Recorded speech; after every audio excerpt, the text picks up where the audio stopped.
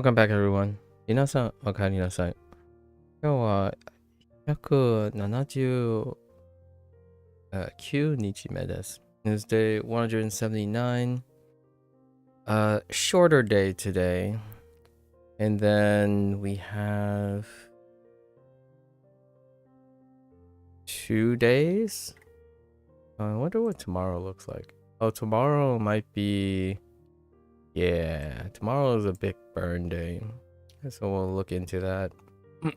But I'm pretty sure we're having a stagger lock here. Oh, okay, like half of it is going to be tomorrow. So something to do. This will be a quick day. Let's hop right in. Oh, I'm doing pretty well, Bree. How are you today? How are you? Late day. Had some chatter going around yesterday, right? In the evening, and then some chatter in the morning. It seems like I've been waking up to chatter in the evening, or ending to chatter in the evening, and then waking up to chatter in the morning. Alright, let's get into this quick day.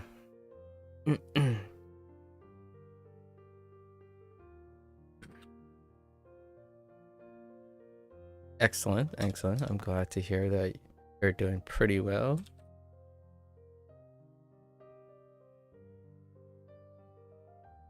Aijo.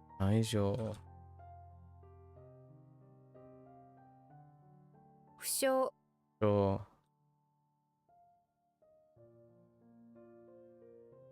愛人 慈愛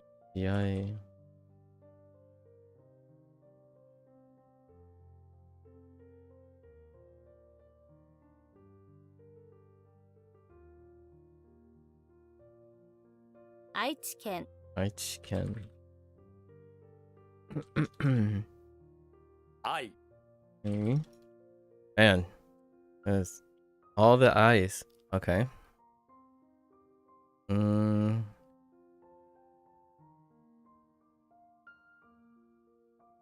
詳細 詳細 詳細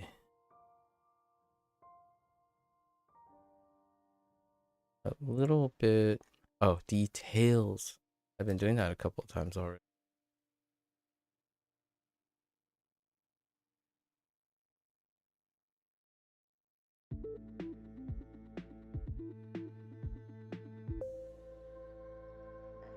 Joshiki. 常識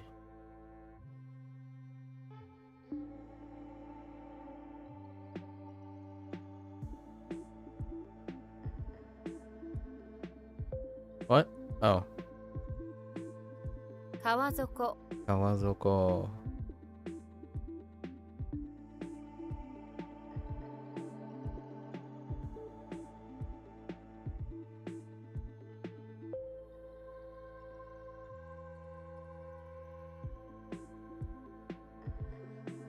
Kuwashii. 詳しい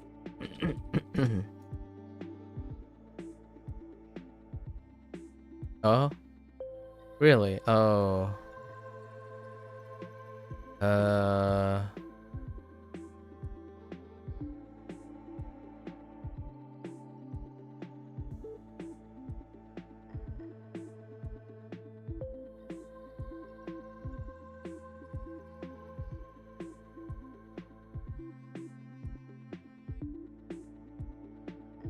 Tsuneni. 常に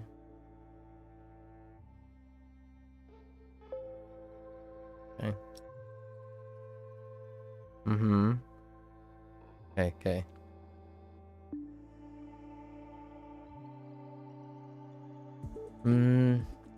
Trying to think like always violin, always.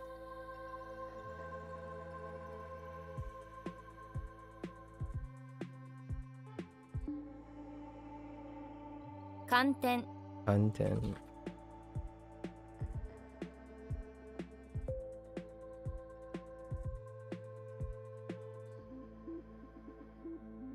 知識 知識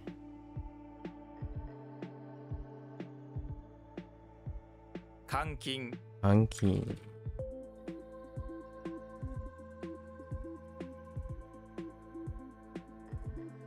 北アメリカ America.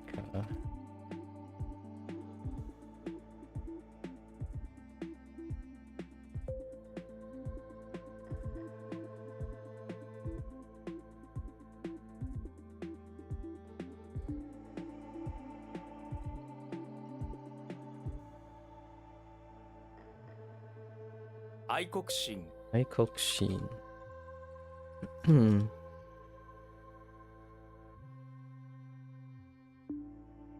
幻覚、幻覚。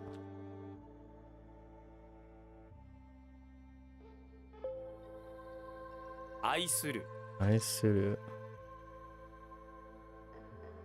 日常日常。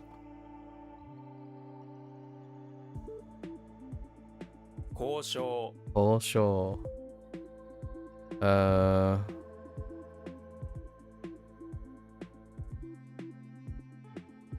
そこそこ。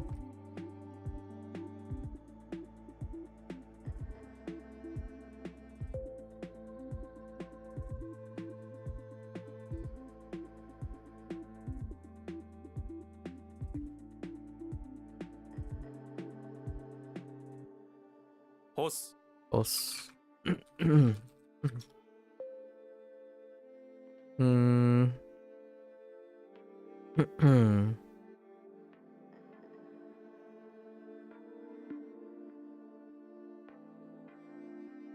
原因、原因。え外交官、外交官。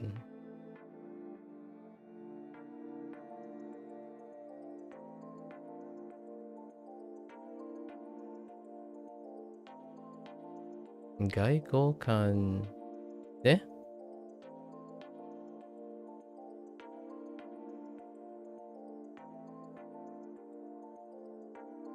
What? 意識、意識。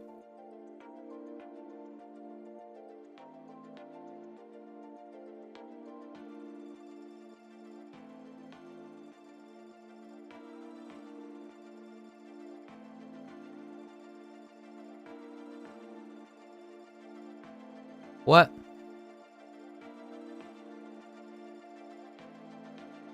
What?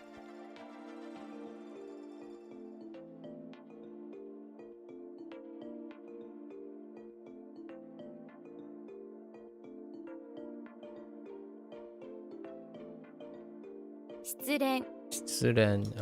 No shortening. Why did I think there was a shortening? Then. Okay.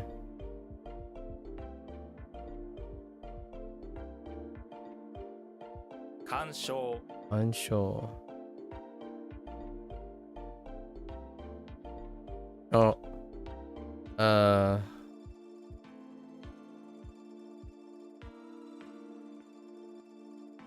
幻.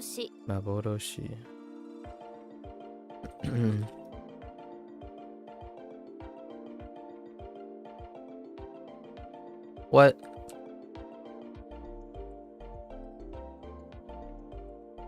Oh. 感覚 Hankaku. You caught a bit of last night, but not all of it. Are you still enjoying P5X? I am. We're getting... So P5X is a live service gacha game. So...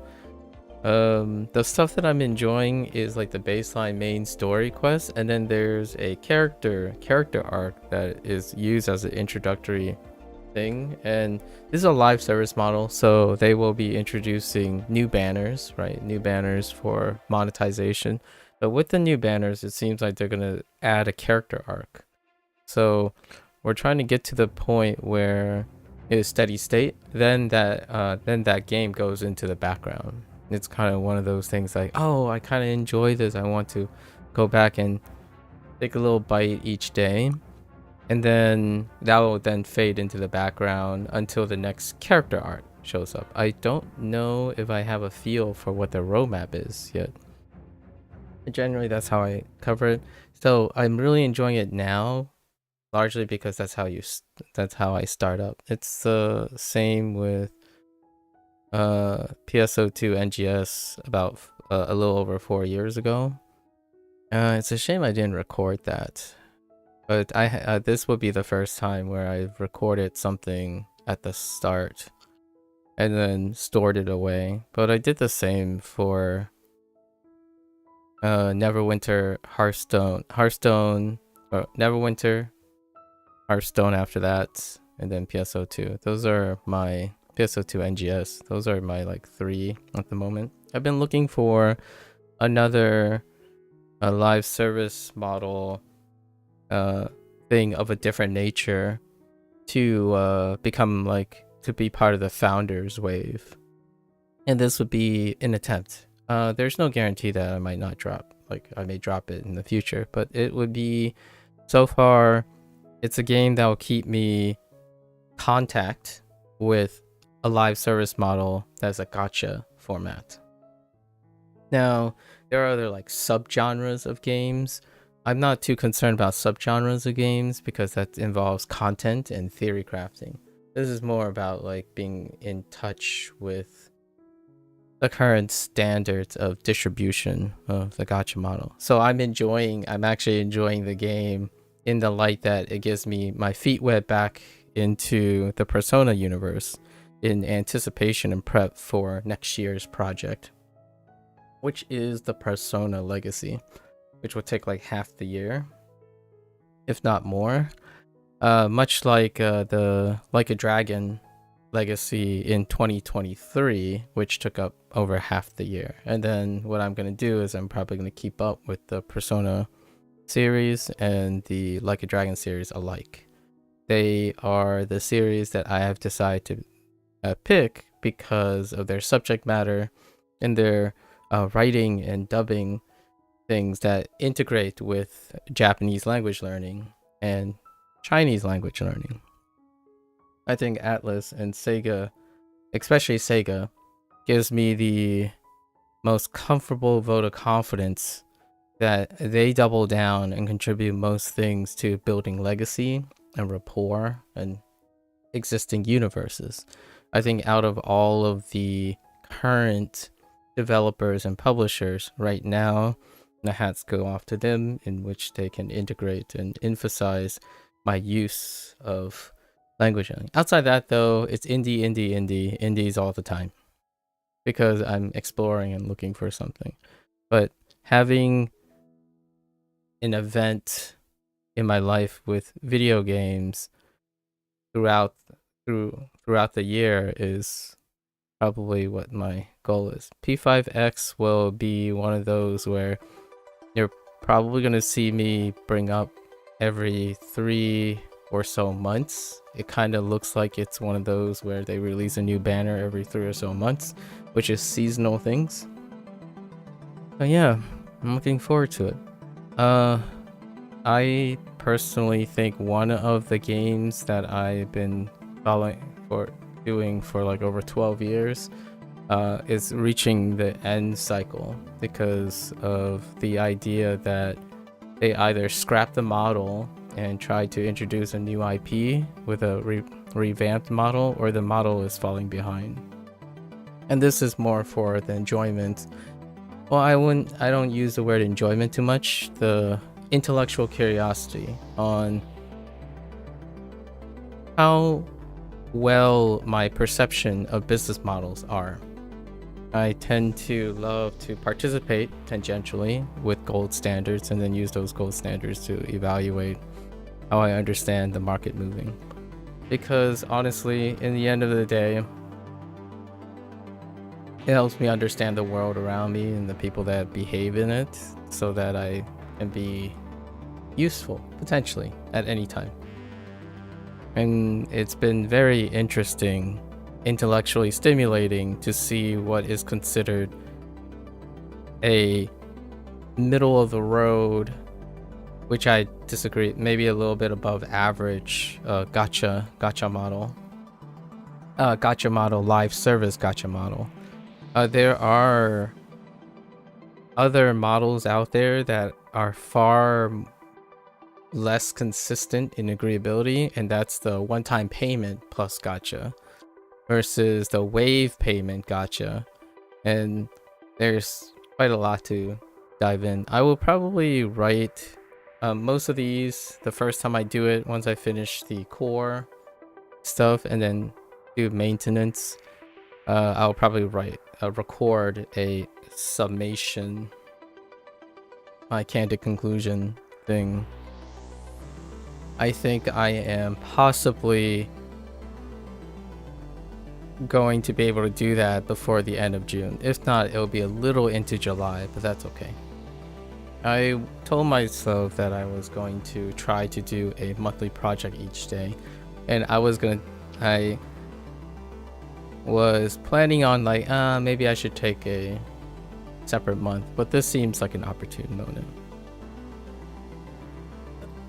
I had an interesting discussion yesterday with a particular stranger who talked at me about Duolingo in the Discord, so that was interesting.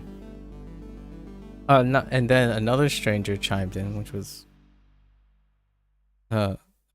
very in contrast to that. This is my main motivation to do things online. I don't necessarily think, now I want to emphasize this with a grain of salt. My main motivation is to extract information and ideas and behavioral decision making and whatnot about the people online, about online content in general. Content and self-improvement and knowledge base is a secondary priority. It's not that it's far less important to me, but it is not genuinely as interesting as being compelled to participate in things that gives me better grasp of what other people are doing. So P5X, I told myself like, yo, it's been a long time since I've had a standardized gacha model, so I don't know what that is like. And P5X offers that opportunity that intersects between my already planned schedule for Persona Legacy. It's been like 2 or 3 years in the making, and all this language learning is involved in that. So it's going to be nice to see how that plays out. I think on a content basis, P5X has this nice all-star feeling at the end, where whatever I do now in P5X, as I hold them up, once I go through Persona 3, OG, Reload, Persona 4, and then possibly the revival by then, Persona 5, then Strikers, and then Tactica, right? Tactica, which is available to me. I will have retroactive feelings and embellishments. P5X will be elevated as I go through those series, because it is a live platform, so it is a character collector, which then would most likely line up with all the releases of prior Personas. So when I would probably venture a guess, when Persona 4 Revival is released, a remake of Persona 4, there will be a collaboration that will be released in Persona 5X as an advertisement model. The Persona 4 characters will be showcased in that platform. And the thing about this is, I think gamers often look, and when I mean gamers, I mean very vocal minority people, like people who are extraordinarily vocal, tend to view gaming as not as a continuum, like a process, like a universe that's an investment model. They view it as a serial model. So when they finish a game, it's in the past, that's it. And then they use that past to constantly inculcate, as opposed to seeing that product as an existing product that exists next to something. So oftentimes businesses, when someone says, oh, this business is pushing another live service model, they're developing, these studios continuing to develop new Persona games while this is happening. These are cross investments. These are diversification of the business. So when not stepping back and looking at it as a diversification, when people narrowly focus on their current present time without that scope, they can see it as, oh, this is the next series in that game, and find it very underwhelming because it is a game format. It's a business format that they're not used to. You read through a bit of that. You've never played Persona, but have enjoyed watching you play a bit. However, I am excited for you to get back to Duo when you get to the spot you want to be. Yeah, so that person and I are complete opposites in that regard. Yeah, and not obviously not. We're not talking about that. It's the first person who just like stop by and leave. That's if you wanted a real-time example of what I mean by Japanese specific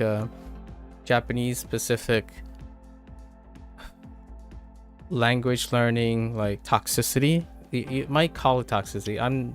Don't really find it as toxic anymore because I understand where the premise is coming from, but generally this is what they're talking about. If you ever go on a thread and suddenly someone raises a concern about how comparison is the theft of joy, or people keep saying like, oh, this person keeps trivializing my accomplishments, but again, comparison is the theft of joy. That person that stopped in said their piece. I responded appropriately in the tone that they were talking to me, and they just leave. And that gives them enough satisfaction, you know, somehow make an impression that they think they are going to. I use that. So whenever I'm referring to someone, not the person that's still in the Discord that shared their own perspective, it's very different when someone initiates and explains what you should do without knowing anything, right? Versus someone who shares a bit of themselves and then exchange information. So that the second person clearly has their own quirks and their idiosyncrasies. Generally speaking, they're not projecting their like life and their grievances onto someone else, right? Let me get rid of this daily Twitch bot. One account was created today. You can do better. You can do better. Automated Twitch bot runner. You can do better. Give me another old account. That's a new account. Not gonna cut it. Anyways. So the person that left immediately, that's the type of attitude that I'm very accustomed to interacting with. Someone who comes in and says, they make a sarcastic, facetious remark. So that happens less with WaniKani. It happens less with HanziHero because the social network, the way networks work, is that they basically regurgitate and normalize whatever is the current group mentality, mob mentality. So if WaniKani suddenly takes a dip, right? Like if Speakly suddenly takes a dip, then when you share these things and show you use these things, the most largest vocal minority will be those individuals who could come by and make a sarcastic remark as a way to establish rapport or make their impression on the world. They would say something like, hey, look at this noob using Speakly to learn French. Hey, look at this person. He thinks that WaniKani is still useful in this day and age. It's 11 years old. That's the type of comment that happens less with other languages. It happens a lot with trending languages or trending adjacent cultures. And the Japanese culture, when Japanese publishes games, they are inherently exuding a culture of comparative iteration design. So many of the things illustrate behaviors that causes these things, or maybe coincidental to these things. So French, Spanish, again, is spared most of the time, and Chinese is isolated. So you typically have a separation of that.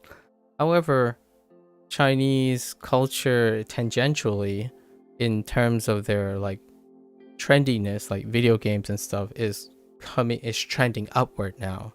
So I wouldn't be surprised in the future where if someone decides to like learn Chinese, they would get categorized, hyper categorized by the internet. Right now though, Japanese is the trend. When you hit the internet and your overall like bigger picture, when you step back, if that thing is trending, it gets hyper categorized in in all of its fields, and one of them is language learning. You get to the point where someone drops by and they're like, look at this guy not doing what I'm doing. And then, like, not me specifically, but I'm trying to personify guy. It's like, oh, this guy isn't doing it right. And then the next thing, you know, I would ask them, are you trying to be serious, or do you want to have a conversation about this? Like, are you trying to be friendly with me by seeing the first thing you do, seeing the first thing you read, and then projecting your opinion onto me? And the person validated everything. They said, I'm confused. Why didn't you use X, Y, and Z, and D, and A? And I was like, yes, you named all those products. I actually know a lot about those products. The question is, are you using those products? And do you actually know what that does? Right? Do you know what it does? Do you know what Duolingo does? Do you know what Yomitan, Anki, and Migaku do? All of them are not even the same thing. Not only that, they refer to WaniKani as YomiKani. That is a meta thing. It's a very meta thing, and it gives the person a way on how they interpret misinformation. They list their usual things, and that's why buzzwords and hypercategorizations happen a lot. One very specific thing that goes to Duolingo is that of all of the languages that I am aware of, and all of the things I mentioned that I do that I can't show on stream, right? Because copyright, I'm legally trying to make sure that I'm able to do this without like stepping on corporate or any potential legalities of showing. This person decided to assume all of that is true, which is not. But hear me out. This is a two-way problem here. That person went into my Discord, so I asked the person, hey, how did you come across this Discord by any chance? And that person responded, oh, I don't know, you were just, this Discord was just randomly mentioned. And I'm like, exactly. You have most, at first I was like, okay, I'll give you the benefit of doubt. He returns by ignoring my question and then attacking my character, and then listing a bunch of random apps. I still call them random apps, even though I know every single one of them, because they show up every time someone who comes at me vocally, assuming that the only thing they see is the only thing I do, right? And that is the particular personality. It's a coincidence, I know. I'm not saying all people who come out, so I use at least 2 or 3 layers of questioning, and he verified all of them. That person verified everything. The one thing that person didn't even do is delete all their messages, because that usually happens, by the way. Vocal minorities who does encounter an equal force, or maybe a lesser force, I don't know what they feel like, but I reciprocate. So oftentimes what happens is people of that nature would eventually scrap and try to delete traces of all of their comments online. And that has happened several times on the YouTube side of things, where a video comment was placed and I spend like 2 or 3 hours responding to their like 10-minute comment, and then they delete the comment as though there wouldn't be a trace or record of it anymore. Well, the record's here, and also on YouTube, I get an email. I save those emails. Like, there was one person who got angry at me suggesting that they were trying to gaslight me into believing certain things, and they said, well, there's no such thing as unintentional gaslight. It's like, well, if you're ignorant of something you're doing and you're not aware of it and someone points it out, is it now gaslight when you become aware of it. So there was like a huge thing, and then she like attacked me, or not really attacked me. She was explaining it to me. She was explaining to me about stuff, and all of that is just deleted afterwards. And I'm like, you run a YouTube channel. You should know that when you make a comment publicly, there's a paper trail. In Discord, you can delete all the things you want off my Discord. It's fine. I don't like screenshot or hold it hostage. But honestly, most of the time I like it to stay there because it's an opportunity for me to grow as a person. And despite I don't have any control over that other person's growth or apprehension, but it is incredibly hypocritical and ironic that when someone talks to you, the first thing you do is you either insinuate that what they're doing is of lesser value in order to establish rapport.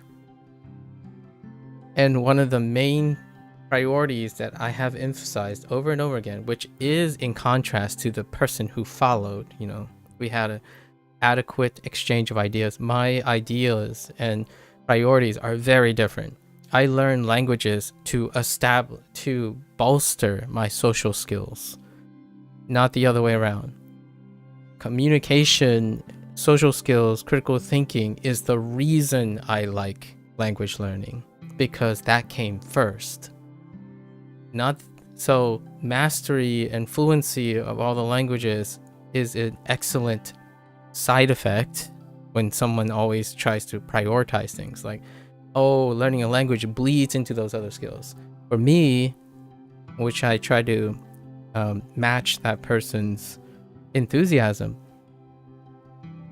to me, communication and social skills is what motivates me at a later life to learn a new language that is completely optional. Because I speak English, a common language. So if you don't have a motivation outside of, I just want to learn this language, then it may not be enough motivation. My motivation is always going to, like for me personally, my motivation is always going to be there, no matter how difficult or the type of language or the content the language has. So if it's only Duolingo, that's perfectly sufficient.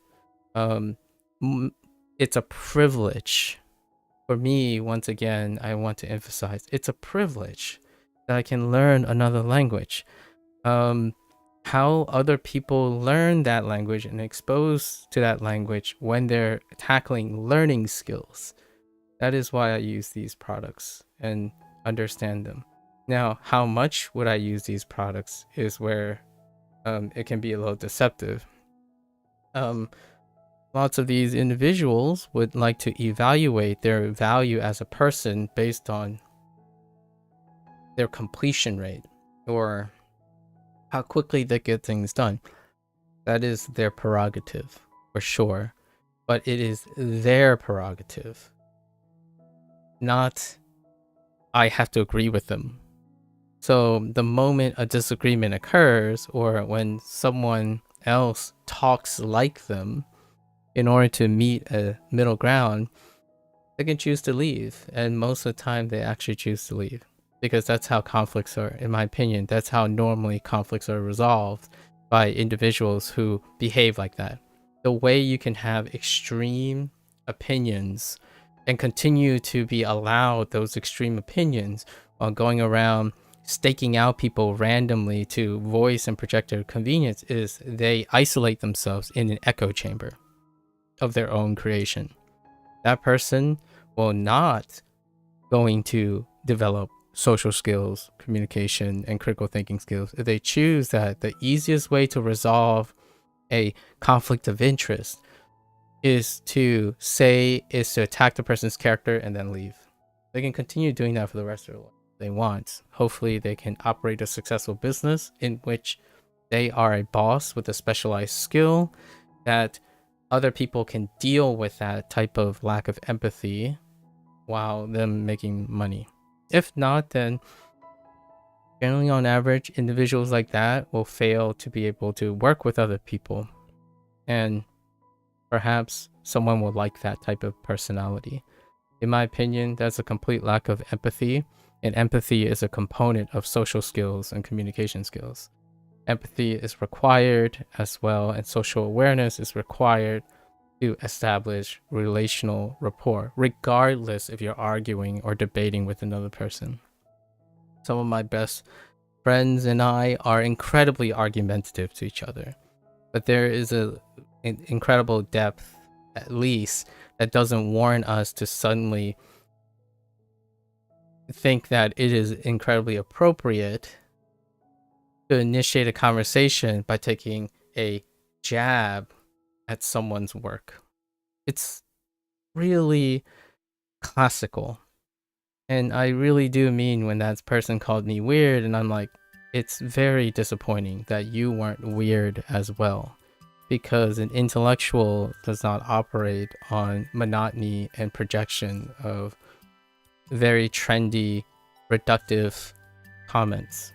I used to watch another streamer that was learning Spanish with Duo, and when she got to the latter half of the course, she was struggling a bit. There were a couple of goobers being so mean to her, saying, "See, you can't learn anything from Duo. You stink at Spanish." Did they really do that? That's really unfortunate. Got so bad to the point she stopped streaming Duo because she didn't want to deal with the negativity. That's unfortunate. Isn't it interesting that those who say they care about language learning only hopes that others fail? Quite disappointing. There are other things to say about that situation that I wanted to ask about, whether if she developed or changed up her methods or self-improve. Like, it would have been, in my opinion, it may have been a very wonderful, different type of situation if instead of those people just waiting for her to, you know, fulfill their prophecy, they became friends with her, and they developed separate skills along with Duolingo and other things together, right? But it's righteous indignation for negativity that qualifies as toxicity. So when you wait for someone to fail deliberately by having an opportune moment to kick someone while they're down, that's toxicity. It's actually malicious. It's unfeeling maliciousness.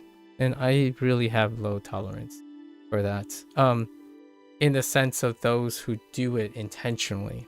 Like, it happens the other way around as well. When you can be incredibly overzealous and you're very, like, a very well competent person can overwhelm a person starting and then like groom them to be like them, and ultimately that grooming end up becoming the point of conflict of interest, and they fail and stop even before they start. So there's the opposite end too. It's kind of like as you might be thinking, it's the Booker-Dunning effect. Only one, the latter end, is the emotional impact of the Valley of Despair being projected onto other people, in my opinion. And then the other one where someone is truly incompetent but decided to project that incompetence onto another person who they can sort of empathize with. Like, oh, you're studying Spanish and it looks like you're using the same mistake that I did because I failed, therefore you must fail. So I'm gonna wait till you fail before I get satisfaction to telling you, ha, I made the same mistake, but now I'm better than you. So congrats for failing. And hear me out. With that person, for example, that we're going to use her as a hypothetical person. If she was around those who like language learning, who may have started with Duo, and then they used Duo with something else because it led them to something else, and then that something else led them to something else on the way back to Duo to evaluate it. All of that could have happened at the same time too. So her end, when she learned for a while, it could have looked very different. And that's kind of what I'm what I'm barking up the tree about. I'm demonstrating that you can start with duo, and then you can do other things. You can even go back to duo. That's perfectly fine. You can do both of them at the same time. But having someone who like go out of their way to find the first thing that pops up to their mind to disingenuously disengage someone else from whatever they disagree with, that does this might be a little weird flex. I'm intolerant to that. You would need to try harder. And trying harder is legitimately the opposite of what they're trying to do. I'm not susceptible to fear tactics, nor like oh, you're gonna fail, or I'm confused. And like, try being a little bit more proactive and tell me what your experience is. What have you done?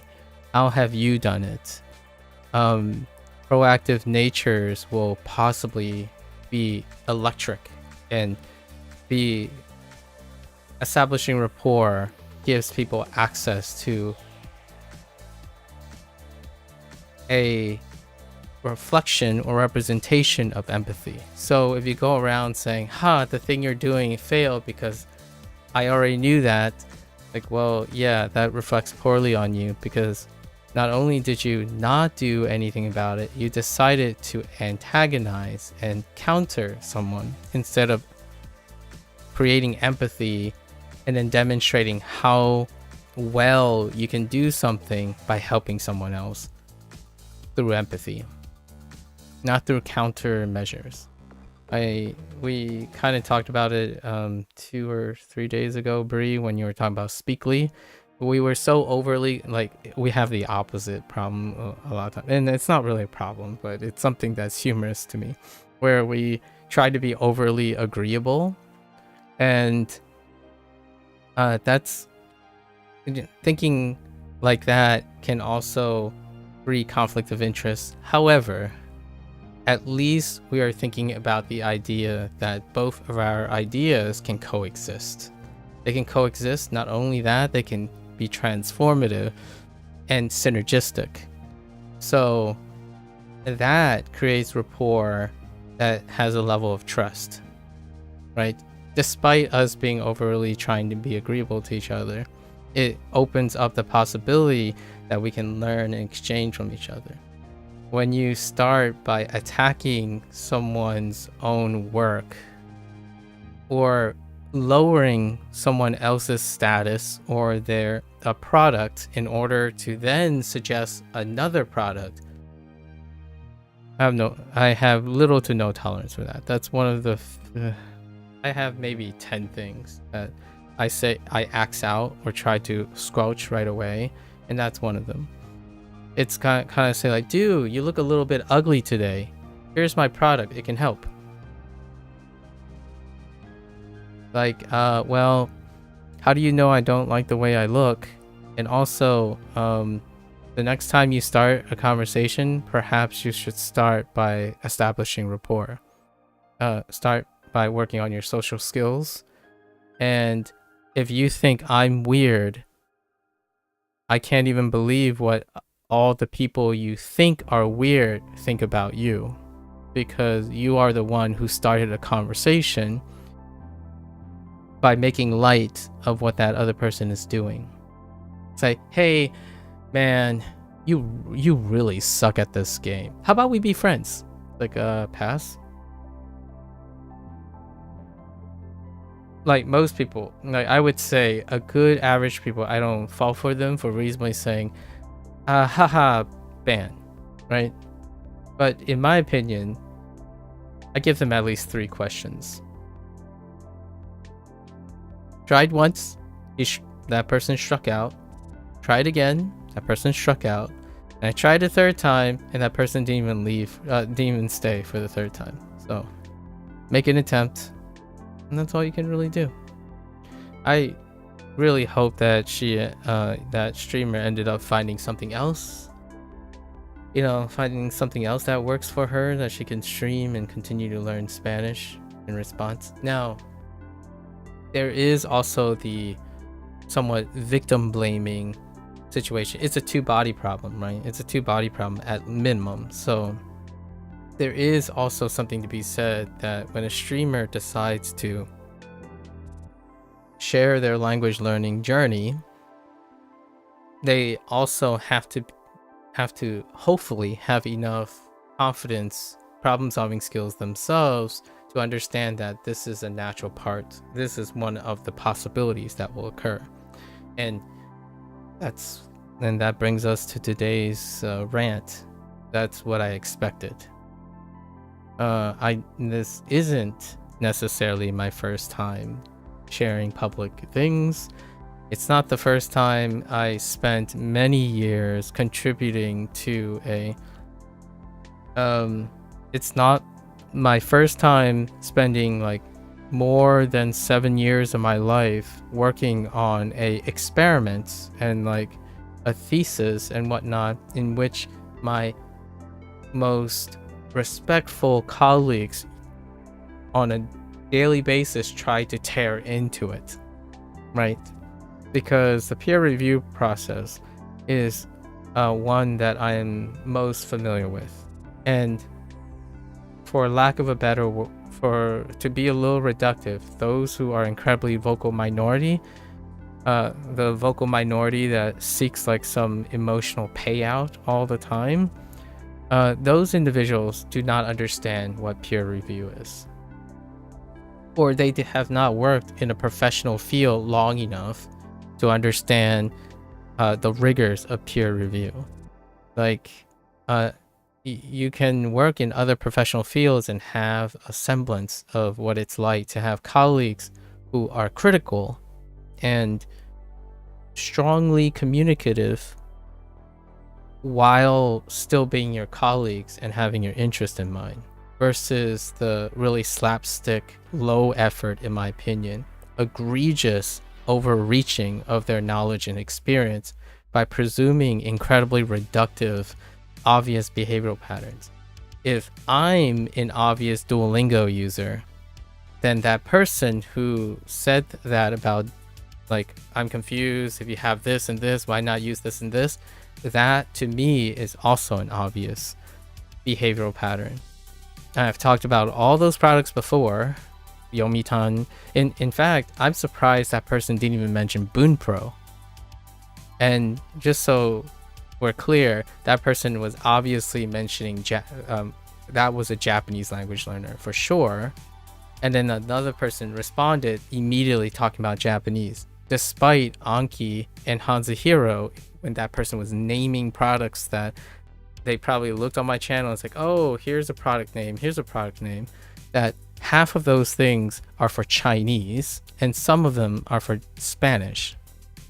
So not only did they not distinguish that, they actually biasly named Japanese things. But they didn't even have to tell me that they were biased towards Japanese. And then the person followed up by sharing something specifically regarding Japanese. Right? Understanding these nuances help you like navigate. She still uses Duo, but just off stream. She also streams games, so she just decided to only stream games going forward. And you wonder why Twitch has very few language learners. But that's very reasonable. It's pragmatic.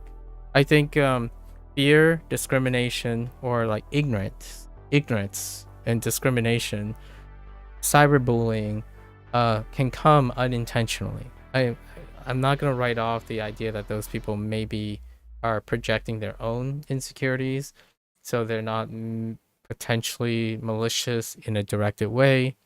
That's being incredibly generous and fair for these people.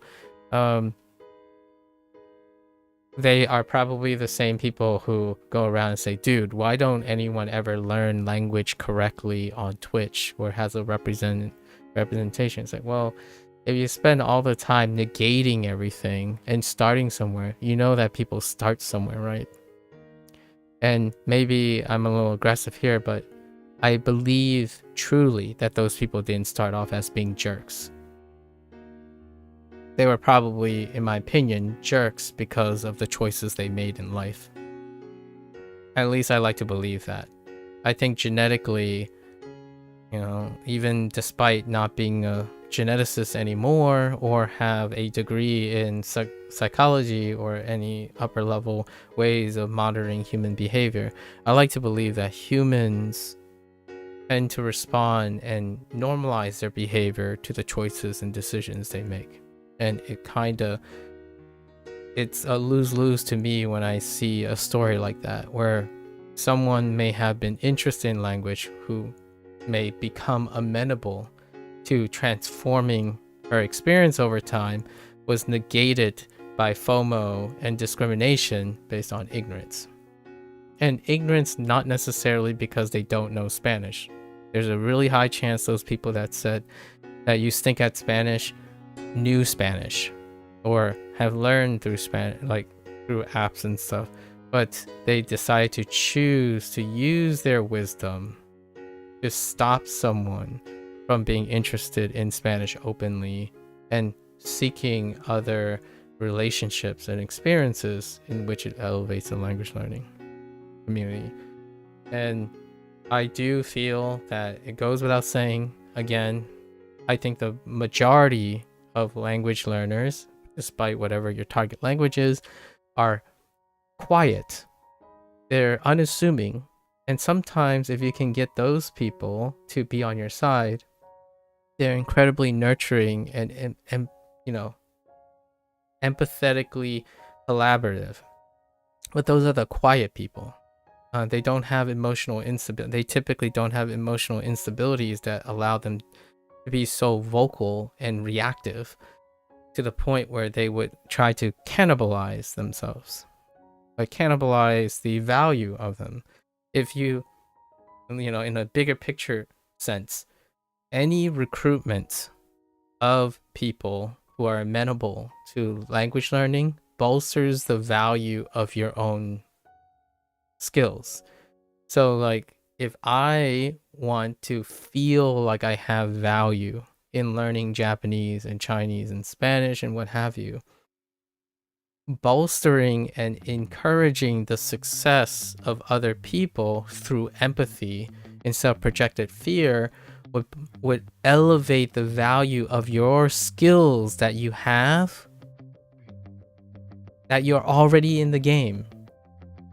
So, like for example, if I like science and I like genetics, I would encourage and instruct and be empathetic to all the ups and downs of genetics. That's a way to reveal that I have experience in genetics. And those people, when they're working, you're already ahead in the game. More people who are interested, go through ropes and problem solving, is likely going to elevate your value, not the other way around. So in my opinion, you are more likely to devalue and make yourself less and less useful as a skill by antagonizing and using fear to keep your skill exclusive. That's another way to go about it.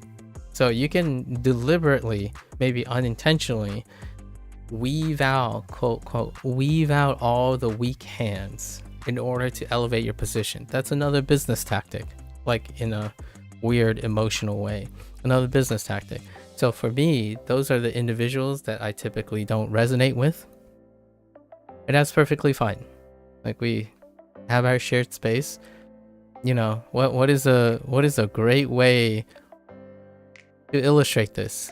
A closed ecosystem where there's a high vetting system, or an open ecosystem where everyone is peer reviewing each other. So that's open source versus a closed ecosystem. Which one are you? And you might be thinking, whoa, Maku, now your categorization. Open source covers like 90% of the sphere of thought. And 10% closed ecosystem, they exist harmoniously. But when I say open source, what is that? That encompasses a lot of room of thought. So yes, you're going to likely belong to some extent to those two categorizations, closed or open. And I typically gravitate towards open. So my next comment to that person when they drop like yomitan and all that stuff, like graded readers, and what I was gonna talk about Tofuku Satori reader, yomitan, that's like okay. Boom Pro is a competitor, right? Anki, WaniKani. So you want me to overlap my resources just because you believe that you can't they're supplemental each other or what have you? So just name whatever you want. Migaku YouTube. Migaku is to provide discipline for people who don't use YouTube with discipline.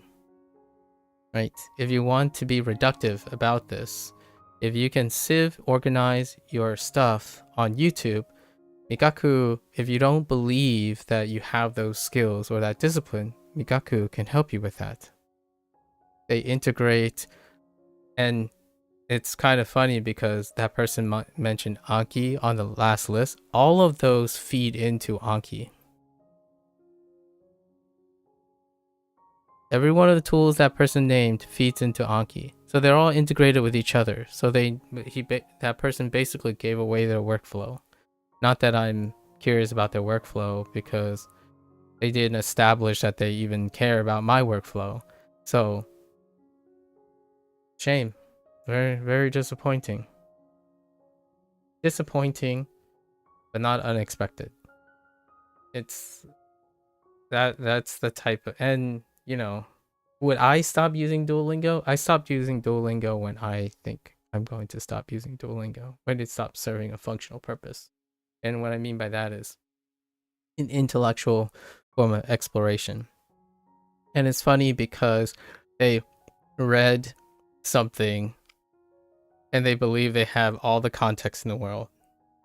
You know, it takes a lot of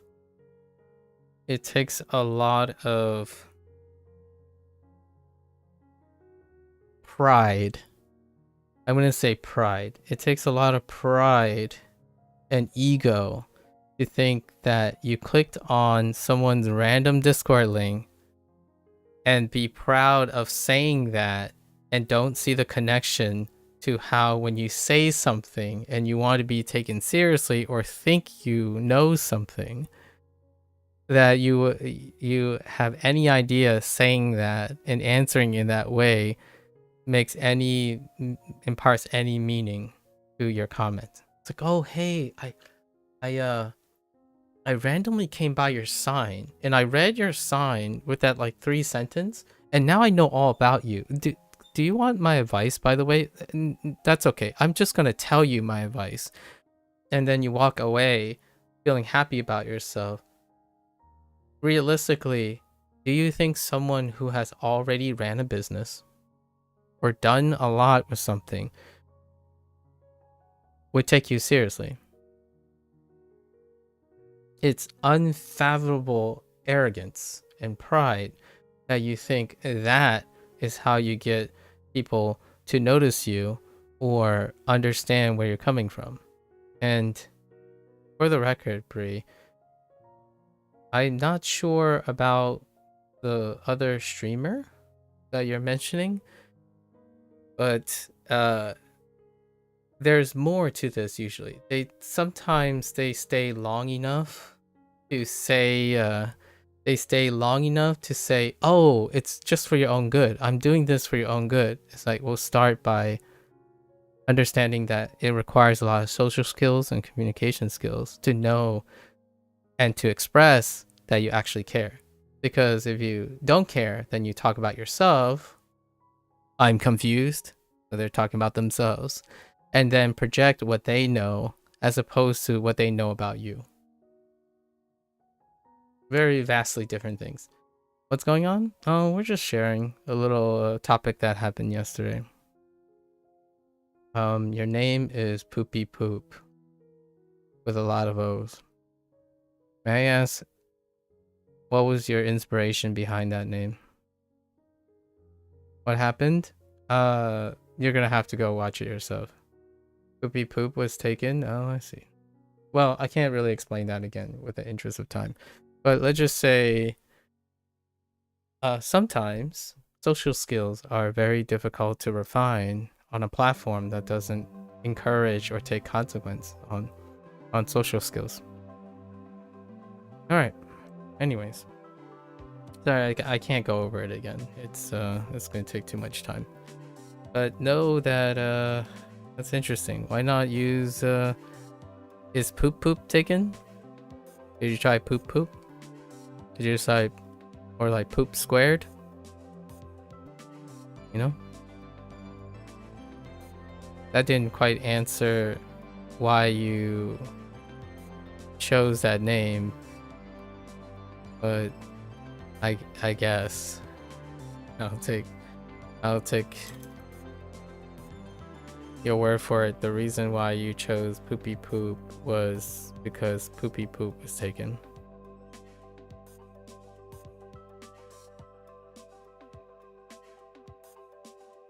Feelings and memorize feeling.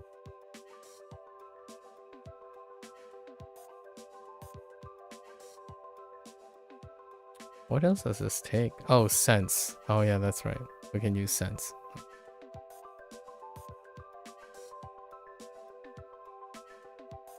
Hmm. 恋愛 署名 署名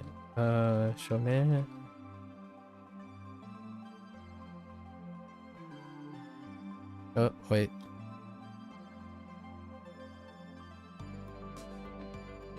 Oops. 心底 Insult. It's like soupy soup, you know, so you thought of poopy poop. Oh. Okay. Are you a soup person?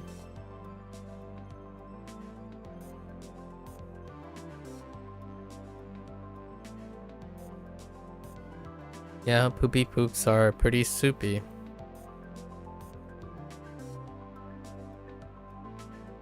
Gensou. Fantasy.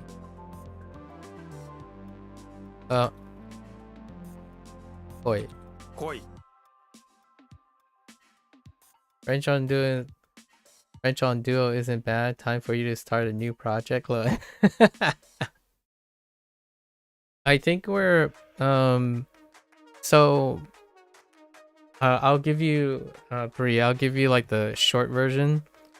I started Dual Spanish in order to know what a flagship Duolingo language was. I started with Japanese, but then I discovered that Japanese is a tier B language in Duo. So I wanted to know what a tier C was, Chinese course. And then I set aside for a flagship, which is the tier A. I don't go to S most of the time, but then the tier A is a flagship. And French and English are also flagships. So I no longer necessarily need to use French to know the functionalities, right? Because I was using Duo to understand the functionalities of Duo. So now we can move on and start a new language in different apps. The idea is to understand the app design. That's my intellectual exploration. I wanted to know the different tiers. So I had, by coincidence, and this is purely coincidence in retrospection, Japanese is in the middle, and Chinese is even more stripped down than French, than Japanese, and then English is the flag. The big three. Spanish is one of the flagships. So then I'm able to gather most of the functionality, except one thing: Spanish also has Max, where they're using ChatGPT, like an analogous refined version of an LLM. Perhaps, we don't know yet. And I was going to compare it to readily available, like OpenAI's ChatGPT. So that is where I'm evaluating the aspects of Duolingo with other things. So I no longer need or have any curiosity unless someone provides me a subjective. Well, time for Speakly. Eventually, I have to make time. Obviously, you can already tell I have capped. Like now I have reached the peak of my time. So now we have to think a little bit more strategically how to place these things in. And yeah, and if Speakly allows me, I'm gonna pull the gun here where I'm assuming Speakly is fine with people restreaming their content, right? That's kind of a concern here. So what I'm going to do is I'm probably just going to email them and ask at some point, because I like to, despite what other people are doing and what they may say or think, just because other people are like showing it and haven't had any repercussions, I prefer to talk to the devs, right? So I'll email, or maybe like customer support or something, where I would email them and say, hey, is it alright? Was it during my Persona gameplay the thing happened? No. This is about language learning. Poopy poop. We're talking about like Duolingo and WaniKani and stuff. The things I do before playing P5X. P5X, I've already addressed most of the things in my video on day one, the part 1 video.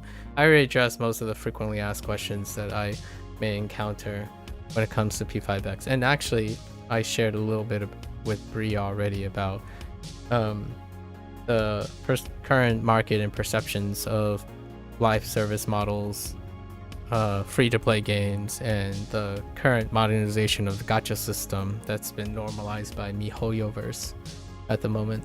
So those things, yeah, they're there. I haven't interacted with anyone that engaged in that type of talk yet. Are you specifically here because you saw Persona in the title or something? Or are you a language learner? Poopy poop. Are you familiar with WaniKani? Because maybe you like Persona games, and then the Persona games happen to be in Japanese, so that kind of ties in together. Yeah, I am looking forward to showing other things, Brie. Unlike that person that suggested that I don't do anything outside of whatever is being talked about on stream, I am slowly trying to build a resume, if you will, or a recorded experience of different types of apps in order to demonstrate that I've committed to the understanding of how apps work and how different methodologies work. Not necessarily because I want to reach a goal that other people prioritize, where is like non-analytical thinking. They want to reach a goal for competency of usage to express the way they think already. So that's perfectly acceptable for them. For myself, I'm not particularly weighing my entire value on how good my other languages are. I'm evaluating how they're promoting language learning. So for me, top priority is language learning, not language competency. Now, I can become indirectly competent while I'm doing it, so it's an extra. It's like all of the above. I think it still requires emphasis. That is very important to me when someone makes a distinction, and I'm not offended necessarily. Like, no one's gonna offend me if they say, oh, well, I think they're both the same. That's fair enough. For me, the learning part is something that is my life's pursuit, not necessarily what you're learning. What you're learning is fantastic. I just want to be clear to others that this might be one of those times where you got it wrong, but not in a bad way. It is statistically likely that someone who's using a language learning app would be most interested in the goal of the app, which is to create language competency. They're not in, like, a lot of people are not interested in the way they learn and the way they use the app.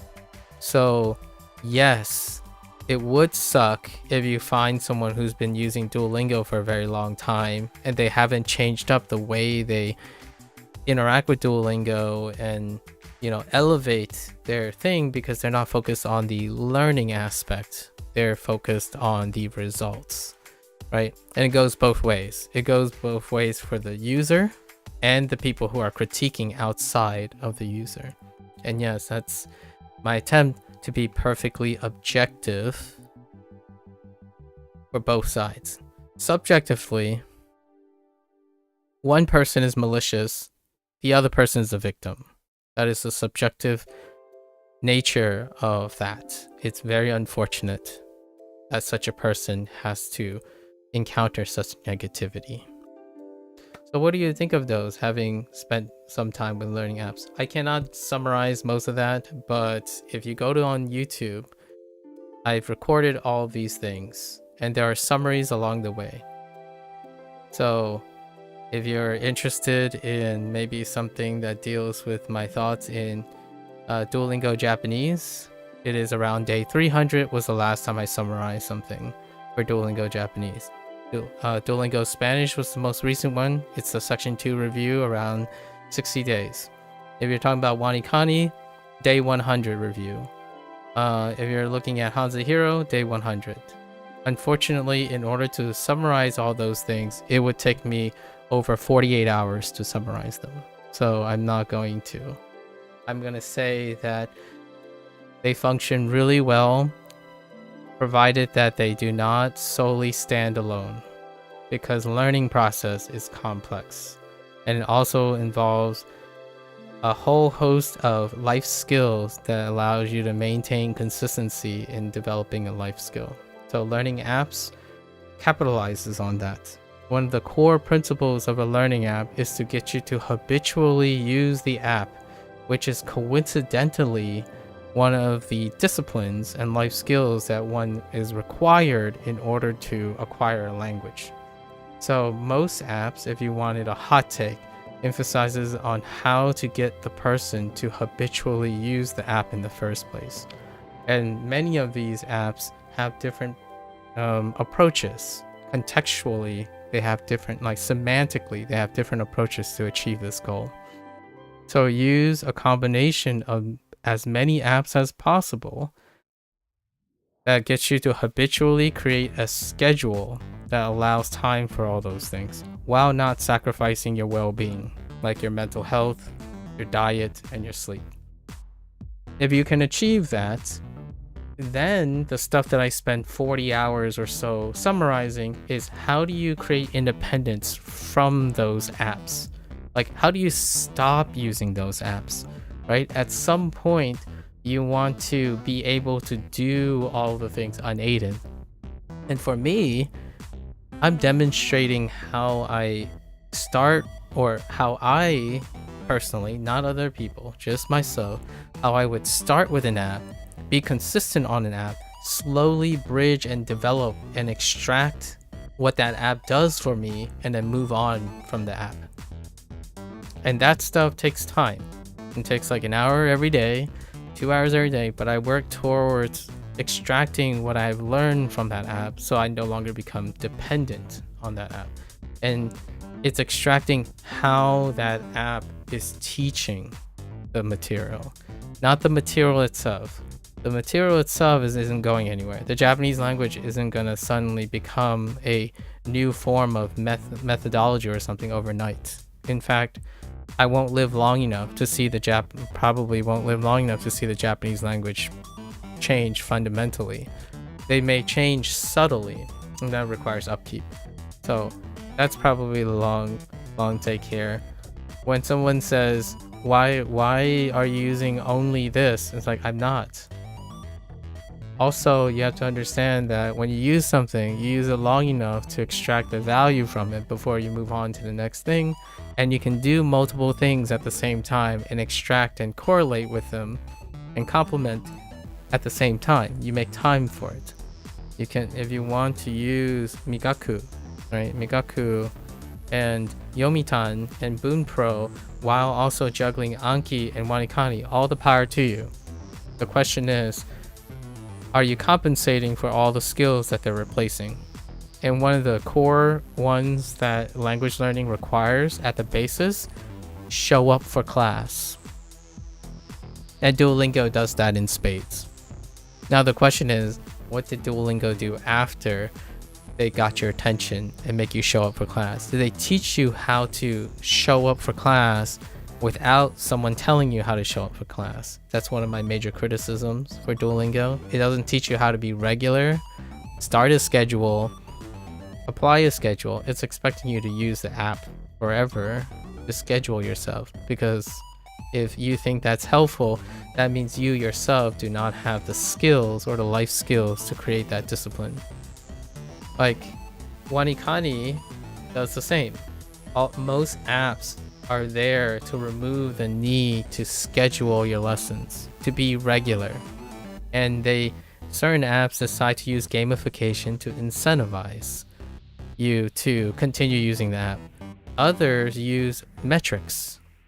You've learned 10 today, number goes up, keep doing it. Number keeps going up, keep doing it. Number goes up faster, even better. How do I get the number to go even faster? Right? And at some point, there's a difference between someone who understands 10 a day versus someone who keeps thinking they can go faster forever. So what do SRS like WaniKani do? They keep you level. Like, you want to go faster? Go find out how to do it yourself, because you don't have to go faster. This is a decent pace. Keep working at it. But there are other people like, oh, how do I go even faster? Right? And they find that. Eventually, if they're successful, excellent. If they burn out, that's of their own creation. Right? You want to doom scroll? You can doom scroll for 10 minutes. TikTok is not telling you like, oh, it's been 10 minutes since you've been doom scrolling. You should take a break, because we want to emphasize that there's independent thought out of doom scrolling. No, they do not do that. They tell you, they might say, oh, here's an ad break. It's like, that might get you to stop doom scrolling. It's like, well, yeah, sort of. Now doom scrolling is so prevalent that even ads don't stop them from keep doom scrolling. To me, that's a lack of discipline. But there's a big asterisk on this. If you're not an adult and there's no conceivable way that this person has adult oversight, then those kids that grow up to be adults do not develop the life skills for the discipline. So when you're learning a new language, ask yourself, right? For myself, I would ask the person, when was the last time you scheduled something regularly that's not part of your regular life or, your lifestyle at the moment? And then ask yourself, can you make room in your regular lifestyle to acquire a new life skill? Because learning a language may take up that time. And for my choices of how I do this is that I already stream. I already love video games. I already do a lot of things that deal with the language that I'm learning. So I'm not needing to make room for it. Oftentimes these language learning apps allows one to substitute something they already use. So if you're busy doom scrolling, you might as well replace it with Duolingo. Right? They compete in the nature of a skill that a lot of people no longer practice. They no longer practice restraint. Scheduling their own things. In fact, I use Google Calendar all the time. Like, I no longer keep track of manually writing down things. So I don't have that skill anymore. Or that skill has become under practice. I agree, but what about the effectiveness of it? What about the effectiveness? If you don't show up, you don't show up. If you're talking about learning apps being effective, they're effective if you use them.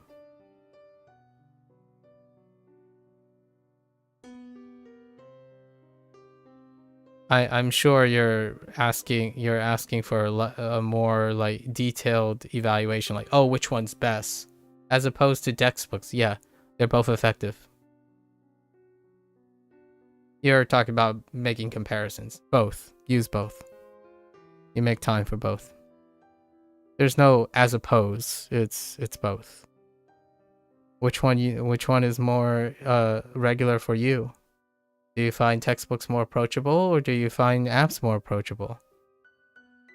It's irrelevant if you decide that you don't show up because the context or nature of that source is efficacious or not.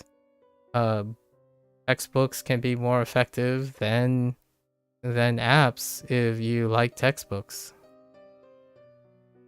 Now, if you're talking about like their coverage, which is their content, if the textbook has more content than the app, then the textbook is more effective than the app.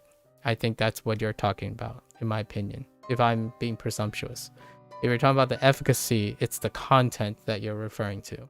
Which one gives you more content? Well, a textbook is complete.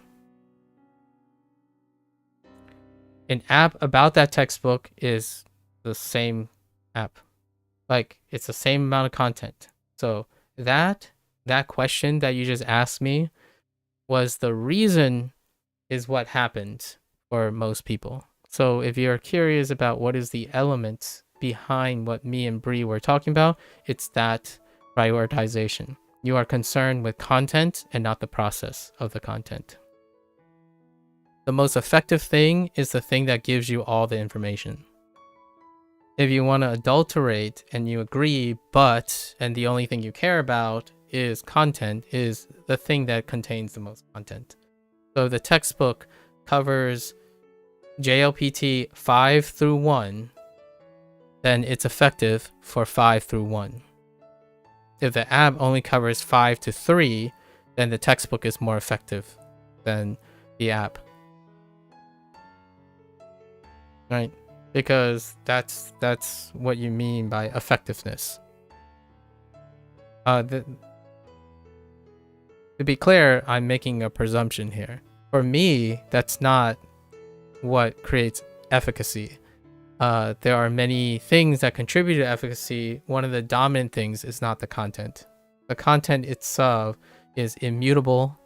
It has a finite quality to it, a relative finite quality to it. And even then, it is not finite because we're learning natural languages. So natural languages can shift. But they don't shift in a way that learning strategies and designs and methodology shifts nowadays in the app world. The textbook's not going to shift because it's a traditional based, like, it's dogmatic. So if you like textbooks, go grab a textbook again because the experience doesn't dramatically change. So if textbooks worked before, go for that textbook. Reach for that textbook.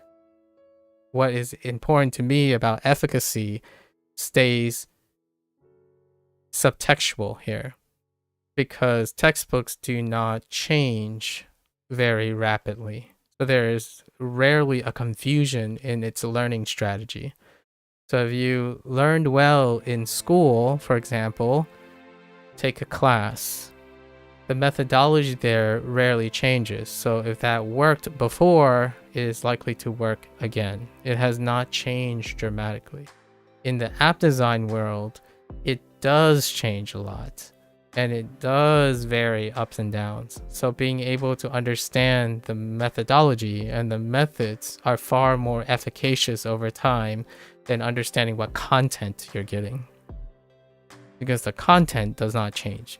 Japanese will continue to remain Japanese. The question is, do you understand what type of methodology and processes work for you when you're looking for an app? Do you have a problem scheduling your own time to study? If you do, having an app and you don't want to learn how to do it and you never think that's important anymore, find an app that schedules these things for you. You can look at their efficacy by the content that they offer, sure. So they cover N5 to N1. Now you understand I don't like scheduling my own time. So does that app schedule time to disperse this content for you? If yes, you might want to consider using that app. And then there are other things. Do you get bored of single methodologies all the time? Do you get bored of listening to something for a very extended period? What else is interesting to you when you try to learn a language? You like listening? Great. Find an app that does that while scheduling, because you have a problem scheduling. And it's like, do you like reading? Find an app that does reading, so it removes the need for you to find reading material if you're too strapped to find reading material. Now, do you get bored of the type of content they use to write about? Find an app that does that for you, because you no longer have those skills, or you don't care about those skills, right? If all of these things you're like, oh, I have skills to schedule time. I also know what I want to watch. I also love listening to things that I want to listen to, and listen and read only the things I care about.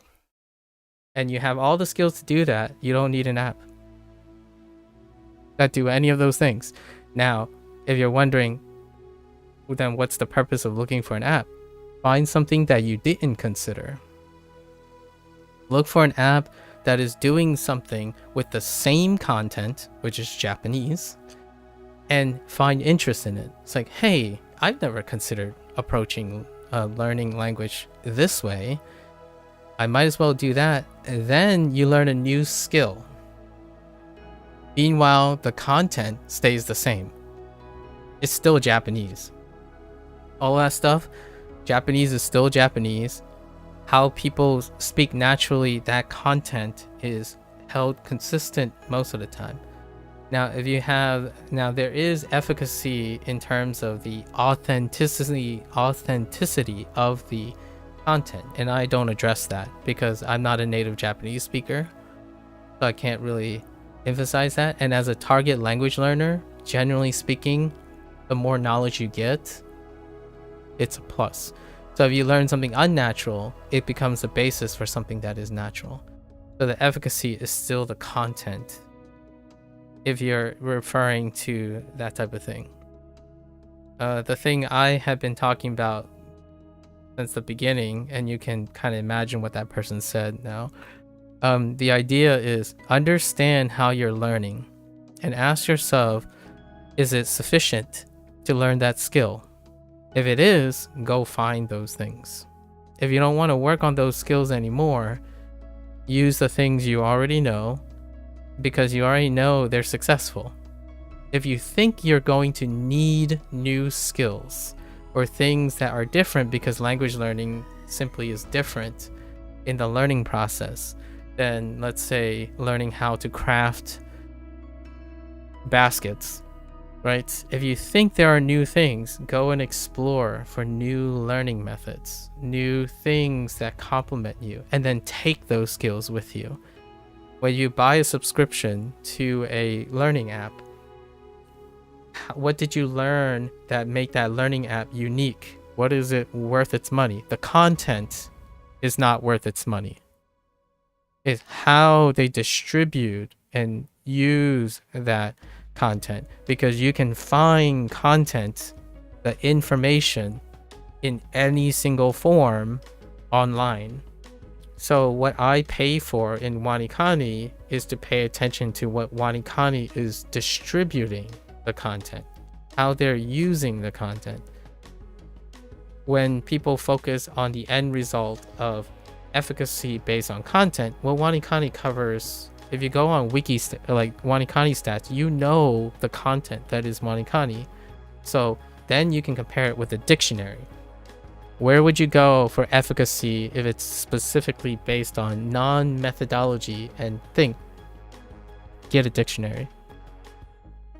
That's it. And then you're saying, okay, but where am I going to learn about grammar? Buy a grammar book. All that content's there. Now, Are you going to be creative enough to make yourself want to engage with that grammar? Because you could pick up all the information. You could spend each day just reading all that information and then applying it. That's the old school manual way to do it. So the most efficacious way in the terms of content is the most complete content you can find. Now, the last time I checked, reading a dictionary and trying to memorize everything in a dictionary as opposed to using SRS like this, it's not for me. When I need to remember people's phone numbers, I don't go to a phone book and memorize all the phone numbers. I use them as reference. So the most efficacious way in terms of content is a reference book. So the closest thing to a reference book is a textbook. A reference book has no level of behavioral awareness and subjectivity that a textbook has. Then a textbook has even less emotional and subjective and methodological awareness than an app does in its basic principles. In fact, you can probably go from a textbook to a Wikipedia, and then a Wikipedia to an app. So the lower level you get, or the higher level you get, the more complex the learning process methodology has become. Thanks, Jazz, by the way. Hello. So ask yourself, where level are you in the complexity? If not, if you're solely basing it on content, read a dictionary. Read a dictionary. Read a transcript of everything people say. Right? Read someone that's reading the dictionary to you. Read someone's thing where they're reading off all the information that's contained in the Japanese language as monotone as possible or automated.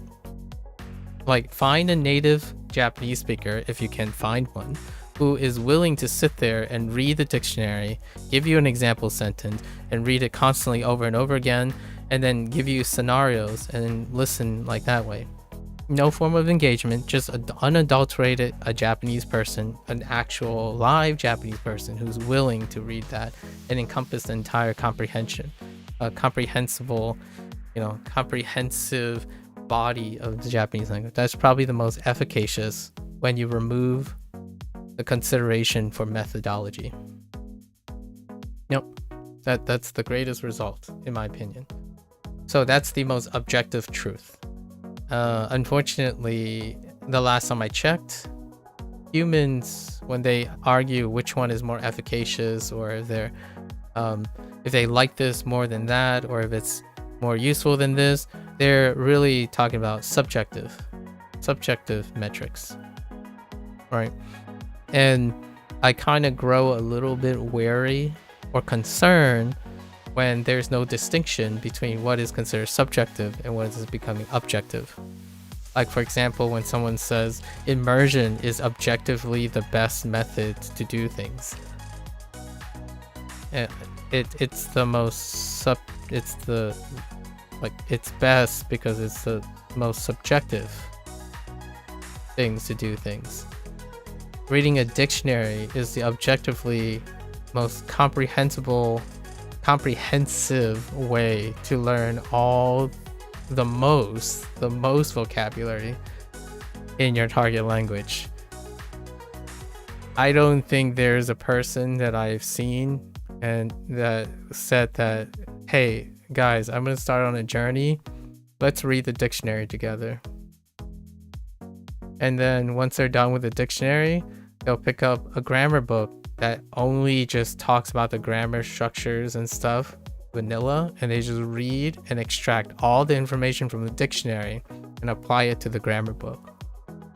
And then they will go and find and data mine all of the dialogue into transcripts and then have a native speaker read that to them verbatim. That might be a tool in the future, who knows.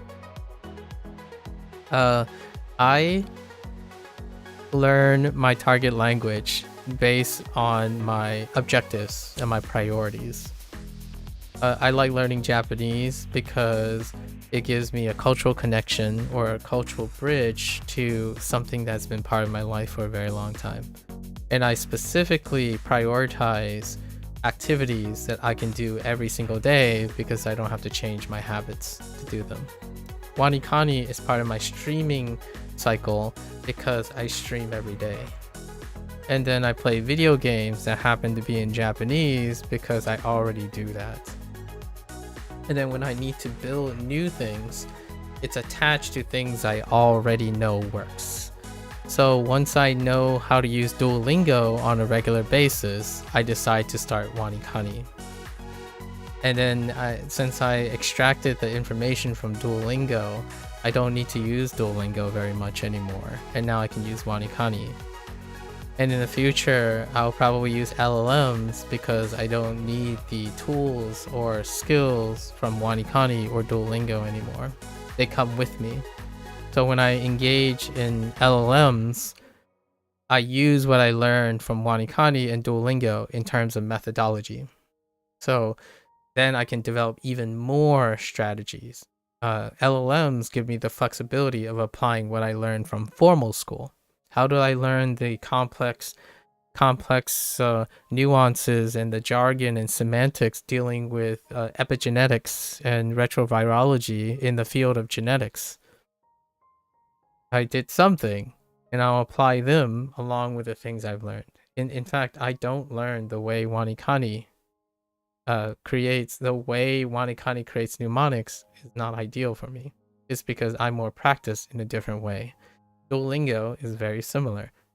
But the coincidence here is Duolingo uses a methodology of association a lot closer to what I used before I started language learning. WaniKani is actually further away. And most people would say WaniKani is more efficacious than Duolingo. Surprise, surprise. I'm not surprised at all, right? Like surprise, surprise as an opposite. That I found that certain things that akin to formal education are more familiar to me than things that are new age. I should expect that. It's logical that the stuff that I practiced really well to become semi-successful in a formal education style, those that have formal education methodologies tend to work better initially. That does not mean that I cannot pick up the methodology for WaniKani, Anki, Yomitan, Boonpro, and I will try to explore them. Graded readers, I did not learn by graded reading. That is not how I worked around graded reading. Like when you learn genetics and stuff, graded reading is not how genetics work. Like when you do conceptual things, there are no step-by-step process to go from like, oh, you can comprehend what an atom is because you know that an atom is a building block. Like you know what a building block is, so you think that you conceptually know what an atom is. It's kind of like that, but it's really comprehensible input. So you take something that you can semi-comprehend, and that's not a methodology, it's a theory of how people learn. They learn because they take concepts that they don't understand and wrap it around concepts that they do understand, sufficient enough to get the abstraction. What does that look like? SRS and everything else in app design. You take concepts and patterns that you already know and wrap them around the concepts that you don't, the abstractions that you don't. How efficacious they are is really based largely on what are the lifestyles and methods that you already have that are working. And then are you open to having more tools in your arsenal? You don't have to improve your learning methods anymore. if what you're learning achieves the sufficient satisfaction that you have. Now, the reason why the sufficient satisfaction is a phrase that I use more commonly now is because when you start to compare yourself with someone else, it creates insufficiency. Now, goobers, the vastness of goobers, decide to use comparative analyses with their learning strategies in order to create value systems based on that. So what does that look like? Oh, I'm learning like 10 times slower than this person because of content. And then therefore I must be doing something poorly. And that doesn't work. Well, you made progress, so it does work. The idea now is you're doing comparative analyses between two people based on a metric readout that has no consideration for the methodology differences. And what are methodology differences predicated on? Pre-selection. What is the selection factors for those people? If you're comparing yourself, you have to gauge what your selection factors are. Like, does a scientist with a background in formal education, like myself, have any characteristics that differs myself from you, whoever you may be? And then if we're both engaging with the same methodology or like the same app, are we engaging with that tool the same way? A rudimentary explanation, Occam's razor, like Occam's razor that is applied oftentimes to someone who is inexperienced, young, ambitious and youthful, would say that when you use a tool, everyone's using the tool the same way. That would be a reductive way to simplify things. So when someone says, I am learning slower, 10 times slower than this person, they're saying we are the same people, we have the same background, and we also only use the tool in the way it is designed. And therefore, that means that person is somehow working 10 times faster than me. And that's not fair. Or that's a lie. Or that's a scam. Alternatively, if you are to assume that both parties uses the tool exactly the same, then something about that person makes them 10 times faster than you. Go ask that person what they do, because then it is more valuable to understand what that person is doing, not the tool you're using. That is like using subjectivity and objectivity in concordance with each other. Now, it gets even more complicated. I should be diagramming things, but I'm not going to diagram these. At the moment, I should really be. So now, like for example, to illustrate the last example, this is what most people are reductively using. They're talking about a person A, and they're comparing themselves to a person B, and they're using a product X and comparing them to a product Y. Ask yourself, what are the statistical likelihoods that these things are comparable? And how they normalize this is they evaluate based on an output 0. I'm using numbers and letters to represent things. So the output is efficacy, or oftentimes in language is content. Right? Now ask yourself, how does this metric, a content readout, have anything to do with the app itself, characterizing the app itself, and the person itself? Right?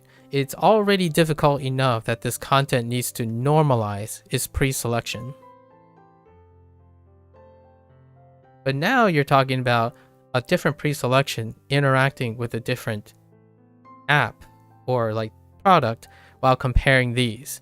This is an absurd. To me, I am not smart enough to even begin to think that this is a rational comparison. Like for myself personally, it's a skill issue. I understand. It's a skill issue. I do not have the ability to even, if someone is telling me this, and guess what? This is one of the most common ways that someone explains to me efficacy. I don't know how to spell efficacy. Effectiveness. We'll use effectiveness. That's what they want me to do.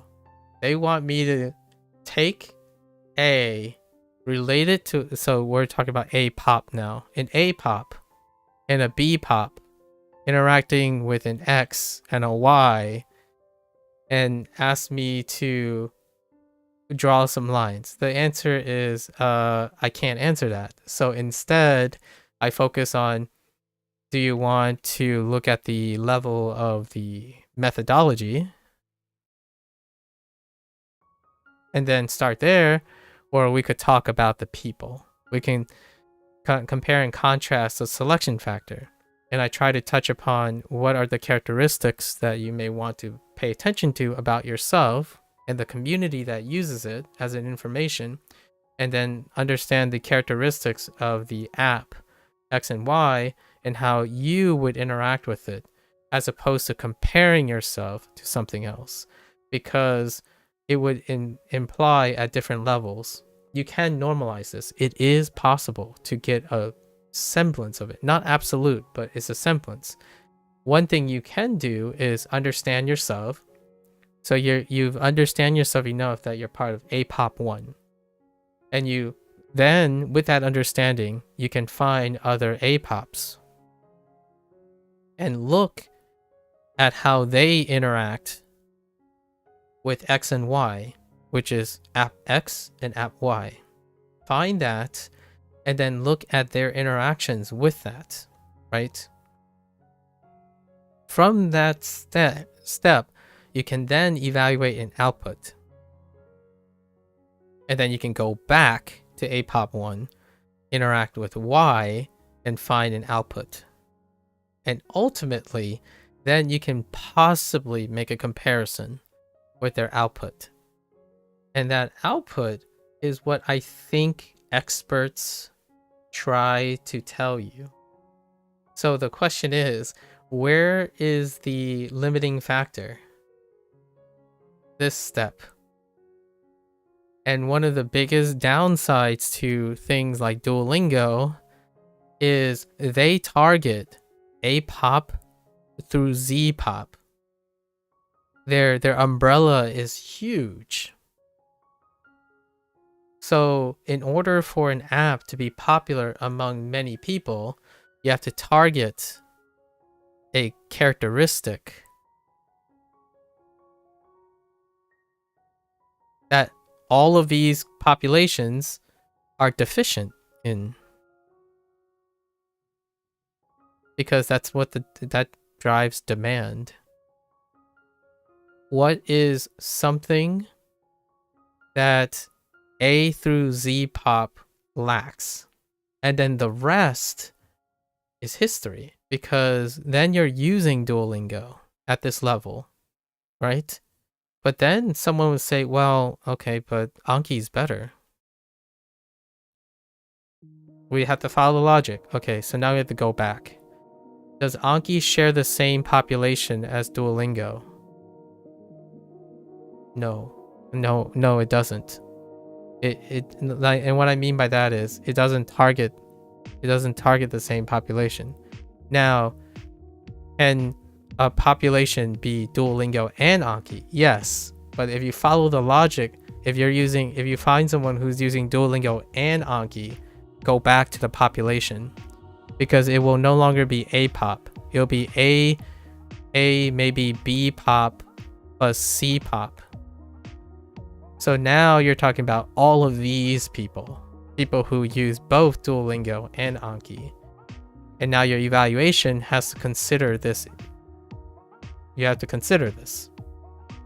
So I can try to answer those questions. When someone says, hey, what do you think of Duolingo? Do you think it's efficacious? I would ask the person, what have you done before? what kind of things that you think you need for language learning to be successful. If you don't have an idea of these things yet, which can be very difficult when you're starting a language, I can give you some ideas. Duolingo's methodology targets particular characteristics, right? Right here. Right here, right? They target a characteristic that speaks to a wider audience. What are those characteristics? We have characteristics of gamification. How do we break down gamification in the way it's done? There's incentivification, indirect competition,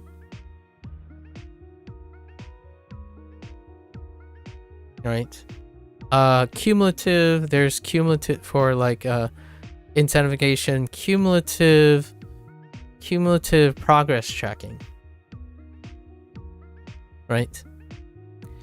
Now you're thinking, okay, why does this kind of sound familiar to other things? Like how do cumulative progress tracking, what type of forms that they come in? Well, WaniKani has one. Yeah, WaniKani has one. Anki has one. Not Anki, the platform itself, but the people who make decks has one. Right? So, the most proliferative apps have the largest population. And the largest population selects and compares and interacts with the largest subpopulation. So Duolingo will likely rationally draw the most criticism because Duolingo has their hands in many populations, and many of those populations are likely going to interact with other apps. Meanwhile, apps that are designed, not even Anki, we'll talk about Satori Reader. Satori Reader, their population is like if say Duolingo's population target is this big. So let's say Duolingo's population target is this big. It means that there's going to be a huge amount of characteristics that are not the target characteristics. So this is total characteristic is this big. But their target characteristic is something all of these people share. So maybe like this part, right? This is their target. And what is their target? It's probably motivation. Many of the things that relate to motivation. But if you have Satori Reader, it could be like this. Now the nice thing about having a small target is it is a focus target. And when a focus target happens, there's less chance to overlap with other targets. And the reason why I'm differentiating between target and total characteristics is because the way they target their material, if it overlaps, this is where it creates a conflict of interest.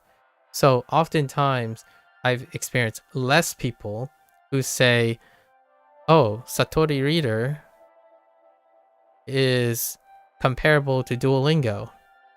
Their target audience, the ones that are being targeted for being vocal, often sees a very tiny overlap. In fact, I would say the vast majority, like Satori Reader would be like this. There's a tiny overlap. And that's not sufficient for me, someone who's very unpopular, to encounter a conflict of interest. Now, when we think of a Duolingo and then how Anki is being targeted, Anki, their target is bigger. So the most vocal minority will likely compare those contrasts.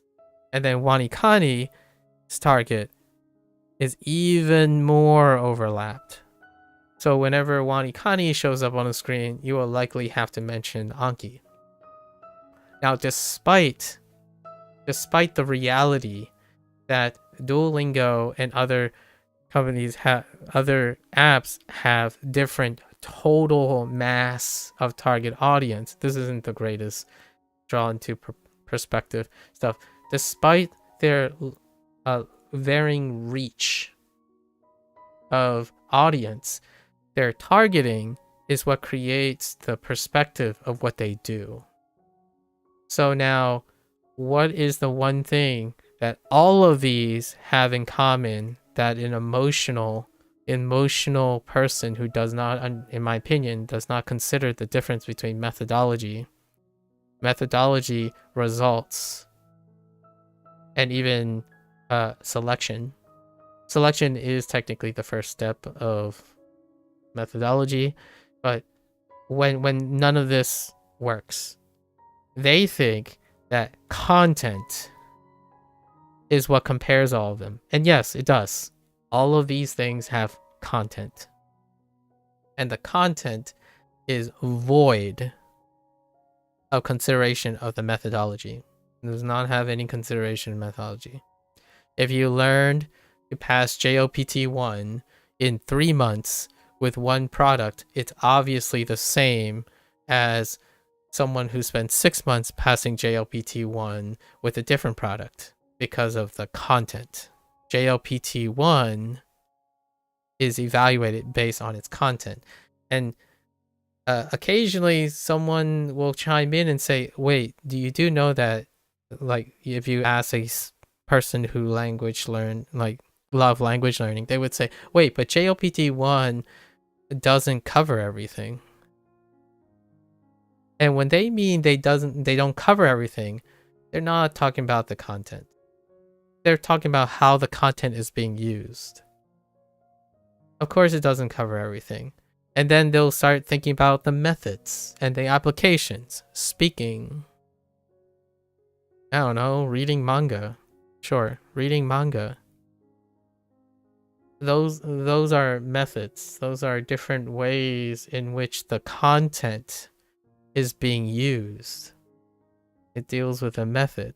So when someone says, now here's where I can cater to the Duolingo criticizers, right? Duolingo, someone's gonna come at me and say, oh, Duolingo won't help you with conversation.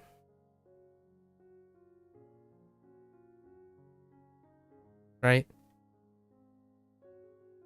I agree. It doesn't. I mean, there's no conversation in Duolingo. You don't have conversations in Duolingo. You barely even read conversations in Duolingo. Thank you for your input. I'm glad you were able to see what is not there. Or what's not there because you found it somewhere else.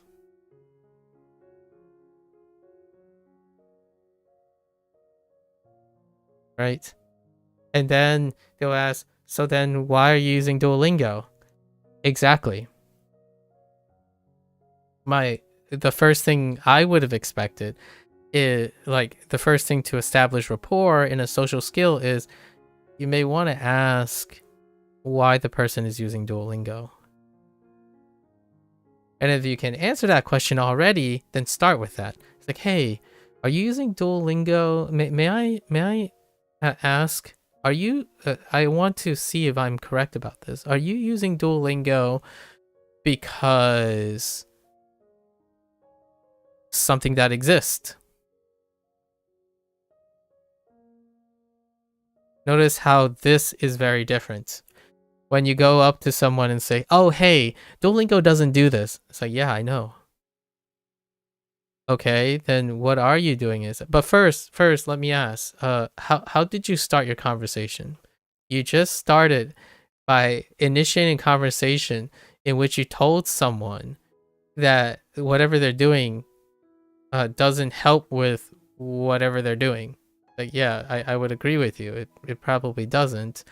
But you just revealed your hand to me that no matter what I say next, you only care about a certain thing. But I'm going to try anyways, right? I'm going to say, oh, well, you know, Duolingo takes about 5 minutes. And 5 minutes, I could maybe retrain or, engage in the vocabulary that I learned from WaniKani now. And now they're going to ask, oh, okay, so it has nothing to do with conversation. Sock in mouth. But instead, these vocal minority individuals say, well, that's not important.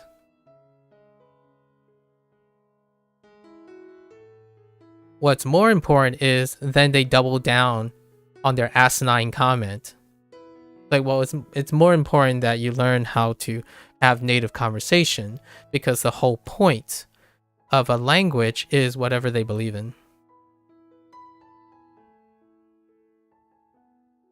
I don't know if this sounds familiar, but this is the type of conversation I have. And also this illustrates, I told myself I was going to review what happened, Poopy, but this is what happened. This is exactly what happened. But it happened with less logic, less language, and less explaining.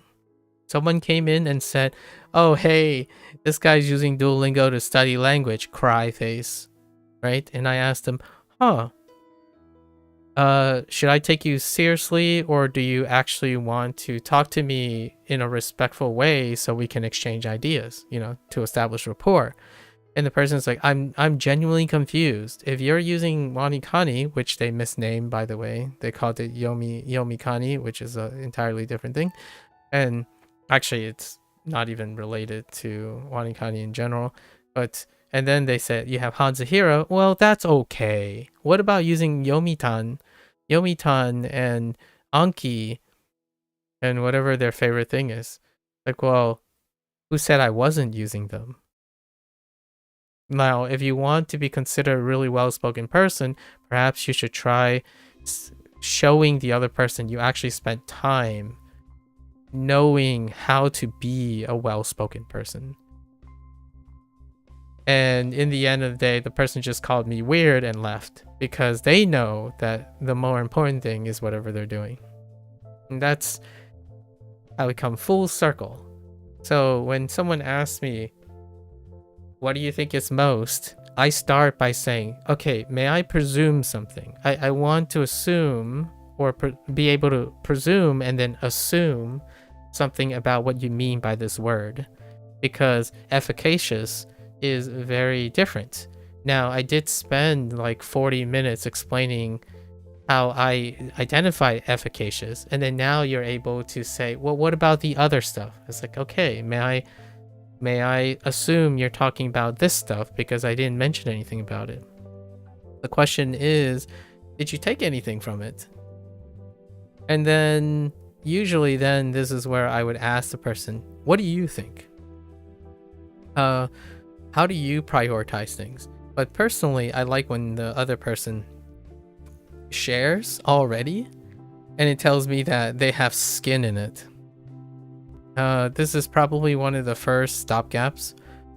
Whenever someone starts with a share, it means like, dang, I have to double down. Because when someone starts a share, it's immediate like, oh man, I should share back. Because this person is already willing to put their reputation on the line. And that's awesome. That doesn't happen very often. This is like 5% of the time. 95% of the time, how a person, quote unquote, shares is they use other people's experiences. Because somehow, in the internet world we live in today, that's where all the credibility is. So, what does this look like? Make a joke about Duolingo. Because I would agree, probably over 95% of the internet would find that funny. It's a shame that I'm part of the minority. So instead, I asked the question, so do you mean that seriously? Because if you do mean it as a serious joke, I know how oxymoronic that sounds, then we really don't have much to talk about. So may I say that? And then the next question I would ask is, so how did you become interested in my Discord? Because I pretty sure the last thing I would do is make light of Duolingo. So how'd you get here? And the person answered that. Like, oh, I just found your random Discord link somewhere. It's like, oh, I was gonna ask the person, like, where did you get it? Like, where was it? Because if that random Discord link is attracting people who can't understand the learning process, then that's disappointing. I would have to think about doing something about that, because it's a misrepresentation. It's misleading what I am. Like, I don't use Duolingo to get fast results on Japanese language learning or on the Japanese language. I use Duolingo to see how people are interacting, or could or possibly interact with a tool that has a very, very high pop selection, right? I want to know how this population is interacting with Duo. Of course, there's a bigger population outside of that, a much bigger population. This isn't drawn to proportion, but this is the whole population, because not all people are technically, if I wanted to draw the scale, right, the population that is interested in language learning right now, which is apparently not the focus of other language learners, is probably like this. This is the rest of the world. This is the population, or a more realistic portrayal of people who want to learn a target language after they have a common language, right? It's actually probably much smaller than this, but let's just say this. And Duolingo happens to try to target all of this. Meanwhile, you have your Ankis, your Satori readers, your Speaklies, or actually no, I think Speakly is much larger, because they're branching quite a lot and they're integrating a lot of things, right? And then we have your Babbles, right? Actually, I think Babel is like this, and then we have your Pimslers, right? But then the ones that are most focused have lots of bias, strongest echo chambers, are the ones that are most targeted focus. And that is where you get Anki. This is where you get like Boon Pro.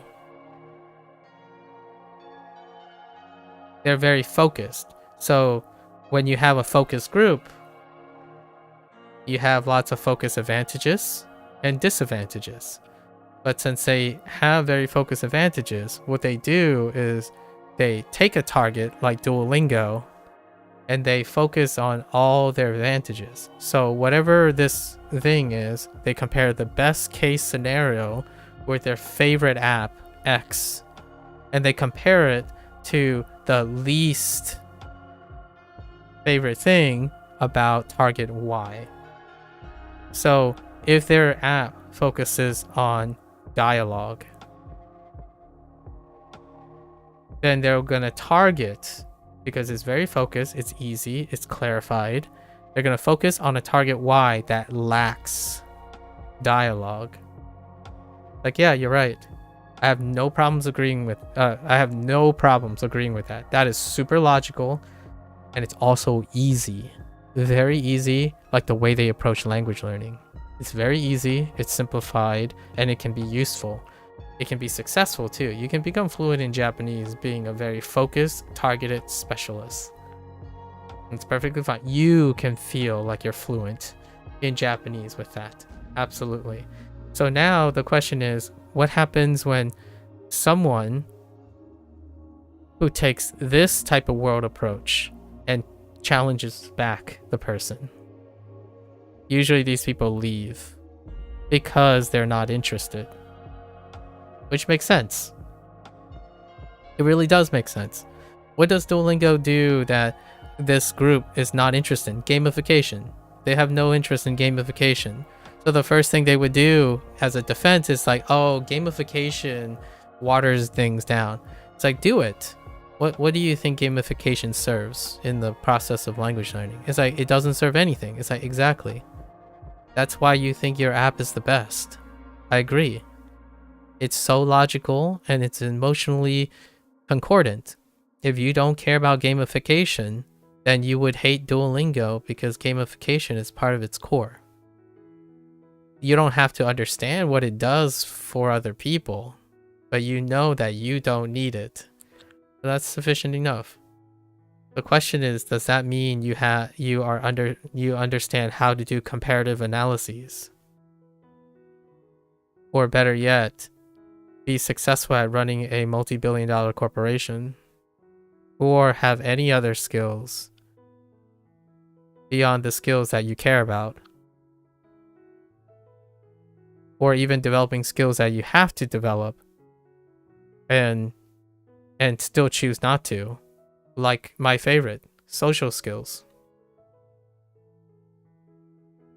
So imagine my surprise when I talked to the occasional polyglot who's neither famous nor credible, nor have any public record of them being polyglots and helping other people or teaching things, or have no public record of them going to a specific school that they claim, and then they come to me and talk to me like a specialist who know a lot of language. I agree with them. They typed a lot of different languages. That's great, but somehow they completely lack social skills. It takes a wild, in my opinion, pardon the language, it takes a wild, self-delusional person to think that you can swing around names and that just makes you smart. I didn't say stupid. That has nothing. Stupidity is not necessarily, the opposite is not true. If you're not smart, that doesn't mean you're stupid. Okay? We're talking about this person wants to be smart and intelligent, but they use reductive reasoning and this one-sided double standard in order to illustrate that they're smart.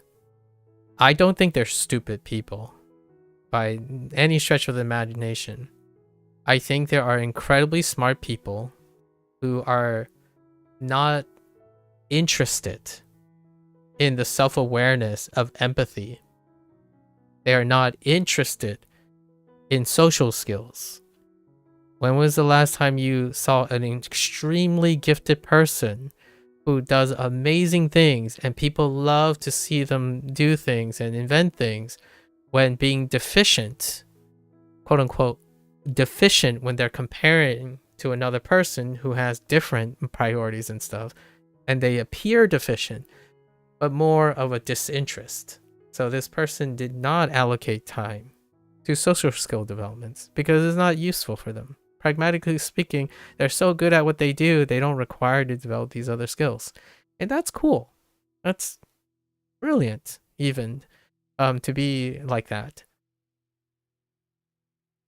Doesn't make them comparatively reliable to do this. Like, if you have a specialist in physics, the last thing you think is, oh yeah, they're definitely nail chemistry right now if I go and approach them for chemistry. No, that's not how that works. It would take them time. It's like, hey, are you interested in chemistry? Because I love your physics stuff. Your physics stuff's great. May I ask, would you be interested in applying it to chemistry? I just want to share my enthusiasm and get your experience in the way and redefine chemistry for me, right? That is different from going around and saying, hey, my friend, you're doing it all wrong. I'm here. I'm just genuinely confused because I feel like I've done this the right way. Why aren't you using the right things? Like, well, that's an interesting question. May I ask, when you started language learning, what were your priorities? And perhaps getting to know you a little bit would allow me the opportunity to share what you don't know yet. but somehow you decided to assume all those things and act on it as though it was easy and focused. It's easy when your world looks like this. It's harder when your world becomes this, and this, and then this. What is that called? Well, that's usually indirectly referred to as the valley of despair, but that's only with requiring the skills we're talking about. This is when knowledge leads to uncertainty. Your cue the idiom where the more you know, the more you don't know, right? When your world becomes continuously bigger, it becomes less and less certain. So going back to the original question, but what about the effectiveness of the apps? It's very difficult to quantify. If at all, I can probably tell you maybe the world is this, the efficacy is this potential right here, and you want to achieve this potential. What I can tell you from my experience is whatever this is that represents duo. And from my experience with WaniKani, it's whatever this is with WaniKani. In fact, I'm not even done with these, so these things should be like this, because I don't know the extent of... I kind of see more of a cap now for Duolingo. And then I'm sort of trying to form the frameworks of WaniKani. And one day LLM might be this. Right? And then maybe I'll make a Japanese friend somewhere and find out that the Japanese friend is like this because of his selection or her selection and whatnot. But then I add another Japanese friend, right? Or maybe then I find an English Japanese speaker who's like a foreign exchange, like an exchange partner who maybe is like this. And one day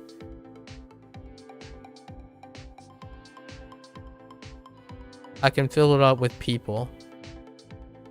And what does this circle mean? What does this gigantic circle mean? This is the culmination of the people in the world. And one day you might be able to see that. I don't think I'll ever live to be arrogant enough to think that when I occupy a world like this in my worldview, and I'm continuing to try to reach for whatever other people have, that somehow at any point in my time, my world is bigger than the culmination of other people's worlds all put together. It takes a very strong arrogance, pride, and ignorance to think that you can do this all the time. You can look at the world this way when you interact with people. That's my bias-y. I quantify the world's content based on the people that occupy it, not the content itself. So when it comes to like English, the irony here is I can go to a person who is learning Japanese and they would say, oh yeah, native content. It's like, I know, native people, not content. Like the focus for me is native people, and also people is composed of non-natives and natives, and then non-natives compose rest of world.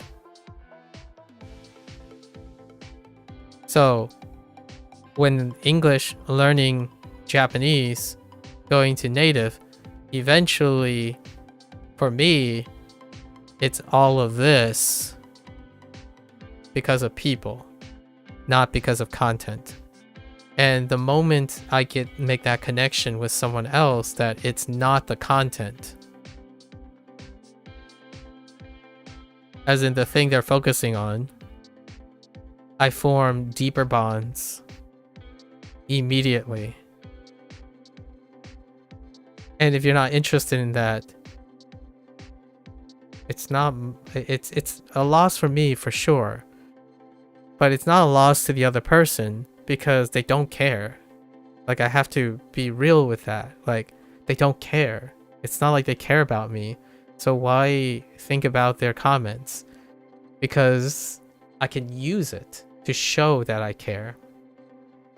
They don't care, but I could care. And hence the 2-hour digression into something that took like 10 minutes of my time yesterday. Literally took 10 minutes of my time yesterday. That person probably took even less time thinking about it. But I care. Because I don't want people to think about that of me. If you like French, tell me of a French movie. Tell me... I'm using Brie. I'm sorry, Brie. Tell me something about yourself. Because I can't learn French in the moment. I can't do things immediately. I don't belong to your group yet. But let's share something that brings us together. Instead of negating someone intentionally by saying you're different. Right? And that was the problem that I had. That person literally started their comment by saying, "Ooh, ill, you're using Duolingo, for shame." Does that mean you've never used Duolingo? And if you never used Duolingo, how do you know? So that person probably used Duolingo. They dropped it like a bad habit, and now that's their tenuous icebreaker. You know what that is? Or social skills. It doesn't have to be that way. But you definitely remove all sense of the doubt that you have any social skills. Even if that person is a millionaire, again, that person could be a millionaire, a CEO of a company, a really like a famous polyglot. I treat them as people that have tendencies and behavior of people. Fame, legacy, influence is fantastic, but I am interested in the person. So, yes, I do get starstruck sometimes, knowing that someone came by and all that. That's part of me as a person, but I wouldn't stop treating them as a person. And the people that are famous and whatnot, I hope that they don't necessarily treat other people the way that they want to treat them, versus understanding the people and then maybe reaching a compromise or something if there is a conflict of interest. So the next time someone says, you, define you as content. I probably try my best to define myself as a person first. And I would ask them questions. What kind of person are you?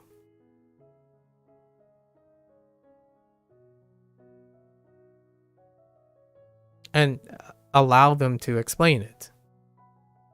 That's different from acting on my own prejudices, which I have prejudices. I have profiles, right? I use the profiles to guide how I ask my questions in order to allow them to express themselves.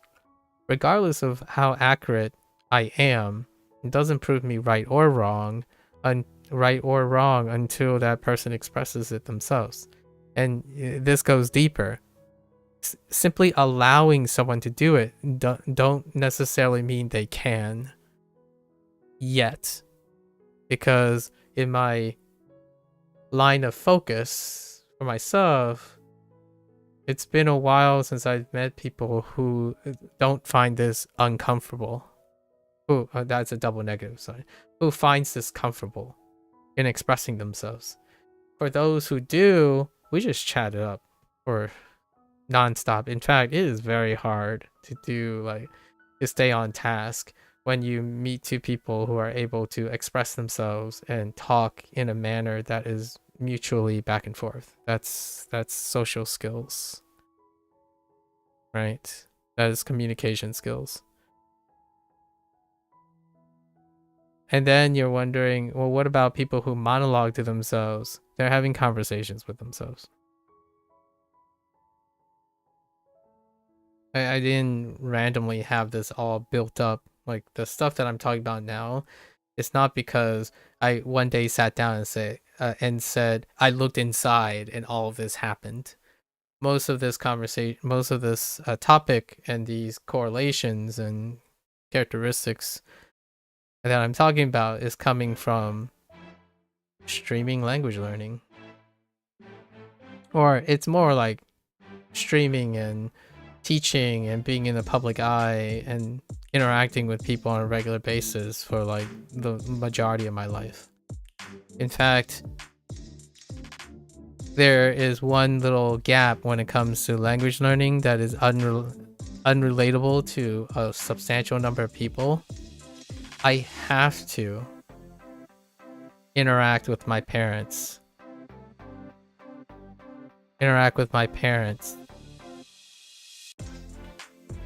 With a different language.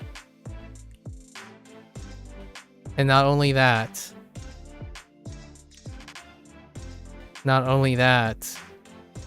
I have to be the mediator for my parents with other people. So if you want to know what population I am associated with, I'm a product of multiculturalism. So when someone asks me, oh yeah, you're using Duolingo, you don't understand anything about language retention and the most appropriate way to learn for yourself, not for other people, because this is a double edge. This also means I need to make it clear to other people that my background is very different. However, that doesn't stop you from considering trying some of these things and emulating and finding your own variant of it. But I have made this clear in the beginning of every video that's now 100 plus days old or 300 days old. I am a minority population. That doesn't necessarily mean you can't take some of the aspects and then see if it works in a weirdly different way. But I spend most of my time in needing to mediate between cultures and languages. Of course, to this person, to this stranger, I'm no different than 95% of all the other people they believe are in the world. And when I mean 95%, it's their vision of what Duolingo users are like. That's how they started. That's how they started their perception. I challenged it, and nope, that perception it's not amenable outside of this. And what's even more interesting is it led into another conversation that another person has very specific things, but at least we had a conversation. Yeah, anyways. Now I'm going to finish the last review. I think there's one review left. Today is pretty alright. And then I'm going to go on to HanziHero and then try to play Persona Phantom X.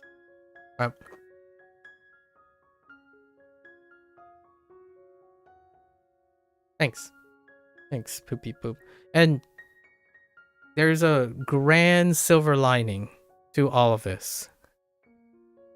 Despite however I may disagree with anyone that I've ever came across, I really do hope, and I know probably that they'll make it work. And that's what's so beautiful about humanity in general. I like to believe this is true. That despite them, I hope they find people that they don't have to explain anything. If you're terrible at expression, right? Being aware that you're terrible at expression, or you only express things a certain way, I think the internet has a great tool, or can serve as a great tool to find your circle that meets your needs. Your mileage may vary when you interact outside of that circle, but I think the world is wonderfully big enough to coexist in some ways. Hopefully that doesn't lead to too many strife or conflict on your way to your goal. So in no ways did I say any of the things I said was at all necessary, really, to be happy, have friends, and like language learning. It's when you use it and interact with another person and bring them down. And that's what Bree was sharing an example of. It is when the people who spend most of the time in their circle and choosing willingly to interact with another person's circle, but they spent so much time in their inner circle that they either don't practice social skills or communication skills, or they have cared not to. And those are the times when there is an aggressor and a victim. Now, the victim is due to the consequences. I like to believe that people are not intentionally malicious for such things. So it's often born out of pride, arrogance, and ignorance, not targeted discrimination. I grew up, this is not an excuse, but one of the things I share a lot of times personally is I grew up with racism and discrimination. Racism continues to exist because that's how you distinguish between things, and that's perfectly fine. But I also experienced direct discrimination, and targeted discrimination is a very ugly aspect of the human condition, right? It's not to say that we're all void of these thoughts. It's humans collectively do this. They group things that are similar and they differentiate things that are different. And the idea is, even despite that, I think if that person stayed, the person I'm describing, we can still have a pretty amicable discussion, but it didn't happen. And I'm not really sweating over it. It did give me a really, really fun 2-hour digression today, though. And it will continue to be that way.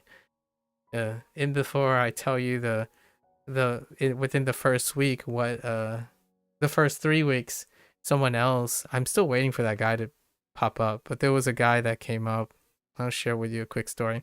Someone came up and they came to me and they said, they probably studied Japanese for a while, and they said like, oh, hey, you know that Japanese have different subject, verb, object order. And I'm like, yes, I do. Thank you. I'm working on that now. It's like, whoa, look at here. This person thinks that he's been studying for 24 days. Dude, it's only been 24 days. It's not like you spent years. And like, I understand that. But you didn't ask me. You didn't say why you're telling me this. You just wanted to tell me this. It's like, well, yeah, Duolingo show, like, I don't even need Duolingo to show me that, but there it is. There's the example. And this person's like, well, you're welcome, because I was just trying to help. And I'm like, well, did you sit long enough to even see if I needed that information or not? Did you tell me because I was using Duolingo?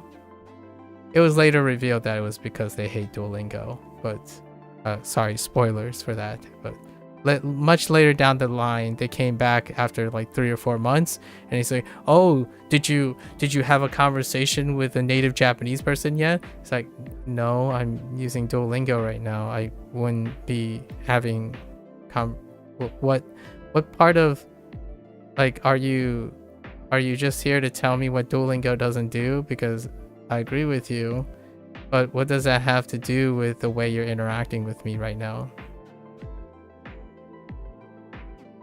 Right? It's easy to see what other people don't have if you're looking for it. It's another thing to see what you don't have when you're trying to explain other people's motivations that you don't understand. So it goes both ways. Communication is a two-way problem, or a two-way, I don't call it a problem, but a two-way adventure, right? If you want to use start fancy words and stuff, I'll use fancy words. Let's do it. Let's embrace the oddity. If you want to be sharp, witted, and sarcastic, I can reciprocate too. One of us is gonna start playing chicken at some point, and ultimately, I have nowhere to go. This is my accountability. Like, this is my accountability. What I say here, I have worked on this for a very long time, and I believe that if I can't stand behind the words I say today, the stuff that I said about human behavior and stuff, I would be lying. I would be misleading people. And if someone comes by and say, "You're completely wrong, here are some counterexamples," I want those. I want to hear counterexamples. I want to be able to reconcile things so that I'm even more emotionally stable. Or I could be emotionally unstable. I can try to be comforting when I can't empathize, because a singular person is unable to experience all these things all at once. And yesterday, I was talking to someone who is also multilingual after this interchange, and my thought was, I'm sorry, I can never empathize with the idea that you always use two languages intertwined. It's very difficult for me to empathize with that. When someone says, don't you just find it really exhausting that you always have to translate in your head? I'm like, I can't. I really can't empathize with that. When I interact with my parents, I have to do this. Whenever I go out with my parents, I have to do this. I have to interpret, translate, the combination of the two. That's how I grew up. So excuse me for feeling unfeeling, but my understanding is I know it can be frustrating at the same time. However, may I share that it is also possible for a person to not feel that translating, interpreting nonstop is exhausting, like exhausting in a bad way. It can be exhausting in a desirable way, right? And that's where I'm here for. So my experience, honestly, I don't like being different. I like showing what is achievable, and I focus on things I can connect with people. However, when people ask me questions, that's when some of the things that I tend not to focus on comes out to light, right? And that is also on me. So if someone thinks that I'm suffering and struggling using Duolingo to learn a language, that's probably partially on me too, because that could be seen as a bait and switch, where, oh, he knew that everyone pigeonholes Duolingo users into a certain way, so he's doing this intentionally so that he can spend 2.5 hours criticizing something he can't possibly empathize with. That is fair. That is actually a very fair assessment. You can, the actions and interpretation can line up with that. However, it's part of the cake. It's part of the entire picture.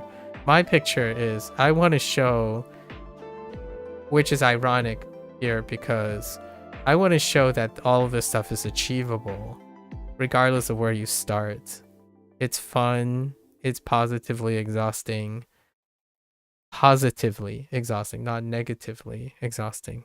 There's a lot of positive stress involved with it. However, that also welcomes people to reductively categorizing me.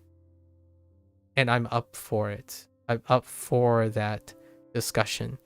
If it takes someone to notice me because they think I'm your average Duolingo user, then so be it. Let's have that be the starting discussion.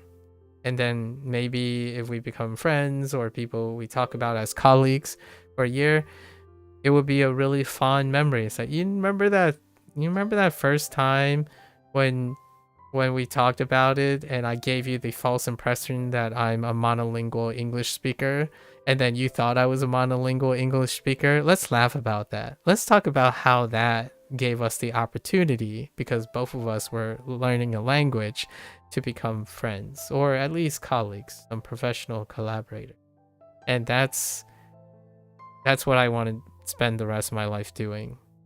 It might not always be on Twitch, by the way, so it could change tomorrow. I could end up deciding I have a really good friend that gave me a job opportunity. Sorry guys, I'm moving on to the job opportunity. It can happen. But while that's not happening now, I want to own, manage, and stand behind most of my words. I don't run from my words. So when someone comes to see me, I have nowhere else to go. So I'm obviously going to stand my ground and try my best to be agreeable and understanding. So that person came to my Discord, or as as it can be, because it technically belongs to the company, the Discord. And then my channel, which technically still is owned by the others, so it's as mine as intellectual things go, as I suppose. But I have nowhere to go. So I most certainly will try my best not to make myself a target, and I'll try my best to be as agreeable and empathetic as I can. Right. Hello there, Jesu. Yep. And that's what I wanted to say today. It was a fine interaction. Was it a common one? It was quite a common one. It was very common. I learned so much from those who actually explain things to me, though. I know what Yomitan does, and I actually had someone describe how they use Yomitan and how you can lift a lot of that into Anki, so then it becomes very convenient. Yomitan is like a plugin that allows you to extract whatever it is on your browser, right? And then you can use that to export it into Anki. So whenever you find like a word or something, it's very convenient to create databases when you're exploring different websites. So you can do that in real time. That's pretty great. I already mentioned Migaku that same day, actually, by coincidence. That same day I mentioned Migaku, and how Satori Reader can be a different version, like a different input style than Migaku. Satori Reader is great at reading. So Todaku is a free graded reader source that was introduced by another person way back. You can also check that out to really get an idea of if Satori Reader is for you. So for those Japanese language. And then Boonpro. Lots of particular individuals who no longer talk to me, right? Because they have busy lives or they have conflicts of interest, what have you. Boonpro, I have a special thing at the end of the year. It's kind of part of the 2026. I've been teasing that for a while. So Boonpro, when people say, oh, but you need to learn some grammar, or what do you do for grammar? I'm like, yeah, I have something for that, but it takes time, and it also takes opportunities. And then we might do something different, because Bree here has made it very very incentive to find new ways, right? Most of the stuff that I'm planning is not all set in stone, so you leave room for plan E and plan F and whatnot. You learn French and I'll learn Spanish. Yeah, I know, right? So if you're not into that, I hope you find some, for that person out there, the person that left. Maybe they didn't care anymore. They went to bed and they just forgot whatever happened yesterday. Perfectly all right. But to that person, I hope they find whatever suits their fancy. I like to have my fingers crossed. I hope it's not the expense of another person's enthusiasm about language learning. That is something that I like to think doesn't happen too often. You want to encourage language learning? Probably not the wisest to start by projecting all your insecurities onto another person. Yeah, I don't think everyone is ready for that. For myself, feel free. I think since my stake, my skin in language learning is not as big as my skin in learning and communication skills and social skills, feel free. I always say it at the end of my outros. Come on by. Dump your insecurities. Express them. Let's explore. If you're willing to publicly stand behind and stuff like that, I can only imagine what a great guy, what a great person and compassionate person you are underneath. Because most of the time, people who are able to elegantly explain and divulge their wisdom is coming from a place of trying to reach empathy. Or maybe they heard a hot take from their favorite YouTuber that said something along the lines of, how do you retain something? Try explaining it to someone else. You can bumble, stumble, go to your friend, and try to explain the thing you just learned. You'd be surprised how efficacious it is when suddenly you have gotten ownership, both objectively and subjectively, the responsibility of explaining what you have learned. It's incredibly empowering, and you don't have to be a teacher or want to teach like me as a calling to leverage the ability to explain things to other people. It's a fantastic way to not have to go to an app and help you retain it. Explain it to someone else. So whenever I'm explaining what WaniKani is to another person, or Boonpro, or Yomitan, or explain what I don't know about Yomitan, or what other people told me about Yomitan and stuff, it demonstrates to me and it reminds me and the other person what I know and what I don't know about the things I'm using. The question is, do you have ownership of doing that yourself? I stream this stuff because it holds me responsible. In order to do an excellent job that I want, because of my integrity, I must come up with a reasonable way to explain my thoughts and what I'm getting from it. And yes, Duolingo doesn't make you a native speaker. Doesn't even do anything of that sort. So it also grounds you in objective truths, right? Like, if I say Duolingo has gives you the capacity to do native conversation, do I have evidence of it? No. So I wouldn't say such a thing.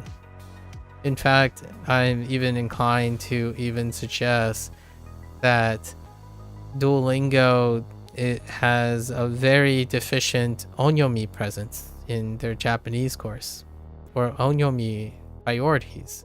It would be really awesome if someone took those things and made a Japanese Chinese course. I would love a Japanese Chinese crosstalk app. I think that might be something I would, if I find a collaborator who wants to make this a vision, I think I would collaborate on that. I would love to become an advisor in combining, using an English interface, explaining and collaborating and cross-talking Japanese and Chinese together in one app. That would be awesome. Or Spanish and French together, right? As opposed to modularity.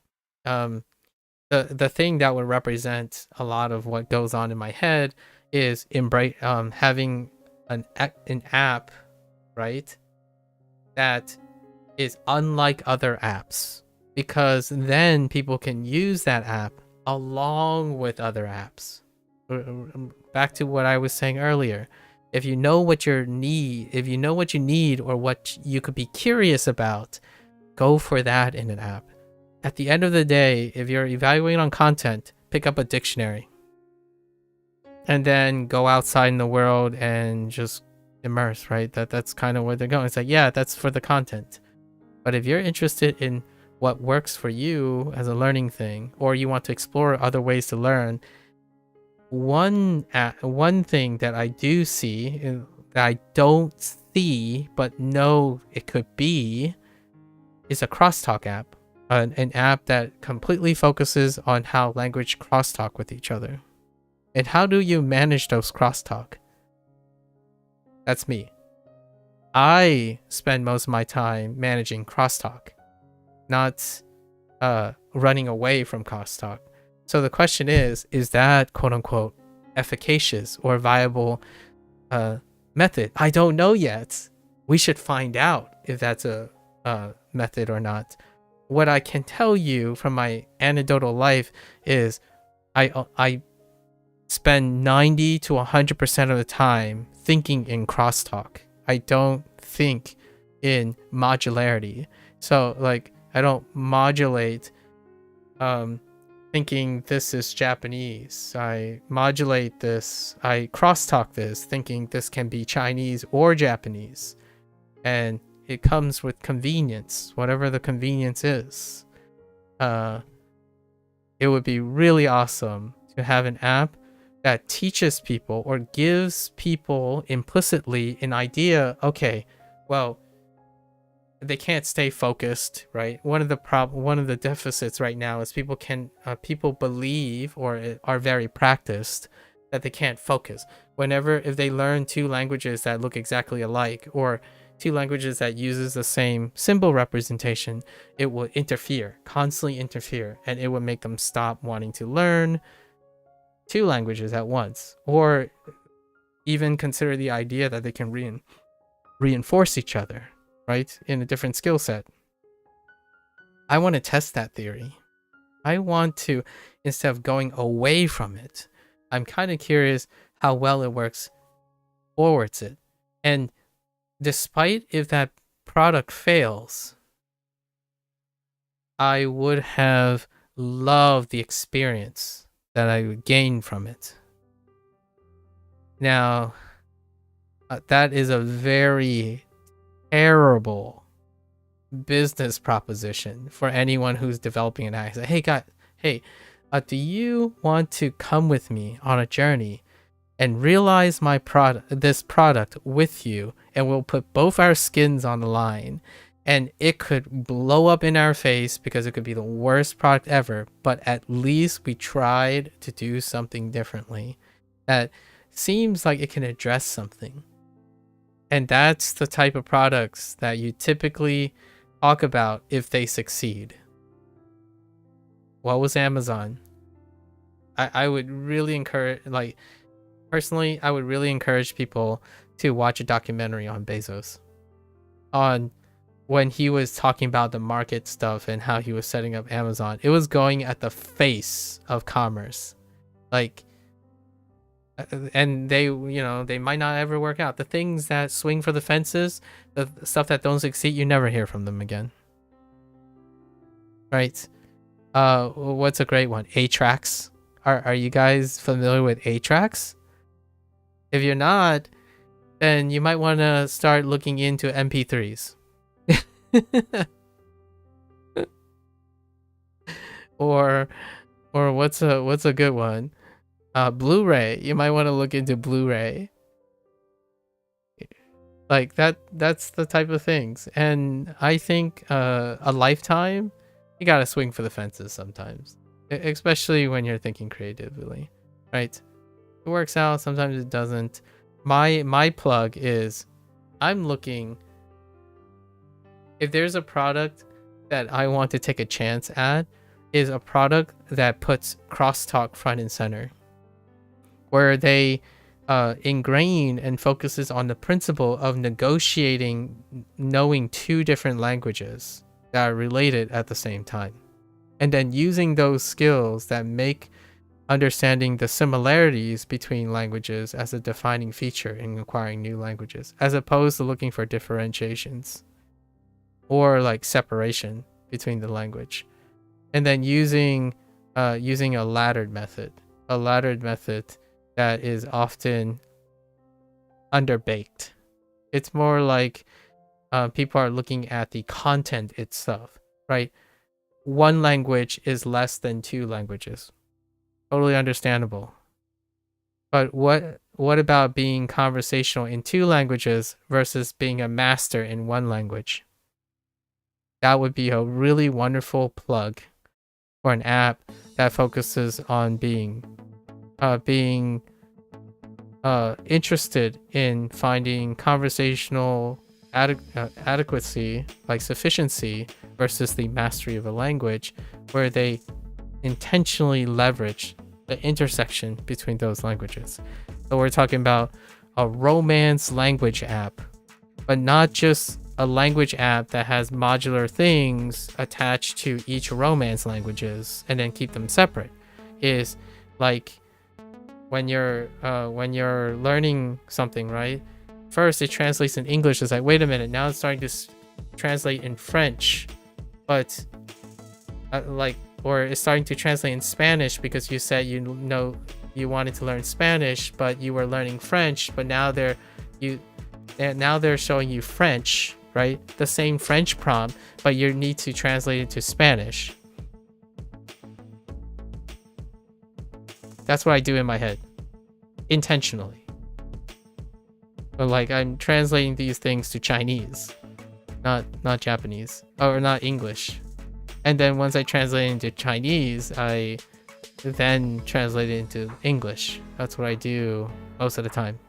In HanziHero, I think of the Japanese, then think of the English. And yes, you will be much slower learning any one language. The idea is sufficiency and not mastery. So I would love to see what that looks like. I would love to see if anything changes about the outlook of a person and their language proficiency when they think of the idea of speaking and integrating more than one language as they're learning a language, and constantly focusing on the idea that they will always prioritize one language. So like, and it's an uphill battle.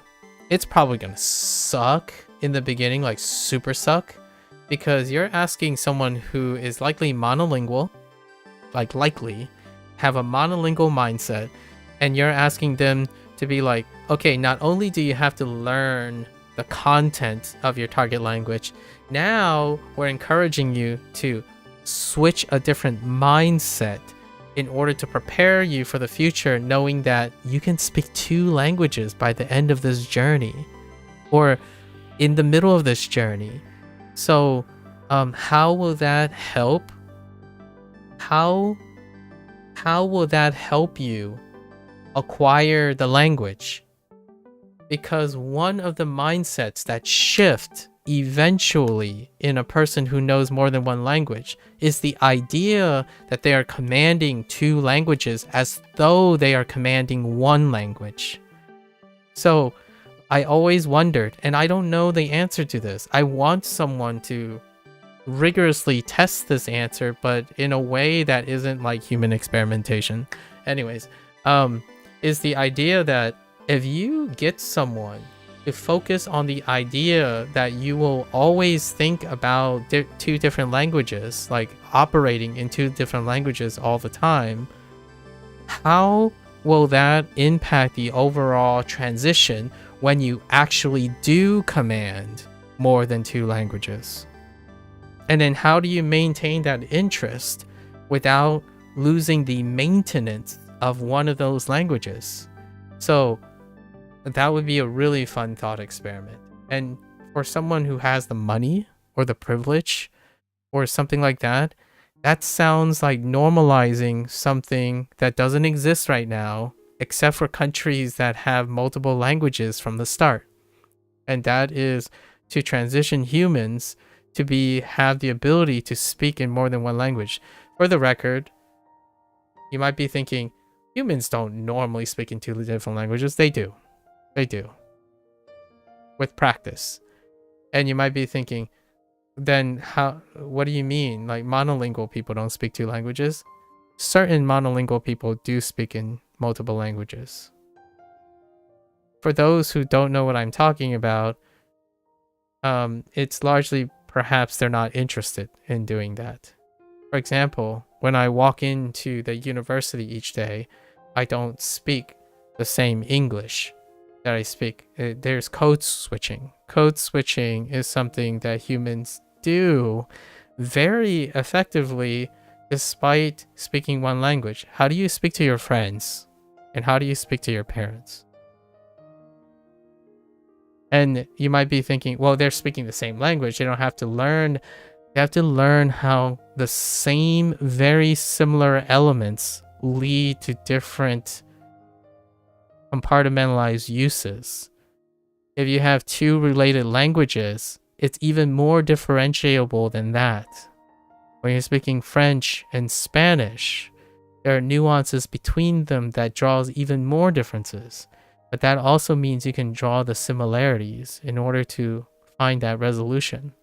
So the way you talk to your parents and the way you talk to your friends, 2 different compartmentalized languages. You might even say they're 2 different dialects. Right? So I often wondered, what is that like? What would that look like on an app? And this is what language learning has taught me that I didn't really consider. In my opinion, I hadn't considered, oh man, I could have done this from the start. But hear me out. Is there an app like that? No, there isn't. Feel free, polyglots out there, you know. But I actually haven't found a polyglot that also believes that either. I think the closest thing I found when it comes to polyglots who are making products and stuff is the dogmatic way of saying, you know, you do it in series, right? The closest thing I find to the whole like simultaneous crosstalk thing is when you're watching multilingual, multicultural people. So when you like watch multicultural couples and or people in diverse countries that have to do this, that's one of those things that you hear the gag, right? You think of it as a gag where maybe you have a couple where one partner is from a monocultural country and that person from a multicultural country, and then they talk and they always make skits.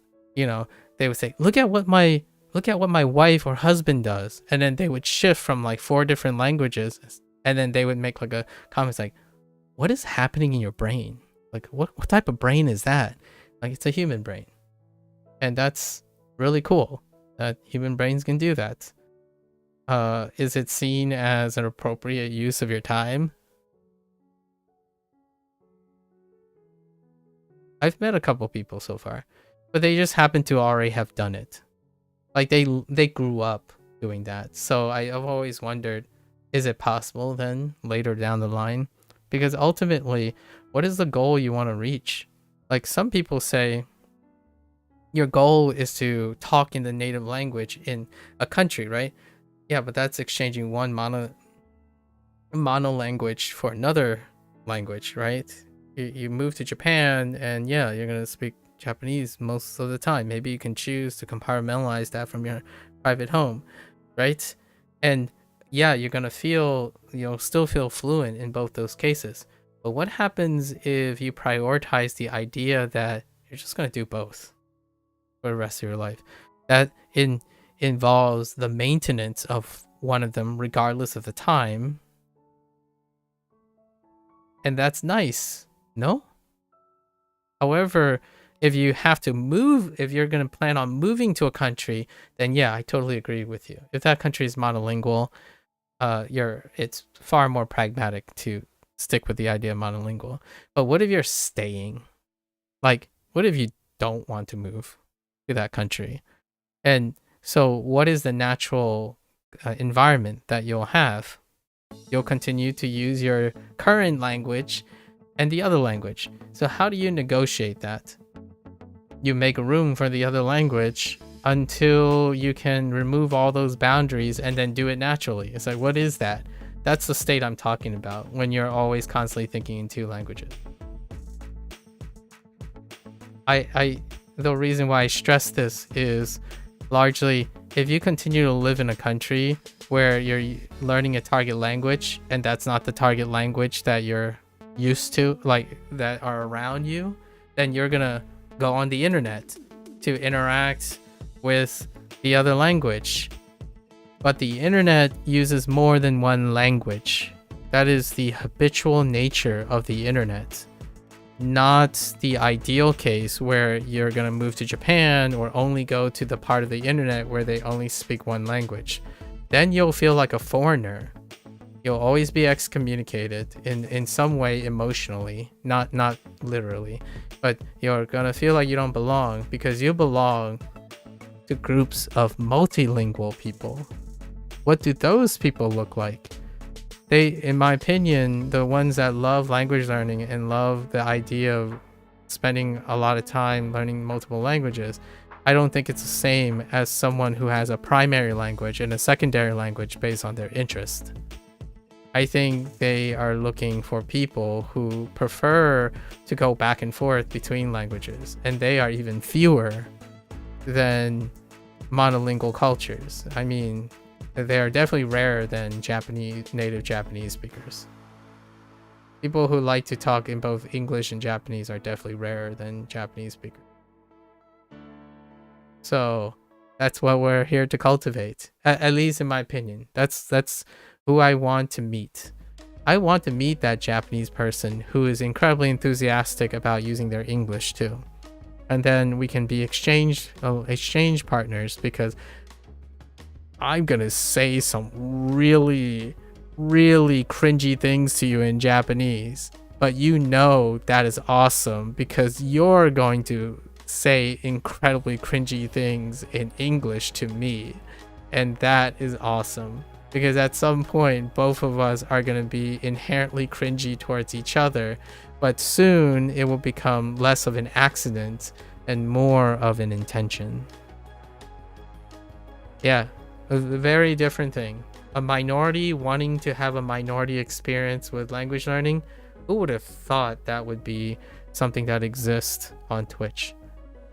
I'm not I would love to meet, like, if Twitch or some other service, call it a pre-selection, if there's a live service or a live stream place where despite how small the population is, a company is interested in home brewing another type of methodology or home brewing another type of perspective, I would totally be on board.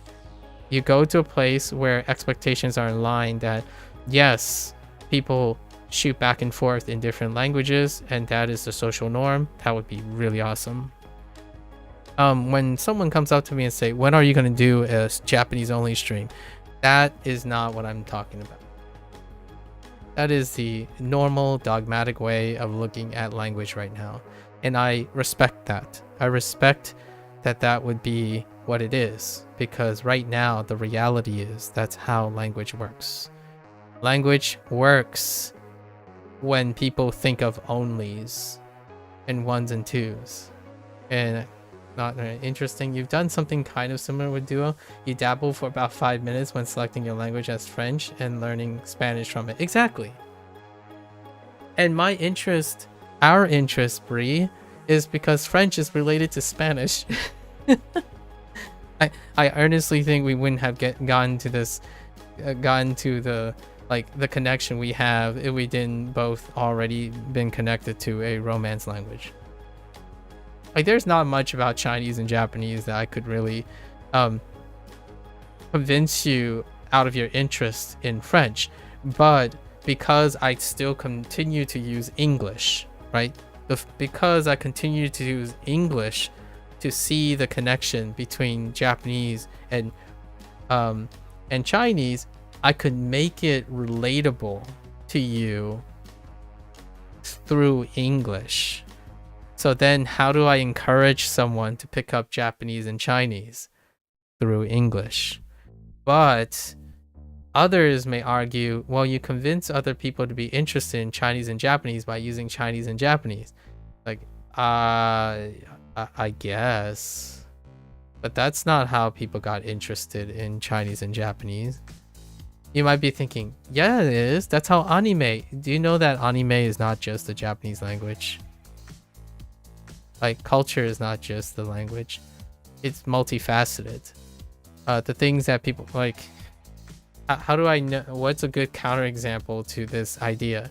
There are people who have absolutely zero interest in learning Japanese, and yet they continue to think that Japanese anime is the best sounding thing ever. That is a counterexample for how people can compartmentalize, right? So yes, you can most definitely convince someone an interest in something by using a bridging interest. And how that's how video games work, entertainment, creative arts. So yes, most definitely that also means having an app that focuses on the relationship between relatable languages might end up having someone bridge the gap of showing that you not only have to dispense with sacrificing a language or compromising with a language. You can become sufficient in multiple languages, but with the compromise of the mastery of one of them. And I like to see that a thing in the future. Or maybe it never becomes a thing because, I don't know, AI replaces all forms of human interaction. But for myself, I'm waiting to see someone who goes beyond that. If anyone out there is like, nah, this already exists, I want to know. Give me a heads up. Drop a name, I guess. Or if you're really willing to explain how it tackles my aspiration or captures my aspiration of crosstalk. In fact, this is probably my public advertisement. If there is anyone who thinks they are going to make a product and or has a product like that, I'm on board. And if you give me the clear to showcase that, I will drop whatever I'm doing now to see how that works. Right? I mean, I'm not really that special or that popular, or there's no incentive or monetization or like financial kickback for this other person. So it would be even more impressive if whatever I say here makes this person took a chance on me, because that also means they're not in it for the money either, because there's not much influence to be gained from me other than, hey, I am interested in targeting multilingual simultaneous acquisitioners who are interested in learning a target language much later in their life in order to test my product to see if we can integrate what it's like to be a simultaneous acquisitioner, like a heritage speaker, but also see if we can get people to flip their mindset into heritage speaking while they're acquiring their second language,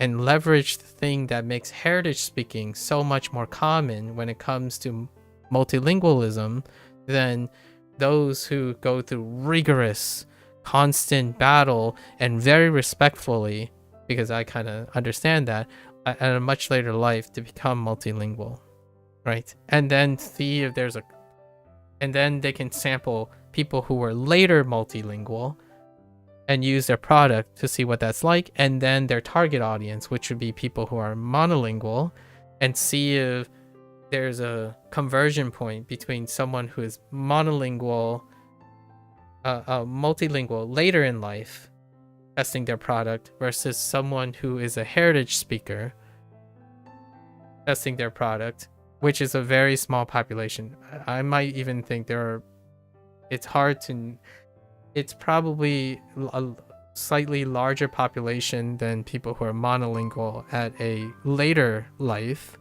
right? And then there are people in the middle, which are people who grew up in a country where they emphasize a secondary language, whichever that might be. Most of the time, technically the secondary language in the environment would be like English, because if the national language is not English, English would be the secondary language.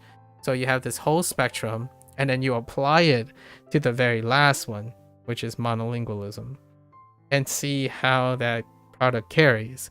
Because the state that the monolingual mindset would be any one of those three.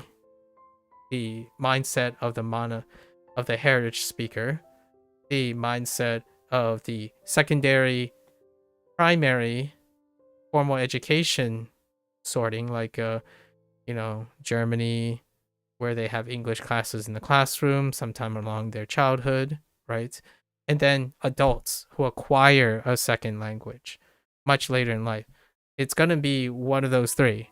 Now, the question is, if you have a product that focuses on aspects of heritage speaking and or maybe like super early childhood, double acquisition, does that lead them to become the third group, which is the adult becoming monolingual by default, or do they have some sort of transformative, quote unquote, selective advantage for specific people? I'm not talking about everyone, but if that is a way to approach something, I'm all for it.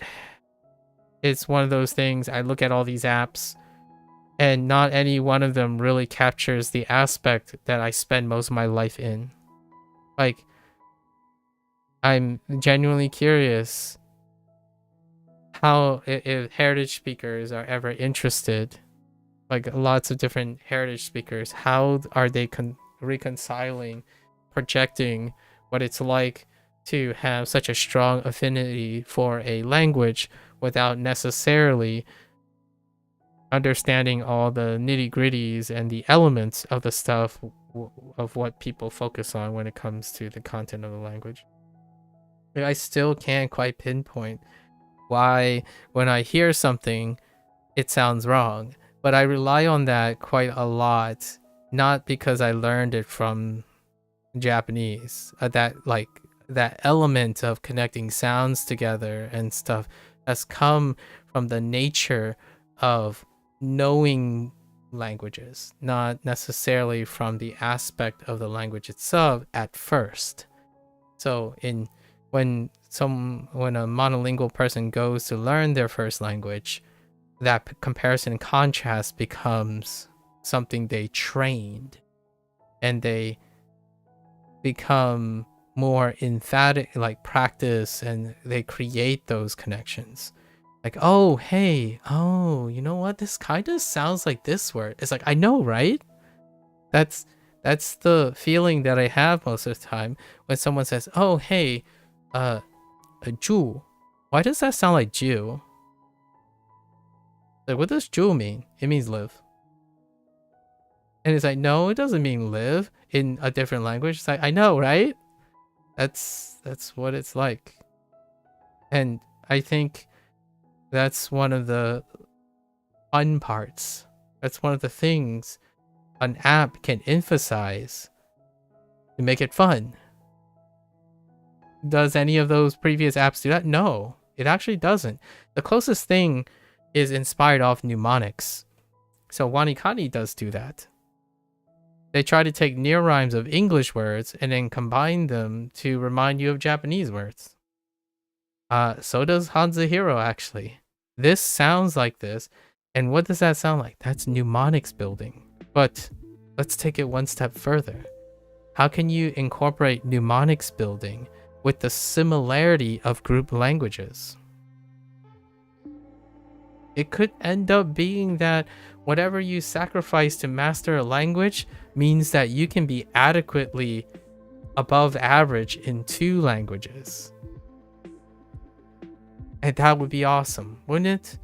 Like, it might even appeal to someone when they're quantifying volume.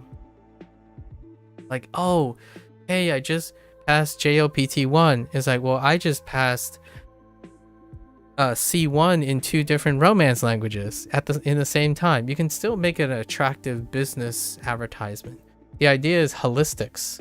When you have holistics, there's diminished return when you're when people are trying to look at the overall, like, it's not one-to-one. It's not a arithmetic relationship when it comes to developing skills.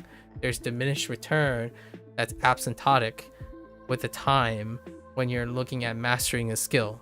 So leverage the other thing. If someone is not interested in mastering a language, what could they do that would double their output, or like have a seemingly nice output, while giving them the motivation that they're working on more than just that, so that reinforces the mindset of the skill that I would like to encourage other people to try, and that is to optimize your life, optimize skills. So if you're learning French, and if learning something else is killing 2 birds with 1 stone at a slightly diminished, like as a slightly invested additional investment, but it would negate the diminished return coming from focusing on one thing, that is optimizing.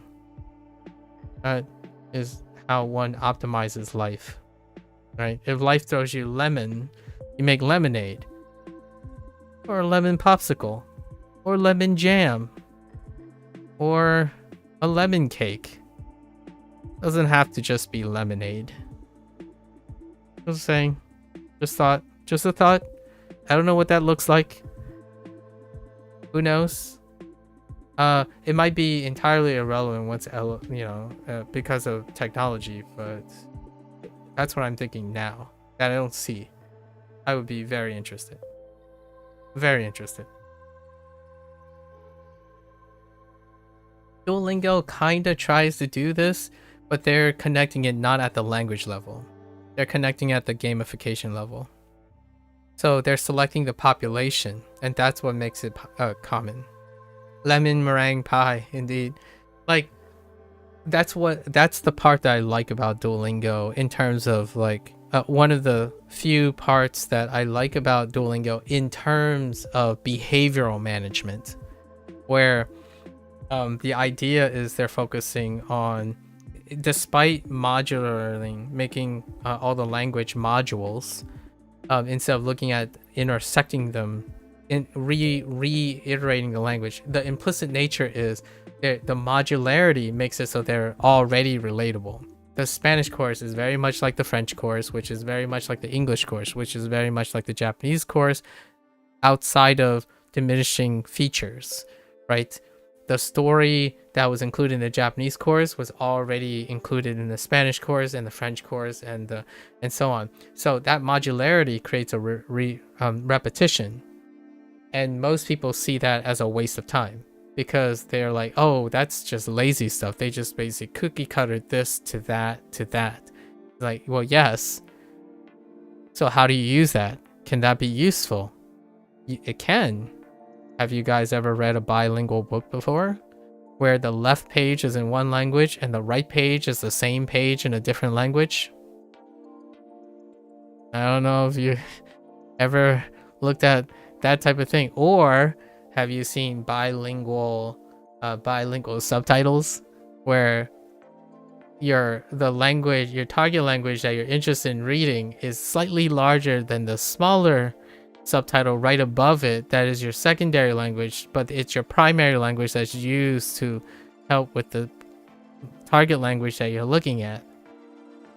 And in reality, that is an adaptation of what used to be in like Cantonese in Hong Kong entertainment, where there's Mandarin, and above that there's multiple tracks of subtitles, and sometimes I used to find English above the Mandarin and or Cantonese.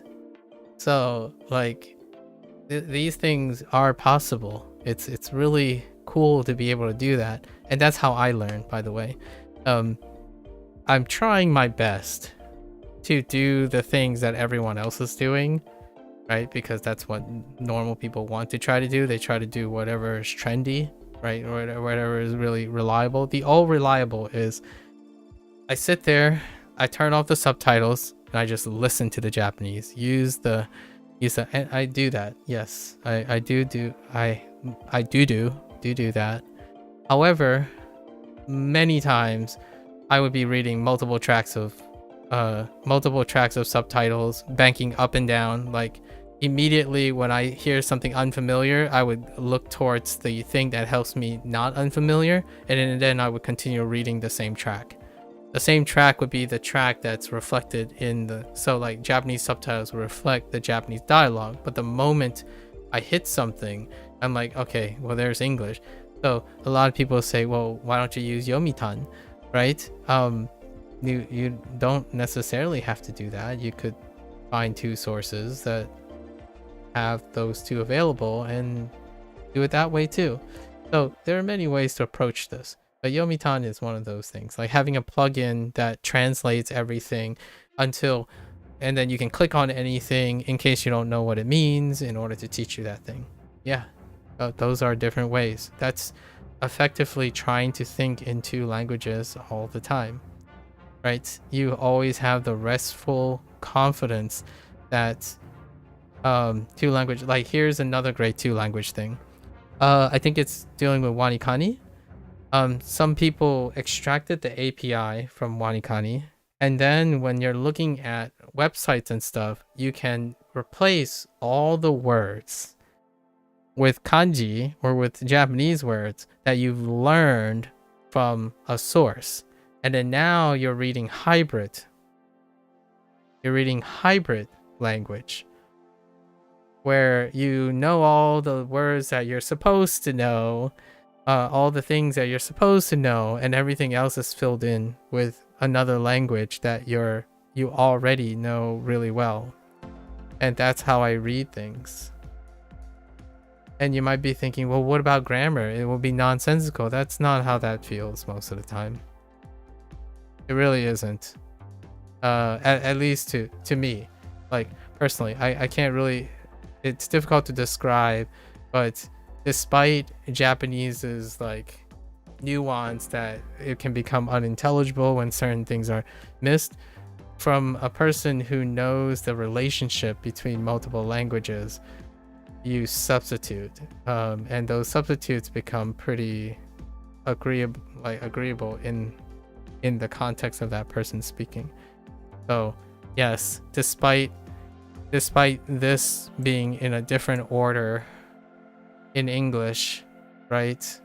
And the relationship in English, you can... Oh yeah, there's an extension for Chrome that does that kind of hybrid thing, and it's called Toucan. Oh, interesting. That's a cute name. Toucan.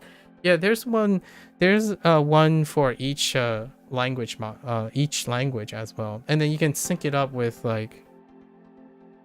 There's even incredible ones where people had started syncing it up with Anki, right? So like there's a way to only display things that you have learned so far, so you're reinforcing things you learned so far, so it doesn't stop you from being so it doesn't overexhaust you in the day when you're trying to apply the things you learned. So then you can compartmentalize or try to focus on things you already know and reinforce that, because it gives you an idea of placing the things you've learned and how important they are to you, right? Because over time you'll know that when you go back to your SRS or something, it's like, oh, this word is weak. Why is it weak? Do you know? And then that's why I was doing the HanziHero thing, where I say, oh, I'm going to block this out, or I'm going to block this out because I can't see myself using this case. But if I do truly need to know it, I'll keep a reference book in my hand or something, or ask the person, hey, what does this mean? Because I expect myself to ask what does this mean, because I won't be using it. Like the word trellis, pillory, what was it, brandish. The other day we were talking about the word brandish. Like, I mean, it's an English word for sure, but outside of this very moment, or yes, the last moment, that word probably didn't exist unless I heard it.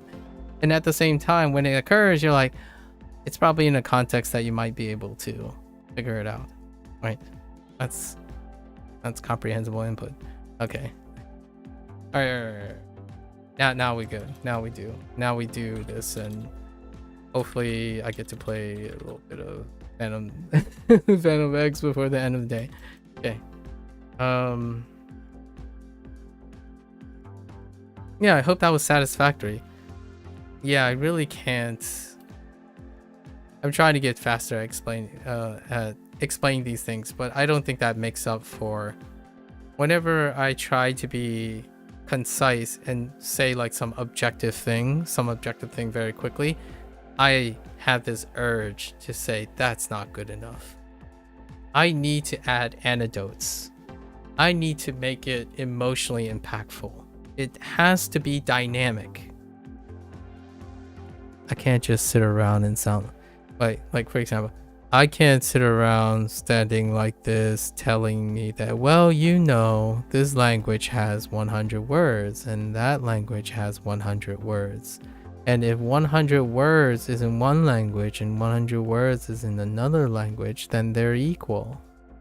That's not me. Like I can't do that anymore. Or I don't think it's the type of branding or type of representation that I want other people to get used to.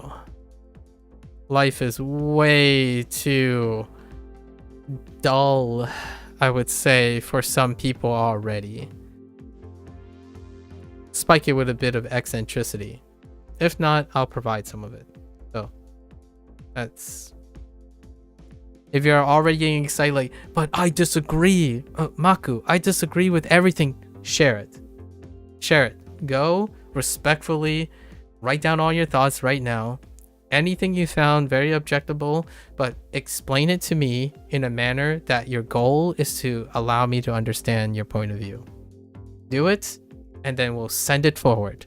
And in the future, what I can say is, hey guys, I have this perspective, but hey, I have a colleague of mine.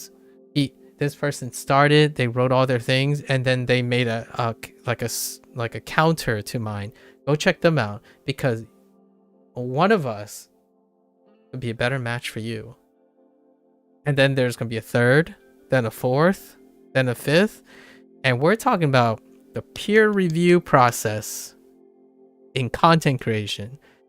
Oh, I hope I live long enough to truly see that. Right now, that's not how content creation is created. Content creation is created in a bubble, and then when that bubble suddenly runs out of space overlapping with another bubble, one of the bubbles is going to pop. And then when they pop, there's a chain reaction of drama. There isn't a strict vetted process for peer review in terms of the gigantic sphere of content creation. Like absolute gigantic sphere. However, in science, despite how big science is, there's still an element of standardization for peer review process, right? And that took hundreds of years to acclimate to what we would say as mildly evolving technology. We now live in a digital age where technology is outpacing human adaptation for behavioral models and whatnot. So it'll be interesting if I live long enough to see that there's adequate peer review process. So, comment sections would no longer be called comment sections. They would be two different types. There's a review section and a comment section, right? Then there would like some sort of division and vetting process involved in the discussion section. You can see it churning right now, like members only, right? Subscribe, but they're like monetization incentivized, not intellectual exploration incentivized. There's not a normalized behavior for wanting to self-select yourself into an intellectual discussion versus commentary. They share the same space right now. People who think that you come into a Discord assuming that it is a commentary section versus an in-depth discussion, it's none the wiser. So I would think by the process of human intellectual exploration, maybe when I'm on my deathbed, I'll see some different variances of that. I'll give it a solid 20 years. I'll try to live another 20 years to see if all the things that took many, many years to cultivate when it comes to intellectual exchange in humans become more adaptive to the new technologies that we have today. I can't even begin to express, and I'm not going to because I'm running late now, how unbelievable the internet is.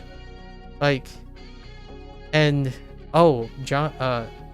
Hank Green's recent vlog, I haven't watched it yet, but the title is really wonderful, and it's something that I've been wanting to talk about for a while, and I'm curious what he has to say about it, but he took the words out of my mouth. His title of his new vlog, or this week's vlog, is people are not hungry for content. They're not content starved.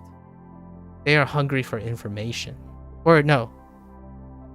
Yes, or something like that. It was the distinction between what is iterative content, like reinforcement content, versus what I think, at least in my opinion, we'll find out tomorrow because I'm gonna watch it if I find enough time to watch it today. There's a distinction between wanting more of the same things and constantly reinforcing the same things versus taking in and integrating new information. So the thing, I think the distinction he's probably going to make is the idea that there is a pro and cons to being fed the same type of information, iterating in order to make content for the sake of making content versus informing and transforming and expanding knowledge. So you can have lots of content reinforcing exactly what you believe and what you know, and that could feel like you're learning something new or learning new information or incorporating new things, but you're not addicted. Yeah, that's it. That's the title. You're not addicted to content, you're starving for information. And I think I know where he's going with that. And it might not be exactly identical, but this is something that I have been worried about. But his title is so crisp. I like his title. I'm just not very great at that. I mean, I'll try to practice doing that, but it's really straight to the point. Addiction and dependency is happening with content and not the nature of that content. So like, you're not concerned about how that content is informing you, enriching you, or making you useful and inspiring you and motivating you, like the methods, the method and how that method applies to things, how you use the information to create new methods or you apply them in some way. They're giving you the idea that this content is what you need. But I think he's saying, no, you shouldn't be, or not should be, like, you're not addicted to content. Like, in reality, you do not get addicted to content. You are starving for information. So when the information, like, if there's no more information, right? Like, if people do not have access to information, they can iterate on the same content to make you think that that's what you need. You need more content, right? So there's so many ways to go about this, and I'm very curious which way he's going. I think there are 3 or 4 things that I think he'll probably spin, and I'm looking forward to it. Because when you become starved for information, you can take anything, in my opinion.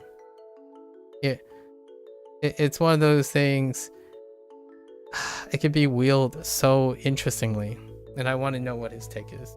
I want to hear what other people's take is. Like, honestly, I would be curious how it differs from like asking, I don't know, a top 10 YouTube streamer, what do they think this statement means, and then so on. Like, so fascinating. It's very fascinating. I have 3 or 4 major perspectives on how to envision that, what type of perspective he's saying from this, and that is to illustrate why I am interested in videos. I'm not interested in videos when they say exactly what I need it to say. So like if a video says this is the best video you ever watch, honestly I'm interested for a different reason than someone else. They're interested because they know what they think is the best video, and they're gonna watch to see if it matches it. I'm watching it because I'm genuinely curious if this person has a different perspective, and because I trust that person to add information to me, right? Not tell me exactly what I want. If it coincidentally does, then that's fine. But it's the same content. Not, I'm looking for more information. So we'll see. We'll see. I think that title is fantastic. You're not addicted to content, you're starving for information. Starvation. Okay. Alright. 主因 Shuin, which is main cause. And then let me do the last 2. Oh, is this my first burn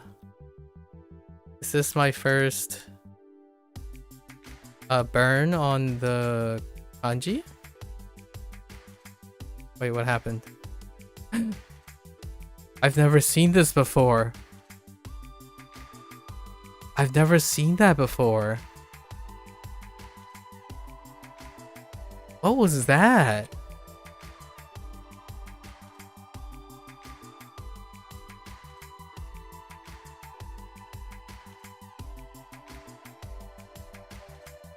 You waited too long, decided to take it now. What? Sorry, you have no idea. Okay. I think I waited so long that okay. These are the burn items. So we got our first burn kanji, which is fine. All these burn items are good. So I'm not gonna resurrect any of those burn items. Alright. Anyways, so we have a buy day tomorrow. Tomorrow is a complete burn day. It's all burns. Almost all of it is going to be burn, which is going to be interesting. It's a very different WaniKani stream tomorrow, I think. Pretty sure. Maybe. Don't quote me on that. Because I don't remember how level 1 was broken up. I think level 1 might have been a little bit more staggered. So we're starting to roll over the level 1 items now. So we have 25 burn. It's WaniKani telling me, put the fries in the bag, Maku. Do it now. In fact, also put in a spicy chicken sandwich while you're at it. And make sure to include a second Happy Meal just in case you're hungry for dinner. Because we don't want to hear your after lunch rant either. Just put the fries in the bag. Put the Happy Meal on the side. And maybe top it off with a milkshake so that we can have a good nap, sugar crash later. We don't have to hear you rant anymore.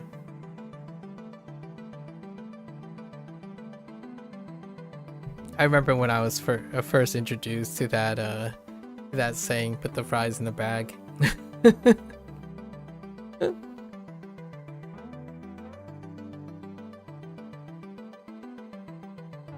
Okay, so criminal, comforts, nothing. Good luck, tiger, poem, guard, and festival. Okay.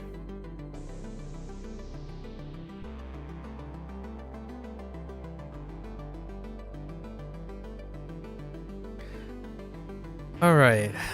What do we have? Okay, let's do our reads. Ki, ki, gen, sai, yaku, hana, hai. Oh no, not hai. Dang it. Gawa, gawa, soba.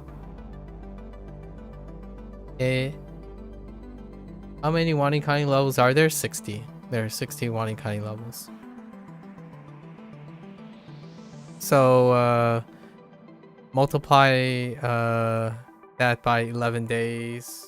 Whatever from 60 is probably when the official, quote unquote, the official end of lessons. Although I'm gonna probably end up doing something different that makes it so that I have more lessons than that. Do shio. If you're, this might also be pertinent about how many levels. There are also, I think, 256 kanji that are not included, that of the subset of JLPT 1 that's not in WaniKani. And one of the reasonable ways to contextualize that is actually WaniKani could have even less levels. The idea of WaniKani's vision was this is a stepping stone. So they're not there to impart a type of method that you would do for the rest of your life. It's sufficient so that you can start engaging in other forms of engagement. That is actually one of the consensus of both the community and the emails you get, your congratulatory emails, your auto emails that you get from leveling, where there is a consistent encouragement that, oh, by now you should try to read some books or go hit up something and apply it somewhere. And that's kind of what the levels are supposed to indicate. So lots of people say the WaniKani team, I think it was like level 15, something like that. They're like, hey, this is the time where you should try some graded readers, maybe, or pick up. And many in the, I think the consensus in the WaniKani is when you get to level 30, that's when you should go out and branch out to, you have a solid foundation to start reading many things, like a news sites or things, because you can figure out you'll have about 80% coverage, and that gives you enough motivation, or a consistent enough motivation to explore, and you apply comprehensible input, right? That idea that you'll have enough competence around to build something up. Yeah, I just thought I'd add that because it happens in the background, or it happens in the community, or the developers' little email notifications and stuff that isn't visible here. There's an email that's sent out every time you level up, unless you turned it off, which I feel like that's probably something that most people do. They turn off email notifications by the time they even in the beginning of it. I have my email notifications available for the duration of the, so I get like Duolingo notifications too, so I know how that feels when or see it in action when people make comments about how like Duo would guilt trip you in emailing you several times, guilt tripping you and say, hey, you forgot your lesson today. Like, did you do your lesson today? So I wanted to know what that's like. WaniKani, there's email notification at each level up. And then occasionally, from time to time, it reminds you of how much reviews you have here and there. And then for the leveling up, they share a quote from someone who's level 60. So they collect like quotes and reflection stories. It might even come from the forums, I don't even know. But they include like a motivational like story or tidbit on each level up, which is a nice touch. Quite a nice touch. Yeah. By now, according to for the devs, they were like, please go try try your Japanese out. Pick up some maybe children's books or things like that. And children not to be used as a belittling thing. Like go read nursery rhymes or like folk tale, like small children's tales and stuff, because you have a lot of the foundations to do so, which I amply encourage, right? I tend to, if you find that you're not beyond that or above that, then you'll know what I mean. But for those who are insecure, prideful, and possibly think that they're better than they really are, then that's fine, I suppose. They'll find their way somehow, some way, I think, if they really want it. I, on the other hand, I don't mind sounding like a child.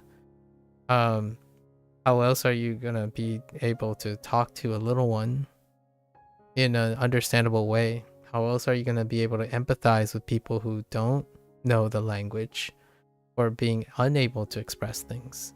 So I see it as practice. I have a language that I can command at a fairly advanced level, but I also know how it feels when you can't. And that makes it so that I can be interpretively empathetic and continue to be internally empathetic. That's kind of like someone telling me, oh, they know exactly how to learn the best way when the last time they learned a new skill was 40 years ago. That has happened before. Someone who's so specialized they forgot how to educate people who aren't specialized or barely even interested in specializing. That's one of the limits of human emotions, especially emotional memory. Motivation and empathy comes a long way when you're constantly participating in it. Not that you have to. Again, that person who's specialized that I was talking about, incredibly successful in the matters of his specialty.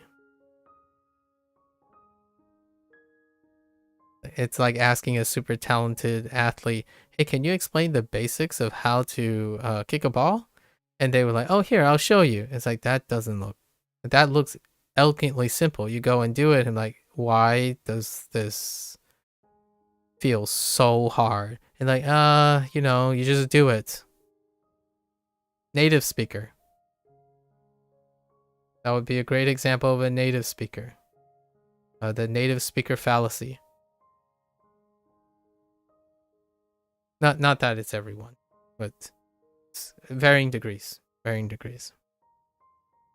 I don't understand the incompetence of my English until I'm challenged to try to translate some of these words again. I've discovered my typing skills are leaving a lot to desire when they removed autocorrect from the input of these SRS things. I don't want to talk about my frequent typos. Well, I do. Just not right now. Okay. Seki...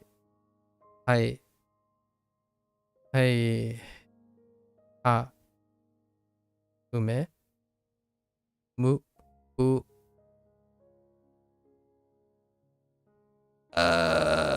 Not again. Ketsu. Ketsu. In. Jo. Shiki. I. Kan. Ze. Sho. Kan. Sho. Wait. Sho. No, that's kan. Just kidding. Kan.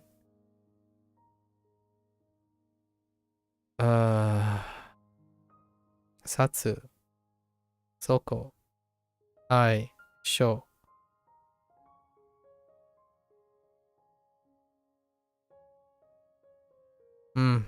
Still takes a while.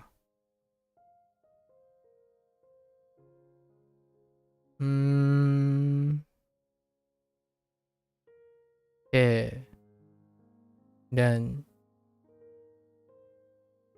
Kaku. Setsu. Gen.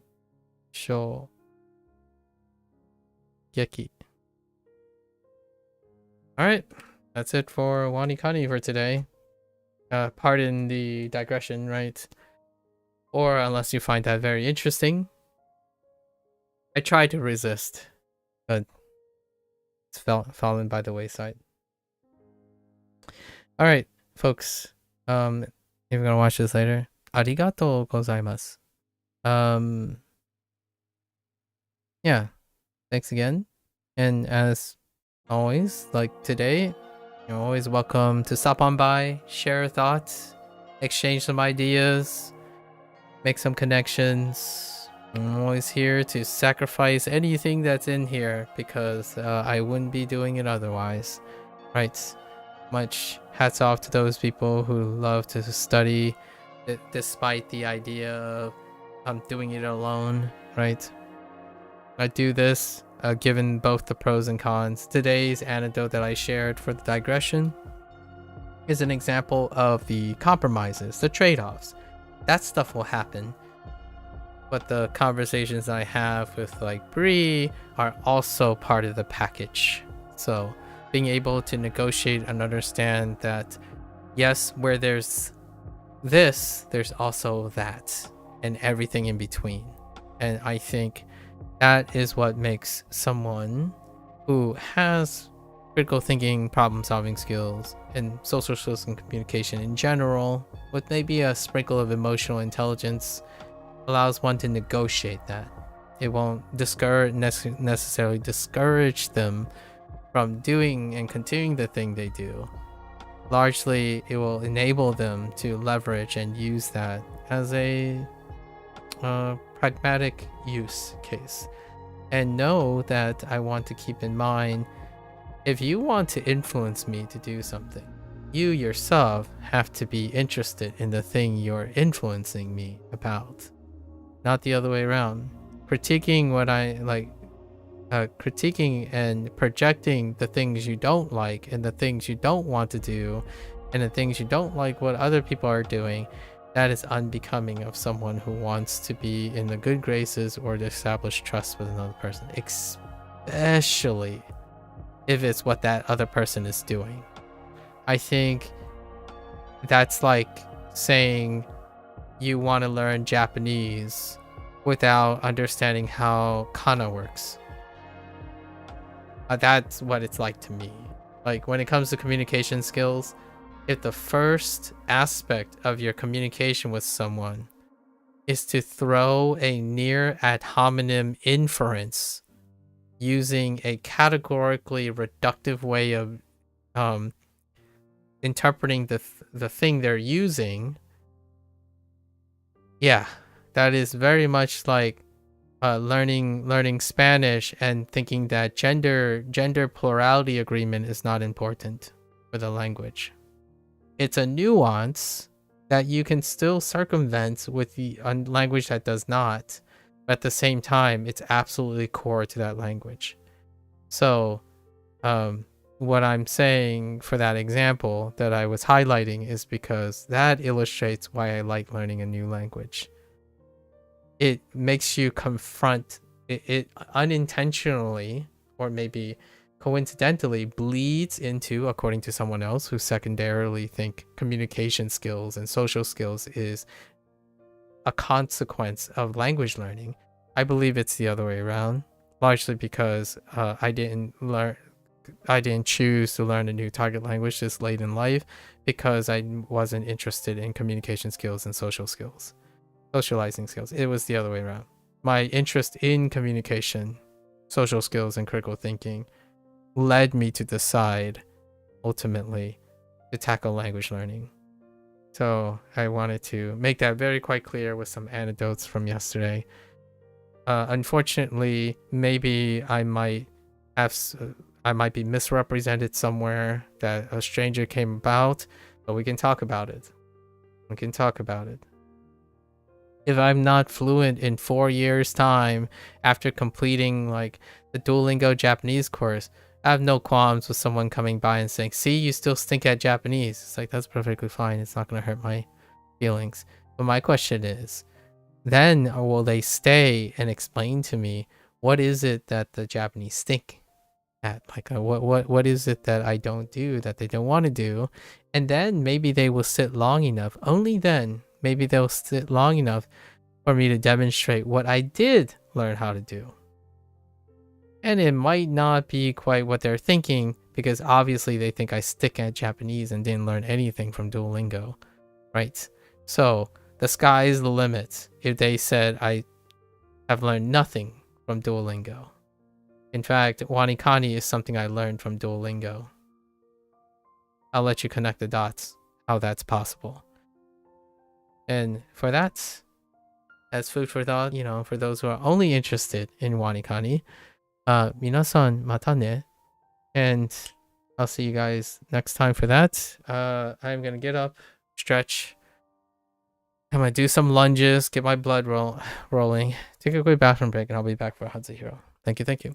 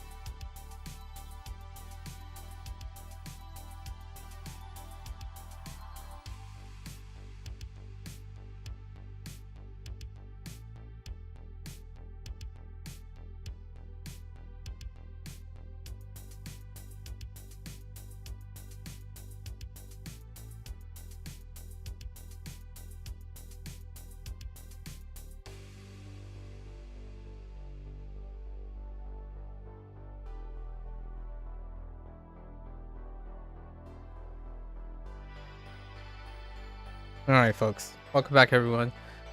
欢迎大家回来。今天是第170 RTN is 175. Listen, coffers. You just gotta turn down the brightness of your monitor, okay? You're flash banging yourself, alright? That's your problem.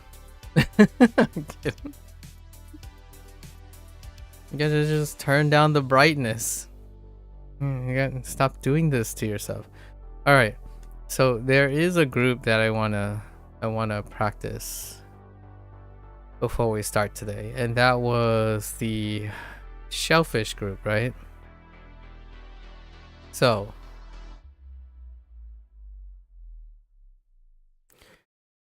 we got Bei,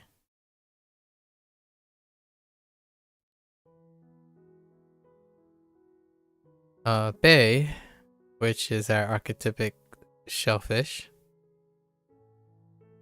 And where do we go from here?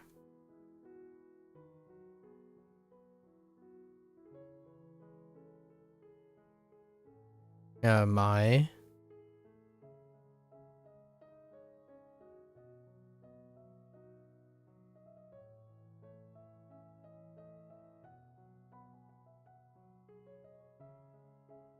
And then we have Mai.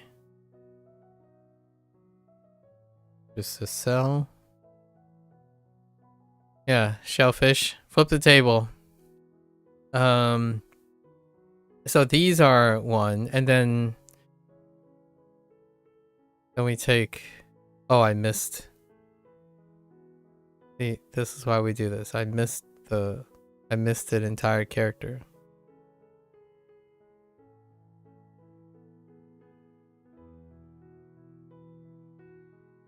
And then we have the other group.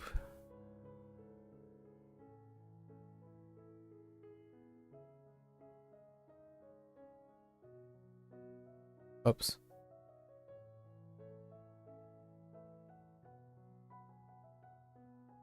And this one is so. Right, yeah. Or da. Duh. Which is responsibility. And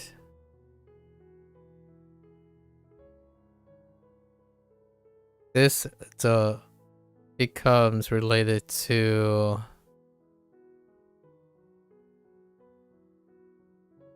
shellfish with a saber,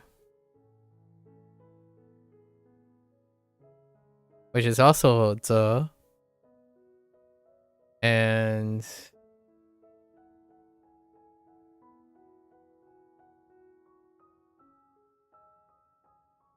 it's gone. And it's gone. Maybe we'll come back. Then we have shellfish with a foreman.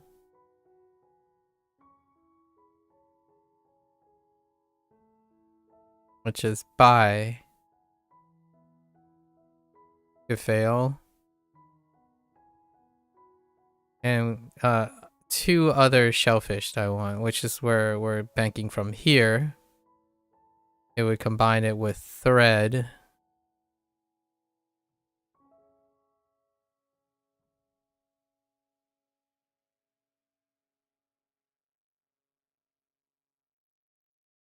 That's T, and T is accomplishments. And then we take this thread and move it to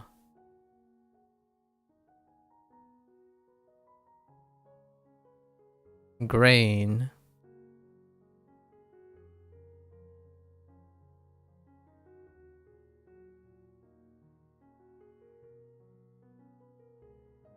When I think about shellfish now, all I can picture is the guy from the SpongeBob who crazily screams chocolate. Yeah. I actually, SpongeBob is one of the characters. Patrick in SpongeBob is one of the characters Kevin uses, and I can't help but think of SpongeBob. I legitimately want to watch SpongeBob. I didn't grow up with SpongeBob. It was like way after my time. I was in my 20s already. But it makes me just want to watch SpongeBob because I could like use SpongeBob imagery to randomly conjure up of things. So this is G as well, and that's accumulate. This is still not coming to me. Yeah, I still don't know what this is. And then we still have more, but I think this is good enough. There's also dual. Oh yeah, we can pivot from, I think, this one and add say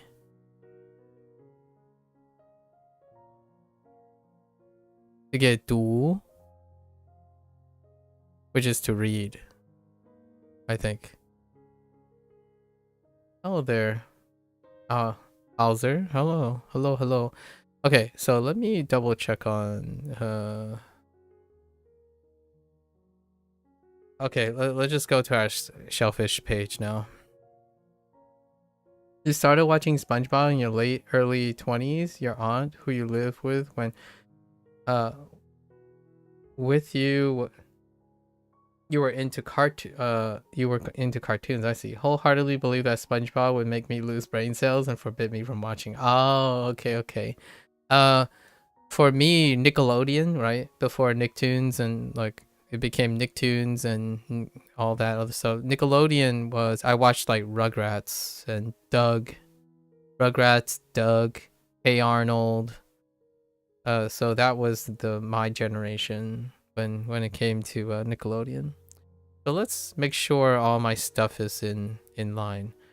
So here we go. We have my, right, which then is related to my, right? You add that soldier. Then du. Oh, du is not off. Oh, I messed up du. Du is actually off my. So I missed the top part. And then, yeah, I forgot about she. She is the newest one, which you pivot to thread. So this was to continue. That's one of the... And then we have accomplishments, which is fine. And then responsibility. What was the rule? So these two are the newest ones of this pair. And of course, shellfish is here to stay. So that's why I'm investing a little time. Like, shellfish is a very dominant thing, and not only shellfish, it's more this character right here as well.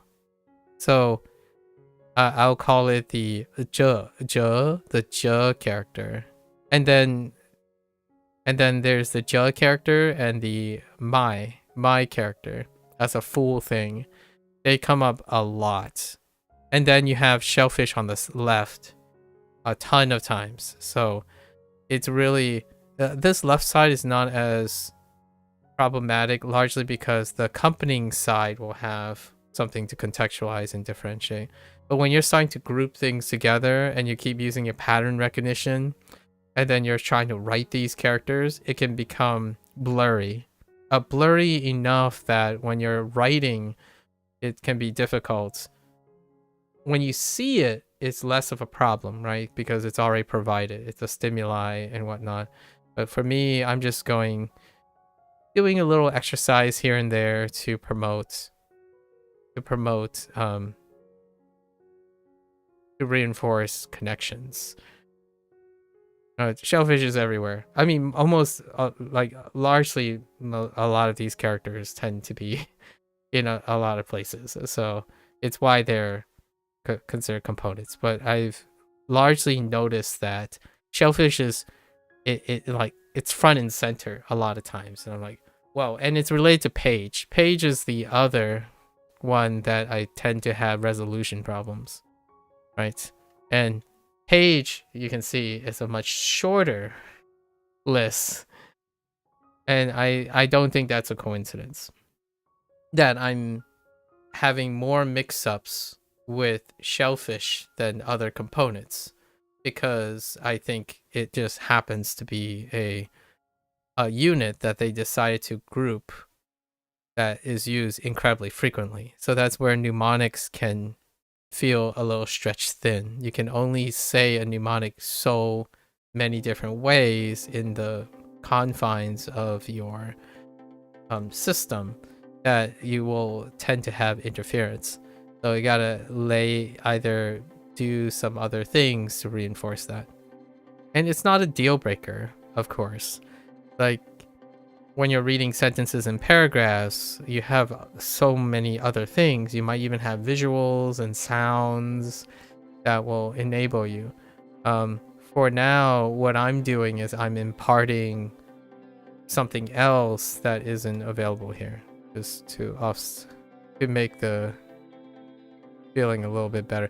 And now see, that makes me interested in looking at specific characters. Like another character that I would say tend to be everywhere and in all aspects is Mouth. Mouth is going to be gigantic. And the downside about Mouth is very difficult to use in this rigid mnemonic system. So I might have to do something else to modify that. Now, Mouth itself can be can be coupled into different mouths. So like there's Mouth, but there's also Boombox, which is 2 mouths put together. And then Boombox could be tied with Goods, which is 3 mouths put together. But you can see this is when it gets reduced. So there are definitely weighted uses of very specific characters. And Shellfish just happens to be a table flipper. And the way Shellfish happens to line up with certain words, those words are they have a lot of utility. And that utility creates a second layer. So I didn't know this, but I know this from experience now. And it's cool, and I'm highlighting it. So oftentimes people might find this a point of irritation, right? Irritate. A point of irritation. For myself, it's another problem I can solve, or it's another problem I can attempt to solve. So I'm trying to come up with seeing it as a proactive way. It's like, oh, okay, let's start coming up with something. You might be thinking, well, you're only going to use it once for Shellfish, right? No, soon I will start developing a routine in which it helps me differentiate between like these two. Because these two only differs in the left side. So I'm going to try to think of a way in which I can routinely swap out left side versus right side. And then there's compartmentalization. There's also basic structures, characters exist. There's one component. Components can be stacked side to side. So like these are one side. So there's 2. And then there are triple components stacked this way.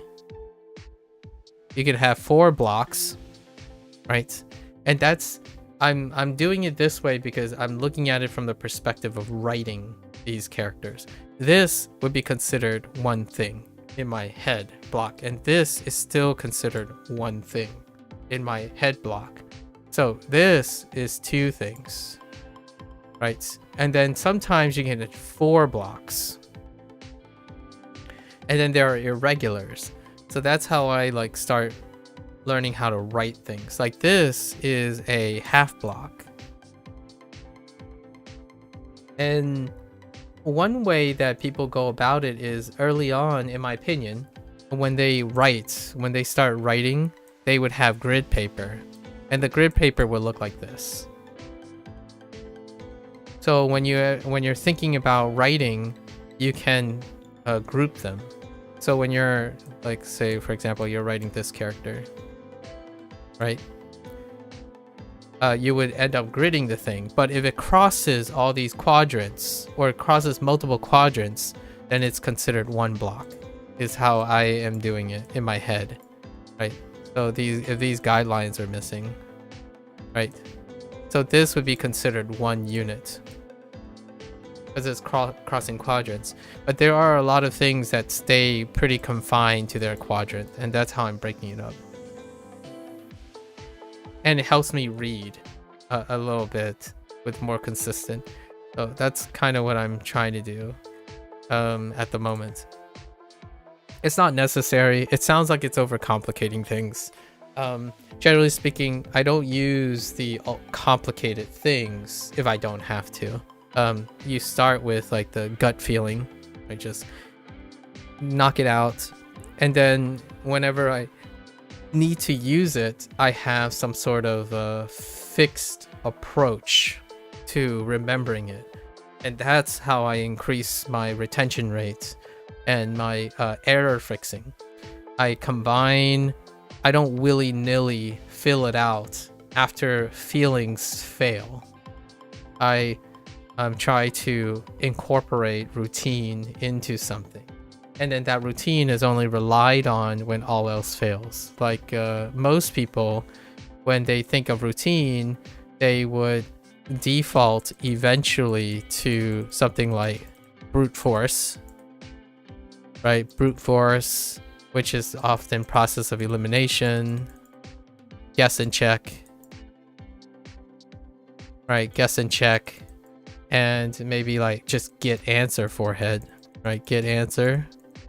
And that these can be fast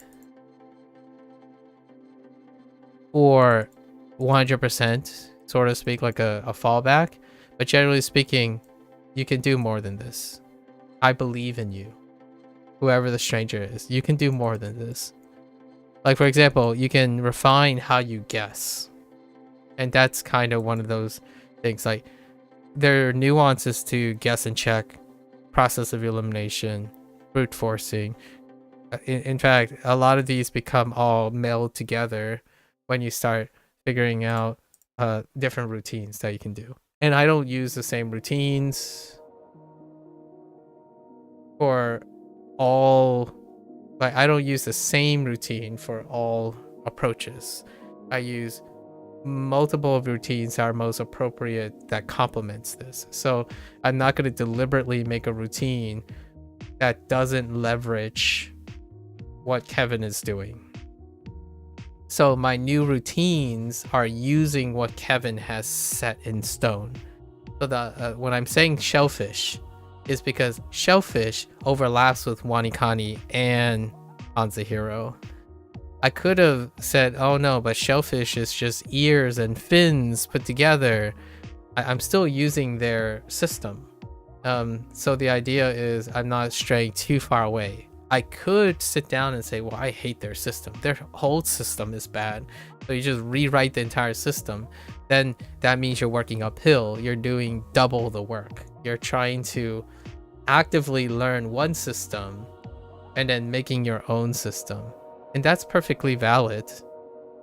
It teaches you other skills. Like, I'm not saying it's a bad thing. You're going to learn how to appreciate what they worked on, right? Or you might even iterate and replace what they worked on. And that's what I focus on personally. When someone describes me, oh, they really hate this aspect, but they do love this aspect. So what did they do about the hated aspect, and how did they supercharge the loved aspect that they like? Did it lead to them to finding another tool or developing another tool that double down on what they love and then compensate for what they dislike? Now that makes for interesting coffee table talk. Like, I can talk about that for days. That's methodology. It's methodology, it's brainstorming, it's all that again. And in my opinion, I think this is understated all the time. While you spend a lot of your time in the lab, for example, doing testing and collecting data, for me, the most exciting part that people go do science for is the exchange of ideas and comparing and contrasting methodologies, like the nuances and whatnot. That's where you spend hours and hours brainstorming and whatnot, and then the data collection is the consequence of that. So you do the work. Then the work is fantastic. I understand that. There's wonderful rewards for an honest day's work. And at the same time, the most intellectually stimulating part is not necessarily the honest day's work. It's the critical critical thinking and problem solving situation. And that comes from the labors of, your love of labor. The work that you did put into motion. It's a very disproportionate use of your time. So that's kind of what I wanted to emphasize there. Okay, let's get back into it. 士兵 Okay, 士兵, which is soldier or soldier troops. This would be soldier in WaniKani, right? As well. Although I don't think I have 士 yet. We do have 黑. This is 黑. 士兵, 士兵像 UB? QB? QB what? Let's see. What is this? 手部行进 行进 What is 行进? Go toward, oh, okay, it's towards. Let's go, advance forward, go towards. The neck, the big thing. Oh, capital. Okay. Yeah, so soldier, towards march. Oh, this is towards. Sorry, this is march. March towards capital. Interesting, capital. Neck, and I guess building-esque. 首都. The head or neck building, the capital. High level place.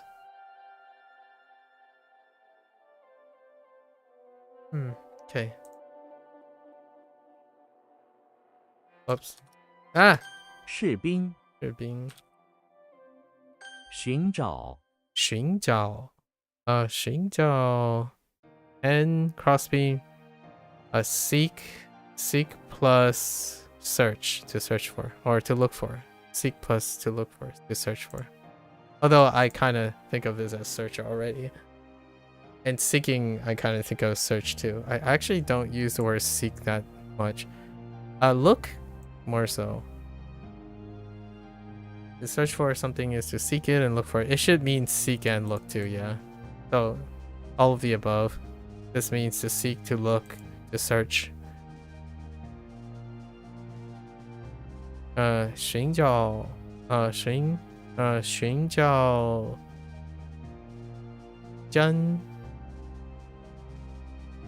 相 truth. Others 像真相 What's a 相 word? Faith. True faith. Oh, okay. I see.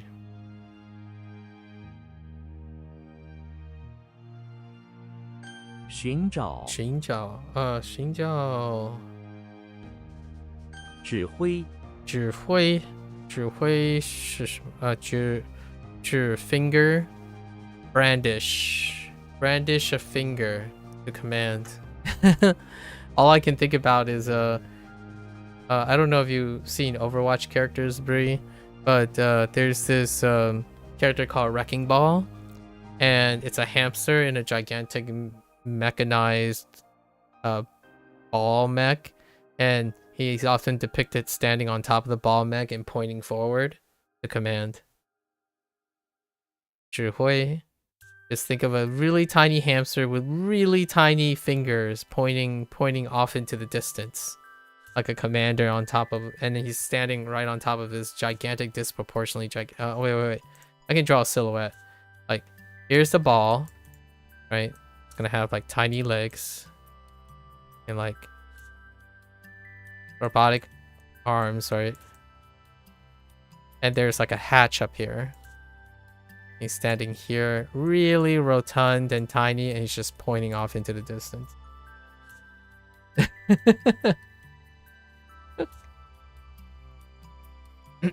Let's give it a little sphere. Here. Yeah. That's what I'm thinking of right now.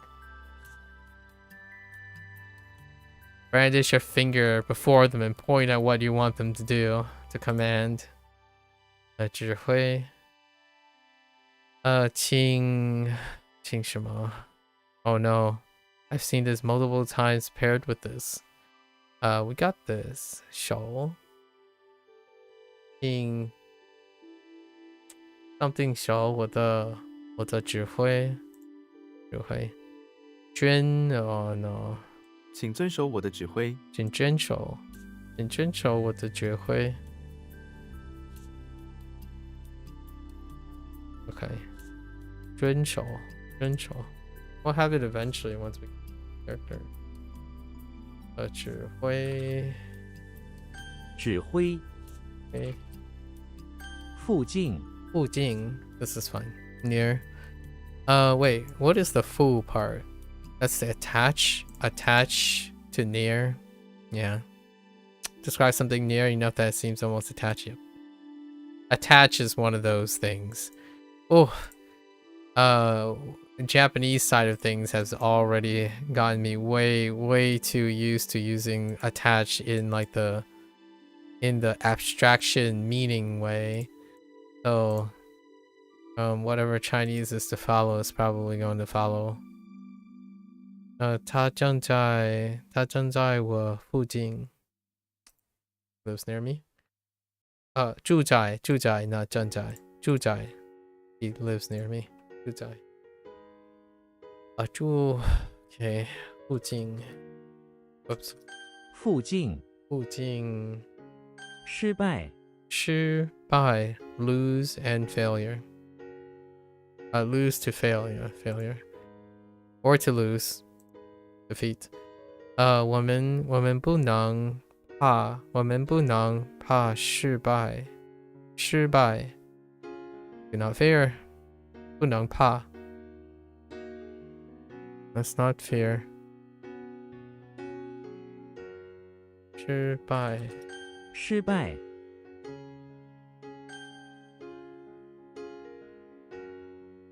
Okay. 士兵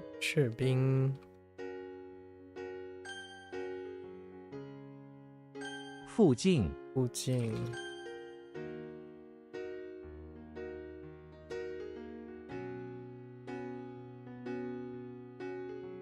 Whoops, that's the wrong tone. 指挥指挥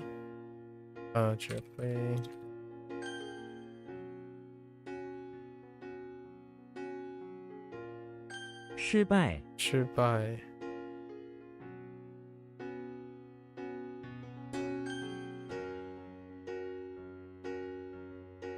寻找 Hey. Immigrant 移民 what was that? How did that work? It was shifting people. Yeah, people that shift. Immigrants refer to people who shift their location to a new migrate to a new place. 我是中文移民 Interesting.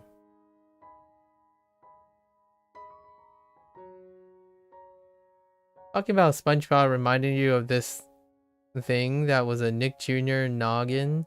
It's driving me crazy for years because I couldn't remember what it was. All I remember is that it was like an intermission in between cartoons and a kid would come on screen and draw what looked like Crayola super tip markers.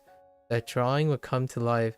I love that more than watching the cartoons. I think I finally figured out what it was called. Art Alive. I've never heard of that one.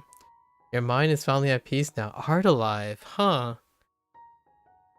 You're welcome. It's all on me. I take full responsibility. No, I'm kidding.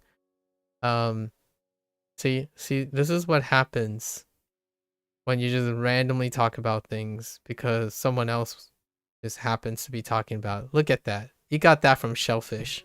I take full responsibility. Your hate for Shellfish have brought you to some peace, but still be angry at the Shellfish though.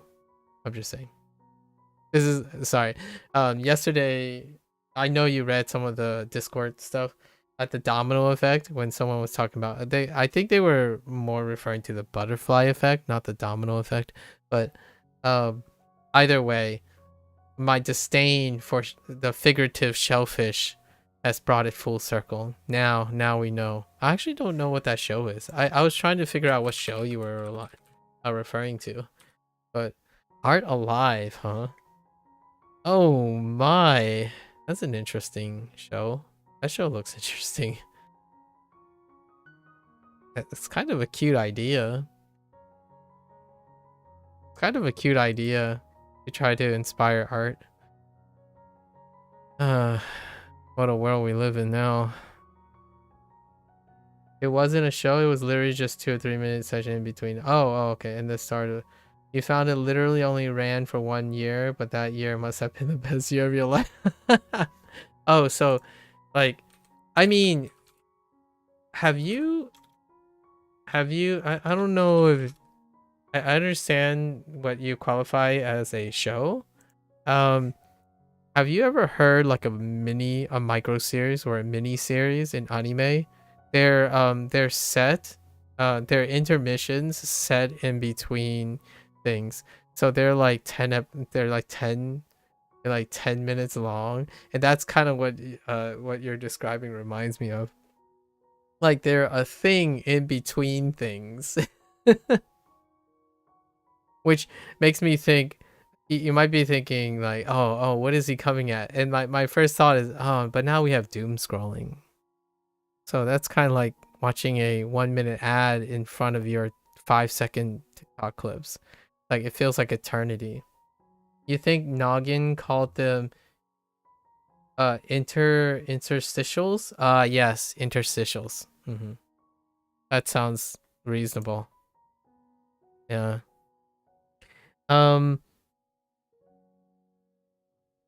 Interstitials apply, in my opinion, that ability to break up tandem.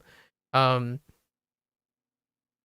is this useful? Like, you know how when you get stuck on a line of thought, it can be very problematic to it can be very prophylactic and or like cathartic if you have a routine that's like, okay, how do you reset your mind and then come back to it, right? And why not just have something else that you're enjoying or learning in the middle of it, right? Or hear me out, I know this sounds really crazy, but what if it's an ad? now this is like really making lemonade with lemons. Sometimes every like 2 or 3 months, you know how ads rotate, where like ads don't change in a finite amount of time, but occasionally I would watch something and I would just be like, all right, let's just see what the ads are like now in between these. So I would watch something and I would watch the ads like, okay, I guess I'm informed now.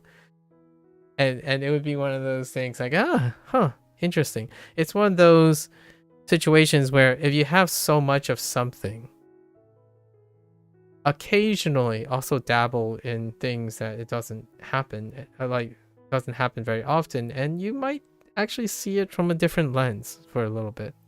So in the world we live in that has 0 ads, what is your ad tolerance now? I've always wondered that. Like, I feel like people just stop watching shows the moment they see an ad at this point. And back in the day, like, you have to watch, the ads have to roll regardless. But what if you can change that into something else? You might be wondering, I don't see you talking about ads. Oh, but I do. It's just that people haven't asked me about ads yet. I remember talking like 10 hours about ads. Like, hey, you know what's interesting yesterday? I saw an ad. I didn't see any ads yesterday, so I wouldn't be able to say anything. But You can make it functional. Not that it has to be, because sometimes you can let yourself feel negative about things. But man, if they're gonna happen, you might as well make them functional. I absolutely love ads that have like a message. Oh, there's some high quality ads out there. Honestly, that is what might compel me to buy something. And having like interstitials with encouraging art and whatnot, it's like, yeah, take my money. Can I buy a product off your thing? Sorry. All right. What is it? Lots of grain, shifting. Okay. 移民 Yiming. Rinse. 附件附件.附件. Attachment. Pieces. A piece of attachment. An attachment. Annex. Appendix. Oh, appendix.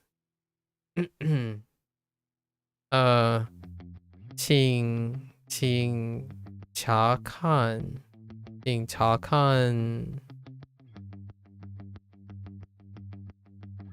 Oh no. 邮件附件 Please check the email attachment. Email attachment. Oh yeah, that makes sense. Or mail attachment. But I guess it can be inferring the email attachment. You know why? But that thing is just ingrained deep inside your head. Barring some incredible injury to your brain, I don't think I'll ever forget.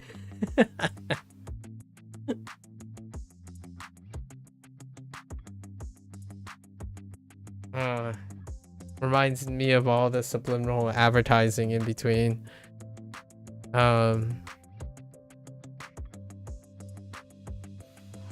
Yeah. Here's one. That's a interesting interstitial related adjacent thing. Back in the like Nickelodeons, they always show the advertisement at the end, like the people who are making the show, right? And then you have like their splash before episode, maybe possibly at the end of episode, and at the end of Doug, there's always this thing called Jumbo. I think it's called Jumbo, and it has like an egg, and it has like a shadow that pans out over it, and it goes da da da da da da da da da or something. It plays like this tune, and I can't unsee this ever. Like I don't. It's like an egg. It's like a jumbo egg, and then they do like this sun pan, so the shadow like casts over it. Let me see if I can.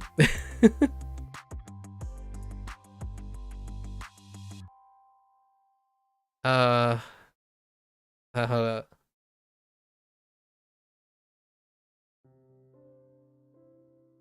Yeah, it's called Jumbo Pictures, and I can't unsee their logo. So if you look at an image search of Jumbo Pictures, at the end of every episode of Doug, it'll go and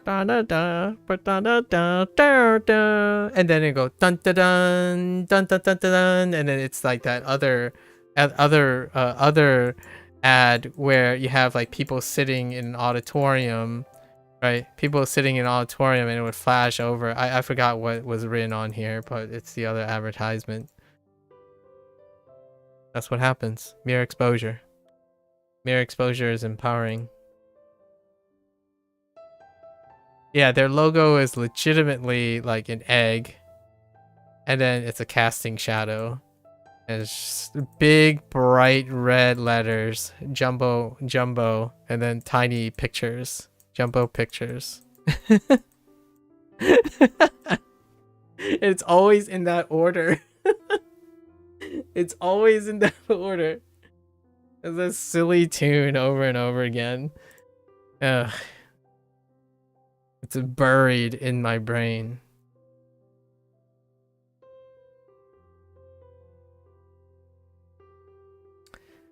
Okay, all right. We're composed again. 附件，附件。寻求，寻求。To seek request, which is the same as requesting something. So seeking sought. Something to sought is something you might request. 学生们寻求老师的帮助help 寻求，移动。移动， And then for dog, you gotta leave it up to Ayo Killer Tofu. I can't unhear that either. Ooh, it's like Iayo.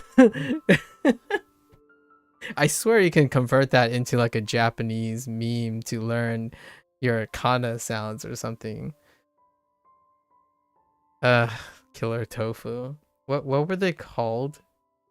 I forgot what the band is called. That is something I did forget. What heckin' Killer Tofu. The reason why I remember that part is it really does have a Japanese spin on it, and that band had like somewhat Japanese-esque-ish references, because Reptar is Godzilla, right? In Doug. Reptar, oh no, sorry, not Reptar. In Rugrats, there's also Reptar. Like they use a lot of somewhat, like they just overlap for me, where there's often some Japanification things. And Tofu, obviously Tofu. I think one of there might have been an episode where they had some sort of a musical, like a music video thing, a play on like MTV, and then it had some Japanimation relevant things. And then I suddenly thought of Reptar, which is Rugrats thing. It's a Rugrats thing, which reminded me of Godzilla reference. So Japanese stuff has always been on my mind most of the time. It's a part of my interest, part of my life. 移动 shift move, which is to move or to shift. Fine, 移动 把桌子移动到那边 over there 那边 so move it to over there, move the table to over there. Yeah, okay. Wow, this is kind of literal. Okay. 移动，动临时，临时 what was 临 to overlook time, last minute. Okay. A last minute plan is done, decide on the moment, you are overlooking the time it is due. Yes. Provisional, tentative. Interesting. 临时这是一个临时的安排 arrangement, or planned, or like, yeah, arrangement's good. 安排临时，是 okay. 移民，移民呢？移民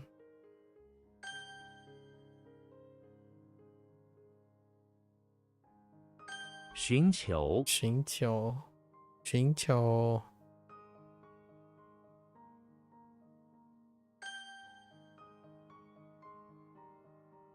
附件，附件 Whoops, I had an E. 移动，移动 I didn't review this. Oh, 临时零食。打败打败. Strike and fail. To strike out is more like it. To defeat an opponent is to strike out them, repeat it until they accept that they have failed and you have won. Or to strike out, it's fine. I think strike out is fine. Strike out and fail is to be defeated. A different way to word it. But you could defeat someone is to strike them until they give up. Yeah. 这支球队一直都很难 What is 很难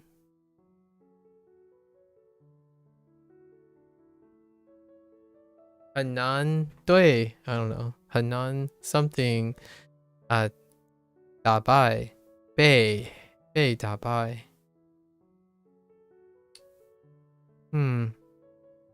Oh, that is Bay. It's just being used in a really interesting way. Huh. 'Cause that's quilt, but it's not even close to quilt in this. Yeah, it's a grammar use. Okay, I gotta remember that. I strayed away from Bay 打 because 败 I thought it might be something else. It might have changed reads. Bye. 良好良好. Liang Hao, good. Good is good. 他有良好的学习习识 Oh, habit. Oh no, 习惯 not 习识习惯 I'm like, that's not what habit is. 习惯 Yeah.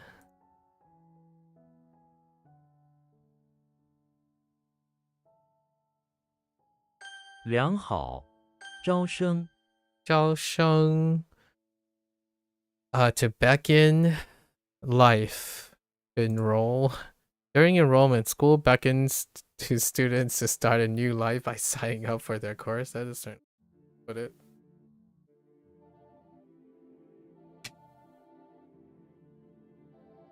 Now I feel like I've seen this in Japanese. Not in the same way.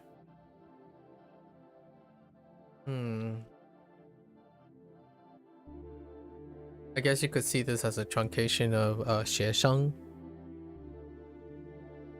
And then you can think of it as 教生, so you're beckoning a student life to enroll.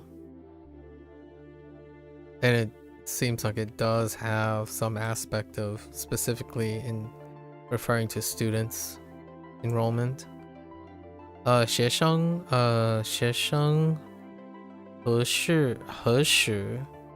学生何时开始招生 Wow, 何时 for when, okay. 明年的招生发动 method to move activities, okay. 学校有招生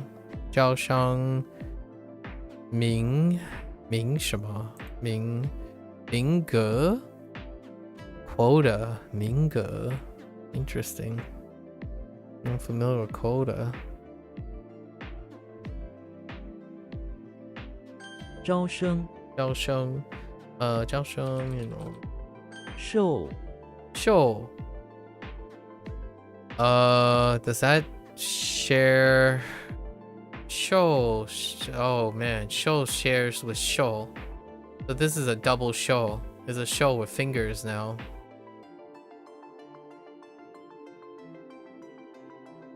Yeah. Show and show are top on each other. Double shows. Shrek is in the bathroom of the bakery. Shrek sits on a folding stool. I don't remember what the cleats were. Oh. The other one was Shrek is sitting on a folding stool in the bathroom of the bakery, and the person who owns the bakery just comes in and shoves a pair of cleats on him, and he accepts it. And that's what the accepting part is. And a crown, I suppose. But now what is Shrek doing? Shrek is in the bathroom of the bakery. He sits on a folding stool still and wears a pair of ceremonial cleats. In front of him is the head baker who stands on the toilet and wears a crown. The baker touches a finger to Shrek's head and confers upon him the title of ogre, bakery janitor. Honestly, that is whimsical enough to give them a pass. The title of ogre, bakery janitor. All right.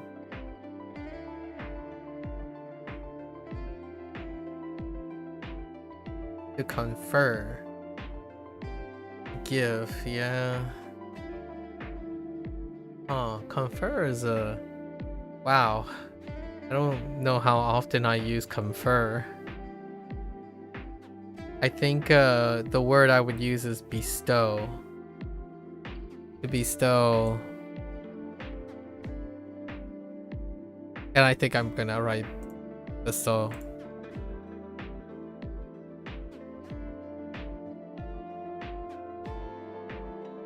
Pretty sure that's also useful enough. Yep. Verb, confer or present in honor. Bestow.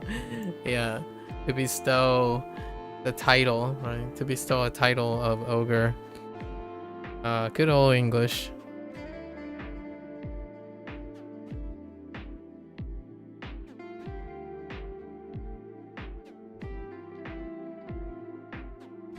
That moment when you type in is like, what is the definition of confer? Or bestow, confer. Or in this case, it's confer in the sense of this context, to confer a title, bestow. Although confer might be used for other things. We'll see. To authorize, yeah, that sounds about right.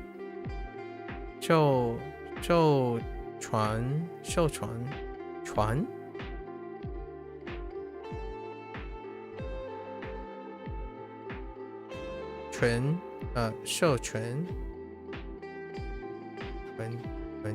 yeah, 权 Your brain in this game? What do you mean your brain in... Oh, the you're still necro, you're still sorry, Coffers is not into dead bodies. He's playing Rift of the Necro Dancer. he's not a necrophile. I was saying necro for short for Necro Dancer, and I'm like, oh no, wait, that's short for something else too. Yeah. What's wrong with your brain? Is it getting bigger? Is it becoming rippled? Is it getting shrunk? Your binds are ASD, but I don't know if it would feel nicer right hand. Stick with left hand. You play Osu. Fun. For your left hand. Grunt it out. You got this. Ganbatte.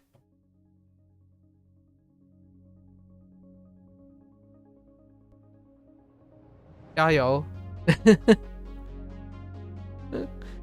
I think you can work it out. I think you can work it out. I'm looking forward to playing it too. I haven't decided if I wanted to start now though. It feels fine right now. Yeah, now I'm worried about the cap, you know, like then you have to like retrain with 2 hands and I'm like We'll see. 寿 Oh. Did you try clicking on impossible and seeing what it's like? I okay. The in-game calibration is kind of sus. After a while, you just set both offsets to 0. I see. I've been told that you need to get your calibrations. Yeah, there's a big leap. So here's the OS spring. Apparently, when I was looking at the people talking about the difficulty curve, it has the same thing as early OS experience. So it's the difference between 4 stars and 5 stars. From hard to impossible is that 4-star to 5-star gap back in the day, where like it seems like, oh yeah, I'm like assessing basically 99.9ing 4 stars, and then when you hit 5 stars, like what happened? It's like I don't know how to play this game anymore. That's apparently what that feels like. Apparently, like early days, or maybe even 3 stars to 4 stars. It's a fun learning experience at the moment. For the moment, until you get so sweaty coffers, until your brain becomes too rippled, and now you have diminished return on dopamine, and you're just like, it's time to retire. Alright. 上 Shang. Oh, Shang. Just add a confetti instead of the drop. Esteem. I'm not even sure I use the word esteem. Wait, to esteem? Oh, to respect. Okay. All right.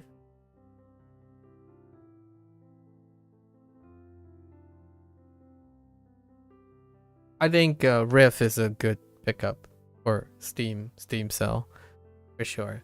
Riff is definitely, I mean, it's a bargain bag already for its base cost.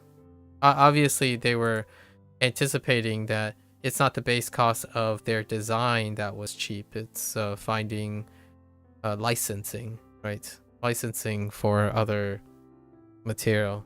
And generally, that's what is one of the biggest stopgaps in that type of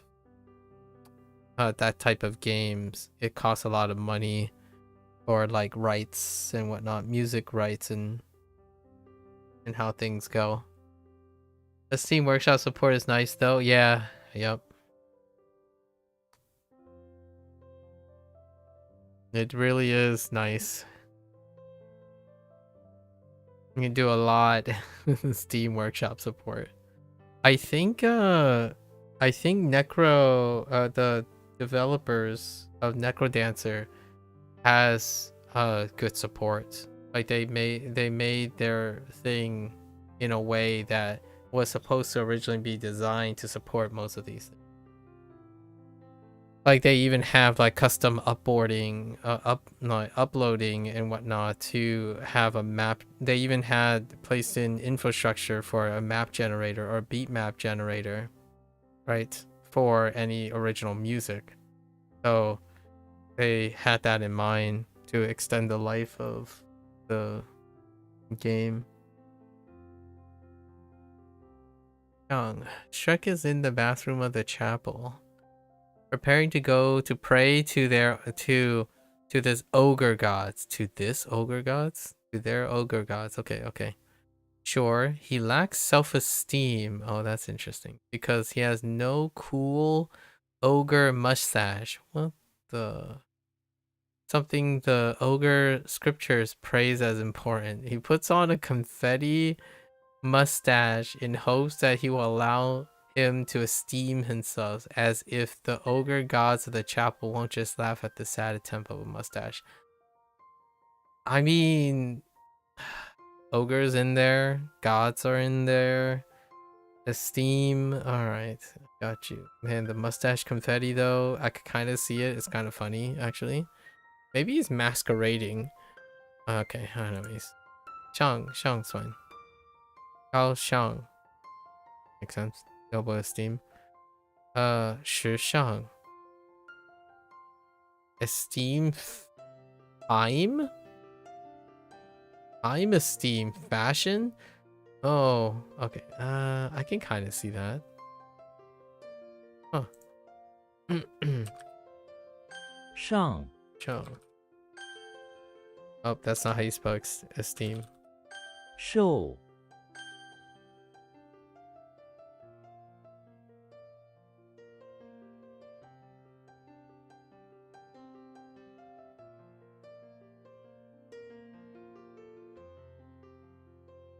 Okay. 良好 Yeah, oh.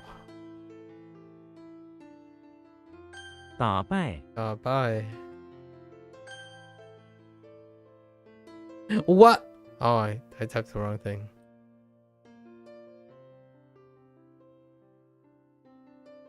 招生 Show. Ah! Oh, you can't have enroll? Okay. 上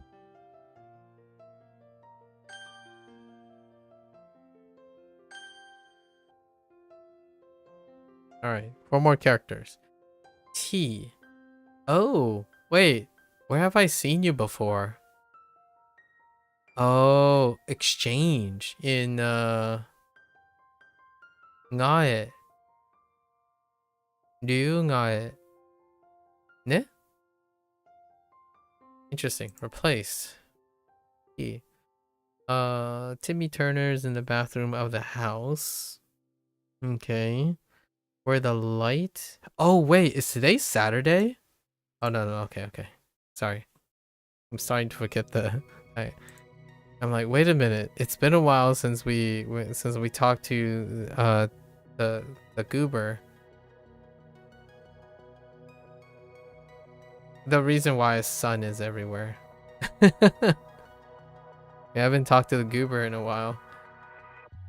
Timmy Turner is in the bathroom of the house where the light has gone out. Okay, sure. He calls for someone to help and 2 grooms. Okay. Enter to replace the light bulb with a miniature sun.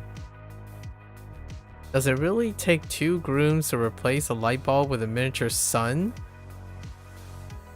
Yes, of course it does. One to hold the ladder, the other to install the sun. But why didn't Timmy just wish for it to be replaced instead of bothering the grooms? Yep. Timmy Turner. Gonna have to VC later? What do you mean gonna have to VC later? We can't VC later. I have to play Phantom X.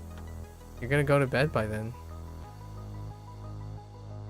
Substitute to replace. I'm so far behind today. I think I'm only gonna be able to play Phantom X for like 2 hours.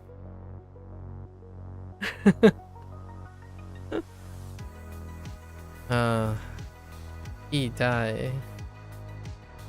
Probably for tomorrow.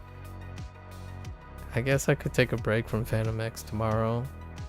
If we're gonna goober it up tomorrow. I don't even know. I haven't,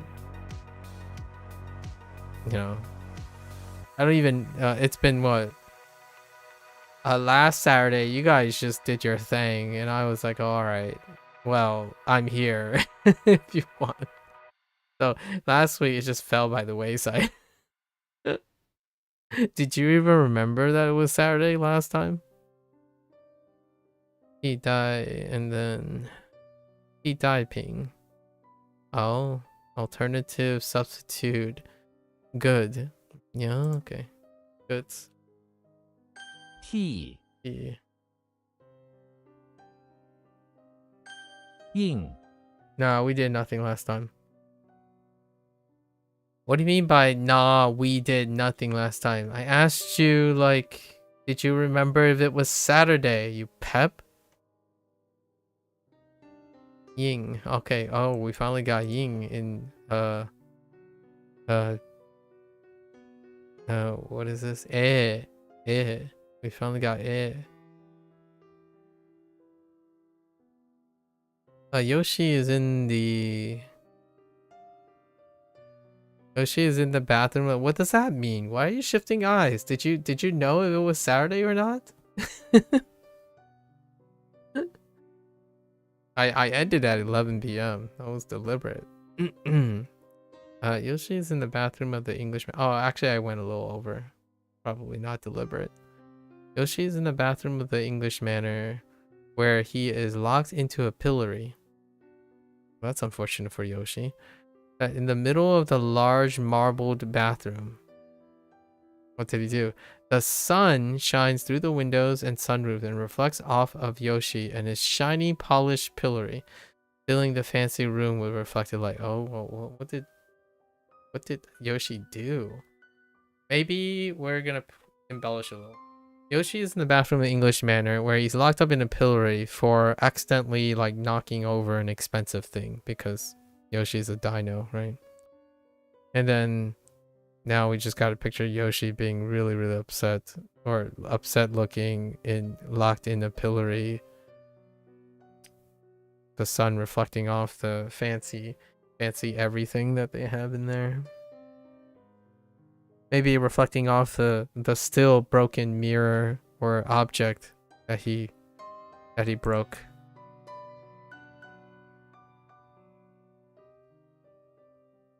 Okay, showing. 放映. 放映. What? How does that work? 放 release. Reflect. Yeah, I guess. And then we have 放映. 放映 and 放映. Yeah, but you think you forgot or was busy. Oh, okay. I figured. I was gonna remind you guys. 放映. To reflect. Interesting. But isn't that a pose? Oppose, reflect. Opposite reflect.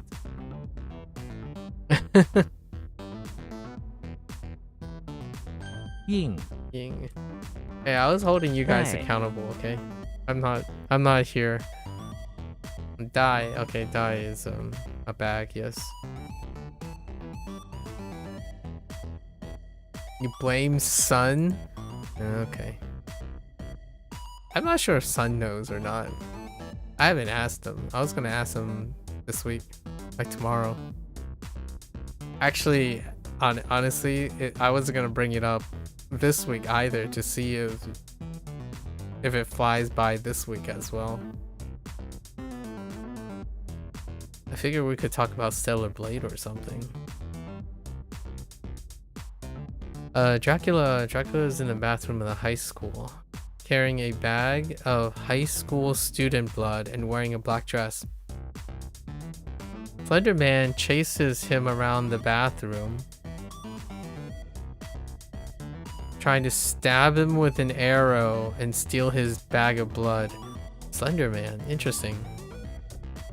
I mean, that's fine. That works kind of alright. Hold die. Oh, mouth pocket? Oh, pocket. Yeah, okay. I can see that. Yep. Shay die. Sleeping bag. Le die. Oh, yeah, garbage. Le and then bag die. Plastic. Yep. Su liao. Yeah, su liao. Yeah, su liao die. Su liao plastic. 带勇 Yong. Courage. Nice. Oh, we got Japanese. Yo. Yeah, and it's it's you. It's you. Right? You. Yeah, you. Instead of Yong. Yoshi is in the basement of the temple, where he finds a muscular arm stuck in a smoker. That is a smoker. I forgot about the smoker. That is by some of the relics down there. Okay, relics. A pole. He courageously run up to it and throws a spotted egg at the smoker door, knocking it open and setting the muscular arm free. The muscular arm praises the courageous Yoshi as they try to run out of the basement to avoid dying from smoke inhalation. This I'm thinking of muscular arm and a hand. I'm starting to think of the master hand. Now this is basically just a cutscene from Super Smash Brothers. Just the stage is like a basement of a temple. You know, you have statues and stuff, and Yoshi's like YOLO, shoots, you know, just poops out a egg, right? Poops out an egg and it just hits just the right way, and the muscular arm gets freed. That's funny. All right, so courageously. All right. We're fine.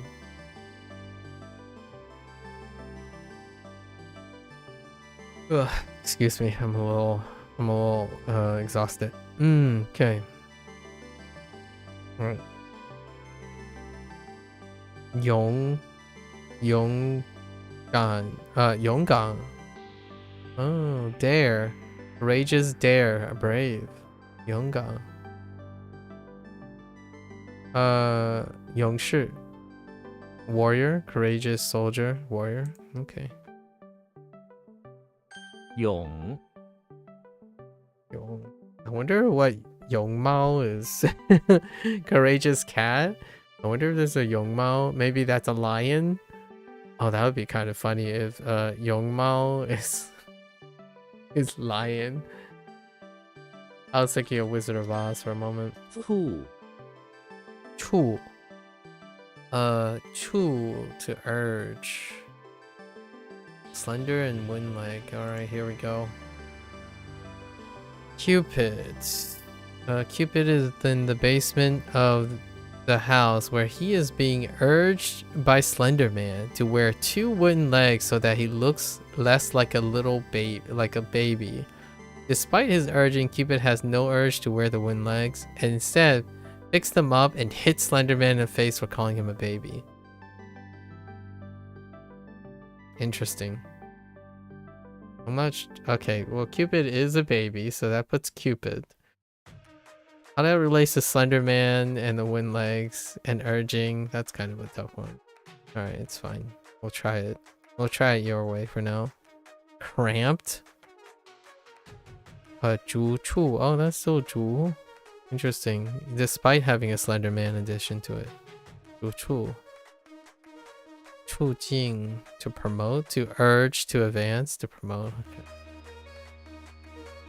Okay. Chu Shi. To impel. To use urge is impel. Oh, it's a different impel. Not that type of impale. It's impel, not impale. Like impel with a dagger or something. Sales promotion. Chu Dao.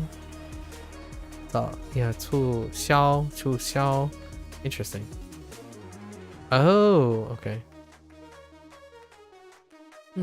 Alright. This one's gonna be problematic. It's kind of weak. Chu. Okay. Alright. That sucked. Yong. Courageous.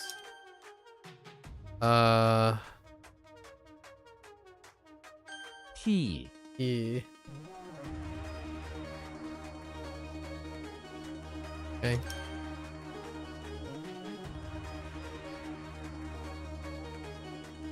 Ying. Okay.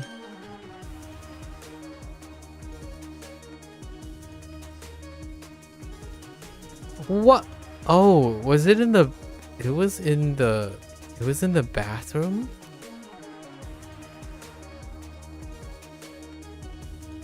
Dai.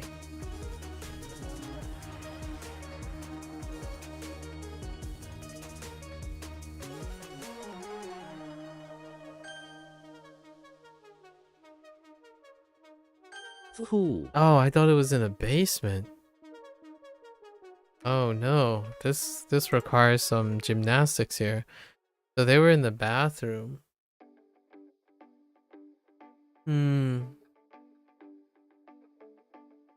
Maybe like onto the tile floors or something. He took the wind legs and smack it over Slenderman's face, telling him that it's ridiculous to be using wind legs on tile flooring. I don't know.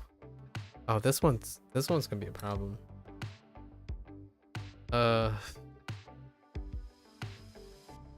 Wait. What is this? What is this even?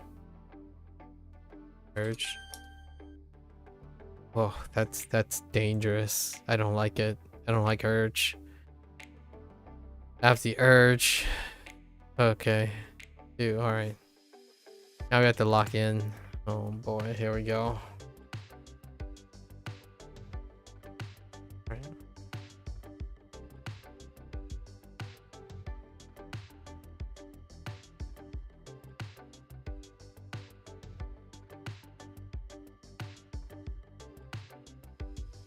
宣布公司宣布了新的政策，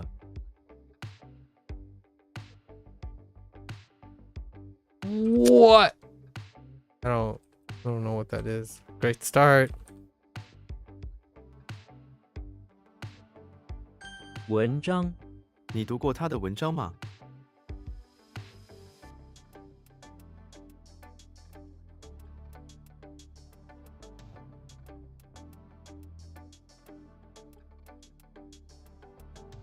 It's like a work of work. Like a piece. I don't know how they're gonna go about this. Man. Bad start. 人民币我想用美元换人民币。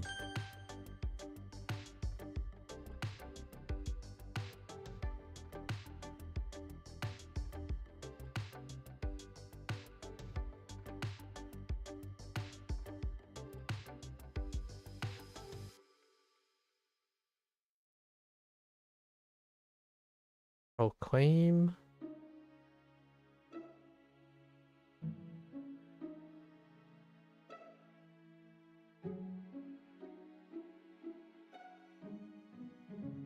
Just proclaim, no?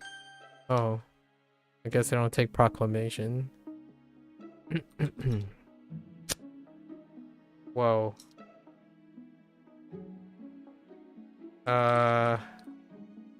东方中国位于东方， Uh-oh. What? Oh. 计算机请把计算机放在桌子上。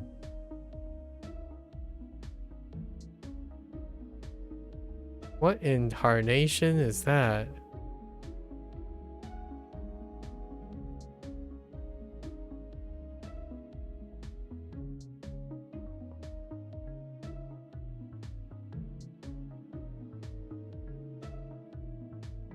Ay, ay, ay. Something makes me want to YOLO. No, that doesn't work. What is that? Oh, no, not this, but what was the other thing? What is this? Okay.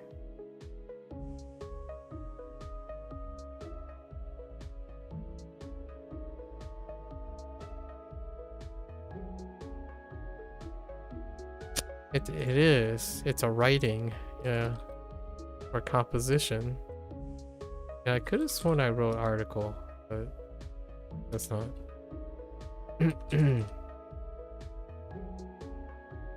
餐具请摆放餐具。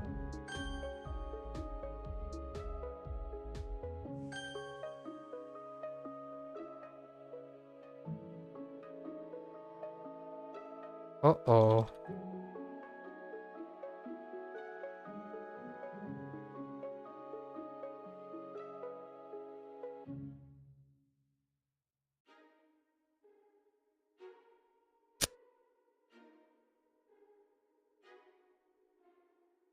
I think I screwed up the ending.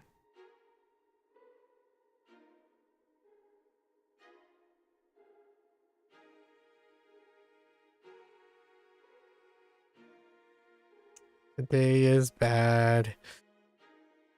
Oh, okay, hold up.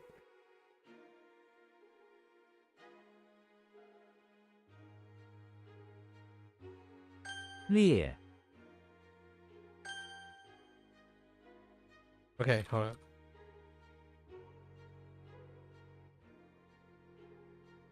志愿者 青年志愿者，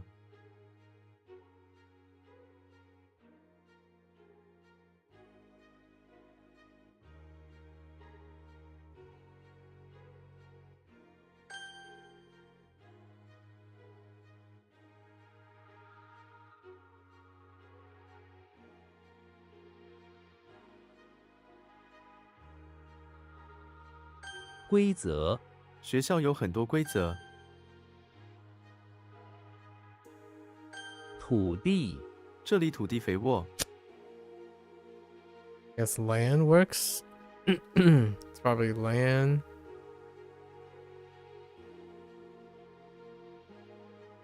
居住我们的家庭在这个社区居住，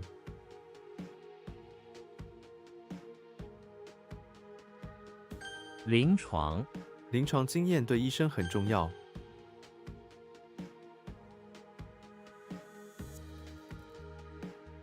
吸引日本吸引了许多游客，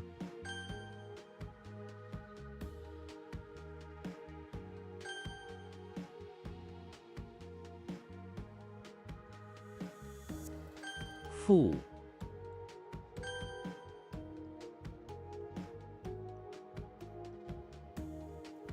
财务他在财务部门工作， I lost it. I lost it. Oh, finance. 财产这是私人财产，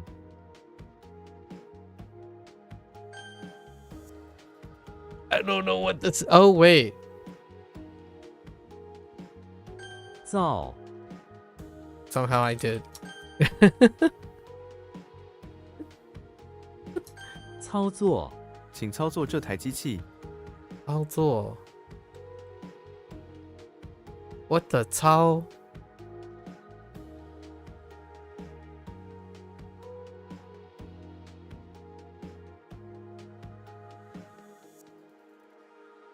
I legitimately am spacing out on Tao.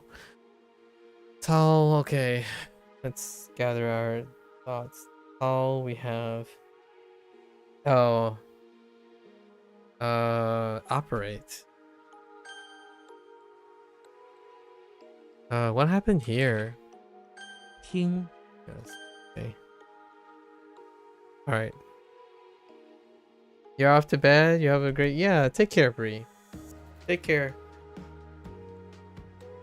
Another great day, another great exchange. Oh, which by the way, I don't know, we didn't get a chance to watch, but I did finish watching Diplomat season 2.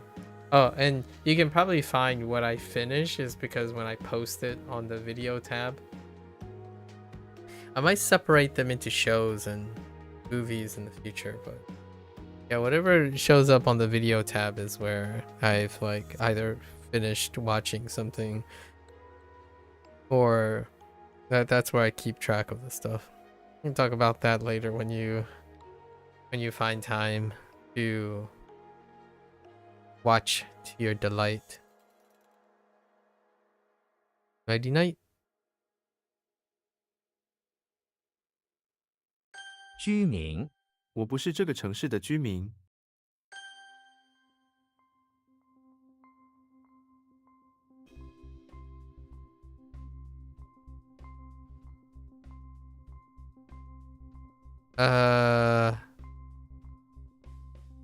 更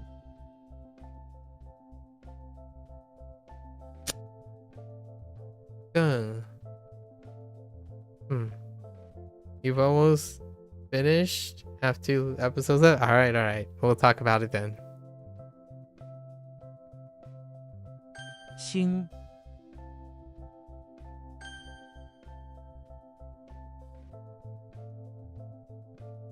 操场，我们学校的操场很大。嗯，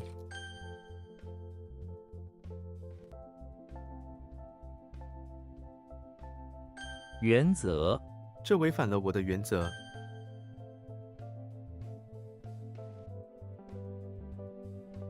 打招呼，老板每天到店里都会跟员工打招呼。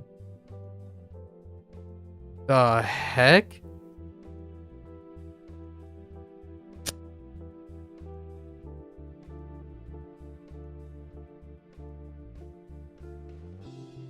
Da 招呼。嗯。嗯。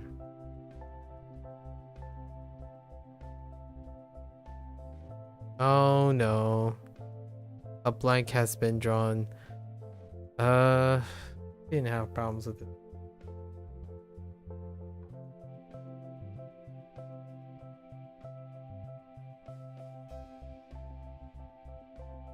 Oh, alright, it's fine.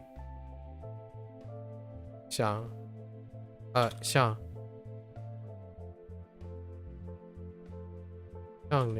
善良，他的善良感动了很多人。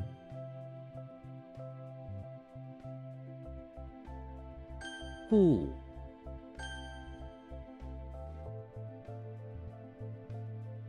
严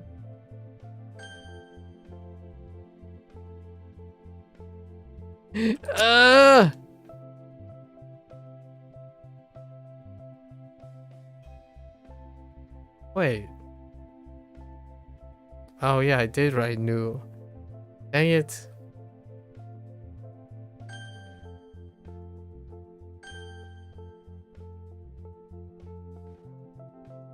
行，句，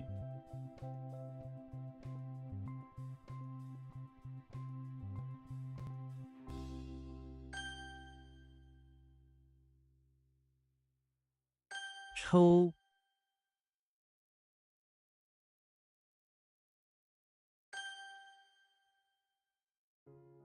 意，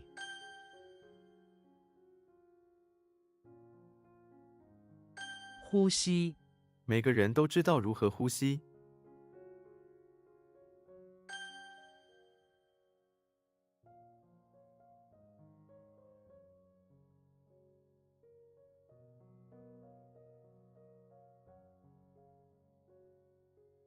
弓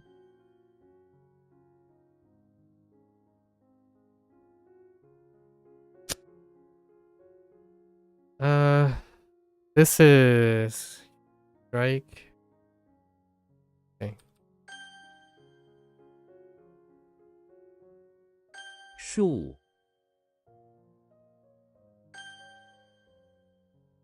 What? Wait, what? Oh, it's knee.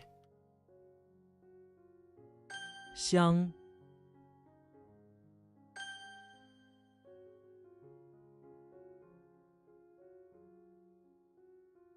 What? That can't be. Wait. What? What is that? 夏天，这里的夏天特别热。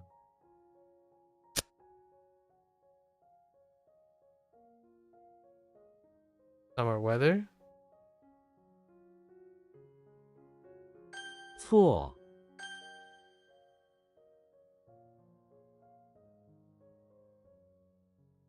经，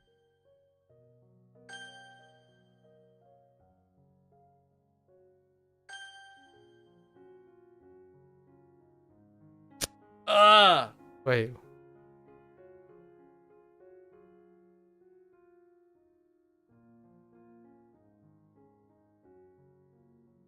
夏天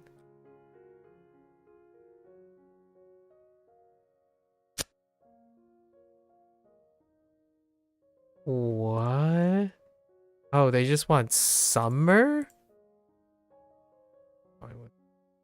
Just want oh, wait, yeah, that's true. That is actually true. I overthought it.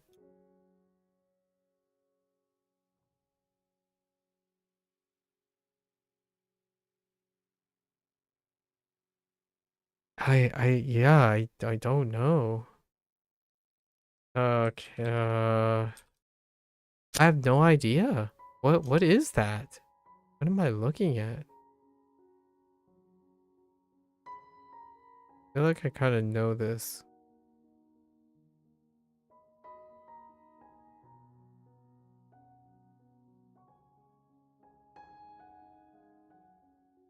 将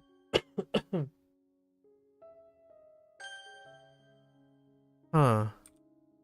I don't know. That's 叫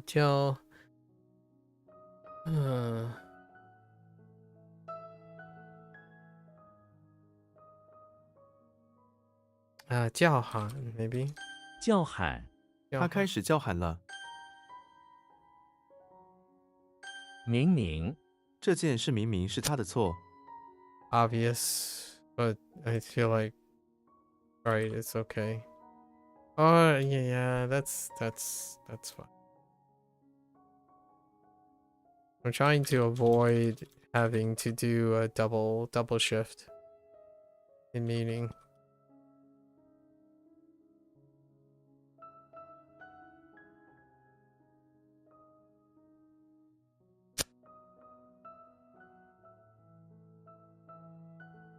Branch and finger?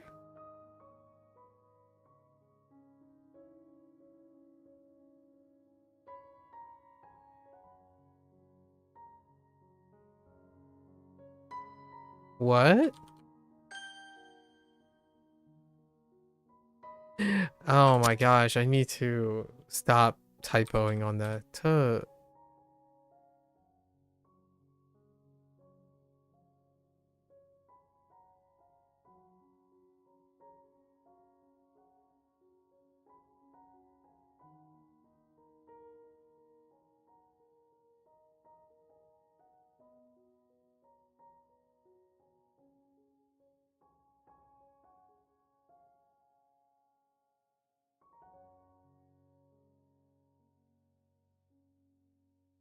Oh, okay. That's not what I was thinking of. But what is this?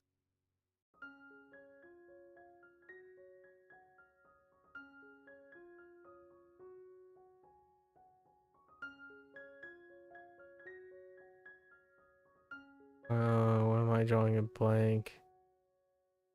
Oh, we have branch and finger.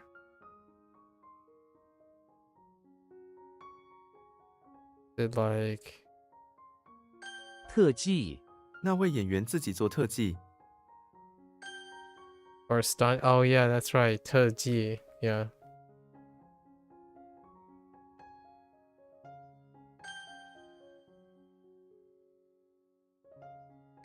否 Ignore, negate. What is that? It's all I have is a mole. I thought it was Oh,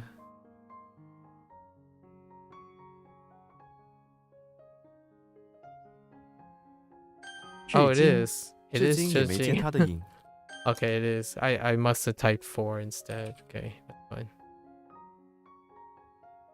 Wang Shima. Oh my, what is that?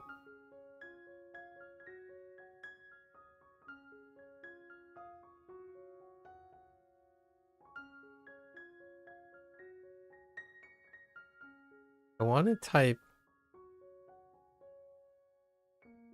玩弄别玩弄那钢笔啦。 wow. 你 Wow. Okay, that one became weak randomly the other day. 幸福幸福是每个人都追求的目标。 自路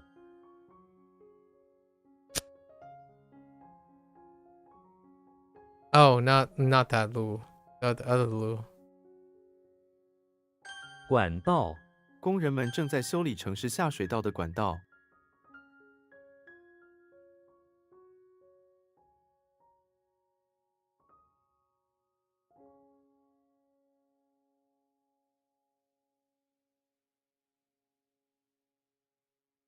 No, no.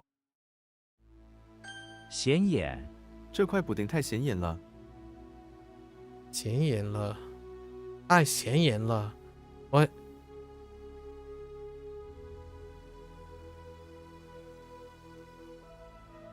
What is obvious to eye again? Conspicuous? Is that what they wanted? Conspicuous. Hmm.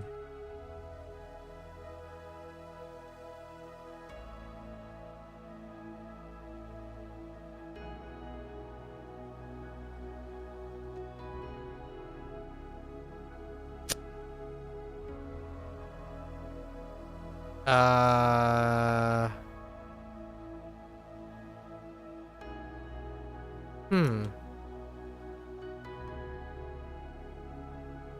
语气，语气友好， What? Oh. Wait.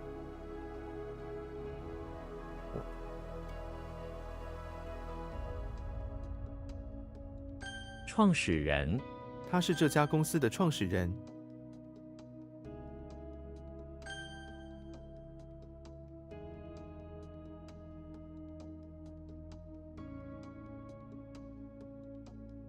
Send help. Send help. I see you coffers quitting already. Wow. I'm kidding. I'm kidding.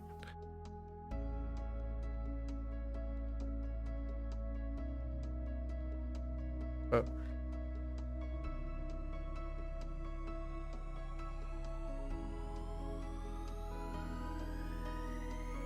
弱点，每个人都有自己的弱点。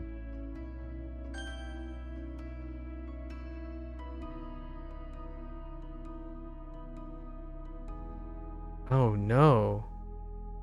No, that works. Right? Yeah. 城墙，古城墙，强强。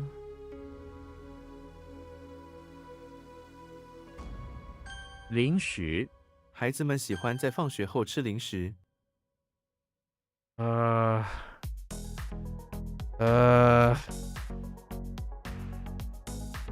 乡村，那是一个边远的乡村。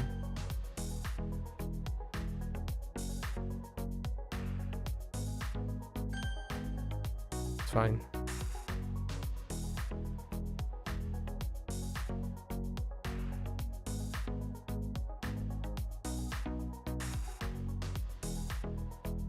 闪电，闪电的速度非常快。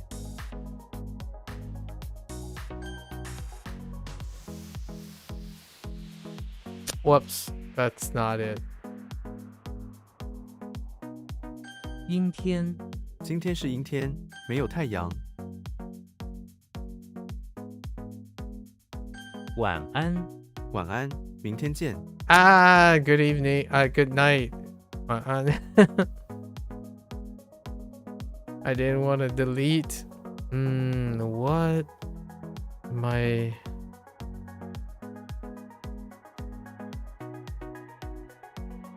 Oh no. I lost it. Gone.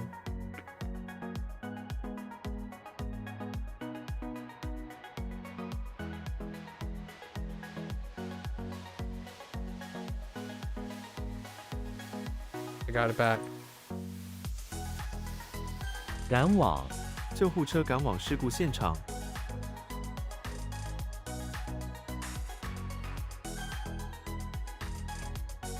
圆，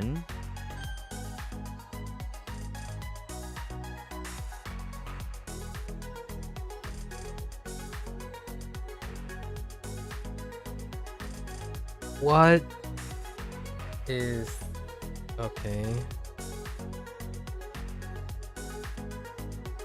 转折点，搬到台湾是我人生的一个转折点。转折点。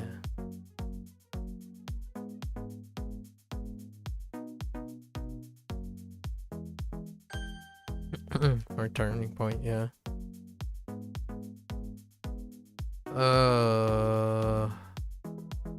Oh no. I don't. Oh no.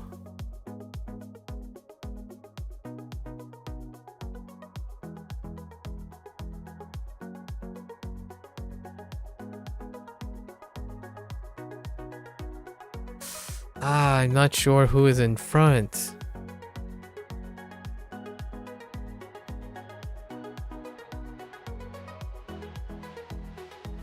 Yeah, I don't know who's in front.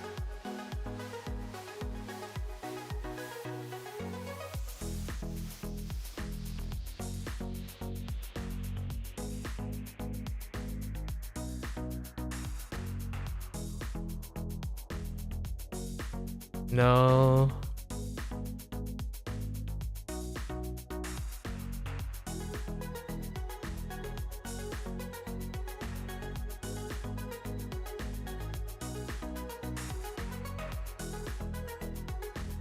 Oh no.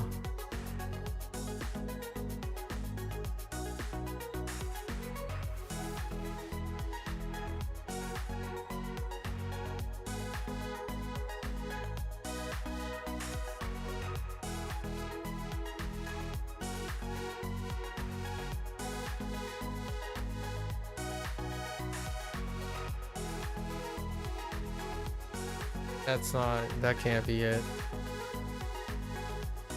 Oh, maybe it's I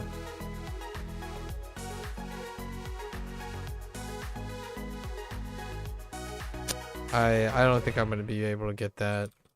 That rarely is used. 示弱，在对手面前不能示弱。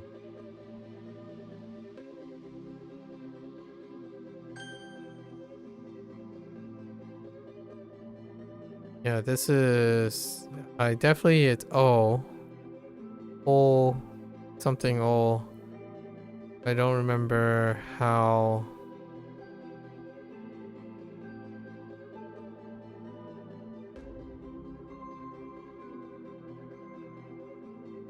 Yeah, we're gonna have to block this out.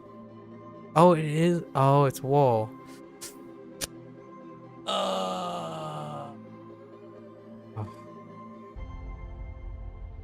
Fine.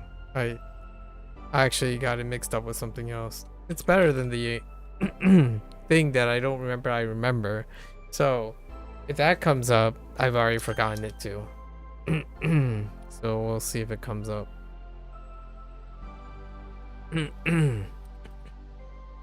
一品，珍贵的一品，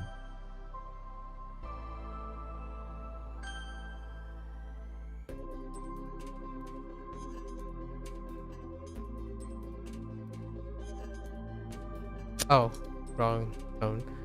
So what happened here?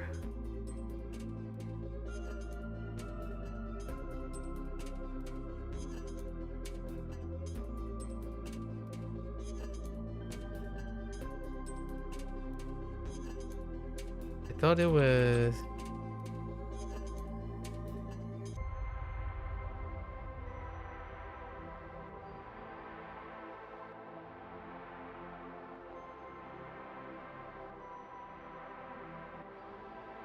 What?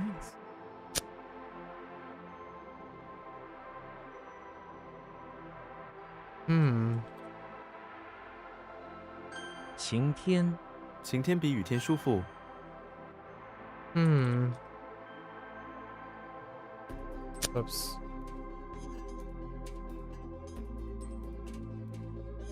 握手，他们热情的握手， Grass hand. Roshel. Oh, shake hands.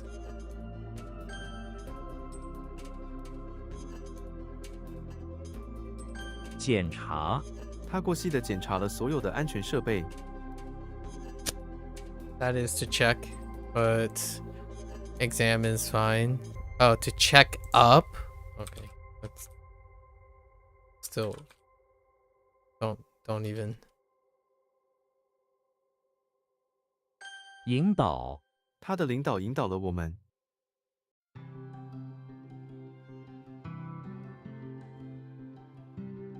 That's not how you spell attract.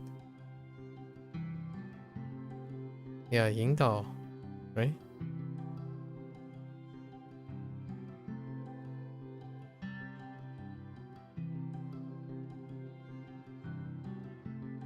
英寸，他只比我高1英寸。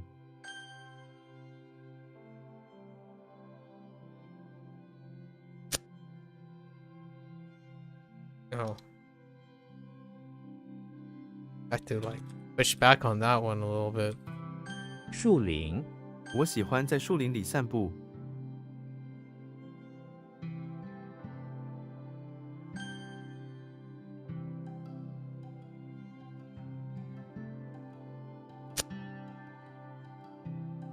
The pull guide. Oh, that's the guide. Okay. Fine.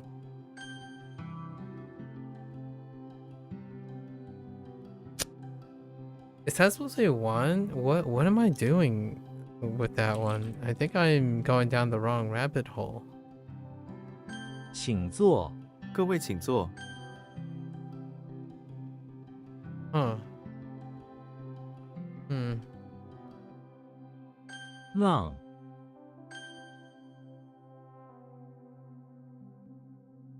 Oh, that's not. That's the opposite. I need to stop doing that. 昏，内容，这本书内容很有趣。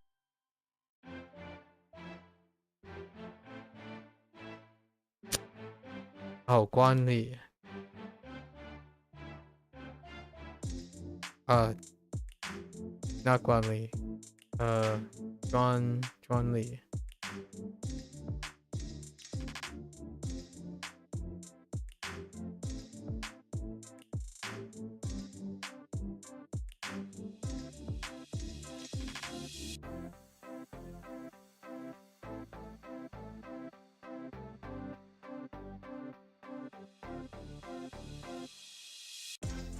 缺少，这个计划缺少资金支持。 What? Lacks? Ew. Okay.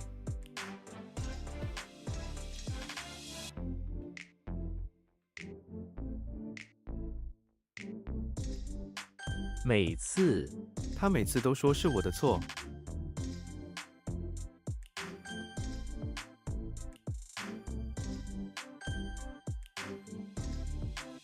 闪，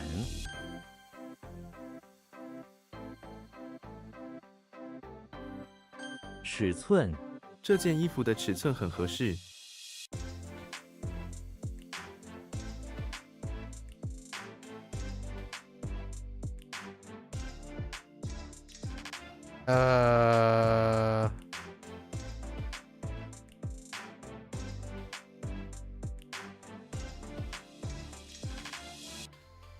And a sun blank.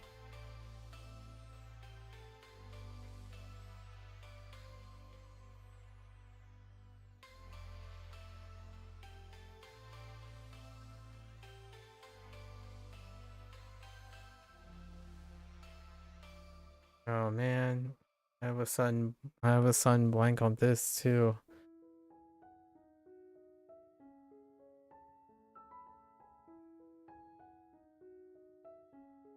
It.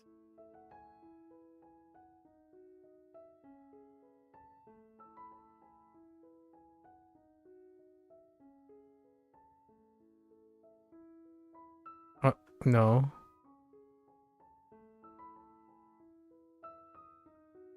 What?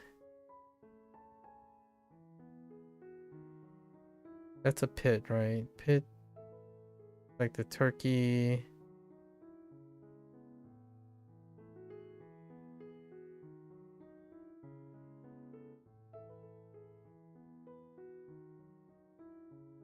That's a block. I don't want to deal with it. Hui. Oh, converge. .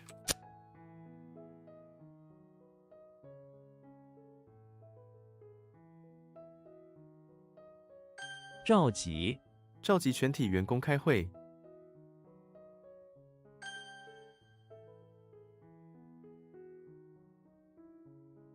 兄弟，他有好几个兄弟姐妹。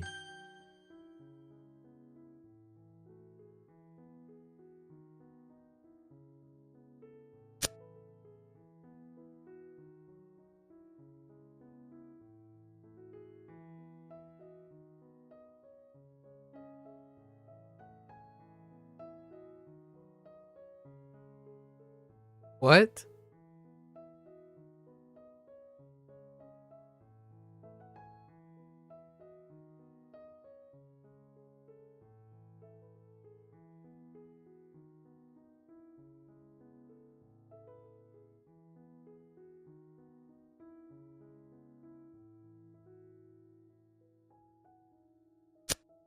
Oh, ma.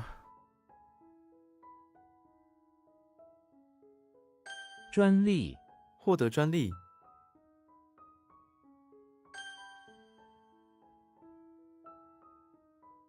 绿色、按那个绿色按钮。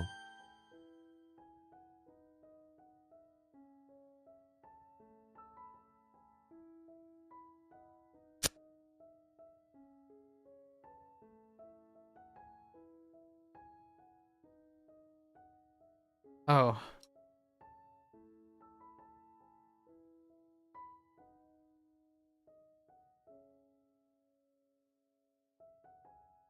Wait, how did the 外汇、外汇市场每天都在变化，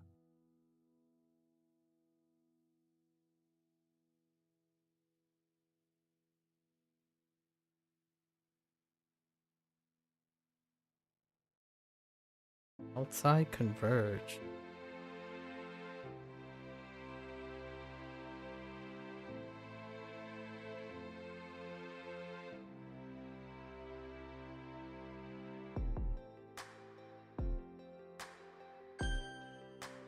Wait, how does the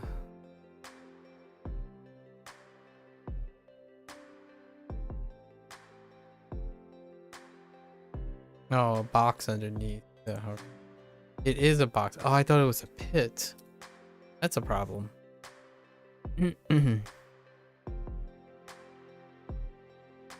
I have no idea what's going on, but my gut feeling is not working. So we gotta something. 料、 Okay, saloon doors. A nerd. Wait. What?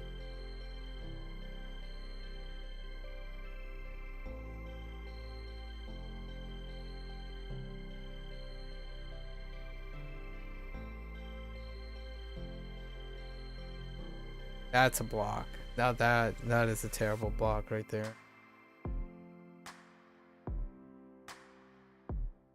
Yeah, that is a terrible block. That feels so bad. 山腰、山腰的风景非常优美， No reason I should be having a problem with that, and here I am. 圈套、小偷设了一个圈套，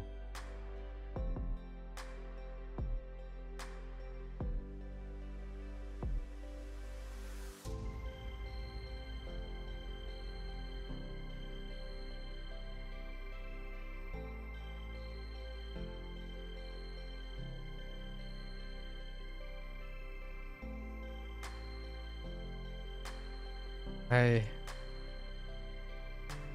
B?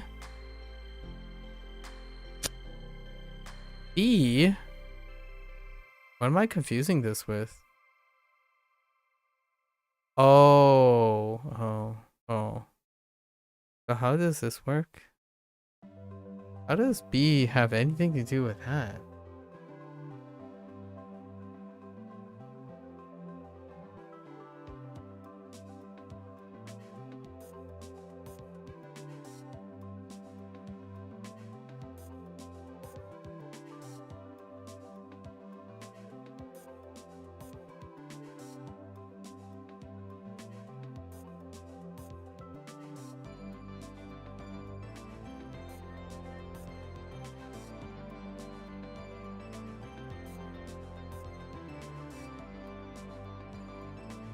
Nah, B is bad. So I have to remember B.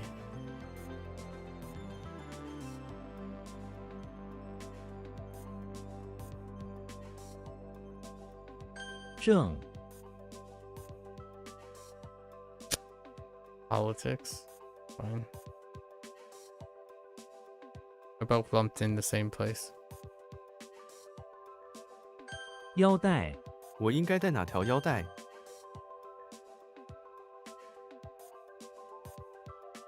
哈哈、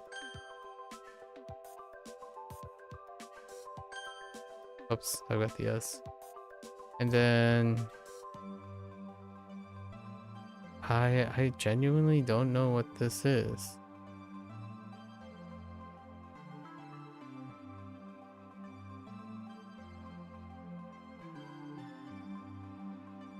Oh, it is one. It's a finish. Yeah, okay. I don't have to worry about that. That's today. Today is today. Oops. I messed up. What was this? Oh, 完整、这是一个完整的计划。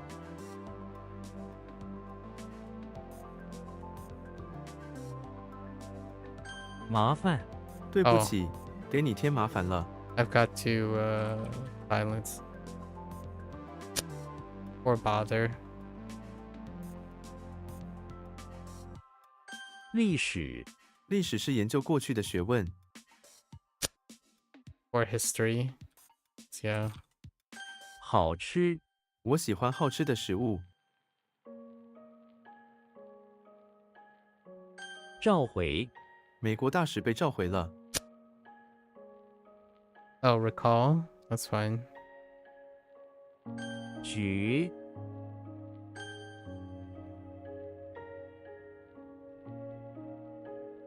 鸭、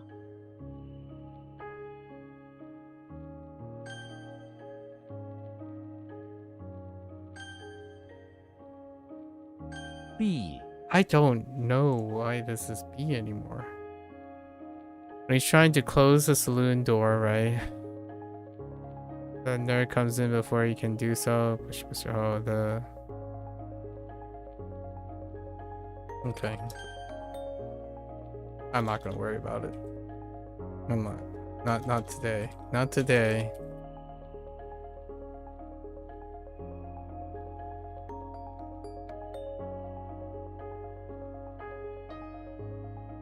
"态度、我喜欢他的态度。滋、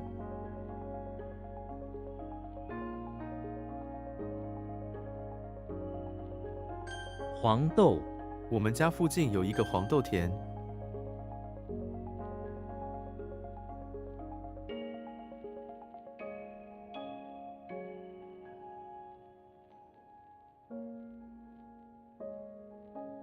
It is annoying or problem or trouble.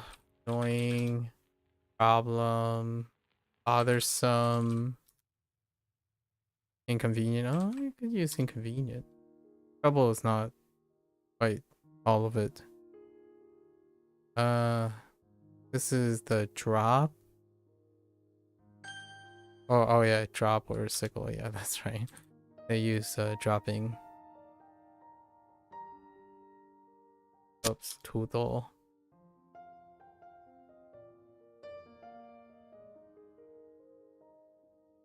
镇、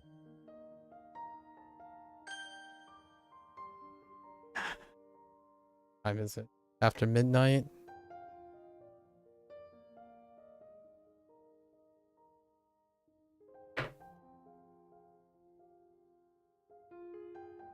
"未婚、她是一位未婚女人。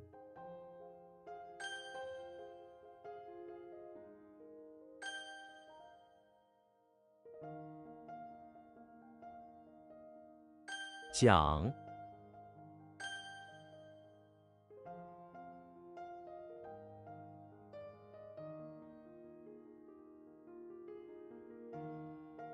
退、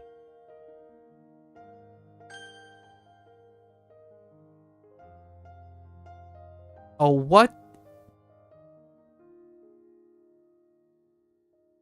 Oh, what?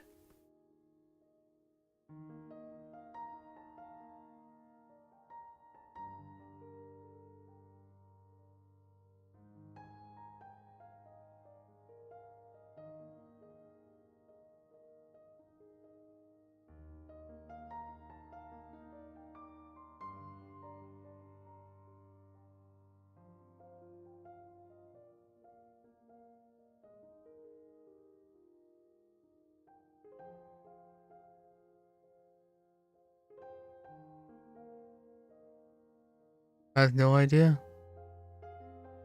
I have no idea what I'm looking at.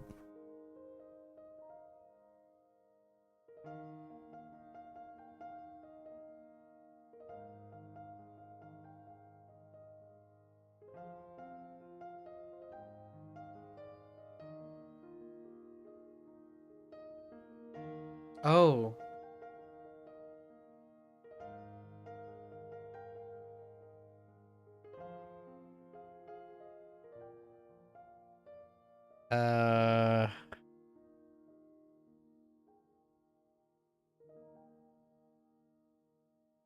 No.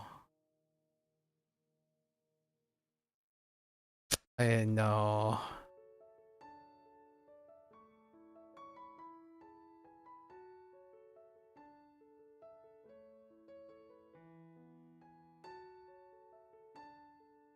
What?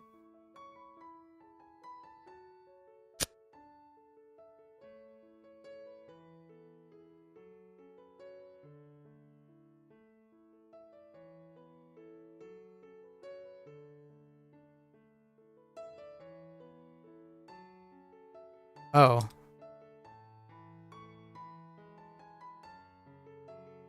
Shen.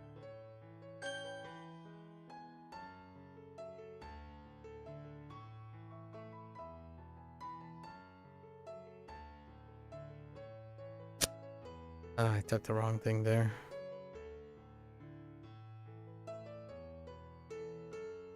What is that? Okay.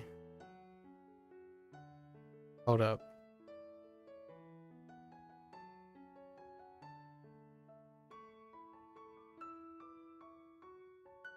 丈夫。她的丈夫很善良。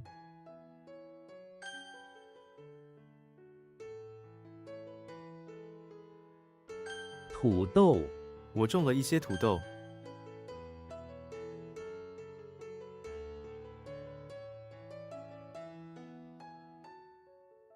挂号。请问挂号处在哪里？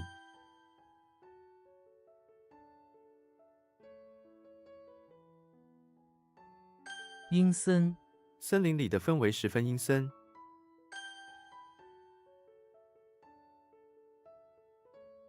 Yeah, I just completely lost this. That's so annoying. Oh, no, wait. It is the one that I think it is. Oh, I must wrote without the G. Yeah, I must wrote without the G. I mean, that's fine.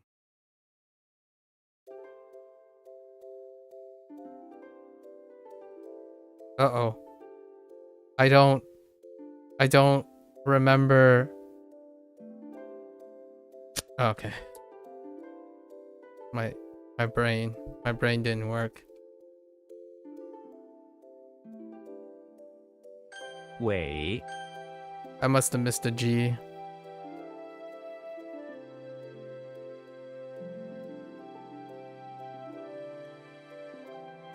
松树。我喜欢松树的气味。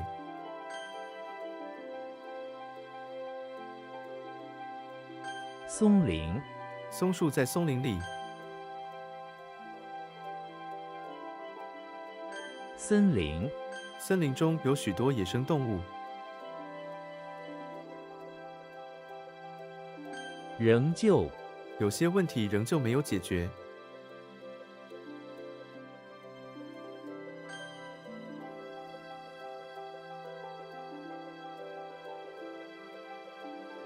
马尾。他剪掉了他的马尾。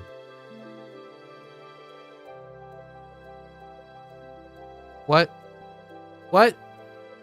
Wait. What? Oh, that's... okay.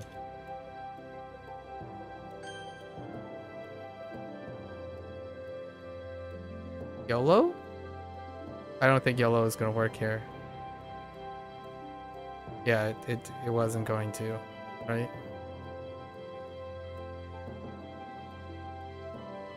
Ni. Nope, wasn't gonna work.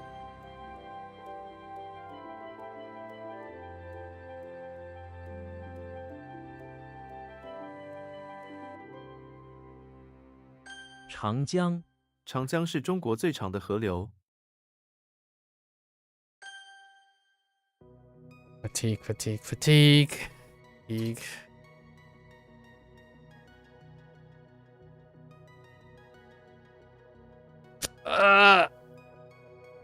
What?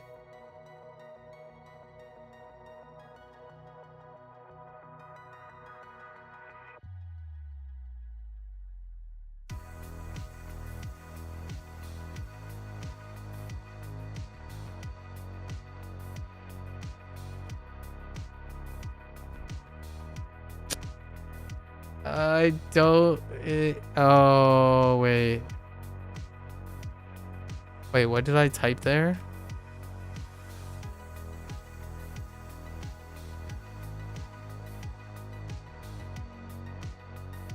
发光这颗宝石在阳光下发光。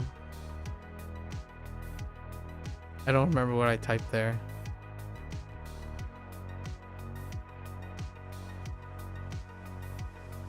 既定这个计划已经有了既定的目标。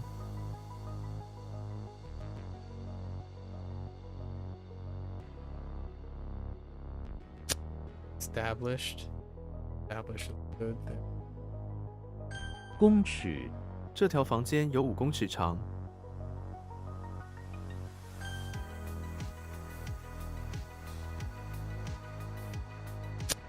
I am drawing a blank. Oh, no, I got it. 金 How does that even work? Oh, yeah, okay. 巧思用巧思解决问题。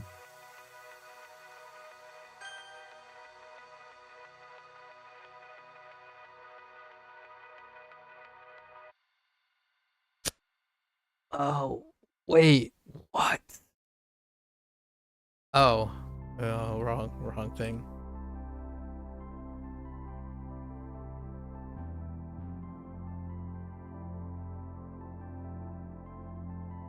Who was it though? I thought it was.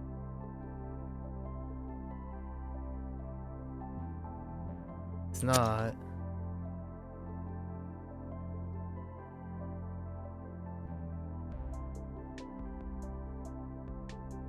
What?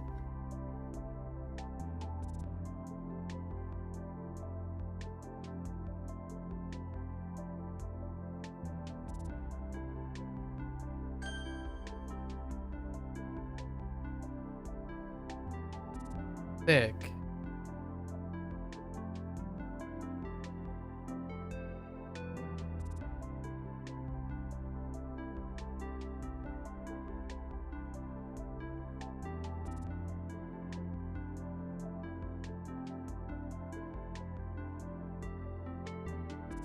Oh. 厚度这块木板的厚度是2公分。 既然既然天气这么好，我们去公园吧。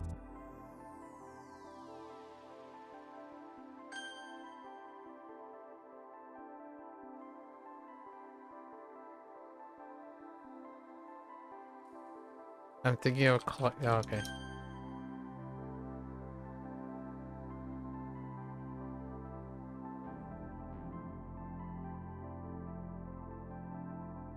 结构文章的结构很清晰。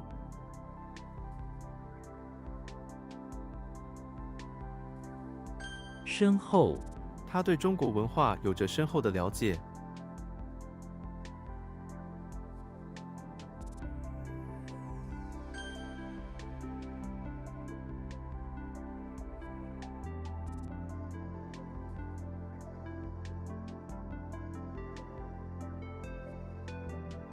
蝌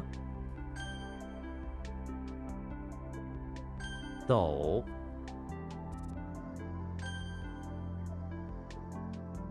剑 Oh, there's some. We're not gonna worry about it. It's fine. It's fine. I think the ones that I got stuck on were the ones that I thought it was, but there was a. I missed a G in Zhang. I missed a G in Zhang. And this 智 I must have mistyped something. There's a few others. Chang I kind of screwed up. Cha I screwed up a bit. Lu I screwed up a bit. Neo, or the Neo for the initial, screwed up a bit. Wan I screwed up a bit. I haven't seen Nung in a really long time, so that was interesting to see again. Qiu, no, Qiu was fine.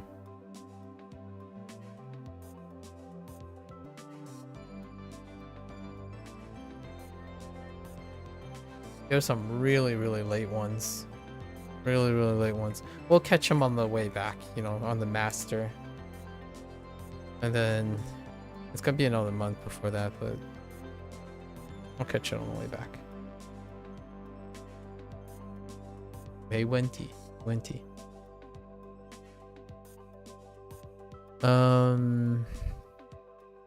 Today we have 1 week one. I think it's largely 1 week one. Oh, this one's kind of meh too.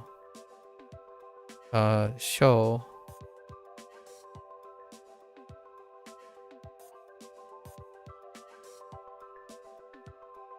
Bakery janitor.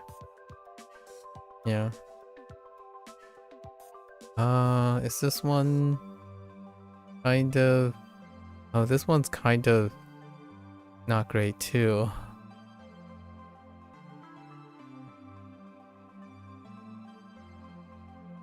Xiang.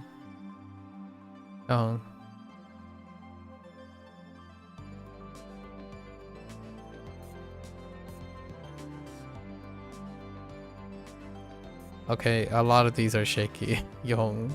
Yeah, Yong. Yong, and then E.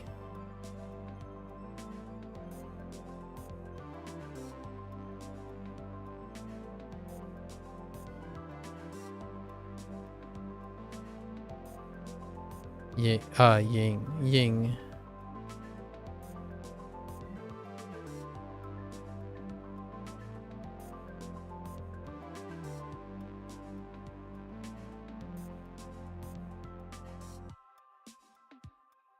Dai. And this is the weakest. Easily the weakest.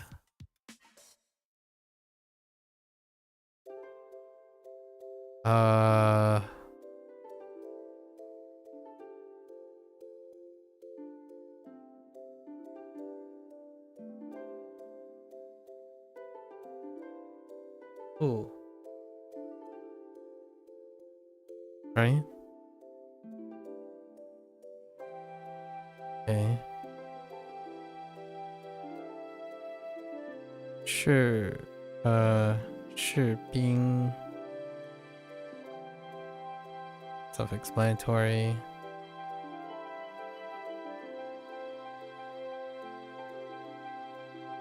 Fu Jing. Explanatory.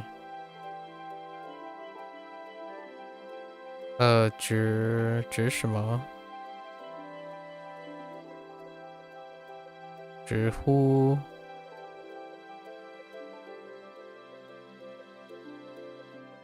Oh no， 指挥。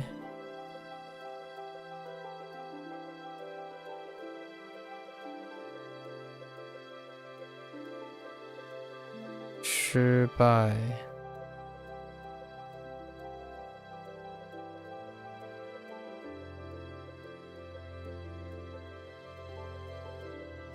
寻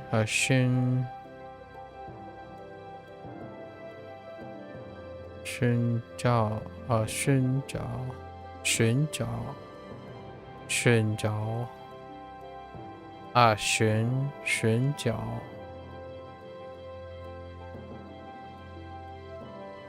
我也是脚儿，早啊！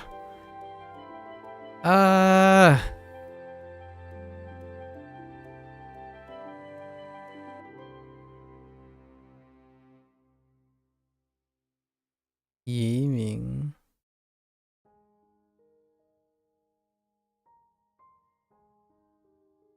寻求 OK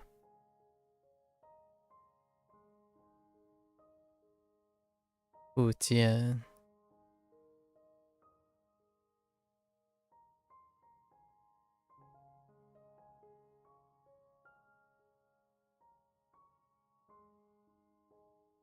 移动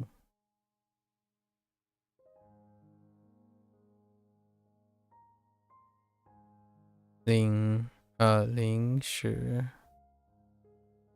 临时last minute yeah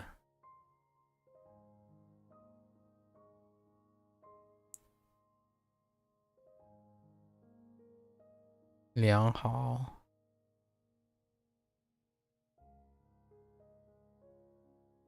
打败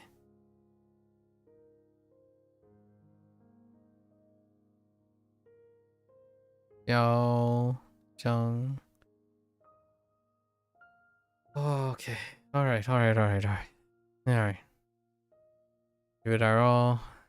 We got Shrek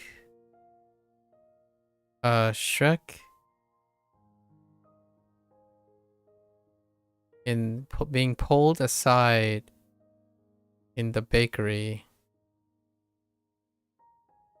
where he is wearing some ceremonial cleats, right? Ceremonial cleats while sitting on a folding stool where a crowned bakery owner has touched his finger on Shrek's shoulders,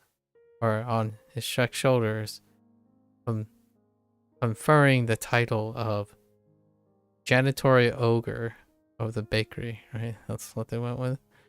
Okay. And then we have Shrek again, who... Oh, is it? No, that's Xiang, not Xiang. Xiang. Shrek is in... Oh, wait. Xiang. Oh, it is Xiang. Why the bathroom, though? Yeah, oh man, Xiang is gonna be tough.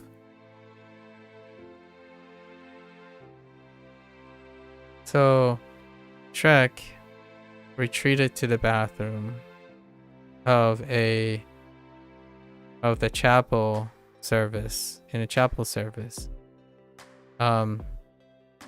Feeling like he lacks some self-esteem because he, while praying to the ogre gods, right? The ogre gods, he does not have a fancy mustache, a fanciful mustache. So he took some confetti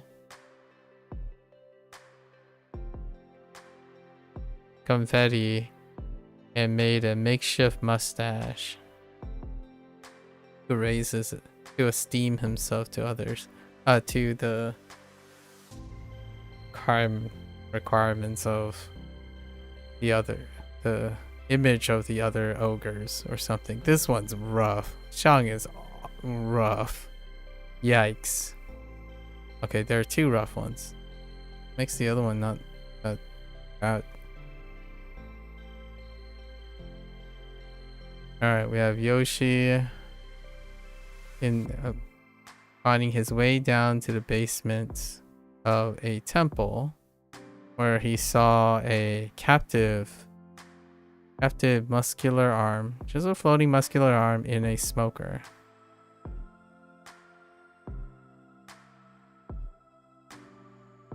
So he made a courageous attempt to liberate the muscular arm by tossing an egg at the contraction, the smoker contraction, unlocking it. And they sprint out of the temple, fighting through, you know, all sorts of Nintendo property things I can't name right now. On a fear of Nintendo. Okay. Now we have Timmy Turner making his way to the bathroom of his house and the lights went out. So he called for help, and 2 grooms popped up to help him replace the light fixture with a miniature sun. That's it. And he wonders if he could have just wished for it to be replaced because it's Timmy Turner. He has fairly godparents. All right. So we have Yoshi once again. This time finding himself trapped in the fancy bathroom of the English manor. Only this time he's being punished in a pillory for breaking, let's say, for breaking a priceless, I'll just say a priceless mirror, bathroom mirror. Now it's just there where the sun beams in and reflects all of his glorious misery being in that bathroom. Fine. I can imagine it. But that one's okay. Then we have Dracula. This one's probably the strongest. Dracula snuck off into the bathroom of the high school where he's holding on to his, where he's disguised in a black dress. Like he has black outfit, right? With bags of blood. But a competing Slender Man is trying to stab him with an arrow to steal the bag of blood from him. And then we have Cupid. This one's alright now. Cupid is in the bathroom of his house, being advised, being kind of terrorized or bullied by Slender Man for looking like a baby. So Slender Man suggested that he should at least go grab some wooden legs, make him seem a little bit tall and less like a baby. What happened here? Instead, Cupid takes the wooden leg and slaps him across the face. But what does that even mean?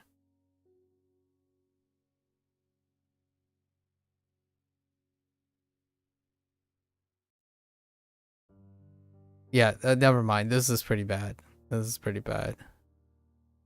He urged him, urged him to use the wooden legs to seem less like a baby.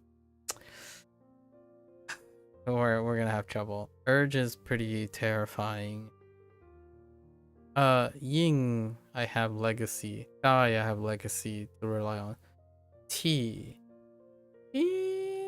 it's kind of rough. It's okay. And courage, Yong, that is good enough. Xiang is bad. And then Shou can be related to the other Shou, so that's okay. Whether I'll remember that is confer or bestow. Sorry. And then let's write a few characters to remind myself. This one is probably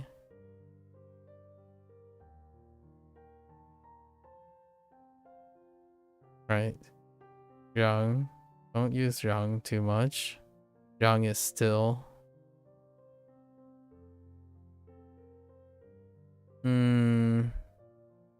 Standalones like these could be tough. This is true. Until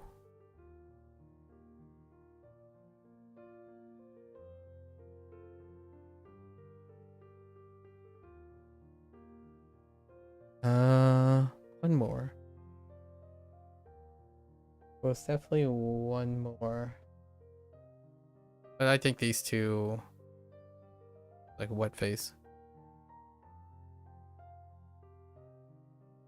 Okay. That's it for HanziHero today. Alright, folks.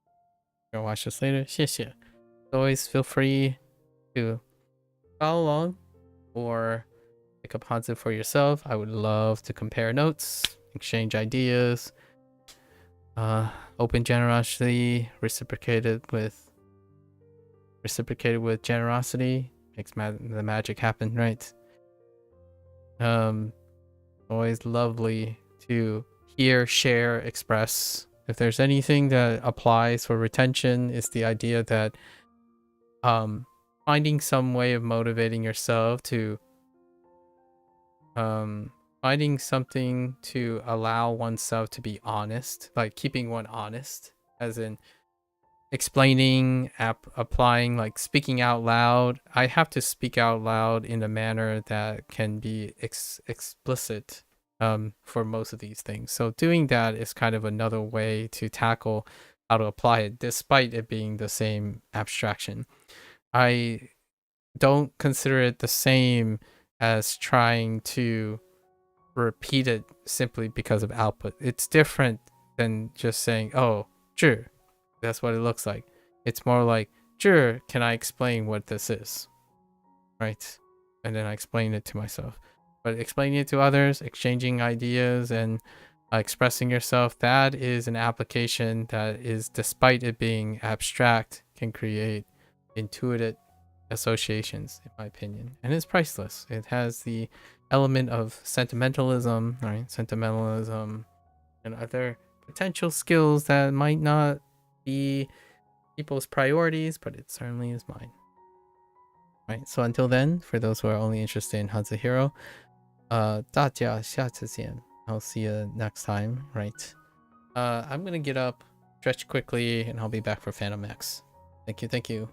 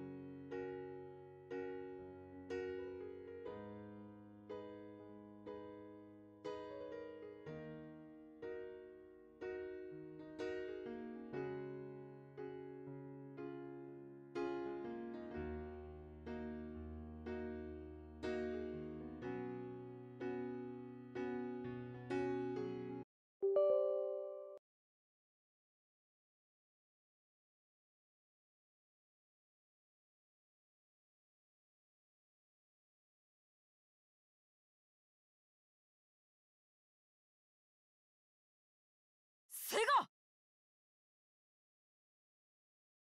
ATLUS! P スタジオブラックウィング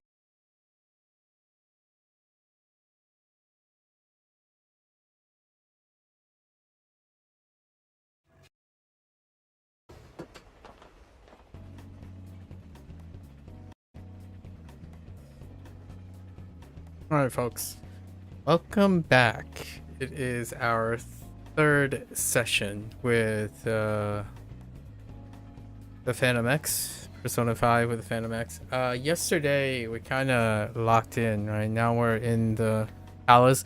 The palace, the levels are a lot bigger than one would expect, actually. So we're in like the middle area of the first palace. It was quite big, the layout. Got our fourth character, and then yesterday I opened the support character, the Navi. I'm still not sure how that the Navi position or that position work. Also, not much more other than I touched upon the arc.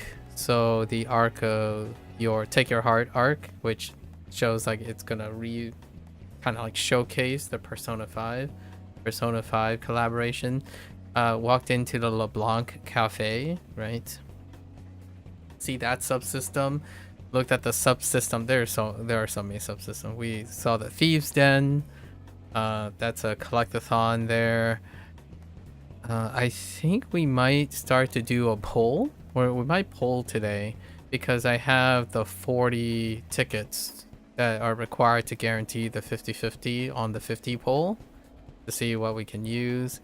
Yeah, I tried out the realm of repression and just used up my stamina, right? And then we did the city life yesterday. That also had a separate stamina system just to get the ball rolling so that I don't have floating caps. It's 5 for each day for the city life things, and it's, what was it? It's 1 for every 6 minutes. So that's in 24 hours, that's 240. That's where they got the 240 cap, probably.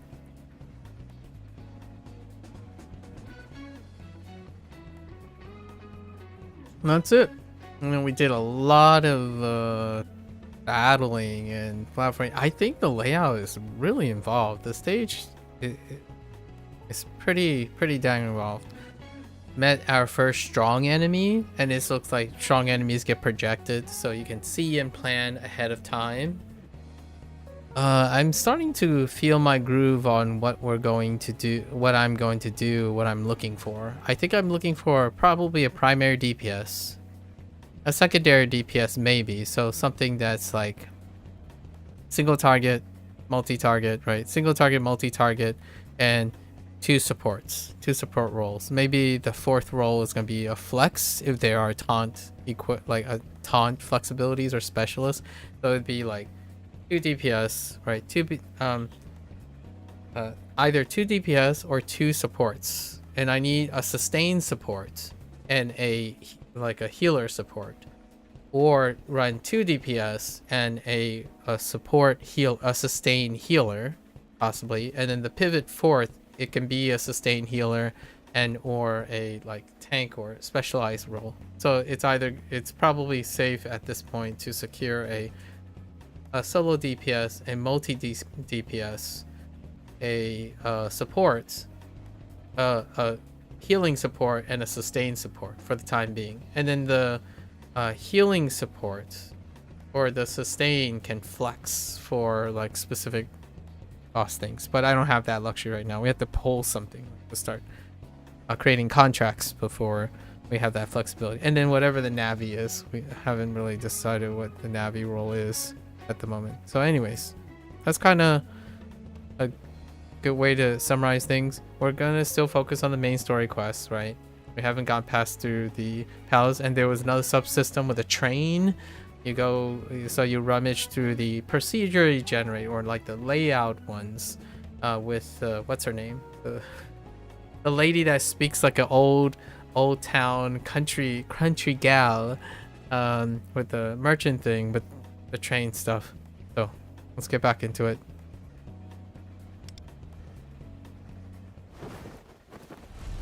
There's so many subsystems.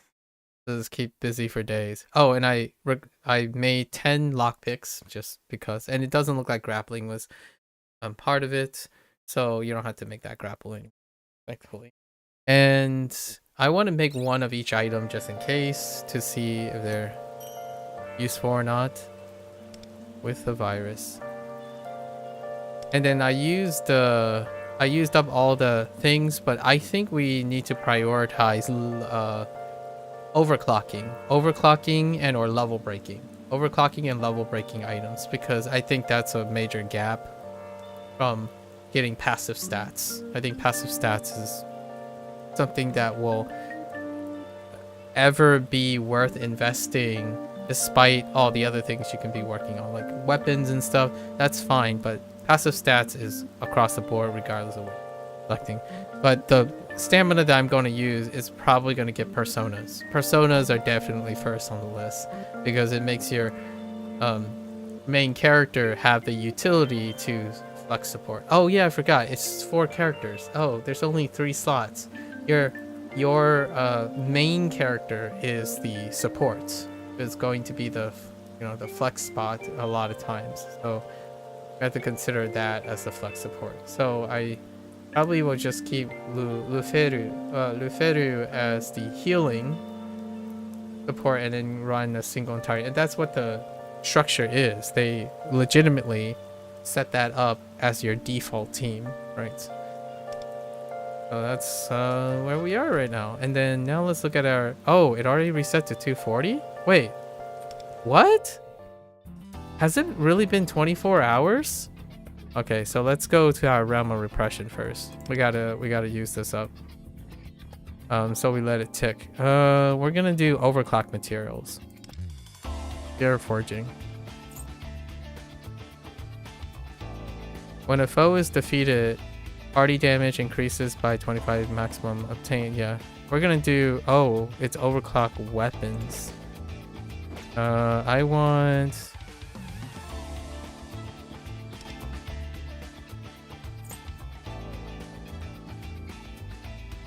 Is it hidden ability that locks them? Yes, I think so.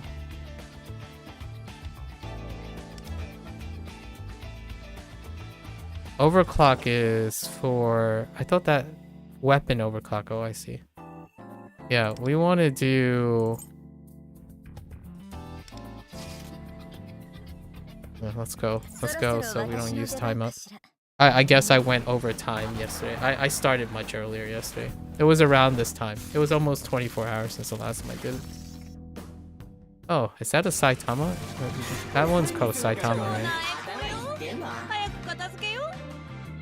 Ooh, 3 Ellie's. Oh,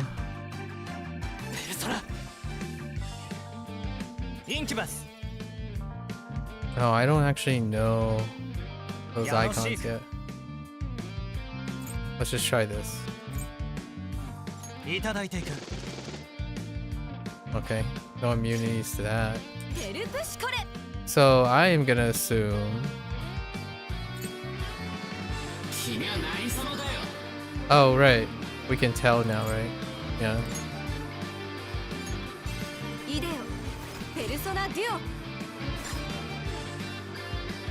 And then we can use lightning.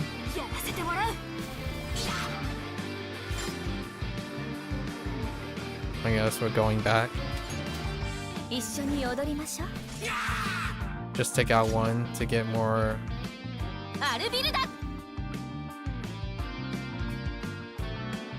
We don't have the weakness to that. What is the weakness to lightning? Oh, wind? I don't have a wind Ellie. Okay. Are you just gonna absorb, or is that a strong... Oh, it's just... Okay. Just then it's nothing, neither. Okay, I see.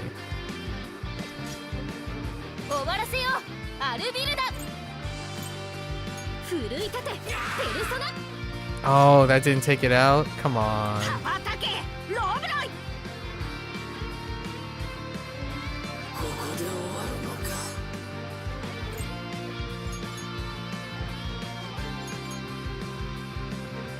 We gotta at least take out one.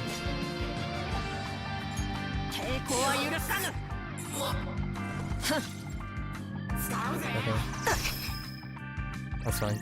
トリマトリック言っとく Oh, so that's how that works. Call for support. What does she do? ノリノリで言っちゃおう Oh, so she does use her skills. Okay. Oh, neat. I can level these up.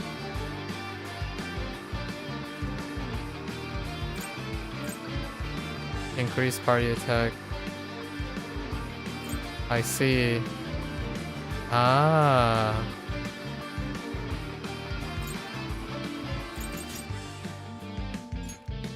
Neat. ぶち上げちゃいなペルソナいただいていく。準備バッチリかっこいいとこ見せちゃっていでよペルプシコレ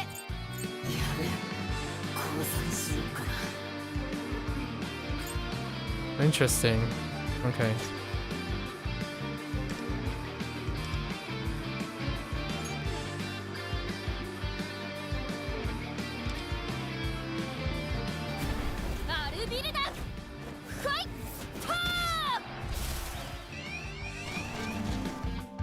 Oh yeah, that's right. It keeps going.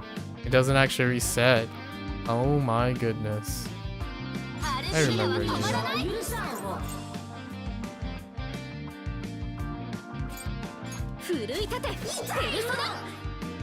That's fine. Oh, this is important. I wonder what they're weak to. Do I have any other weakness? No.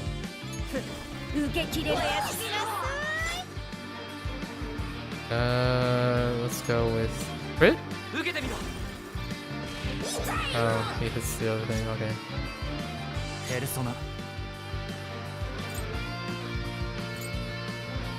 れでどうだ Gonna take one out. No! Stop! Stop being a butthead!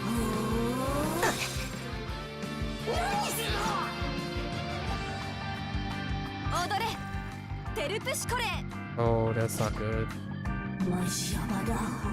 That's very not good.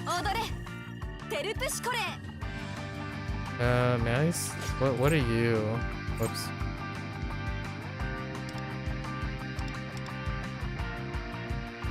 Okay. Well, that's out of the question. What about if I... Nice. Nice.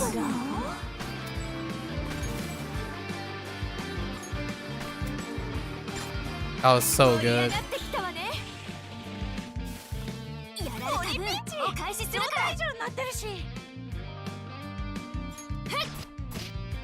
I need to heal. Alright, here we go. We can use this to heal.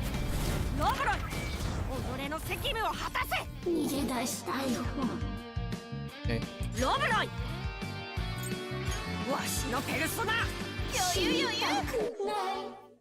Oh yeah, that was it. Okay, just 2 rounds.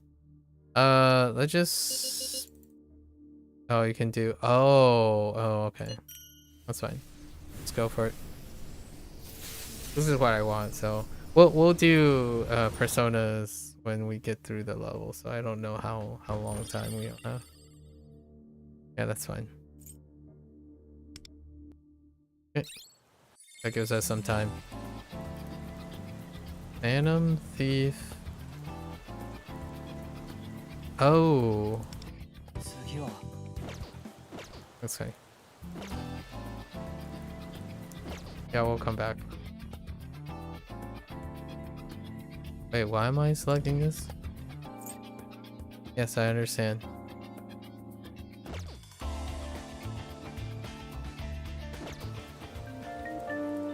So, okay. Now we're fine. What, any new shop things? Let's see. Immediate reward? That's interesting. I'm seeing how the shop works. Okay. Our daily free gift, right?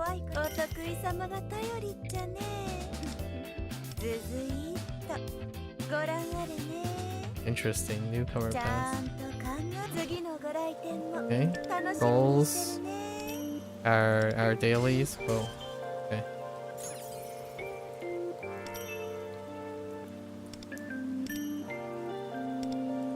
Okay, so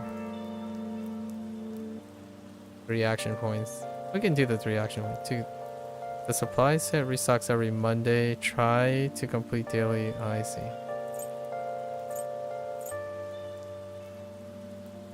Okay.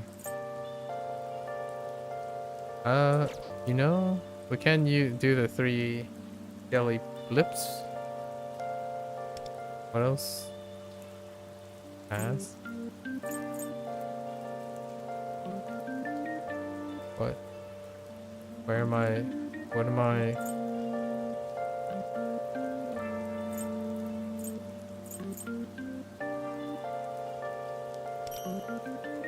I don't know where that silver parts come from.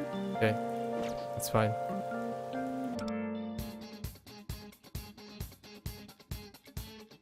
Huh. Converging Destiny bonus. Oh, right. Give me this. And then we'll go to the arc at some point. Let's do the 3 points that I need to do. Big rewards. I don't have enough proficiency. Oh. Intriguing. Big rewards. I kind of want to do this, but I wonder what big rewards mean.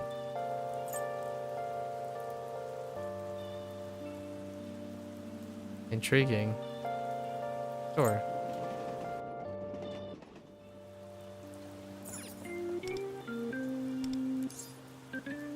Did you intend to study it? Yes. Let's go. Smart, smart. Let's become smart, smart. Should be able to deepen. Yeah. Okay.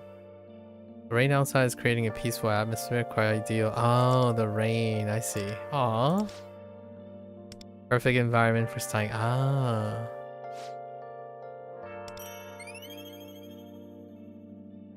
Tomatoes. I'm still oblivious though. New ability unlocked. Synergy. Something something synergy can be raised to rank 3. Oh, I don't even have the... I guess I don't even have the characters or things. Why are you so cute?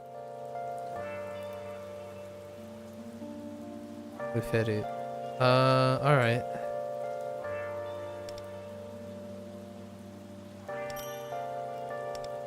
Wait, I only used 1 action point. Did I swear I only used 1 action point. Alright, so we did our dailies. Oh no, it uses 3 action points. I don't understand. Oh, it might have told me how many action points it. Okay, okay, we're good. Let's get back to... Huh. He's dead. What's going on here? Why are you yelling at me?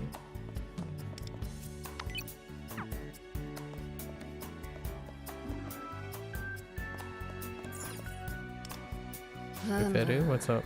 I often wonder, why do modern humans love to shorten words so indiscriminately? And by only a letter or 2, no less. It rarely makes a difference, and in fact, only obfuscates the meaning. Honestly, humans these days. Alright. Oh hey, Panther. And...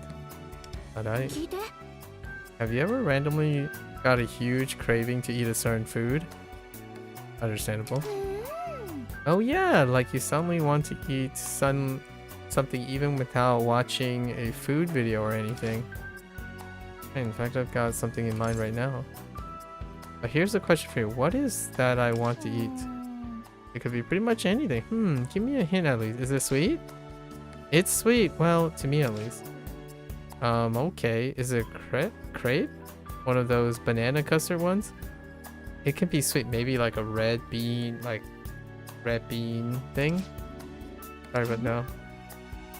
Here I was thinking it was one of those obvious ones. Hey, Wonder, any ideas? Yeah, a red bean bun. I would say miso flavored peanuts. Oh, that's interesting. Oh, now you mention it, you wouldn't mind one of those. The credit. Oh, interesting. So she thinks it's sweet. I was thinking about them, but thanks to Closer, I'm now craving them myself. Oh man, I might. Okay. One more casualty for the cause. That's cute. I like it.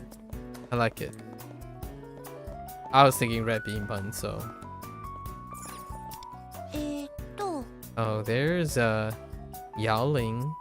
Maybe Yaoling. Yaoling Li. Sensei, suddenly I know. But do you like brown sugar syrup or vinegar and soy sauce? Or Tokoroten noodles. Brown sugar syrup or vinegar and soy sauce. I kind of like the latter. Even in China we have some gluten-based sweets, or gelatin based sweets that you can shake your Tokoroten noodles may have the completely opposite flavor profile, but they taste simple yet profound. What is all this conversation about food? I'm rather hungry, so let's not talk about food. Please. There was one other person. Oh, the explanation is because I got more collection points. It's running around. Who are you? Who are you? You? Oh, hey! This could be a good place to practice with your marionettes. Oh, but I get in the way if I try to set up all my stuff here, though. Guess I'll just practice in my head for now. Hey, time to get in the song.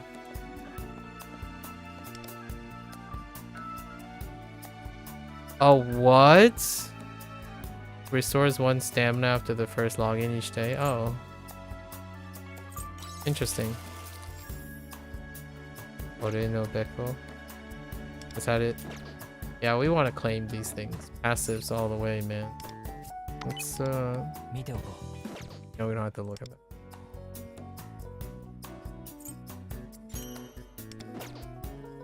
Tutorial. What do we get? Phantom theme schema. Oh yeah, that's right. We just got the schema yesterday. Right. Friends list. Chuck Hero. Oh yeah, this is the same thing. We'll just let them pile up in the future. Okay. How do I... Yes. And we made the lockpicks, so we're probably just gonna go back in. Yeah, we've already done our quote-unquote daily stuff. Now we can just head back in. It's really fast. Holy... This is very low commitment. Like that takes like 10 minutes at most for daily upkeep. How do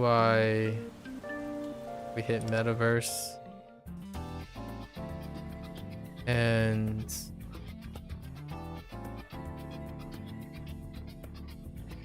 where was I? What was I doing? Oh yeah. And we're gonna go... Actually, I'm gonna run through it very quickly. Whoops.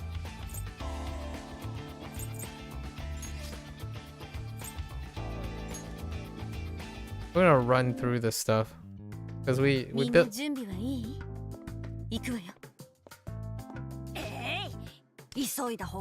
Yes, I know. I'm telling you. Because I have lockpicks now, and I just want to go over and... Do you have to point up? Oh, I see. Let's just go through quickly.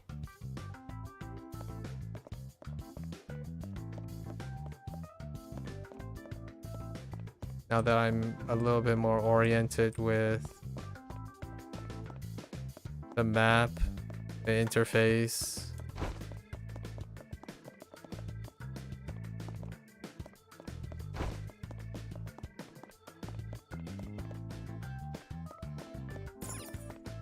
There's this. いか One of them is here.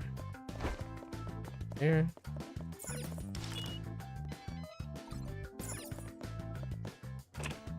What's in here? Oh, hi. Are you just chilling or? Oh, they're no longer like blistering red, maybe because of leveling. What do we have? Frost. Oh, a Genbu. Maybe I can grab you? そろそろ私の出番かしらやっぱ強敵じゃんチョベリバなんだけどみんな構えて Oh, what did that mean? いただいていく Oh boy.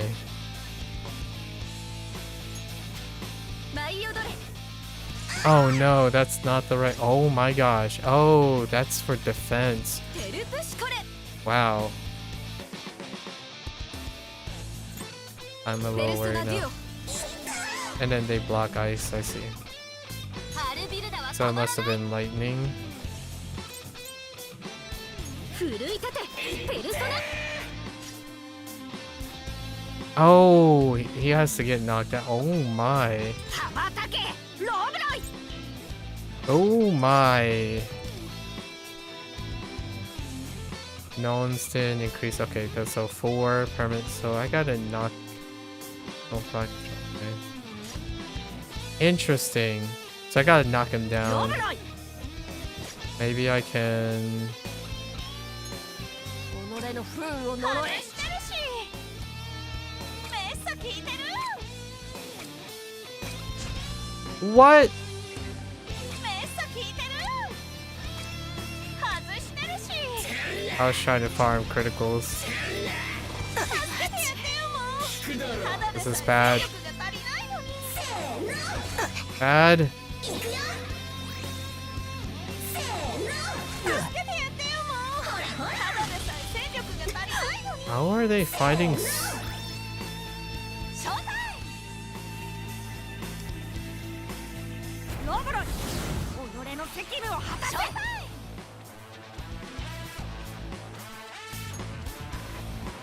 ノリノリでいっちゃおうなんか帰りたくなってきた女王様にひざまずいちゃいなペルソナいただいていくなんか帰りたくなってきた Oh no, she's knocked down. 受けてみろ Maybe he. No. Just kidding. テルプシコレ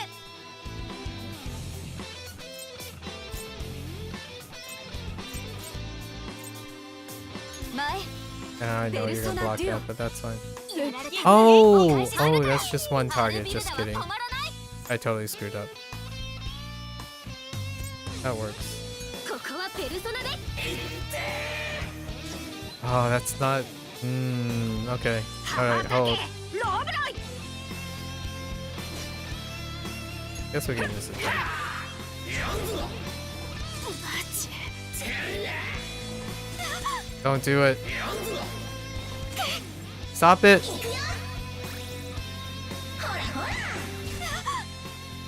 Wait. Did she just peace out? Oh no. Okay. 準備できたよ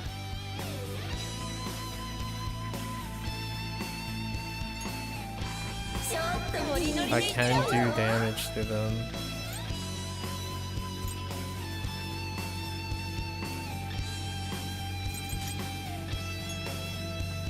ぶち上げちゃいなペルソナ受けてみろあって Just brute force. Oh no, that doesn't work. That doesn't work at all. Oh boy. いただいていくハイライトいけるよ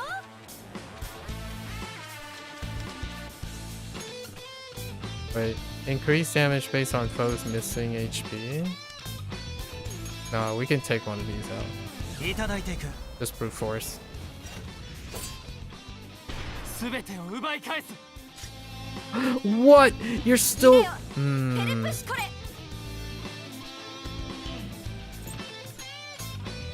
前ペルソナデュ Oh my gosh. That defense オ is.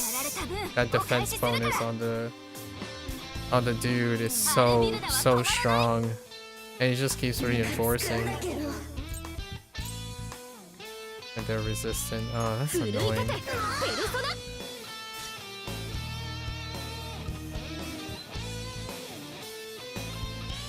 ロブロイ I'm very poorly equipped. So, dang it.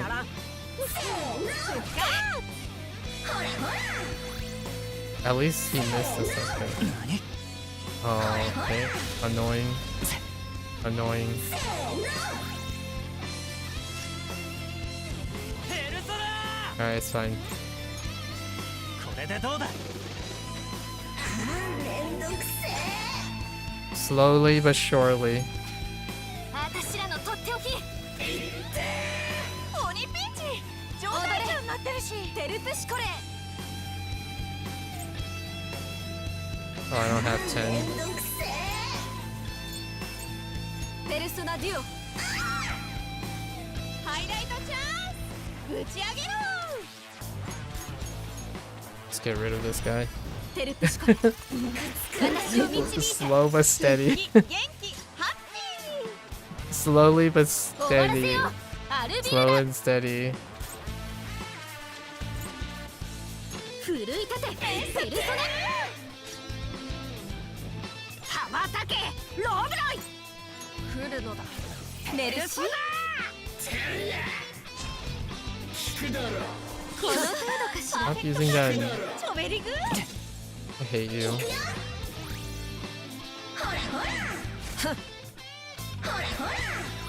I hate you.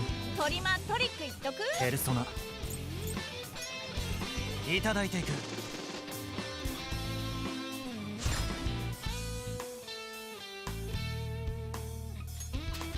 得意技見せてあげる鬼ピンチ状態じゃんなってるしノリノリでいっちゃおう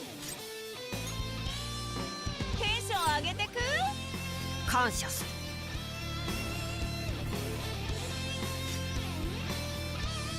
踊れペルプシコレペルソナデュオ凍りなさい Why does it target that? Oh, I picked the wrong target. ここはペルソナで準備バッチリかっこいいとこ見せちゃってアルビルだファイト舞うぞロブロイ来るのだありがとう I'm surprised he's not weak to that. Huh.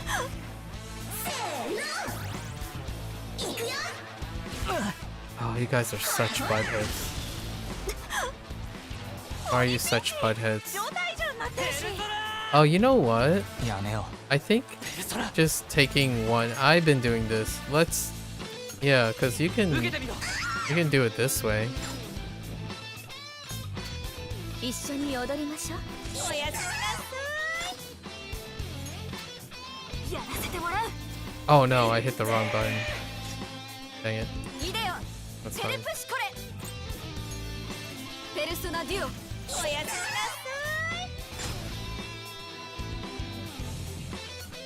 Oh, yeah, I could have done it that way. 終わらせよアルビルだ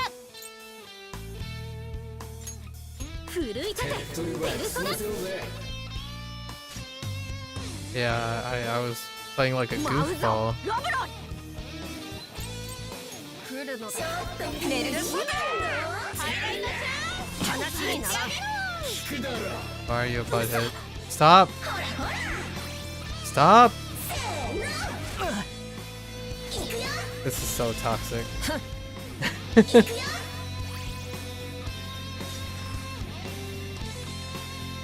ロブロイ己の責務を果たせ Okay, okay, ペル so ソナこれでどうだ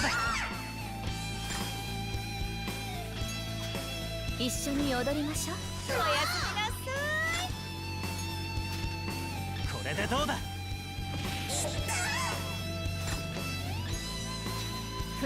受け切れる準備できたんよイデオペルプシコレペルソナデュオ氷なさい oh, やら I れ keep た forgetting it triggers on ビルダは止 the まらない main target. ここはペルソナで準備できたんよノリノリでいっちゃおうテンション上げてくありがとう Just a battle of attrition.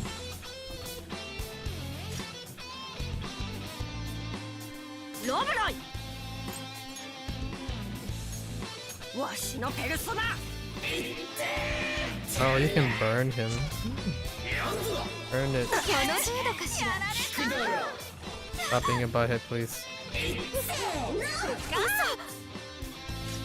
Such ペルソナ heckin' butthead. 受けてみろどうしたビビってんのかいただいていく準備バッチリかっこいいとこ見せちゃって全てを奪い返す How are you still alive, man? イデオペルソナ Oh, デュオ wait. I forgot that's blocked. I totally forgot about that. お返しアルビルダは止まらない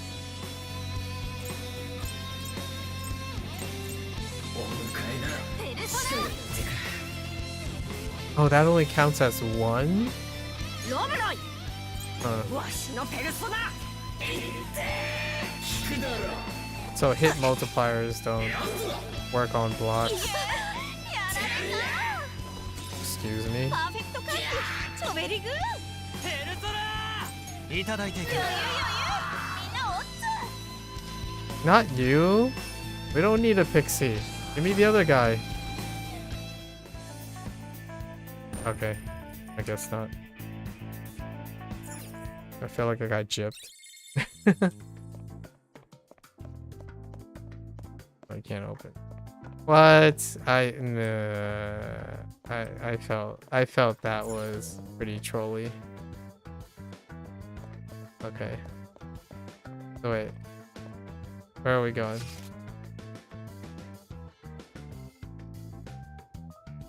Intriguing. Oh, I see. Alright.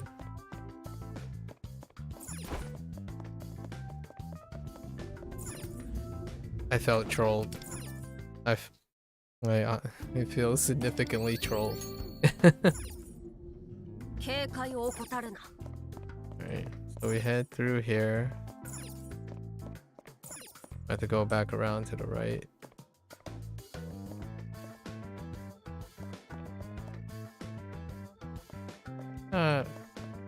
You know what?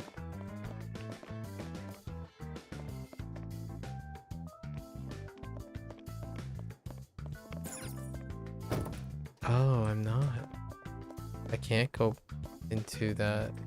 What about?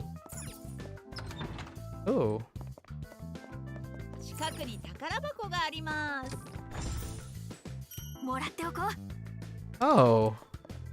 I missed this. 見ておこ見たいという欲望興味深いトファーだな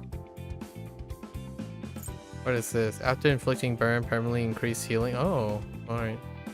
That's cool. 悪くない May I might as well add a bit here.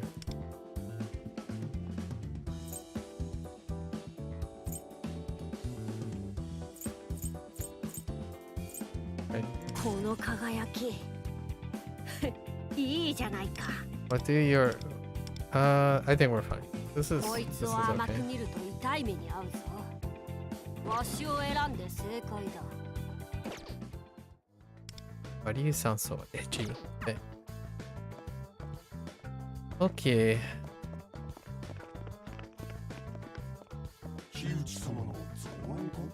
Yeah, we're fine. So I can't make my way around. Oh, I can.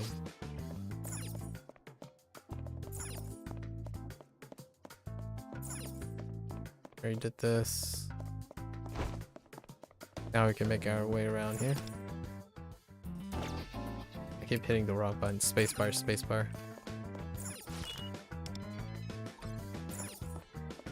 What's over here?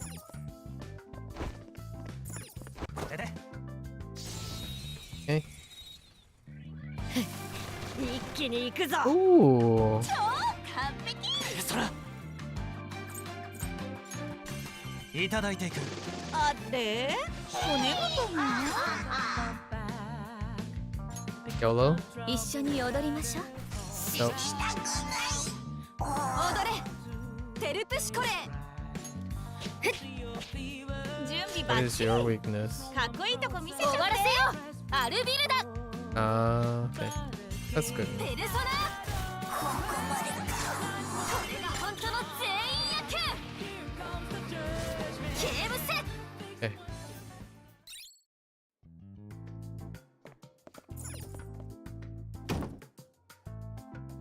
Hmm. 鍵かかってるの超うざ Or I guess not. I guess I can't go in there yet. Ah.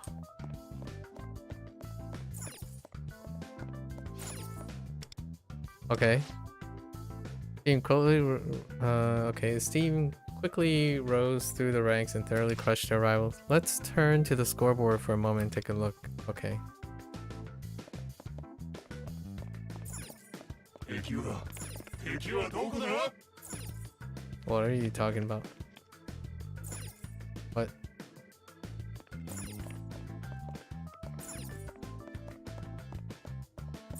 Scoreboard.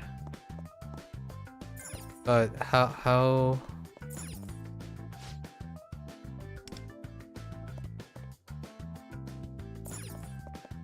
I know I saw a scoreboard in that one place, but 誰かいる someone's wait. Okay, this guy's being a butthead. Okay. Oh, here we go.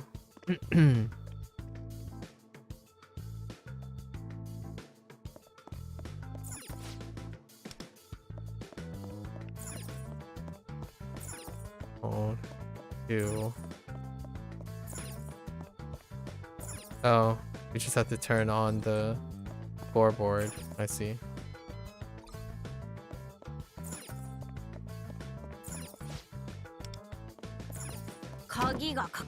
What? Oh, maybe I keep the two off. どうして That's fine. Fair enough. I thought I had to answer something with the scoreboard. 良 Nice. さげな感じしない Give me this. いただいていこ I don't see anything. Alright.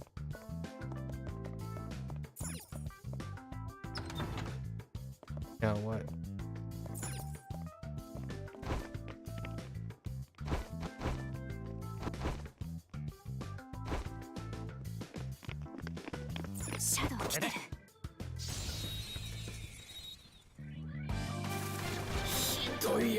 Ooh. Hello there, folks.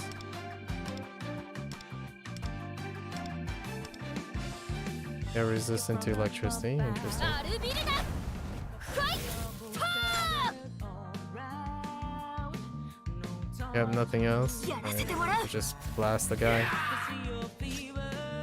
ペルソナ。 Oh, I wonder. この技じゃない。 Oops. Win, and then what happens when I just 当てる。 助けてよ Nice. クローザーをなめないでよね。 Fast bullet.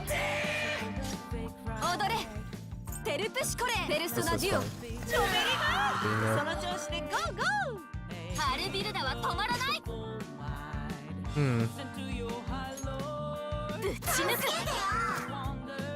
Can I knock you down? Come on. Come on. 己の不運を呪え外してるしやった決まり我は何時は我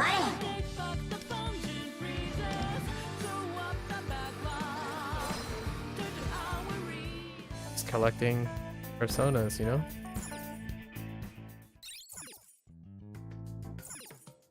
シャドウだ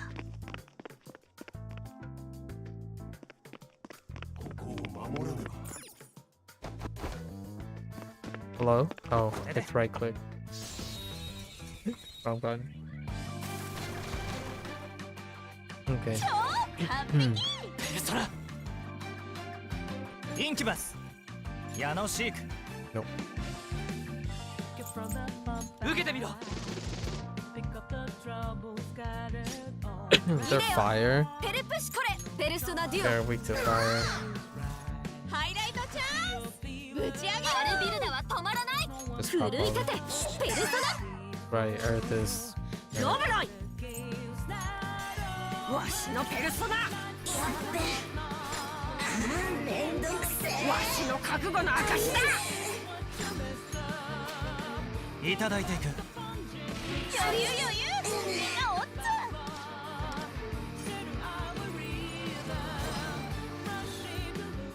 I think I already have one of those, right? Okay. What is this? 貴重なもののようだ Okay. Alright, so this leads into the other path, which allows me to open the door. Yes?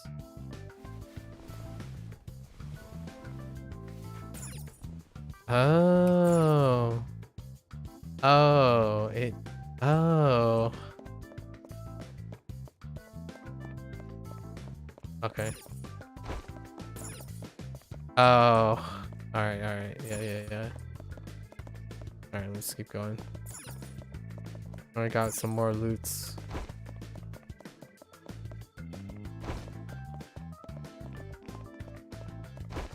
So we're good there.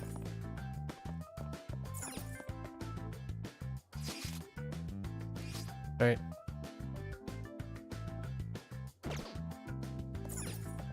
Wait, there's a whole nother wing?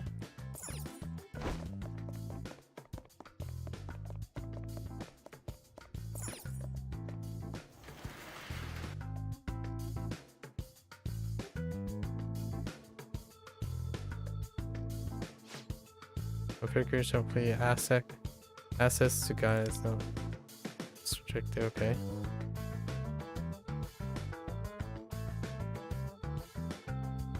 Wait.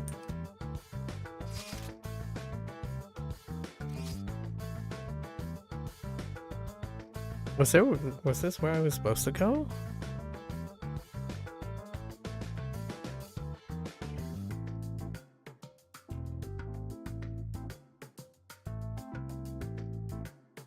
Okay. I think I was coming from that side anyway.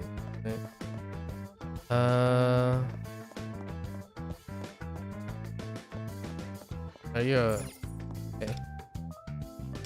What do you have?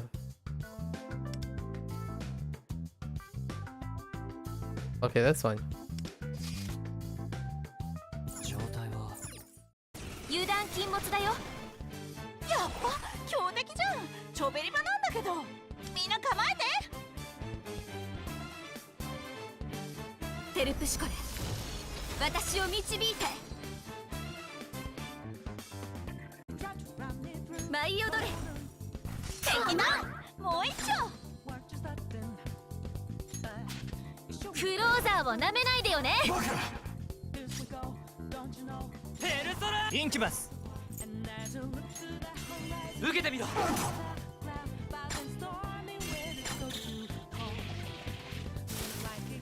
Nice. Wait, I'll tell you anything you want to know. Just let me go. 31320. 31320.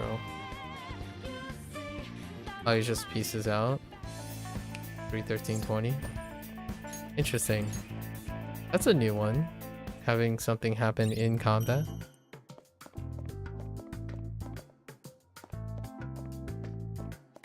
I guess I can use this. Okay. For the access, please consult. Oh. But where is it?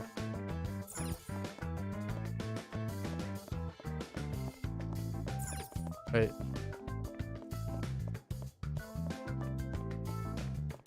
What? Wait, can I just enter it?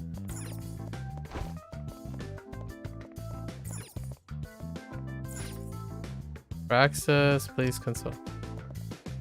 Hmm.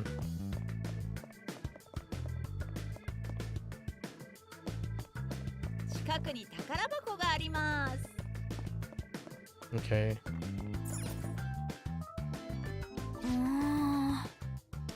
Oh.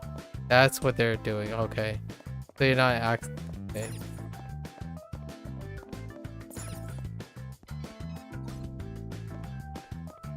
Or just why not?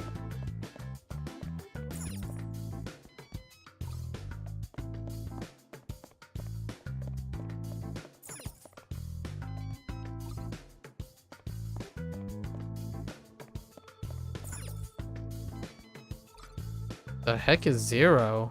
This guy? いただこう。 Neat. 貴重なもののようだ。 Oh. Come to Papa. もらっておこう。 Okay, more stadium memory shards. Okay.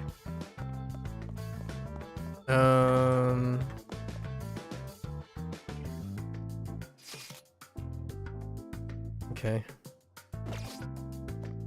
Let's go. What's behind door C? なるほど。 This level's pretty gigantic. 開かないね。 Fine. Alright, what do we need to do? Can you tell us what set of merchandise best represent him as a star pitcher? Okay. I mean, that has gloves. Sure. I should look carefully.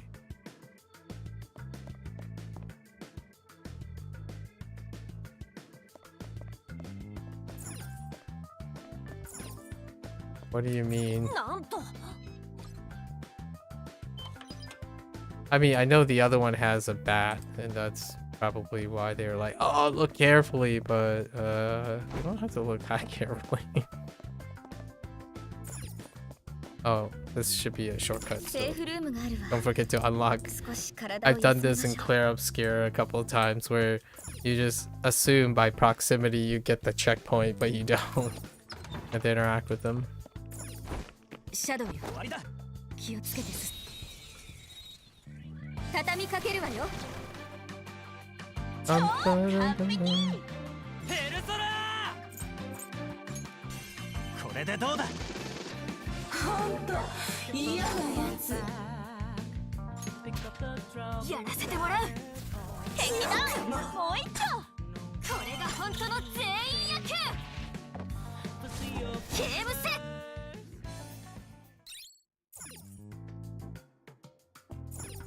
Money, money, money. 宝箱があります。いただいていこう。 Itadaite ko. Anyways. Money, money, money. Give me this stuff. なかなかいいものが手に入ったわね。 Okay, so what's happening here? A test, alright. Move in secret and keep alert, then while the enemy is unaware, attack. Okay. So basically we just gotta prove ourselves like, yeah. シャドウ来てる。終わりだ。 Okay. この状況うぜえ Oh, hey there. 完璧。ペルソナ受けてみろ。おやすみなさい。 I don't often get to use a light attack. もう捨てない。 Okay. この辺にビビッときた。 Oh, give me 貴重 this. なもののようだ。いただいていこう。 A steel tomahawk? I don't have anything. Steel tomahawk. I see a vent.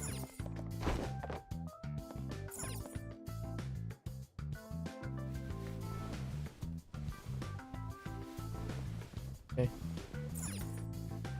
What do we have here?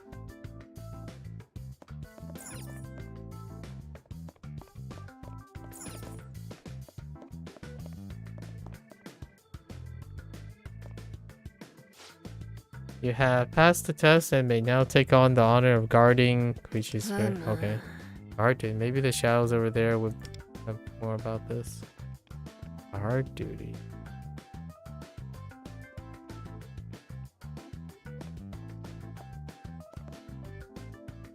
Observe carefully. Oh.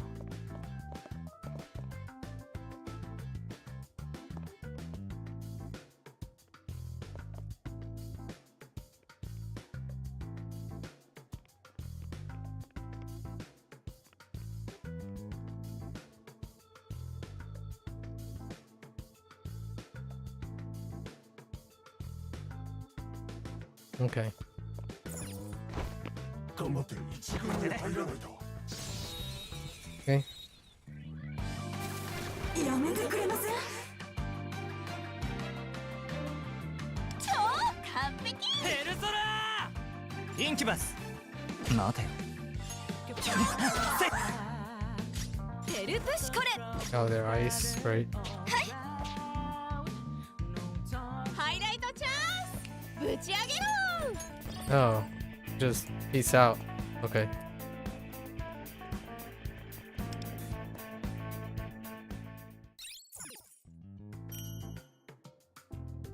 Okay.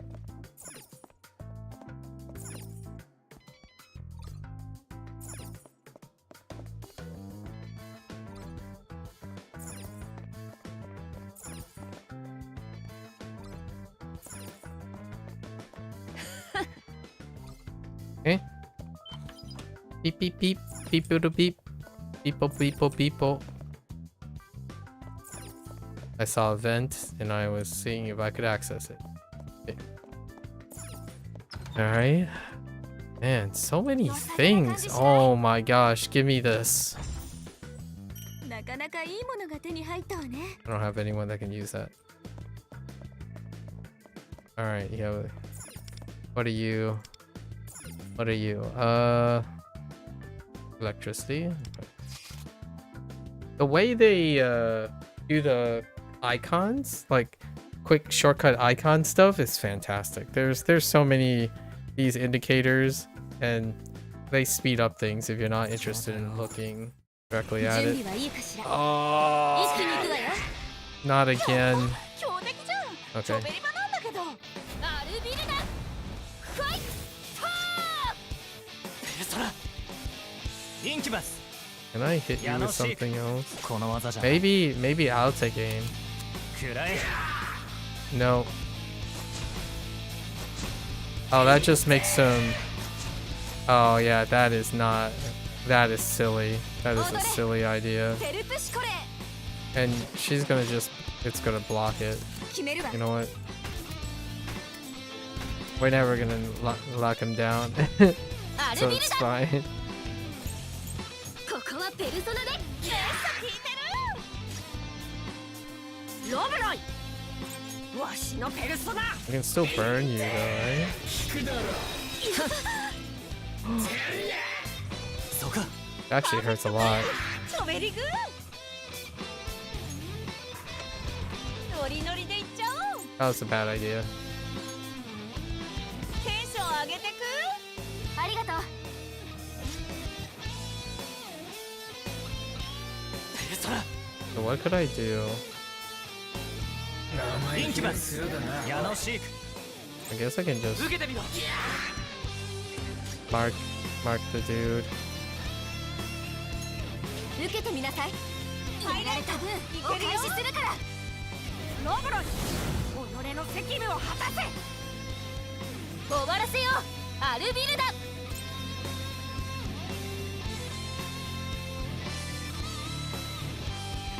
I'm not shocked. ペルソナめっちゃ効いてる。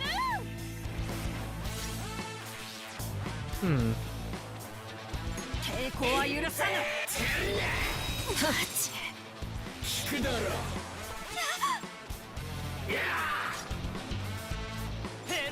This is gonna take so long 受けてみろ テルプシコレ。 because of my 受けてみな unwillingness. さい。やられた分お返しするから。 Oh, he just keeps getting more and more each turn. アルビルダは What 止 a まらない。 butthead. 生意気な面だなおい Is that a shock thing? ここはペルソナで。 Oh my gosh, this is gonna take 羽ばたけ、ロブロイ。来る this の is だ。 gonna take ペル eternity. ソナ。ハイライト。この程度。準備できたんよ。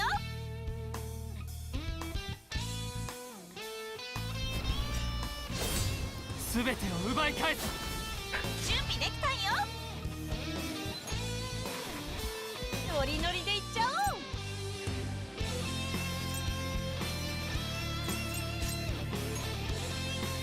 テンション上げてく。ありがとう。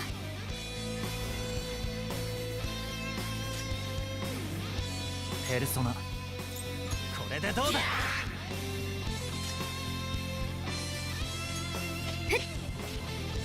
られた分お返しする。アルビルダ。 This guy is such a butthead. ペルソナ。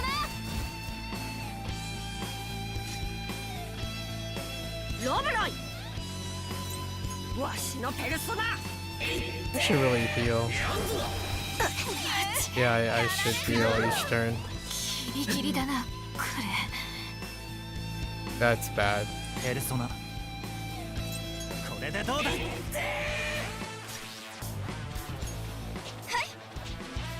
られた分お返しするから。アルビルダ。ファイト。 Why are you so sturdy? 生意気な面だなおいここはペルソナで。舞うぞ、ロブロイ。ペルソナ。ありがとう。見切った。トリマトリックいっとく。 That's not good. ノリノリでいっちゃおう。生意気な面だなおいテンション上げてく。感謝する。 I wish I had 2 sustains. ペルソナいただいていた I can't break this burst. やられた分お返しするから。アルビルダ。 There's nothing. ペルソナめっちゃ効いてる。手っ取り早く済ませようぜロブロイ。来るのだ。ありがとう。ハイライト。いけるよ。 Okay. ロブロイ。己の責務を果たせ。ペルソナこれでどうだめっちゃ効いてる。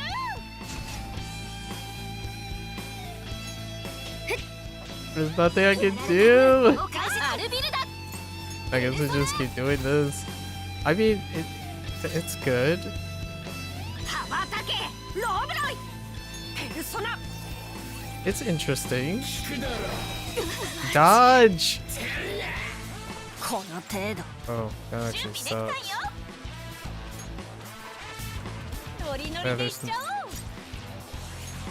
手っ取り早くテンシ済ませよョンうぜ上げてく。 I wish I had メルシー。 an interesting. I wish I had ペ something. ルソナいただいていけ。 This is like barely 50%. 受けてみなさい。準備バッチリを開始するから。かっこいいとこ見せちゃって。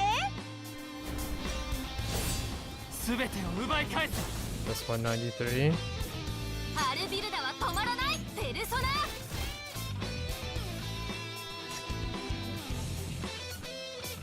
舞うぞロブロイ。来るのだ。メルシー。 Yeah, I think I'm just gonna lose to attrition. Yeah, I think I'm just gonna lose to attrition. いただいていけ。 I need to get a lightning. Can I run?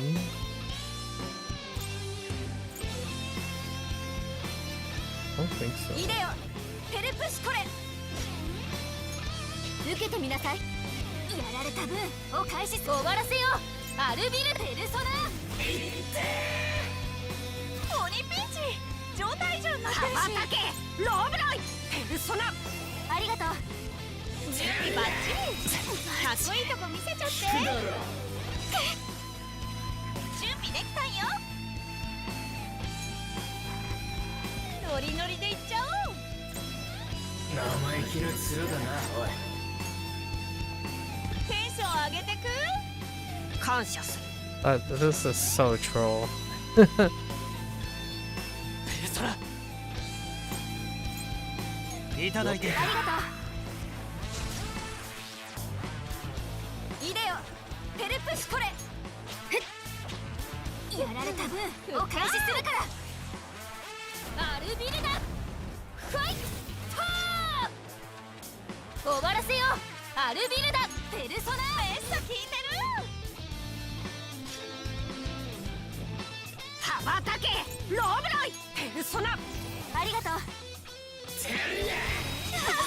てよもう。ただでさえ戦力が足りないのに。Yeah, at this rate, it's not gonna happen. So, what does dash? Oh.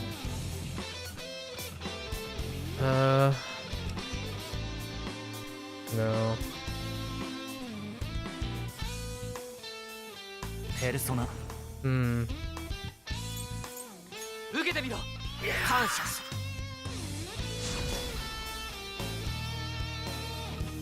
踊れペルプシコレ。生意気な面だな。受けてみなさい。やられた分を開始するから。終わらせよう。アルビルダペルソナ。手っ取り早く済ませようぜ。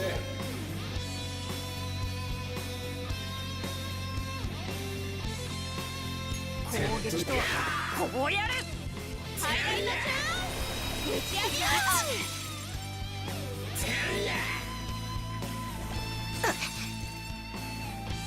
ショータイムロブロイ己の責務を果たせ。準備できたんよ。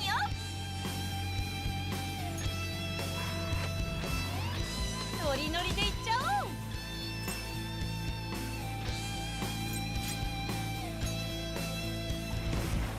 ぶち上げちゃいな。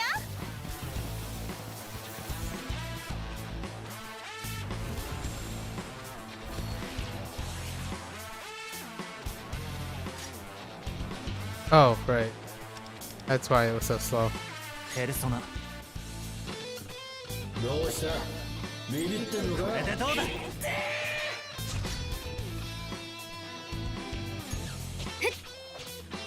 られた分を終わらせよう。アルビルダペルソナ。 That still doesn't do enough. 舞うぞロブロイ。 Maybe you'll live? 攻撃とは Oh, I could just guard, huh? 嘘。 No. ペルソナ。受けてみろ。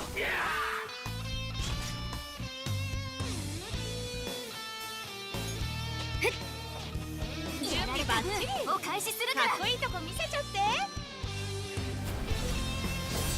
すべてを奪い返す。アルビルダは止まらない。ペルソナ。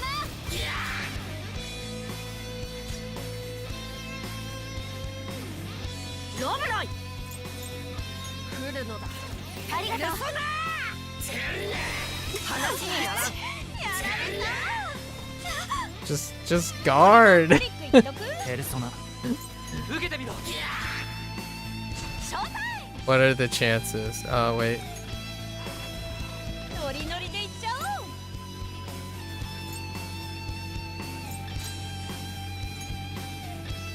テンション上げてく。ありがとう。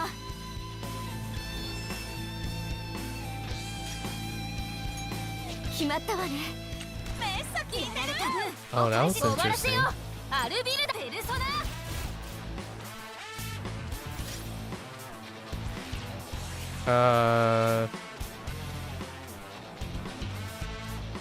Hmm.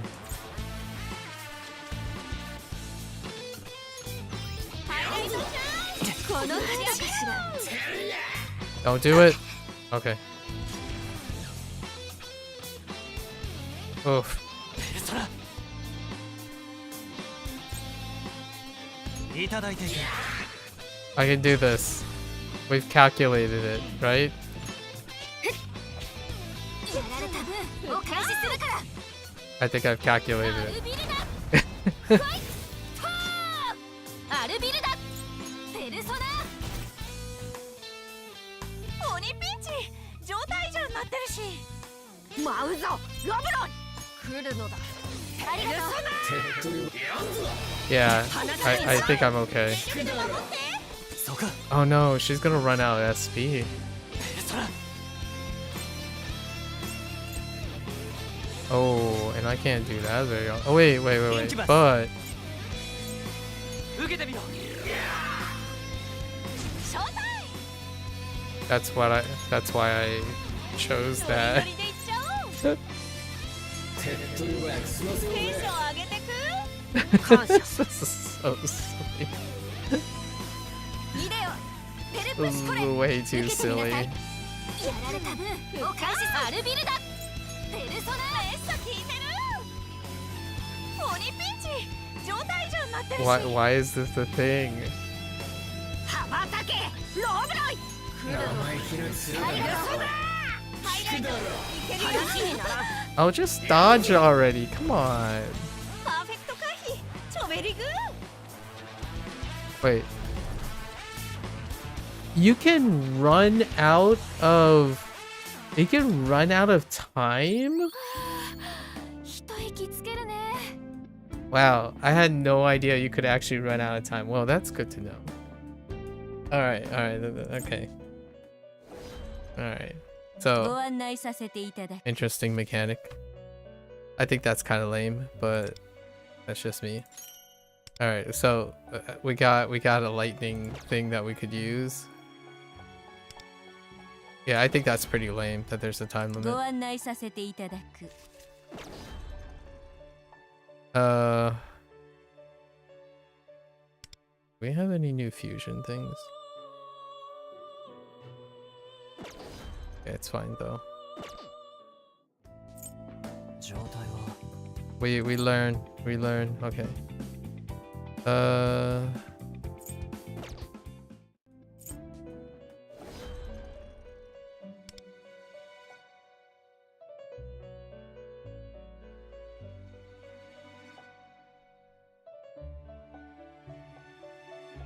Pixie is one too. どうしようかな。 What do you have? What are your skills?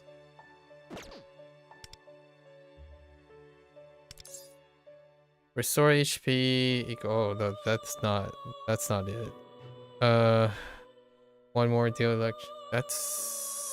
どう That's しよ not うかな。なんだ。 really. Oh, you're the. All right. で、どうすんの。 Oh, I already leveled you, so that's okay, I suppose.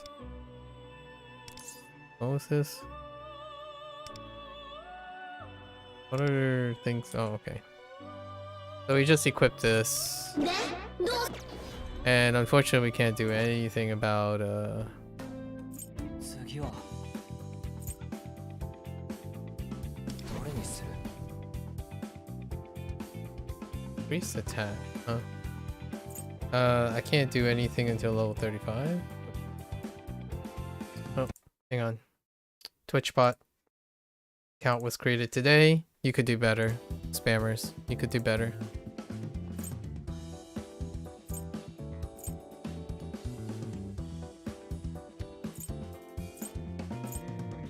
Wonder must be okay. I see.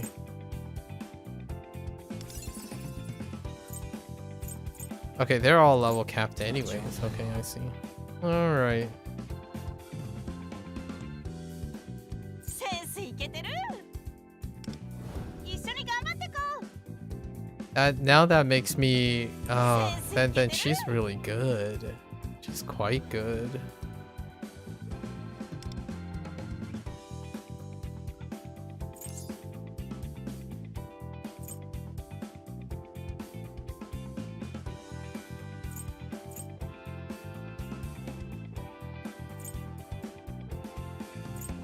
Interesting.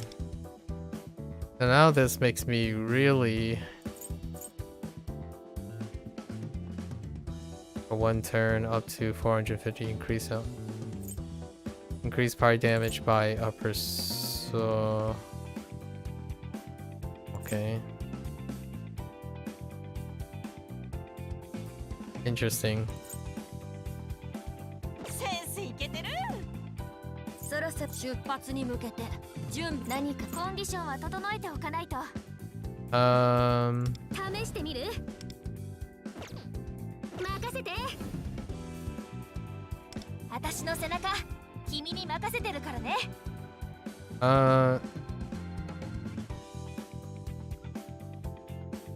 I guess for now we'll do this. もっとできる。もっとできる。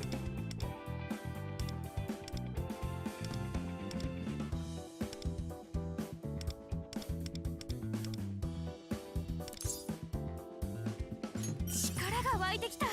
That's fine. 任せて。Which one do I really like? So I really like this. So let's just level this up once.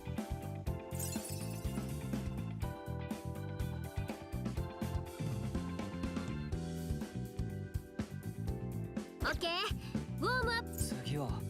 And then let's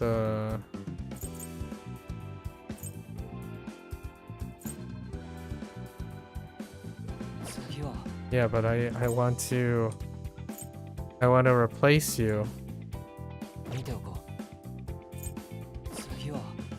How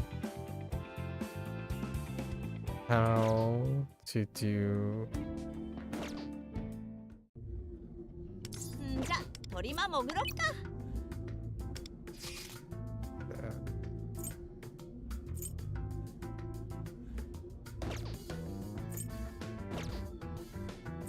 Oh, do I have to be in the velvet room?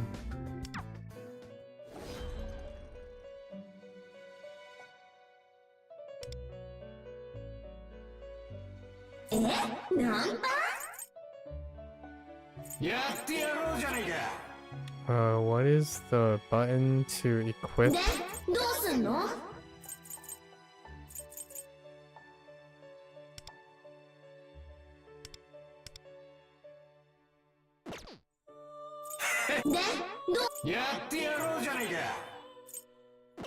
Or not?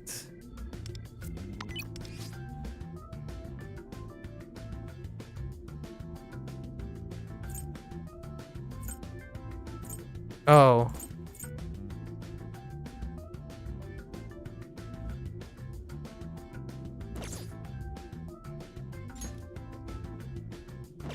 Okay. Alright, let's try this again. This time, not being cheesed by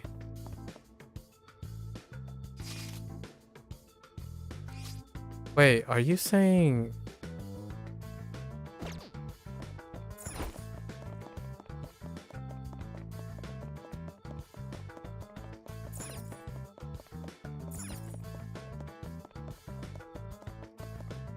Oops. Wait, where? Where the heck did this set me back? Oh no, okay.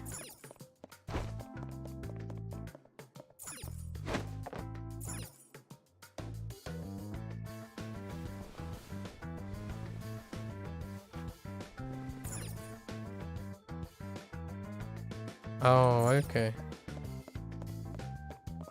Oh, that's interesting. It resets that. Okay. Alright. Take two.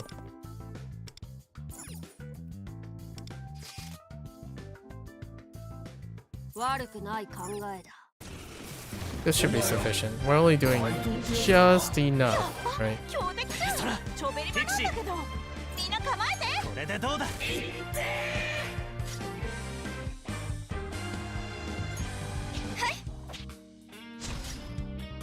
終わらせよアルビルペルソナ That's not even. Oh, you can't even. ロブロイ Ah. 抵抗は許さぬ甘く見ないで Oh, right. It would also make him weak as well. Hmm. ノリノリでいっちゃおう That's annoying.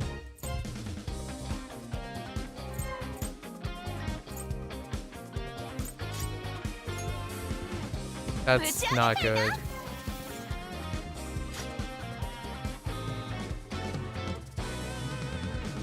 ペルソナいただいていく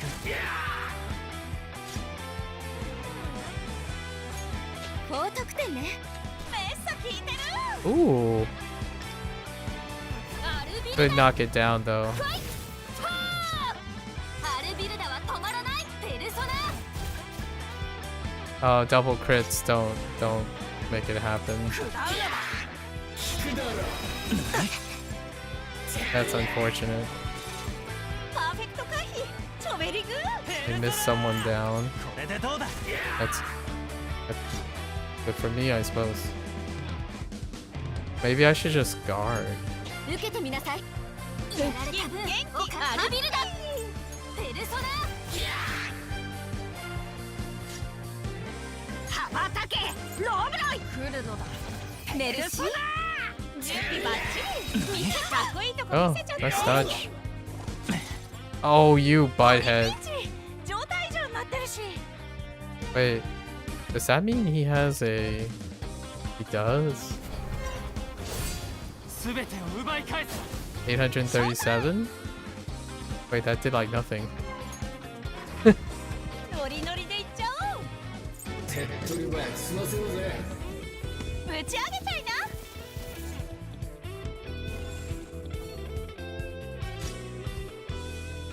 ペルソナ Get out of here! さすがだな手上げ Alright. Oh, thank 決まっ goodness. たわねメッサ効いてる Sufficient. アルビルダ Sufficient. 余裕みんなおっつ I'm telling you, this is most definitely still embracing Shin Megami Tensei stuff for sure. So I can change. 状態は I can change my party at any time, right?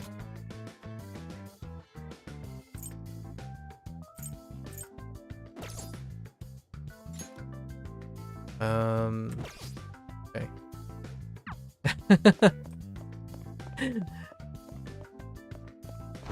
Alright, let's get... Well now, after that 30 minutes of rotating in. Alright. これからどうするの I need like an air... みんな Like 準 an 備 air いい persona. 行くわよ No place to... シャドウよこれで気を That's つけ so て awkward. Okay. 一気に行くぞ超完璧ペルソナ Oh, wait. インキュバス矢野シークやめよ What if そこだ。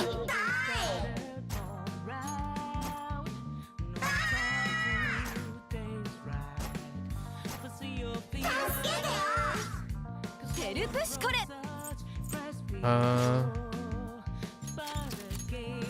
受けてみなさい。 No. アルビルダは止まらない。奮い立て。ペルソナ。おねがかな。わしの覚悟の証だ。 Oh no, that's the same target. 打ち上げろ。 That's awkward. I don't have an air dude. 己の不運を呪え。外してるし。やった、決まり。超上げ。 Me there.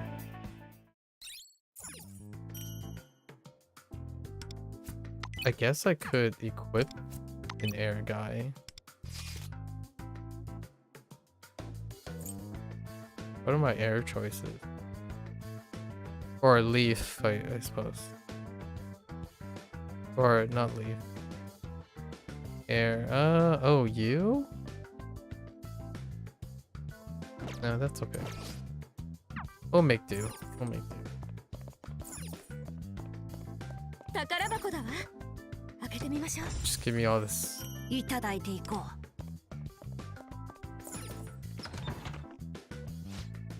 Avoid the enemy and stay undetected. Don't disappoint. そうなのか。 So you have to.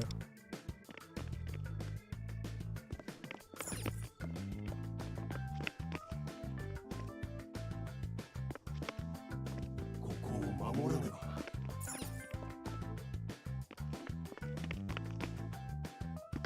誰かいる。見間違いか。シャドウ来てる。集中しないと。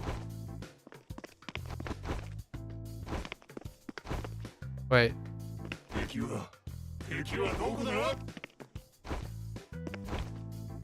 Can I 貴重 just なもののようだ。 expand this? I see. We're just. Alright, that's fine. It's rudimentary enough that you just have to stay, yes. That's all good.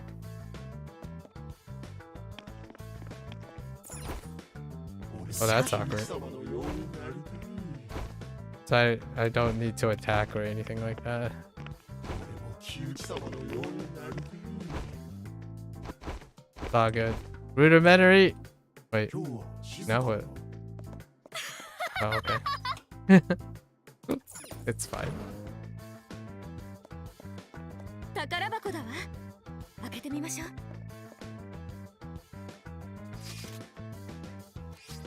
Wait, but there's something over there too. I can't. Oh, hold up. But we don't have to worry about it anymore, right? We can just take these guys out now. I wonder what these guys are. Don't be the jars. Okay. 超完璧。そら。これでどうだ。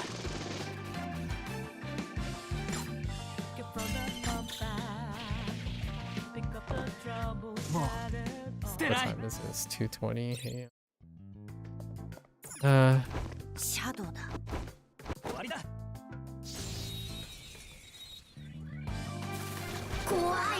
Oh, this guy sucks. そこだ。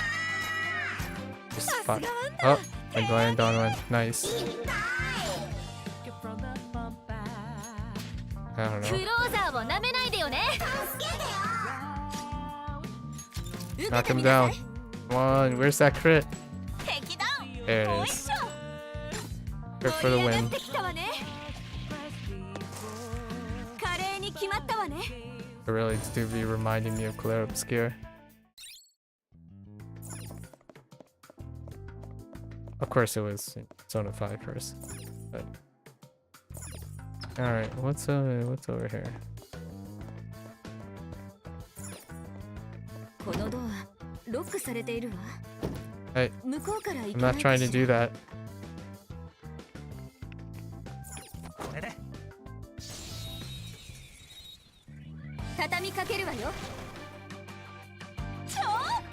I can work with this. 受けてみろ。明日は我が身だな。 It was lightning, right? クローザーをなめないでよね。これが本当の全員野球。最高のフィナーレっしょ。 Oh, that's interesting. That's a different flash. Didn't. What's in here? Okay. What do you want me to do? This display's malfunctioning. Koichi symbols are scrolling across. Let's see. Symbols, huh? Was there something like that on the monitor earlier? Looks like this switch pauses the screen if we collect. Symbol here is maybe. Oh. I see. So exactly 3 symbols. Something like that.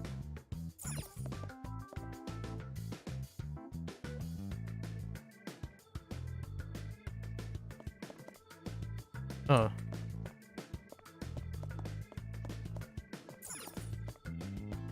Where's the...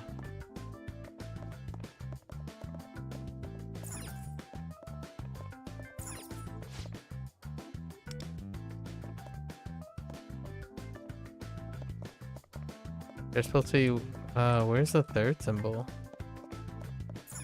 鍵かかってるの？超うざ。 What can I do? Oh, wait. No? Oh, can I hit them?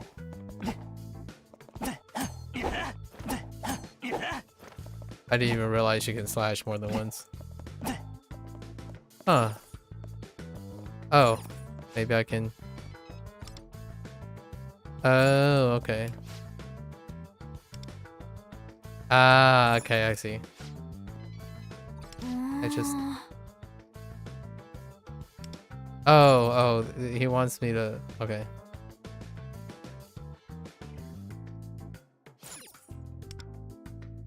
Wait, what? Oh, they want me to freeze it using this. Okay. What? I can't interact with this properly.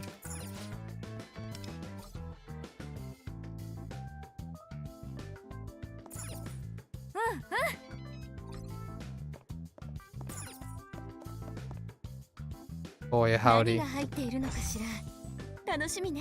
All for the sake of a gold ticket. Anything for a gold ticket. Or a platinum one if you're gonna throw me a bone and give me a platinum one, you know?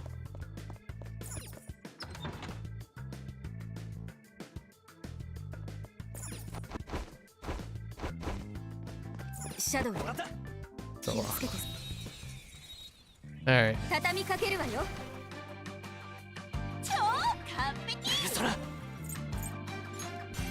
これでどうだ。あれ？お眠かな？後悔しても遅いわ。もう捨てない。Okay. 鍵がかかっている。 Why can't we unlock? Oh no, they don't run back. Okay. Very nice. You know, there was some news, right? I feel like there was a news for this. Download ranking #1 free. Oh no. I thought there might have been some update news. This report identified a bug that's occurring when trying to play the game after switching. Items may be not granted. Okay. Interesting. Sorry. I just wanted to see if there was any updates for... Usually launch has quite a lot of miscellaneous stuff that are unforeseen.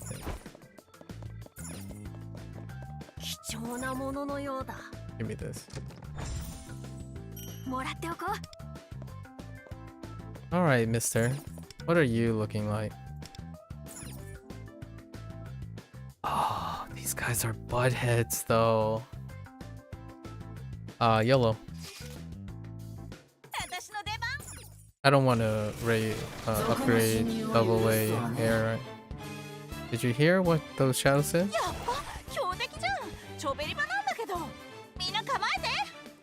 What did they say?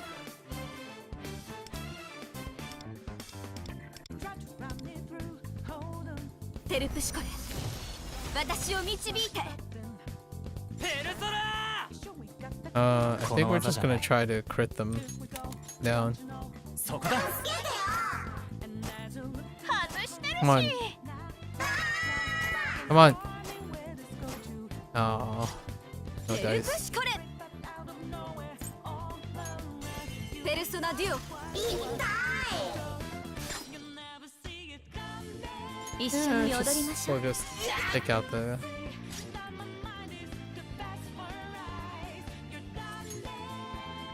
ぶち抜く Come on. 外してるし Come on.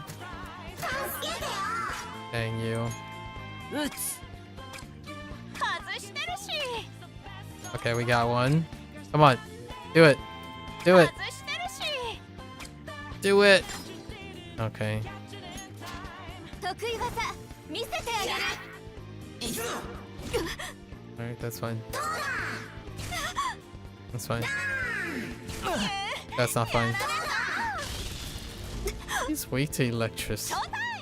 He's weak to lightning? ノリノリでいっちゃおうぶち上げたいなペルソナこの技じゃない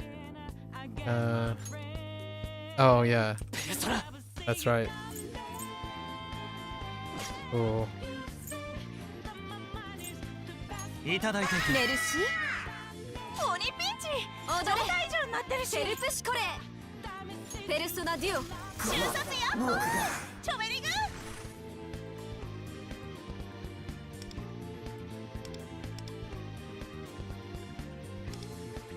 Just punch him in the face as hard as possible. 全てを奪い返す Heck, you'll resist.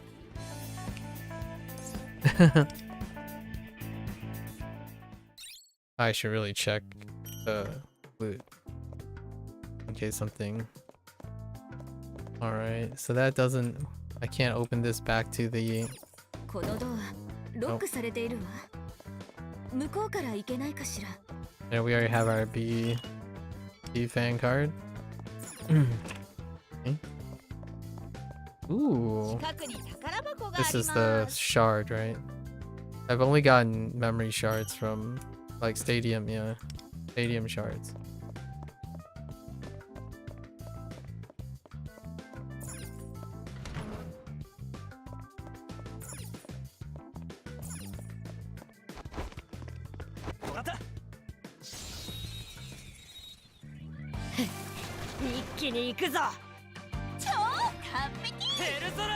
I do feel really naked without an air elemental. クローザーを舐めないでよねこれが本当の全員役ゲームセッ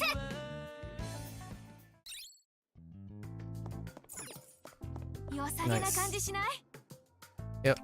Block picks. Give me this. なかなかいいものが手に入ったわね Ooh, wait. Oh no, wait. That's not her. That's someone else. She uses sabers, right?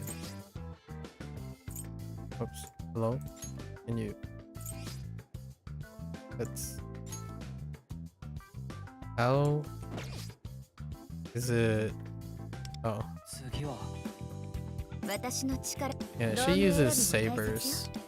Not, rapiers. お互いベストを尽くします Okay. Let's just take us all the way back, right? To the center.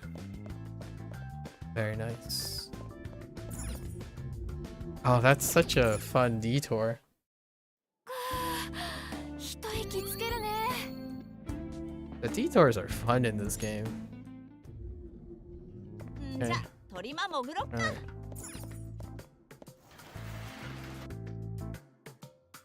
Alright. There is still one detour.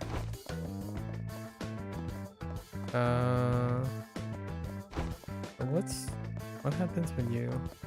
Oh, that does take us to the front entrance, yeah. Oh, these things are cleared. Oh. 近くに宝箱がありますもらっておこう。 Oh my gosh. There's so many looting opportunities.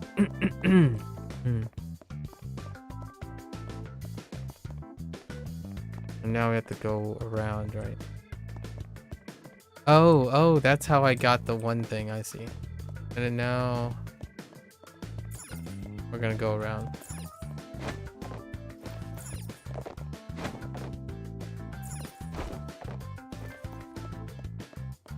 I'm just retracing my steps. Grabbing the loots. All the loots.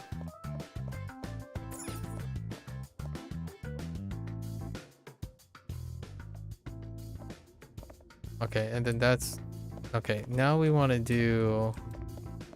I want to grab this. Give me 良さ this. げな感じしない？ I came back with lockpicks. なかなかいいものが手に入ったわね。 Another royal saber. I wonder if you can like dust them or combine duplicates. Do they do like dupe combining or something? Okay, so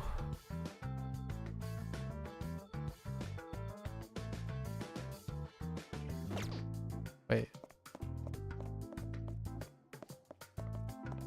What? Why was this guy here? What are you? Lightning? Oh no. Not again. Oh no, not. Oh, come on.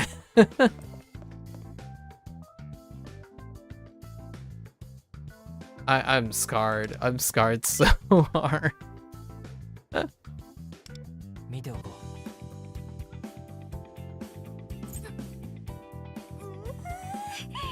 試してみる？ Okay. ウォームアップ完了。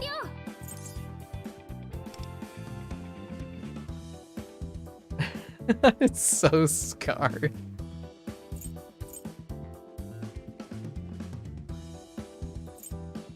But there is nothing. There is another character there to bank off the one more, though. So I can. How much does this increase from?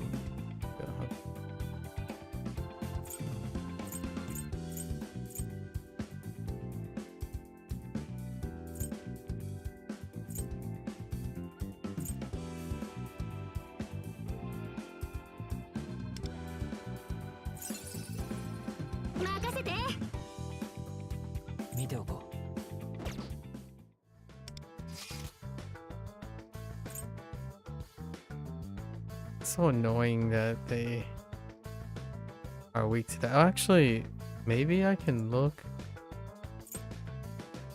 Nah.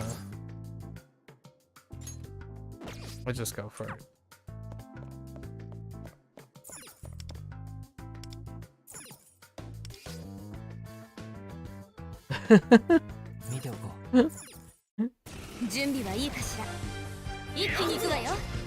Fucking tortoise.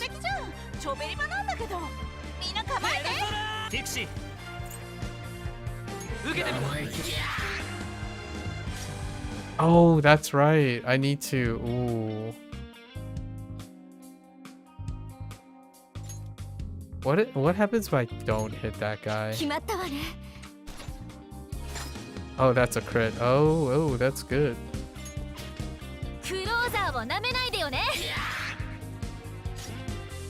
Okay.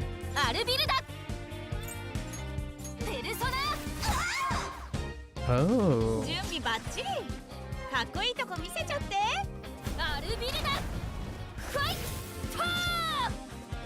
Ooh, that thing has a lot of HP too. What happens if I just guard? Oh wait, isn't that person weak to fire? Oh no. Oh, not additional into additional. What if I just guard? Do you still get one charge, or you only get one charge after getting hit? No. Stop. Resist electricity. Oh, okay. So I've been making it a little bit more difficult by hitting them. ノリノリでいっちゃおう。ぶち上げたいな。 So hitting him was probably the worst idea. But I wasn't expecting to knock him down after trying to crit by tapping. That's fine. But now he's resist. Oh, that's so annoying. Alright, alright. So we just guard. If we didn't have another target. So this guy's really annoying.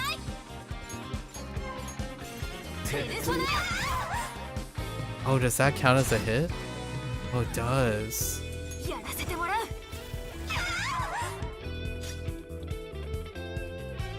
Why are you such a butthead?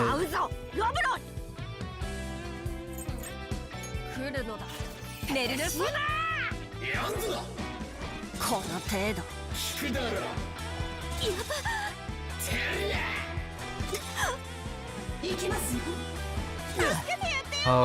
Okay. ただでさえ戦力が足りないのに。 Dude. Does that resist last for one turn? No, it doesn't. これでどうだ。こ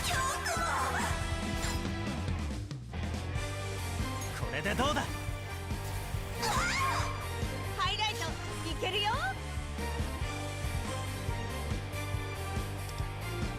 ロブロイ、俺の責務を果たせ。受けてみなさい。やられた分を開始するから。アルビルだ。ペルソナ。 Oh, that still hits the dude. 状態異常になってるし。 So now what? 見切ったわ。パーフェクト回避。チョベリグー。 How do I know? Intriguing. ノリノリでいっちゃおう。 I guess we just blast through the resist. 感謝する。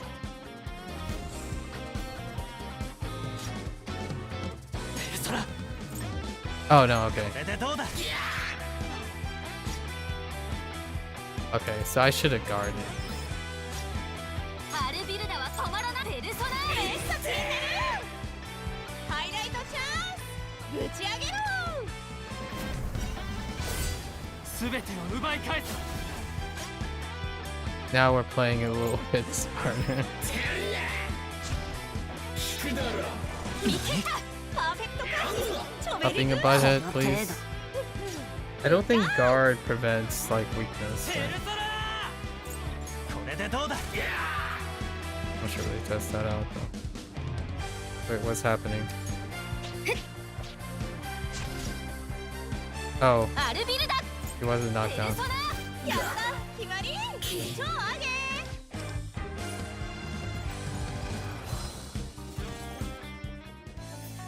Alright, it's fine. This is fine. We're fine.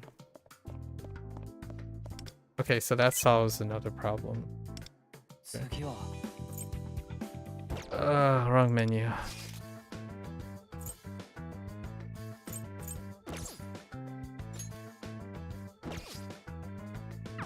Alright. Alright. So I thought it was this room, but it's not. It's the next room. Gee.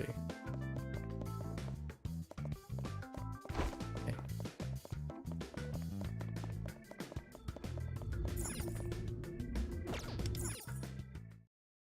これからどうするの？ Alright. 気引き締めていこう。 Feel kind of foolish. Alright. Alright. So this takes us over here, but wasn't there... Okay, so that takes us to that place. But what about... Wait. Yeah, I have access to that place now, but... Hold up. Hello?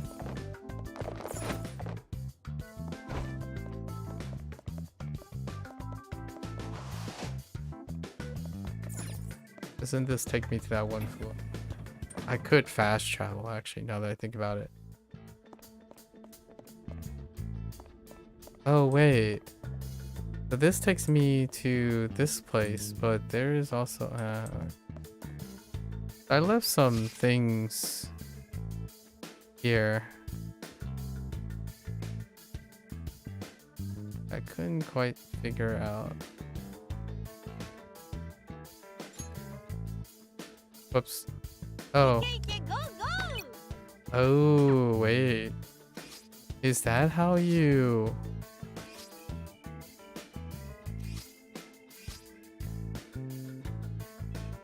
Oh. Oh, wow. That is very convenient that I didn't think about. I didn't even think you can do that. That's good though.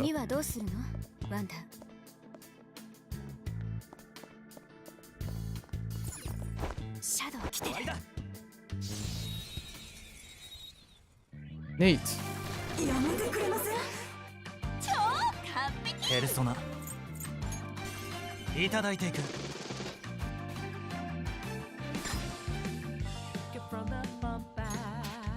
クローザーをなめないでよね。お眠かな。 Neat. 勝利投手は私とか。 I'm learning. Okay, so let me grab this. 宝箱だわ。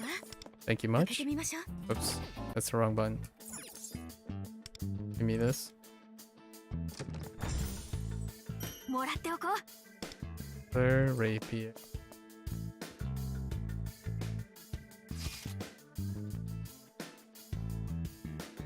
Alright. Okay. I haven't figured out how...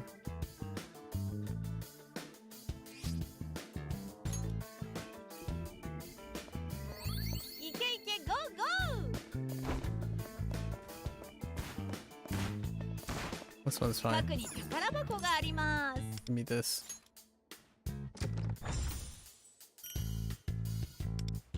Steel tomahawk.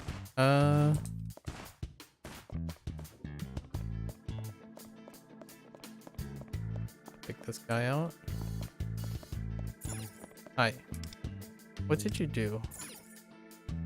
Oh yeah, we're fine. 状態は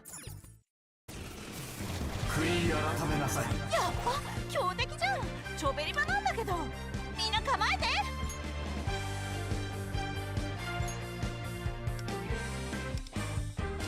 Oh, I didn't even switch my Okay, I didn't even switch my persona ペ yet. ルソナインキュバス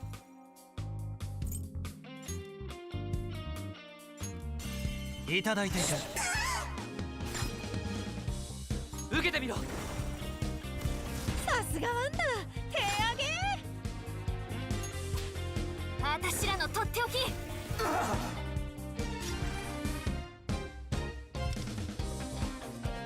アルビルダ。ファイトー。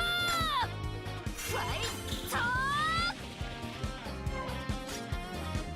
Whoa. 踊れ。ペルプシコレ。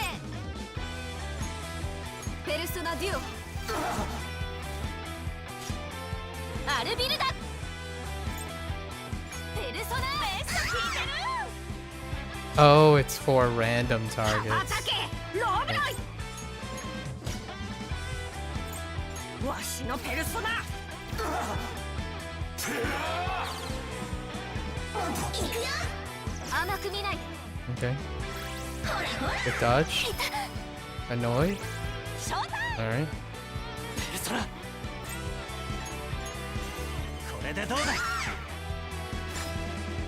受けてみろ。さすがワンダ。手上げ。私らのとっておき。バカ。ショータイム。ノリノリでいっちゃおう。主の言葉に耳を打ち上傾げてるじゃん。けなさい。ペルプシコレ。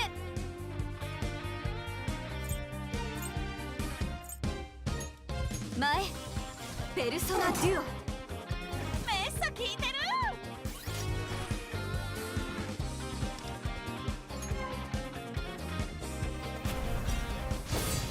全てを奪い返す。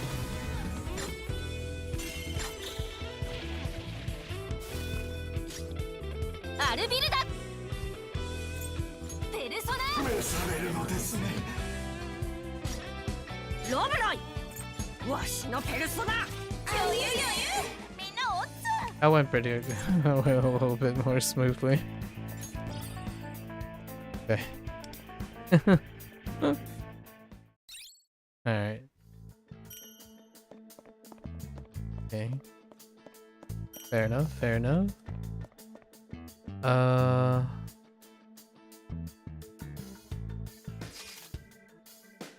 So there's this.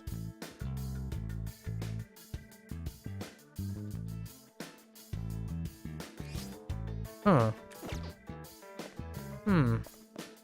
Right.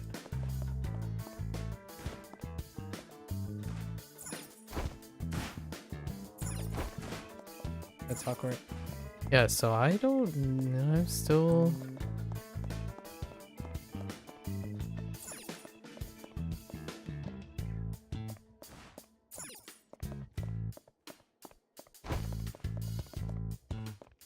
Very unsure about. I can't get in through here. 鍵がかかっている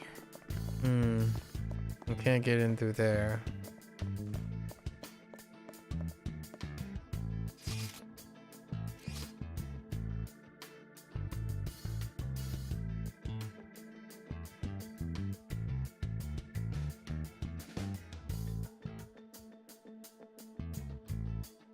Interesting.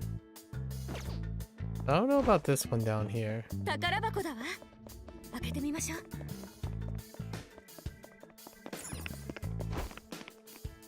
シャドウだ敵はどこだ。やつだ。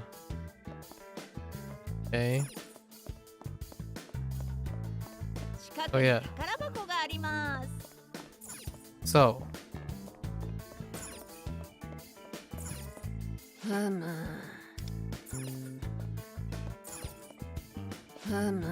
I know I have the pink one.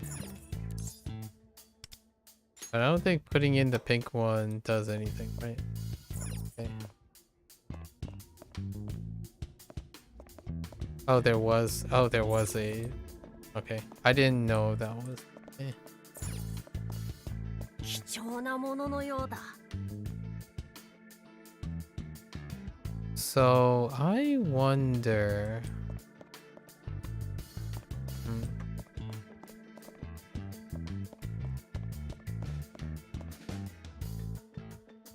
There's a blue one.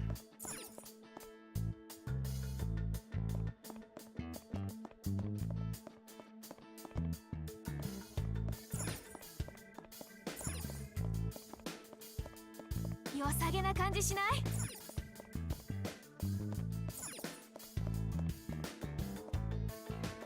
And I know I can't, like, phase through that.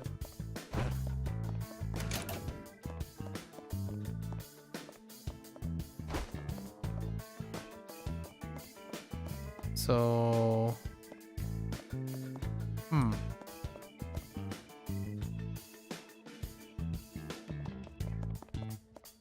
近くに宝箱があります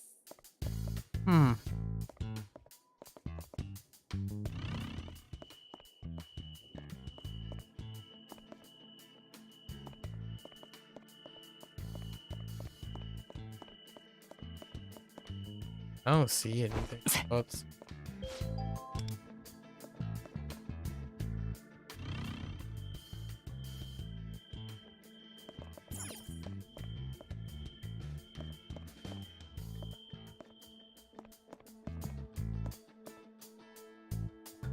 What if I'm able to hit 近 two くに things? 宝箱があります Huh.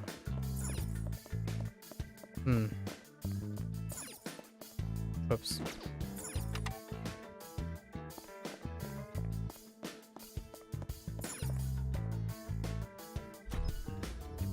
Hold up. I just want to make sure I actually actually hit that thing. I'm not even sure if I did. It looks like it's already...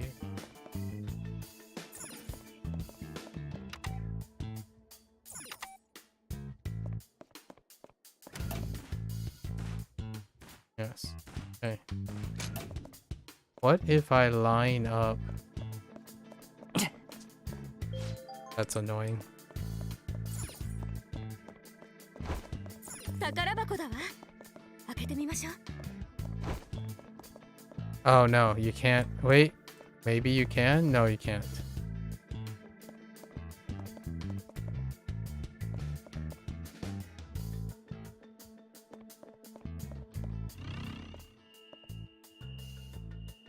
What? Huh.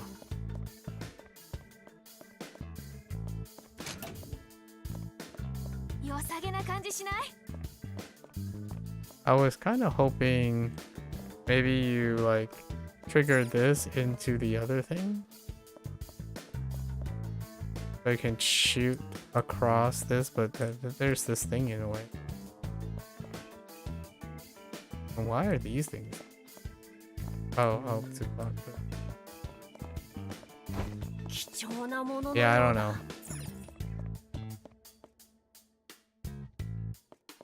Like, how do you remove... Oh, I can hit them. I'm an idiot. I can just swipe the boxes. I'm a doofus. It's just like in Claire Obscure where I didn't notice that you could just destroy boxes. You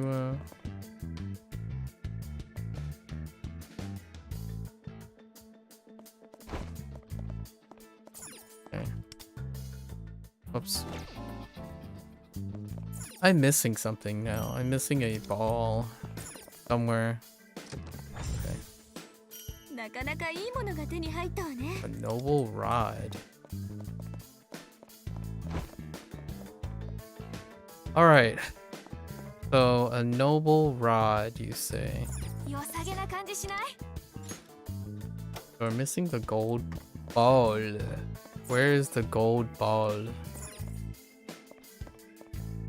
Has anyone seen a gold ball anywhere? Oh, that's where the pink one was. Okay.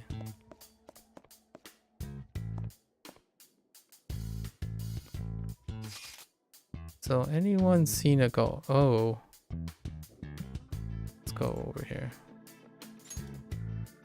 Which way is that facing? Okay.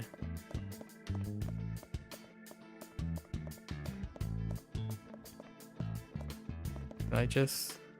Can you... Alright. How do I get... How do I get down here?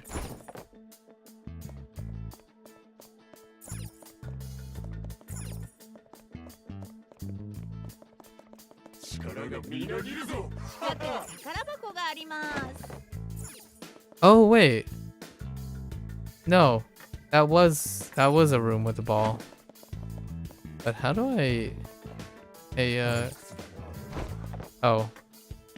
That's awkward. Come here. It's that simple. It was that simple.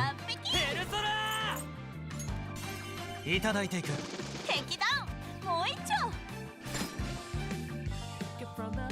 ice? I don't think it was. Oh, that's nice.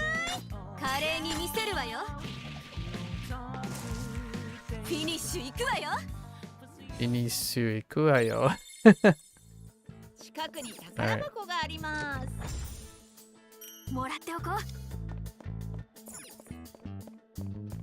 And then can I unlock this? Yes. It is the other room. Over here.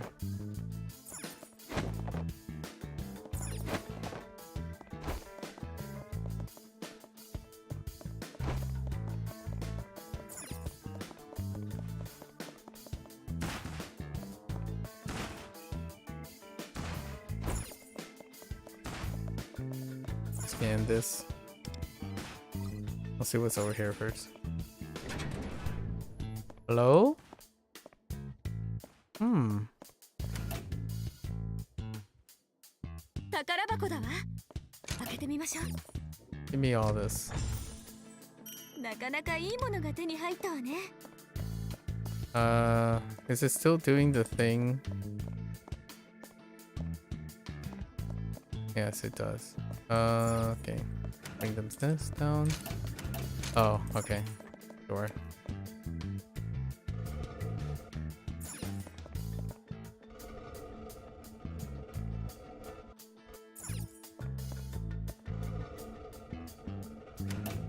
Be this first.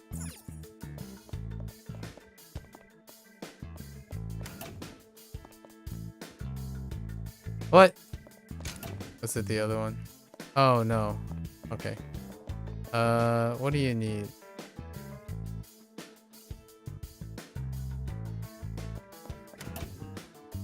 Give me this.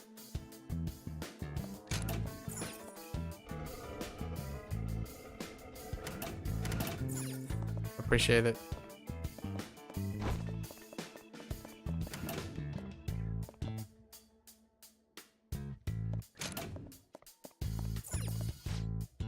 Starting the game simulator. Follow the instruction on the screen to reenact it.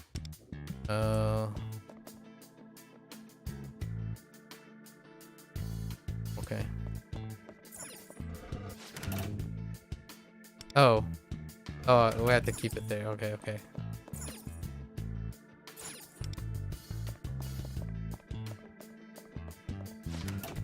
What?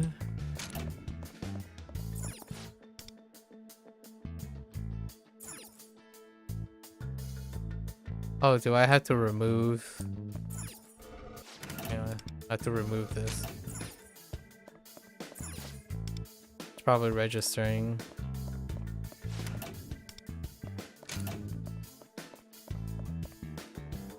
Is that not the home bait?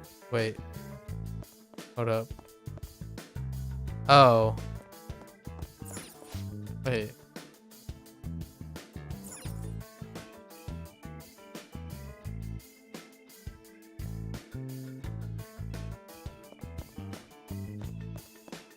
This is not the...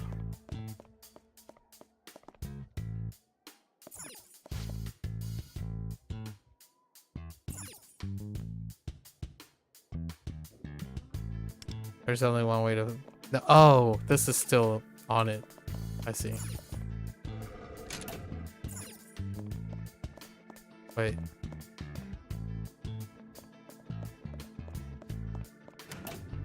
I see.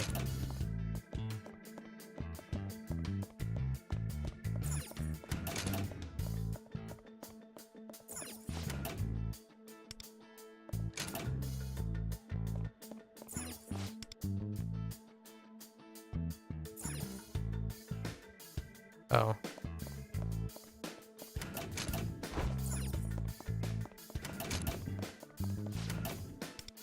Okay. Now let me, can you please? Oh, it's the back. Oh. Yeah, my perspective is a little bit in the wrong direction.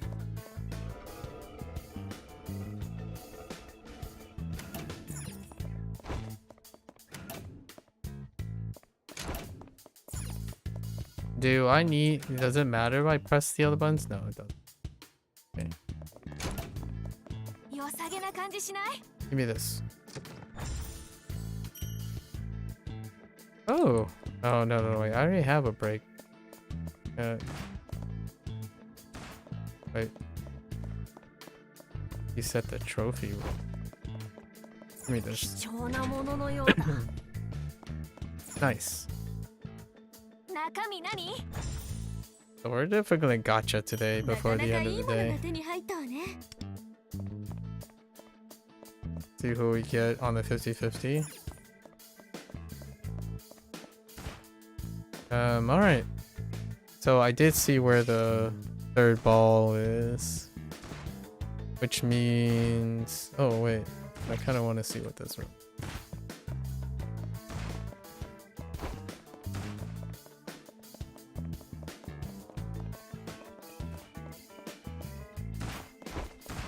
Out. Out, out, out. 俺もスタミナに入りたい。 I hit the wrong button. 破壊する道があるはずだ。完璧。ペルソナ Oh, 受けてみろ。 convenient.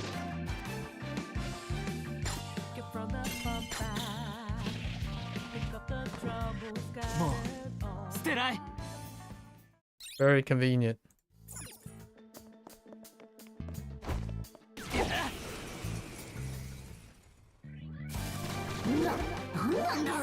超完璧。ペルソナ You guys don't happen to know. Okay.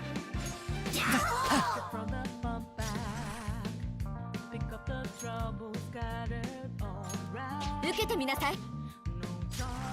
Oh wait, I just realized アルビル I don't have an AOE, huh? ぶち当てる。ロブロイ。わしのペルソナ。おやすみなさい。この機会逃すわけあるまい。終焉だ。 Okay. Unlock. Alright. Back here. Very 良 nice. さげな感じしない？ Give me this. いただいていこう。 Okay.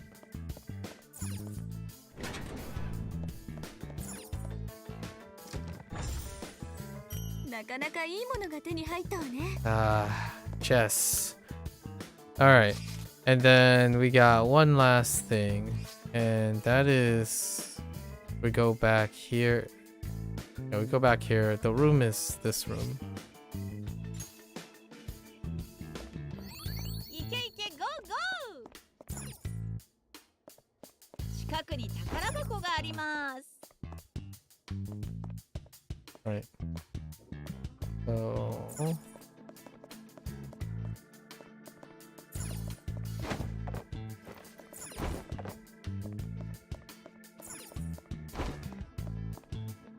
wait.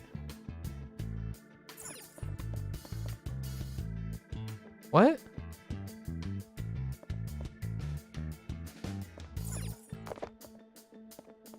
Wait. That was the pink one. Wait. Did I not see another glove somewhere?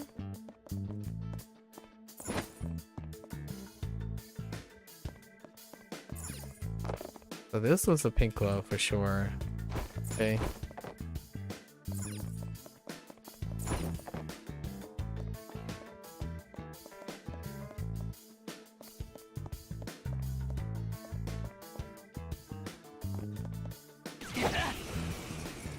Let's get rid of them. ここで終わるのか。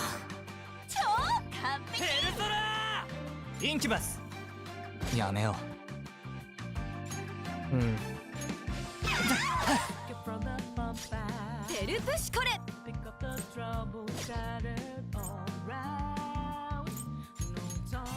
イデオ。ペルソナデュオ。もう一丁。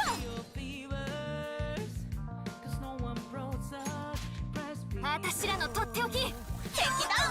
もう一丁。舞い踊れ。アルビルだ。ペルソナ。誰か助けて。ファイト。勝利投手は私とか。 Okay.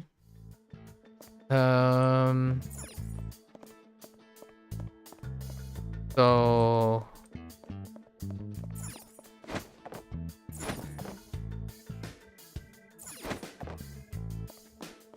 oh, here it is. I'm like, it's got to be in this room.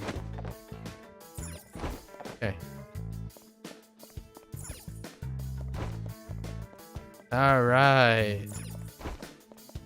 良さげな感じしない？ We did it! Where is it? Give me this gold ticket. Oops. We're hitting F. 中身はなんだ？もらっておこう。 Alright, alright. Now I'm satisfied. Now we can get back here. ここは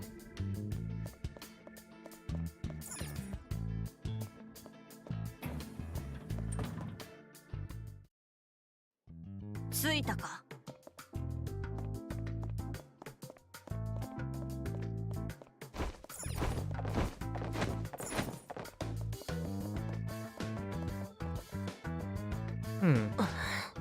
According to the map, there should be a path just ahead, but it doesn't seem we can get through. Looks too heavy for us to move. Oh, unless? What is it? You got some... Oh, I thought I saw some boxes we could smash through back the way we came. Oh, okay.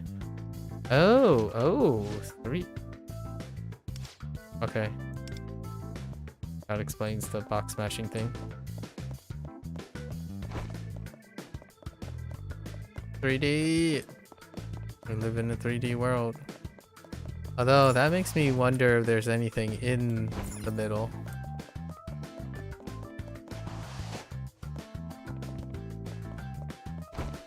Okay.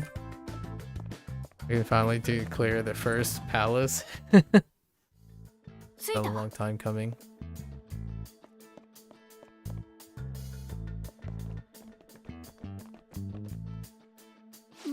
ここは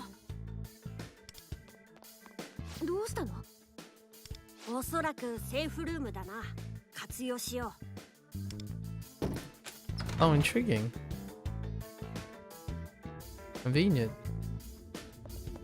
えねえねえ、あそこで休まない？ I think we're fine though. Okay. Wait. Oh, we do want to go in there. Interesting. Oh. Swanky. ここ今までと雰囲気が違うけど。パレスでありながら歪みが弱い場所だ。安全に休めるためセーフルームと呼んでいる。ああ、そういうこと。野球的にはアウトじゃない場所ってことね。なら休ませてもらおうかな。Oh yeah, that's right. She was just recently scarred. That's right.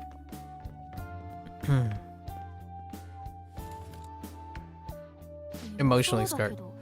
キャトルって異世界のこととかパレスのこといろいろ知ってるよね。今まで聞く機会もなかったんだけどさ、キャトルの目的って何なの？ I like to know that too. それは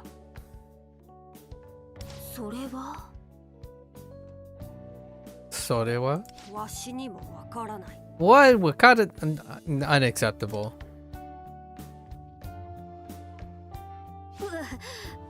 からないって。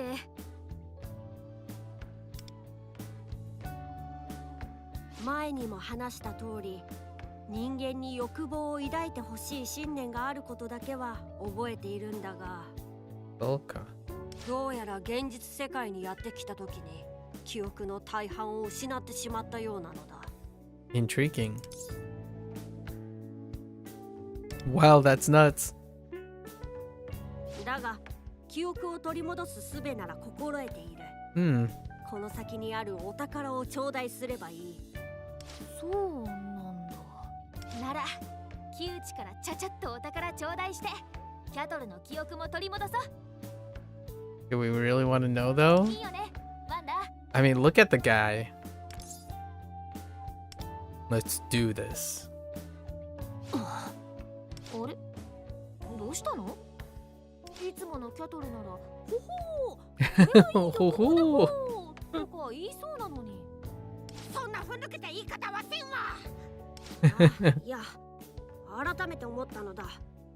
お前らはわしを信じているようだが、人間からすると謎の存在であるわしを簡単に受け入れてよいのかと。いいに決まってるじゃん。だってキャトルがいなかったら私もワンダーも自分の欲望に向き合わずにシャドウにやられてたんだろうし。 A fair point. だからさ、キャトルは命の恩人なんだよね。恩人だにゃ。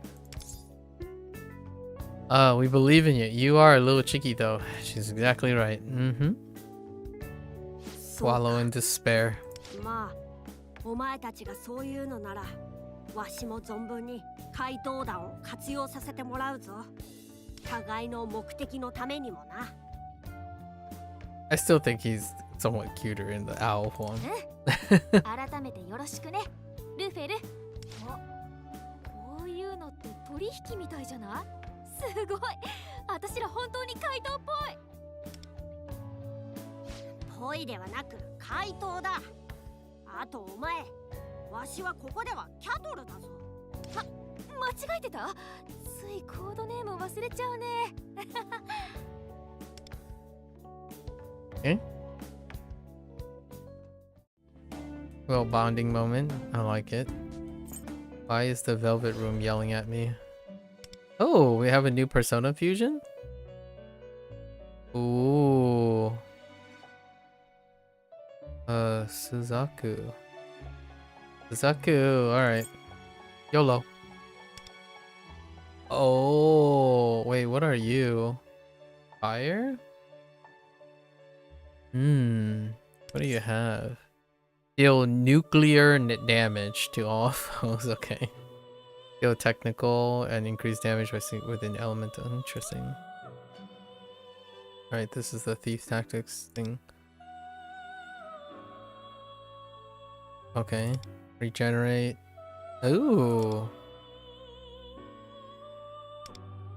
Without a doubt, deal the nuclear option, right?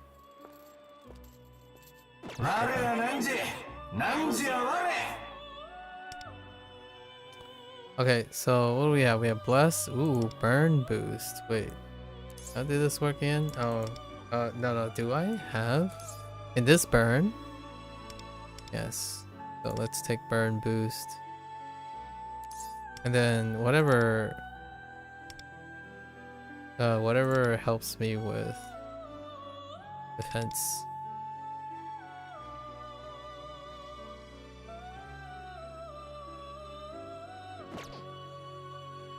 So the question is, okay. Sorry. ご覧になりたいか?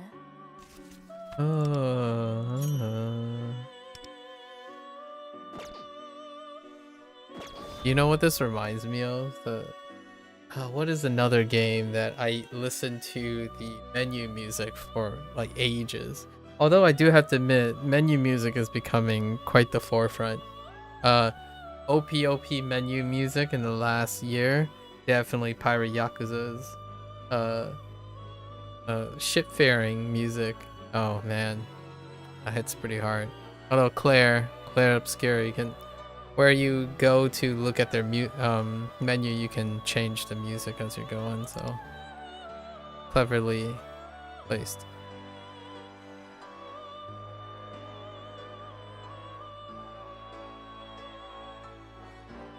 We got some 2s. Oh, the Kodama are 2. I kind of want to train a Kodama just so that I have access to air. What's the Kodama? Kodama, do you have an offensive? You do not.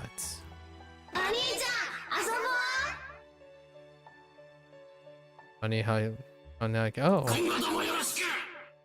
Do you have? You do. You have Garu.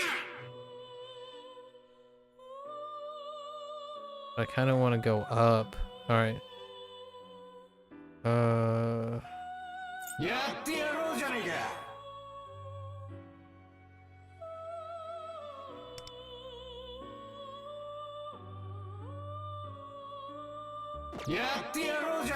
But I don't need fire at the moment. So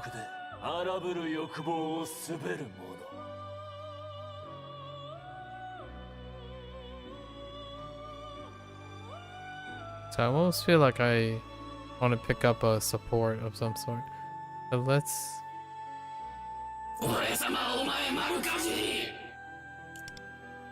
Let's just put a win. No. Fine. It's okay. 大丈夫です. I'll just keep going. 警戒を怠るな。 Trapped in my mind. Okay. An electric fence. Security's getting tighter as we go. Koichi is becoming more worried. I expect. It means we're getting closer to treasure. If the fence is electrified, there must be a power source. We just need to find it and take it out. Alright. Beep boop beep boop. Oh, okay. That's one way to do it. Shade up, kick it. Alright.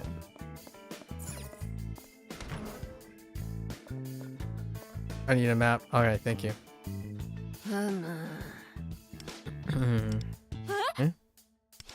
At the first.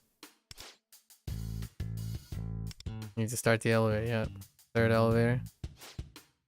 The layout of this place is pretty nice. Especially how they're doing the elevators and whatnot. Alright. Whoa. Oh, hi.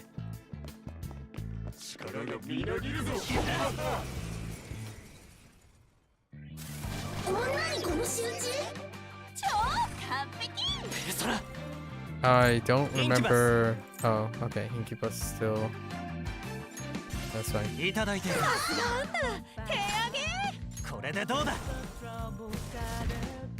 I'll keep track of which personas will make this faster.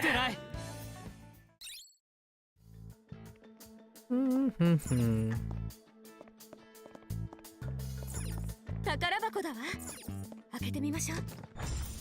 Gimme. いただいていこう。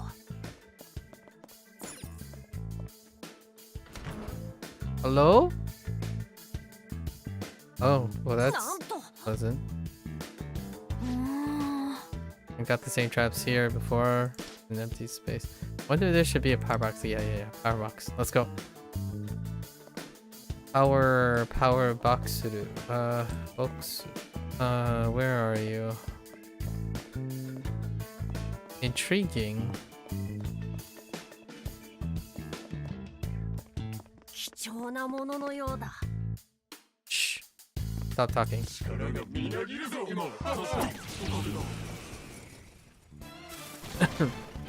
Oh.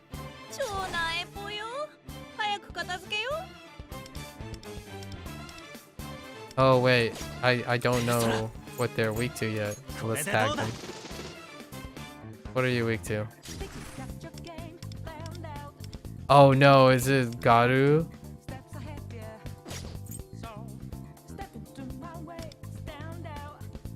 Oh, okay.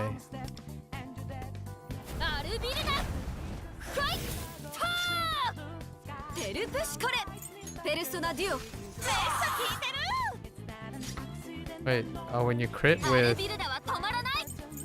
with that, it doesn't.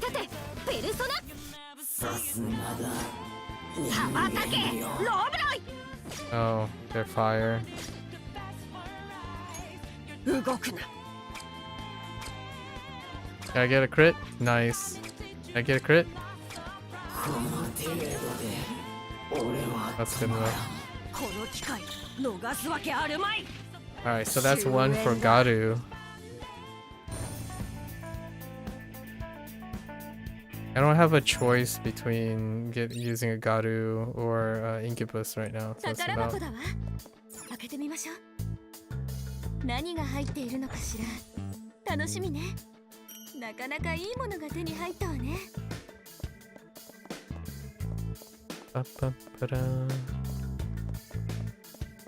It's okay, they're blind.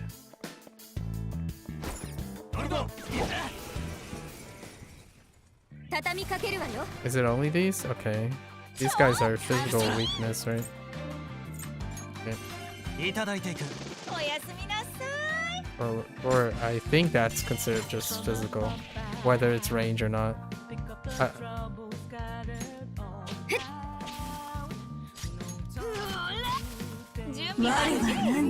かっこいいとこ見せちゃって。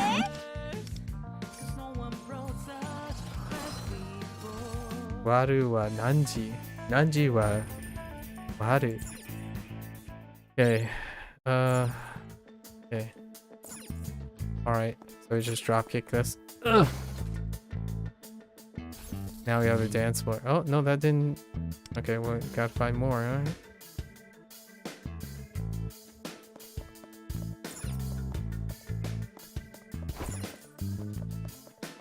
Oh. A fan card. Okay. The hall is blocked off. Maybe there's another way to get up. Not before I take this. Why is my hand shining? Oh. That explains it. Dropkick. Nice.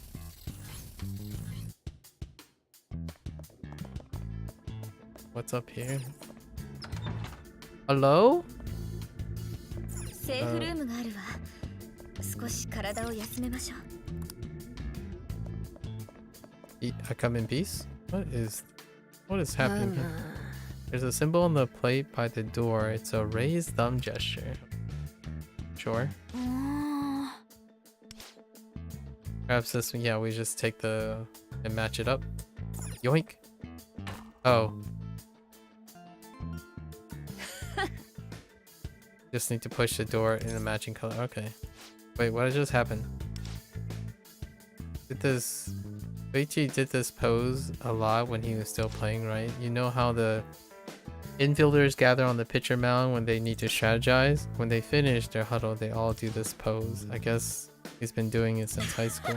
I used to imitate it as a little kid even. Plenty of other kids did the same too. He took all those kids' admirations and crapped all over it. I'll never forgive him. Oh, change this. Sorry. Yeah. Yeah. Sorry, I was rambling. Oh, interesting. Oh, okay. Hold. Hold. Oh, it's almost 4, so I gotta... I think all my dailies are done, right? Yeah, my dailies are done, and my city life stuff is good to go. Oh. Martial arts. There's something. ご案内させていただく。 Oh, I was hoping for a new fusion.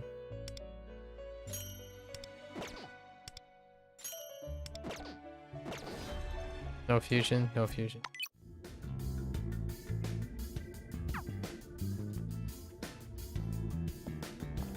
Alright.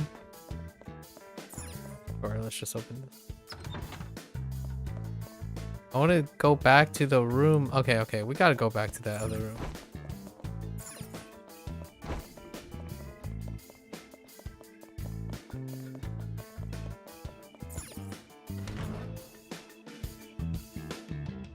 Oh, it's still up. What?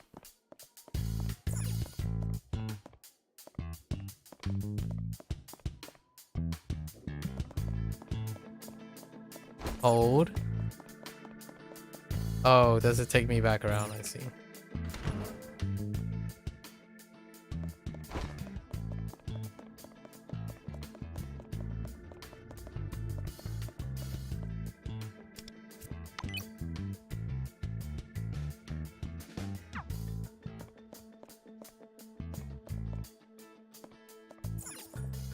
Intriguing. All right. So thumbs down and thumbs up.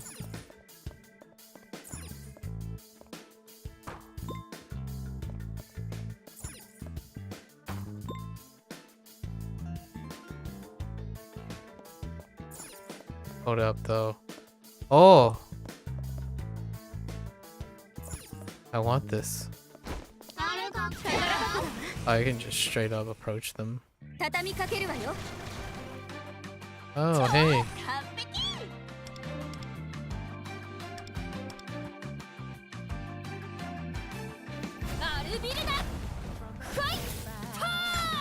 Good enough. クローザーをなめないでよね。 Guess we just take him out.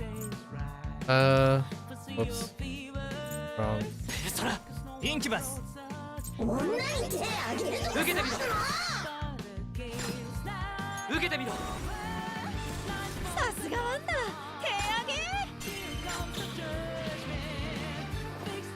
最高のフィナーレっしょ Girl power. 良さげな感じしない？なかなかいいものが手に入ったわね。 Alright.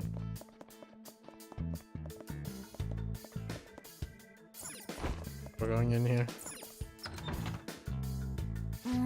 Intriguing. What's up with this room? Part of the glowing red. Alright. Ouch. There it is. The glowing red seems dangerous, but what on earth was that just now? I think it was some kind of tag out. A glove looking thing came out. Yep. Alright, we're good. That's understandable. A tag out. I'm not sure how to explain it. You tag a runner while holding, yeah. Baseball. A rule from baseball then. So maybe it's an expression of Koichi's attachment to baseball? In any case, we need to reach a destination while avoiding the red spots. Yep. So watch the floor. They kind of just explain everything. And I'm not too sure you really need to explain what I mean. 宝箱だわ。開けてみましょう。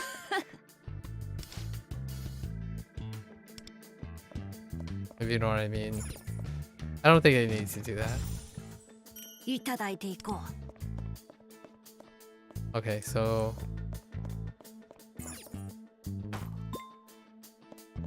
oh, did they sync it up with the third room? Ah, yeah, I see. Well played.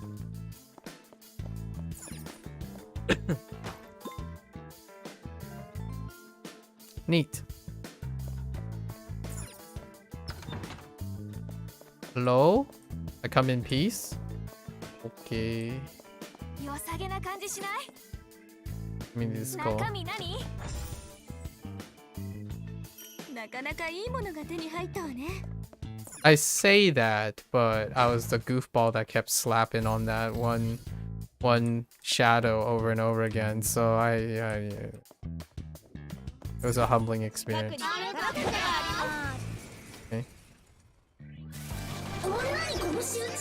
Okay. ペルソナ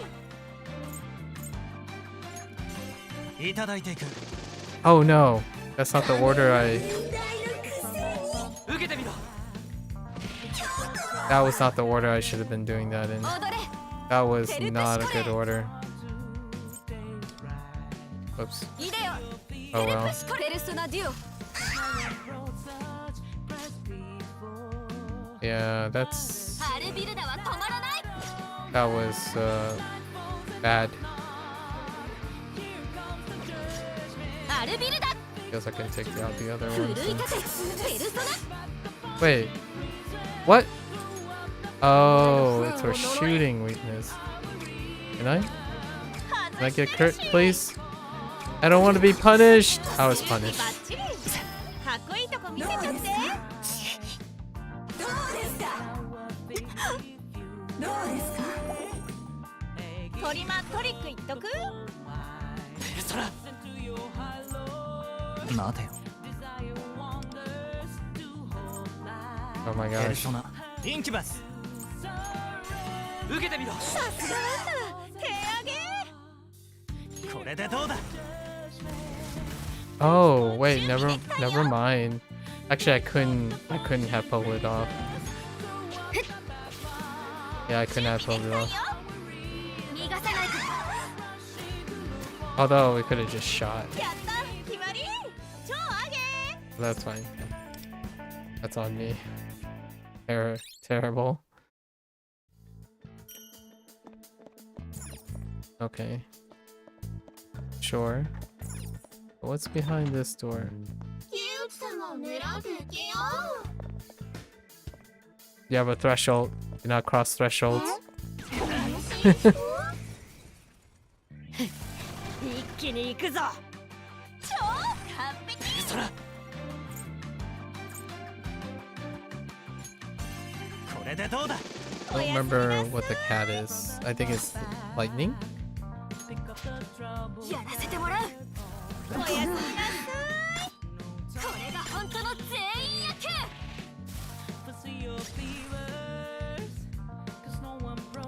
Oh wait, what happens if you take one out? 受けてみなさい。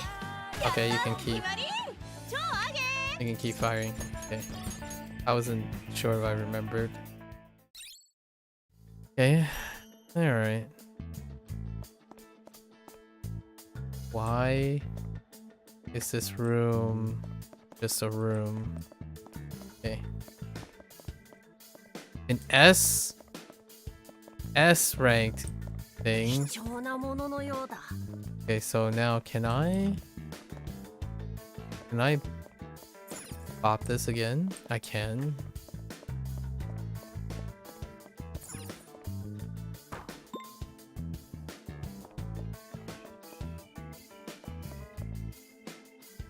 Is that a side thumb?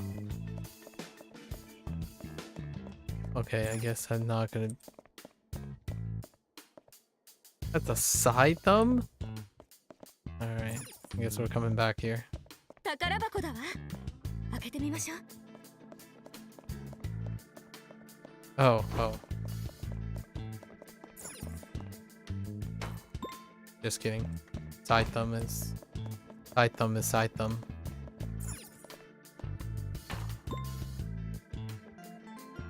Bum ba dum bum. 貴重なもののようだ。 Another thumb. もらっておこう。 Oh my gosh, give me more. Okay.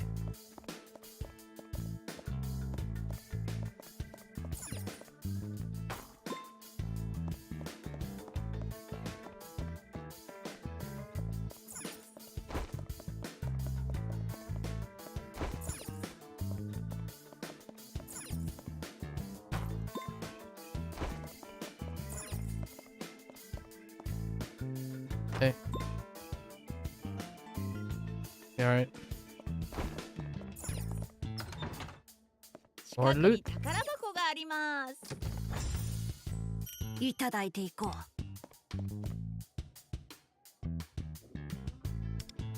5 minutes. Okay. I guess we can't go in there. Good. What about? I didn't see a ball. Alright.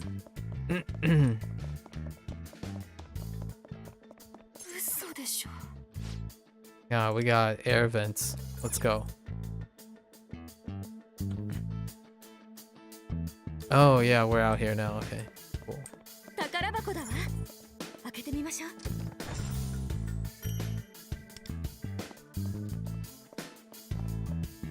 But I want to go here.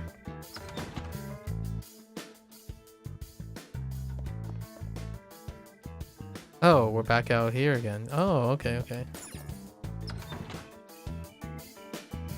I got you. Oop. A kick. So one more. We can jump across the roof or something. Oh. Okay.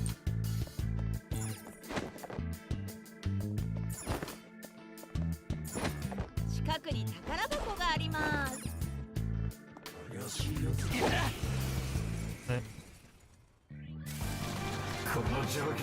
Ooh. 完璧。 Uh-oh.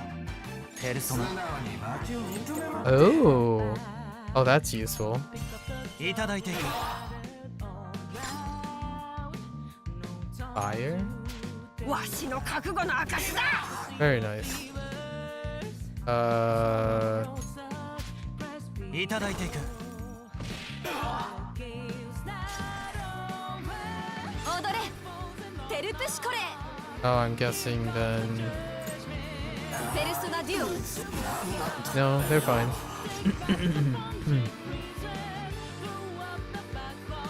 アルビルダペルソナ舞うぞロブロイわしのペルソナ敵だもう一丁全てを奪ってくれるこうなることは戦う前から分かっていた貴重なもののようだもらっておこう I see a forehead. Hello there, forehead. It's fine. Oh, what's over here? Okay. Hello there, forehead.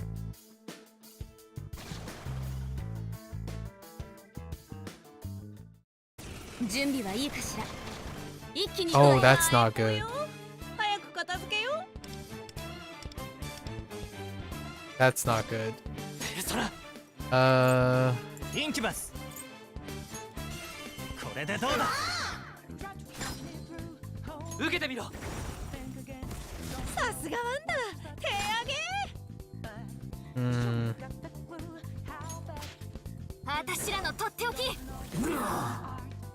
No crit.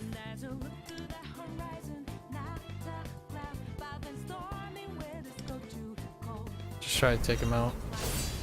全てを奪い返す踊れテルプペルソナデュオアルビルダは止まらない Resist. Hmm. ちょっとビビってペルソナロブロイわしのペルソナめっちゃ効いてるほらほら話にならん Okay. Nice dodge. Okay. Ow. What happened? I can't see. Okay. ノリノリでいっちゃおうぶち上げたいなペルソナいただいていく受けてみろさすがワンダ手上げ得意技見せてあげる踊れテルプシコレ前ペルソナデュ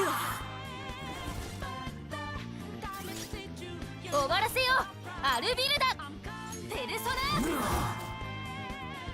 ナ準備バッチリかっこいいとこ見せちゃってアルビルダファイト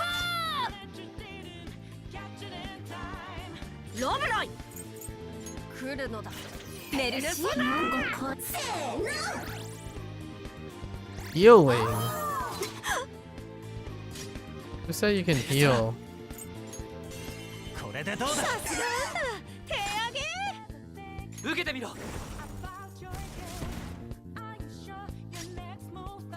イデオペルプシコレイデオペルソナデュオ凍りなさいアルビルダペルソナロブロイ来るのだありがとう How's she not resistant to that? ノリノリでいっちゃおう I think I'm gonna level this. I feel like we're gonna level this. Because it gives you beats too. やめようペルソナ矢野シーク早く終わりにしよう受けてみろハイライ Smart. トいけるよ全てを奪い返す我は汝汝は我 Got it. Okay. Ware wa nanji. Nanji wa ware. Oh, wait. Can I make new things with you? Oh, no, no, no. I think we've already fused, right, with this guy. 良さげな感じしない？ Yeah, what time is it? I'm gonna... Oh, we need to reach it.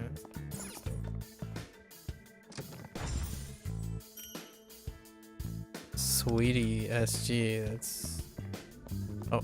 休息も悪くない。 Yeah. So, let's head back out. It's getting late. But...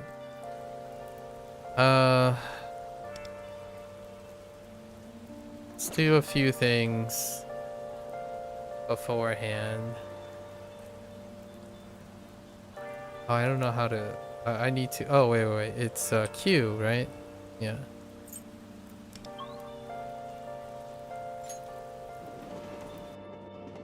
I did use my 5 stamina today. I just wanted to double check.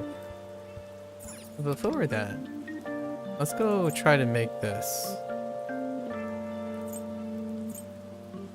So what do we need to find? Rubber? How do I find rubber? Secondhand. So rubber, 1 rubber and 1 metal powder. Secondhand. So lots of secondhand things. Flower shop. I need.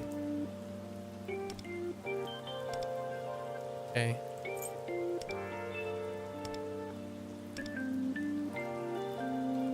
Okay. Let's go make these at least one. How do I do that? Q. Pliers.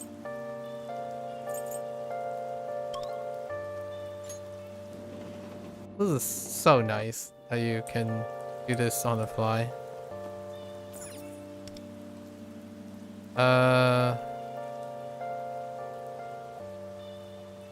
Oh, I was gonna say we just buy 1 of everything, but I don't have a lot of money, huh?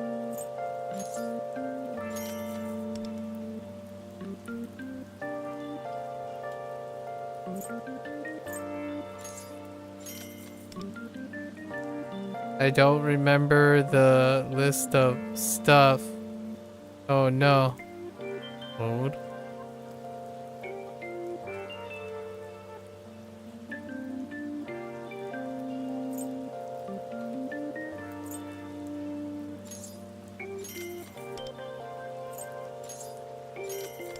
I know we need those. Let's go make some money. I need money. Big reward is okay. We need money. Requires 1, okay. Let's seal the deal and make sure it's 5. Okay. Oh yeah, we have to pay attention. No complaints? That's it? Oh, okay. That's it. You're looking alright.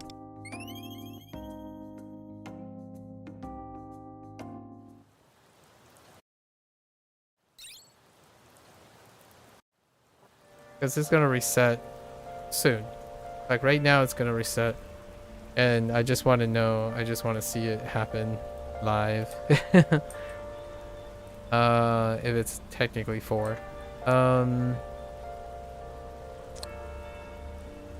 Q, workbench.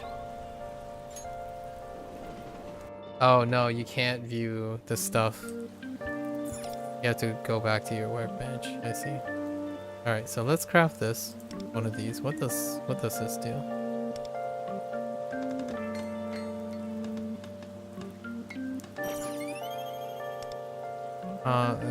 We're looking at inventory. I need metal powder. Metal powder.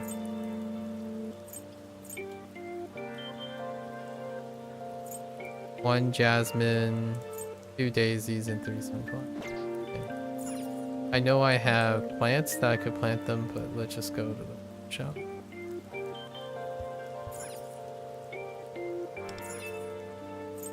What's this? Metal powder.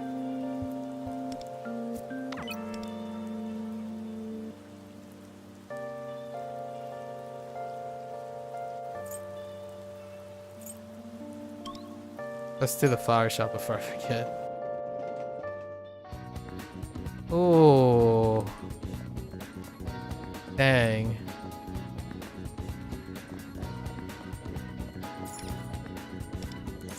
Oh, no. No. Shop. Oh, here's seeds too. Simple packaging. Oh, there's a limit. Purchase limit. And then,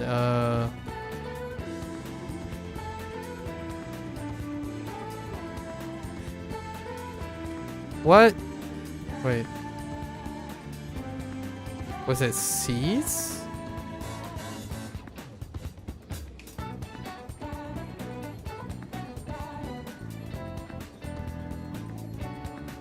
Okay. So that means I have to plant them. Let's, what was it? It was jasmine, daisy. I don't even have jasmine. What the heck? Oh. What? Unlocks at 3 kindness? Okay. Well, let's buy the... I'll buy 2.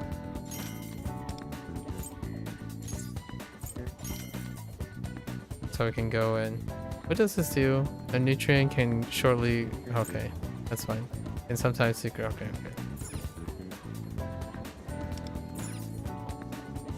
Oh, even indirectly. That's okay. And then second hand.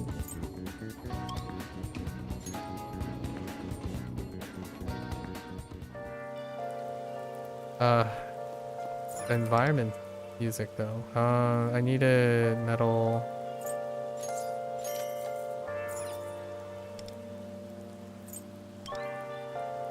I'm seeing if there's a there's probably like a craft first bonus, right? So that's or a completion thing.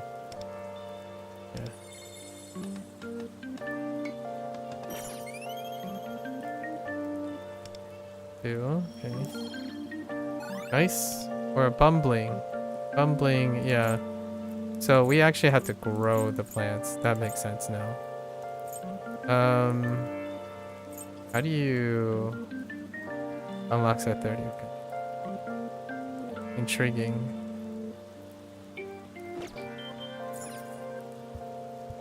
I think this is the new thing is a nighttime thing with what's her name? Hooray!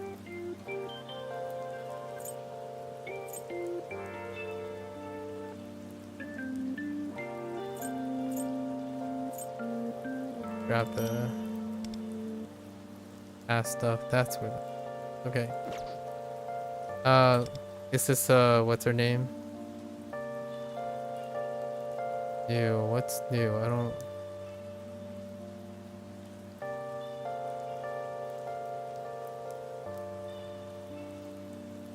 No? Have to...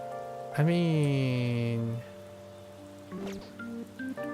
Oh, okay.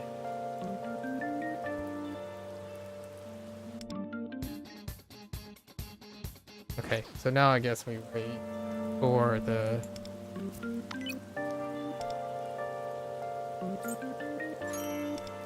stuff.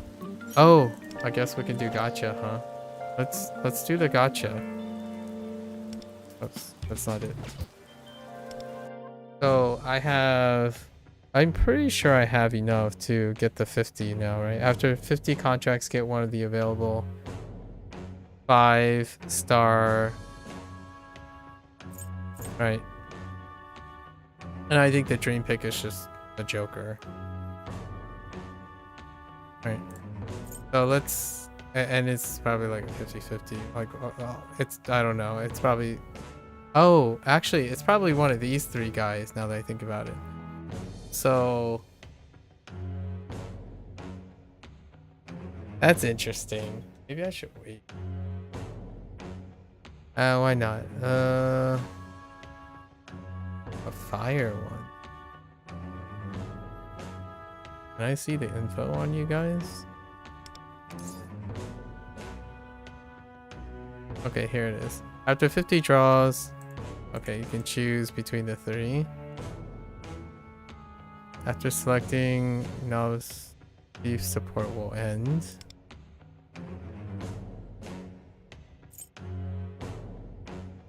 And then I don't have any platinum. I don't think I have any platinum.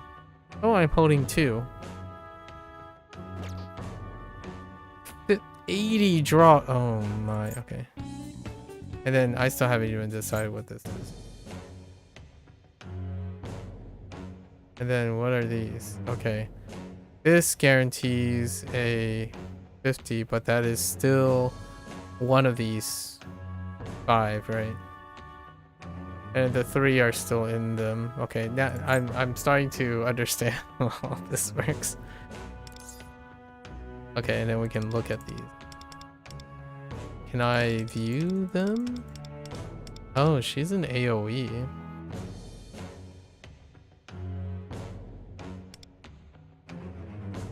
Interesting. Just a fire AoE.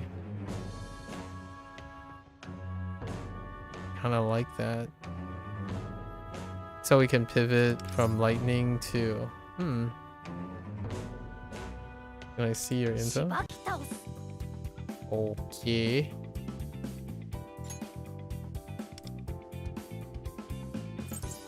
What do you have? Deal fire damage, okay. And increase her attack by 20 for 2 turns. That's great. It's a self-buffing. When Anne has for 2 turns decrease. That's great too. What the heck? And maybe I can line it up to with Luferu if it complements Luferu. I don't know. When dealing fire damage to foe, gain 1 passion stat. After obtaining force, gain this status on action start. Increase it. Wow, that's really strong. Deal fire damage to all equal to with. That's really strong. So she is very good. What do you do? Besides being incredibly cute. Inflicts wins chance. Chivalry. Then stacks to heal the entire. Okay. So support. Probably not this as a first pick, right? And then what are you? Let's look. I just need a decent DPS, like round out my DPS. Lightning. I think we're okay because we won't pick. I think fire is the weakest because we have our support being the fire source. So I guess we're just gonna pick up Anne for now. And Anne will replace the ice source if we don't have the in need of ice. Yeah, okay. Alright. So which one's easier to replace? Okay. Yeah, let's do it. Let's see. Enough hand holding, right? We have over 40, so we can get it. Because it's 5 times 8, so that's 40 to do the 10 draw. So let's go. Sometimes lucky.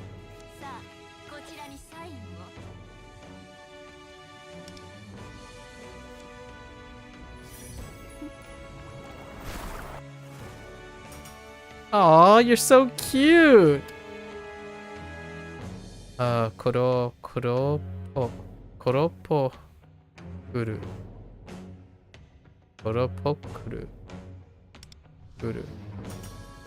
Oppa tengu. Okay.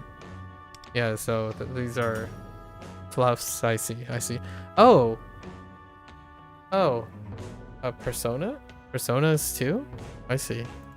So those are, oh, you get personas in the mix of everything. I see. So I could have done this earlier 家庭を to 楽 get しめない something to と work with. 情熱があるとは言えないわ。 Feels bad. That's a dupe. So what happens when you get a dupe? It gets converted. Okay, okay. Oh, so you get persona next to the IC. So we could have just picked up some personas earlier on when we got like 8, so we can just do the 8 right away. I see. Okay, so you get one character. Interesting. I see. Well, I immediately got a dupe. That sucks. Alright, let's go again. さあ、こちらにサインを。 I like how she said Kochira ni sign instead of what do you add? Shome suru. Right? Shome suru. Alright. I guess we're gonna be doing some fusions. Oh, dupe. And we already have all these. よし That's a way to start it up, I see. I got another dupe. 2 dupes in a row, man. Oh, hey, that's a persona I don't have. よしバリさんでいこう I got 2 dupes in a row. 3. Alright. Alright, gotcha, man. Alright. Alright. Feels bad, man. Alright, let's try again. Oh, okay. Sudama. Alright. All these are dupes. Okay. That's fine. Lots of dupes. Alright. よしバリさんでいこう Wait, how small is the pool? Wait. How small is the pool?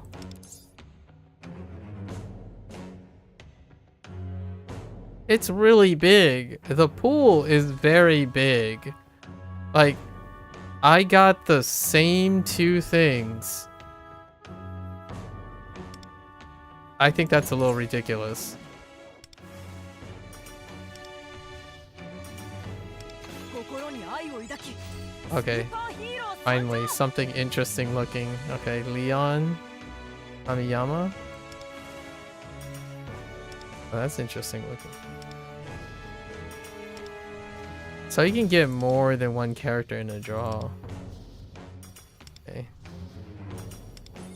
I'm definitely not liking my... So what do you いい do? 選択だ What is this icon? Nuclear. Oh, so nuclear is a thing. Okay. Nuke. For each stack of power or friendship, the party has increased. Oh. Intriguing. The party, you say? Wait, is he like a Navi or strategist of allies? That's interesting. Oh, this guy is very interesting. Team buffs is highlight grants the maximum power of friendship stack to 1 ally other than Kamiya for 2 turns. If the target below is restored, spend 30% of 1 ally's remaining HP to grant them a shield. This guy looks like a flex. It's a flex utility. Increase 1 by 2 turns for each power at the turn. How do you get increase allies critical damage when they have to?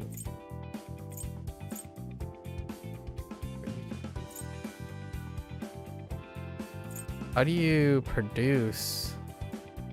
Oh. Intriguing. Wow. That's interesting. I like that. お呼びとあらば You're interesting. You're very interesting. Support character. Alright, and then my last one, and then I just get picked out the things that I basically got gypped on. まずい話には乗らねえよ Oh, Shin Kano. Shin Kano. I wonder what he does. Sometimes unlucky, I suppose.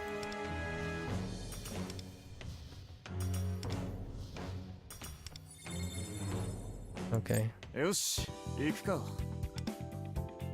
Alright, so what do? Oh, your ice. Do 1 ice damage to foes equal to his max HP. I don't actually know what freeze does. Decrease attack by 12%. Okay. And they got smash, physical, icy damage. Increase party's maximum HP for 2 turns. Also restore HP. Greatly increase. Oh, he has a taunt. So this guy looks like a flex guy too. I mean, that guy looks quite tanky. 今 おう Alright, 出れる fair よ。 enough. A tank is good. Like having a tank is gonna be good. Alright. And then we're just gonna pick up Anne because we need Anne in the party. She's an attractive girl who is 1/4 American and models on the side. Okay, alright. 綺麗なバラにはトゲがあんの。パンサーだよ。よろしくね。 Okay, and then it's gone. I see. So there's only one of. Fair enough. Alright. Now let's 見ておこう。 let's actually add her to the party then. I think we're gonna replace. How often did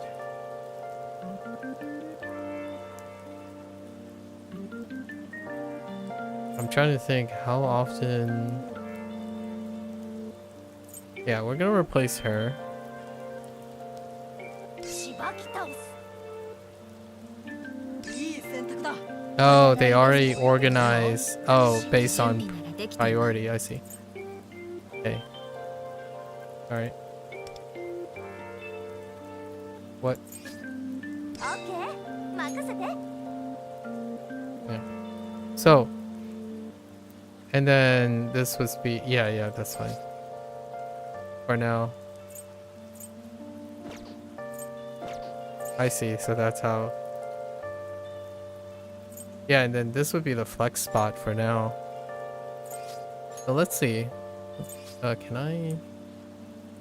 Okay.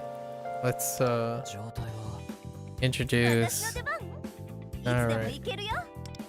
強くなるならみんなで。 Let's train you up. Passive stats. Give me those passive stats. ゲット。 Rising tension. After activate a fire technical when using a skill or highlight. When fire burn activate, increase that skill or highlight damage by 10%. She's really good. She's like self-sufficient. 壁を越えちゃったかも。 Oh, you know what? I'm having flashbacks now. I'm having flashbacks to Mael from Clair Obscure. Like, we just go in fire. Just go in and do fire first. You know, and then worry about it later.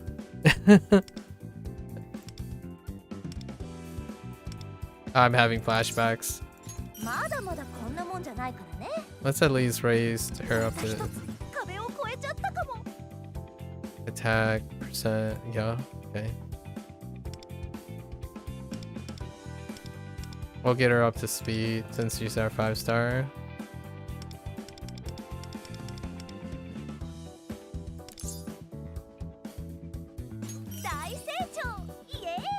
Okay. What weapons do you have? Chance of inflicting burn. Oh. I mean, the base stats are just better. Let's look at her persona.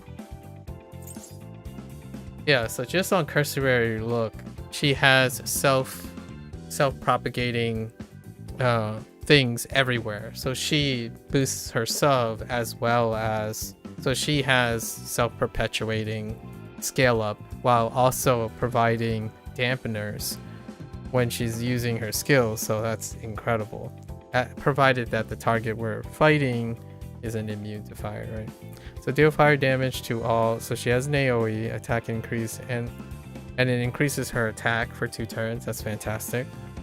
And then when she's in this, which only requires passion stacks, and that deals with just dealing fire damage. I guess it's per turn, and it's not per target. So, and then it decreases same amount of her attack. That's incredible. Deal 1, and then she has a single target that can inflict burn, 75% to inflict burn. When Anne has the foe,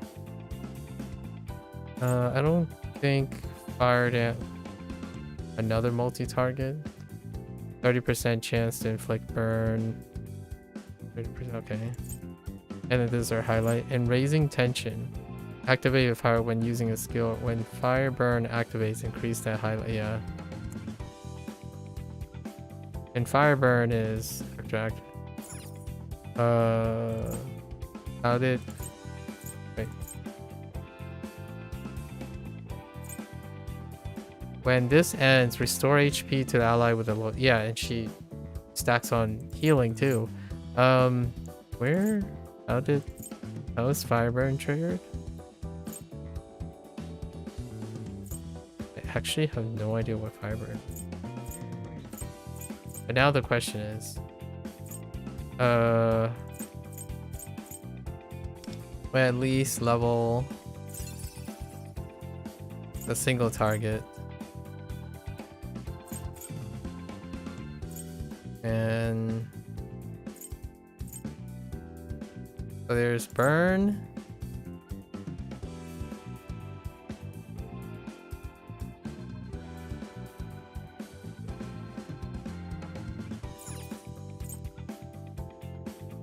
When fire burn activates, is that the thing that triggers off of?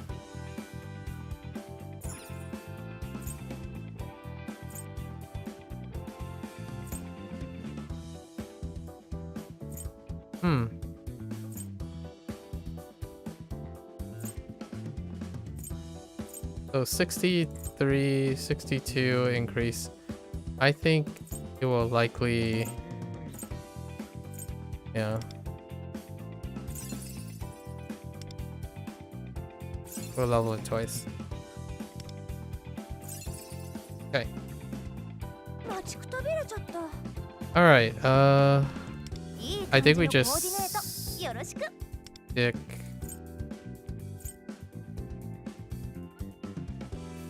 21%. So oh, that must have been already adjusted. Let's just level. I wonder if the burn damage counts as a source of fire damage. That's interesting. We'll at least level this up to 10.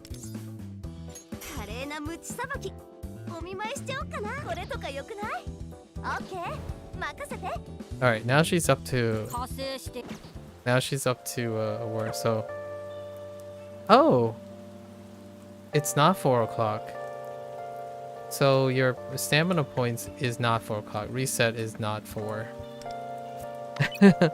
It's not at 4 a.m. It's something somewhere else.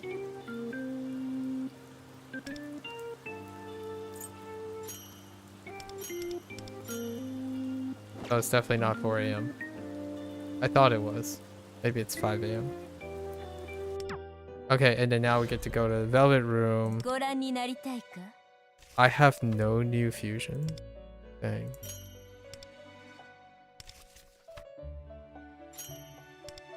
Look at these guys. That guy's kind of cute.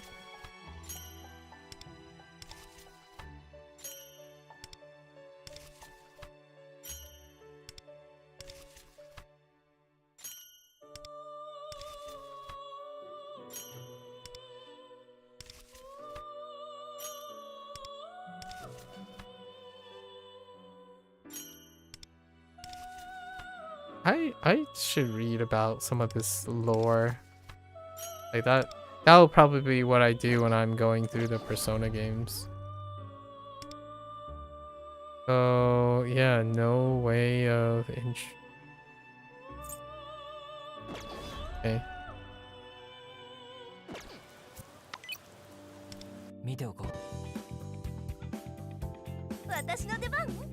So there's other things I can do now. I can also weapons, right? Wait, how do weapons work? I have 10 of these weapons. Is there guarantee 70 draws? We'll wait.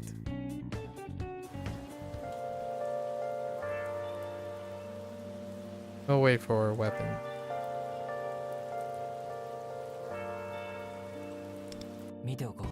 Because I don't know if I can reach that threshold. Alright.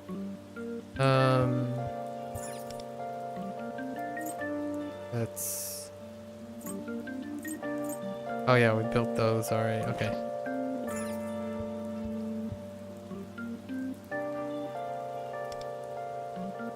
So much fun.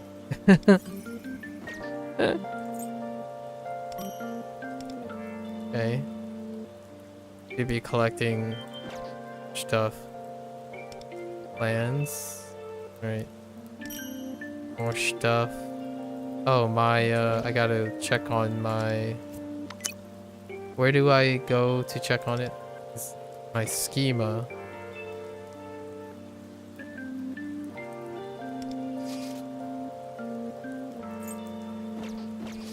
Oh, where the heck is my schema? Oh, I'm not level 30 yet? Oh, I thought I was level 30.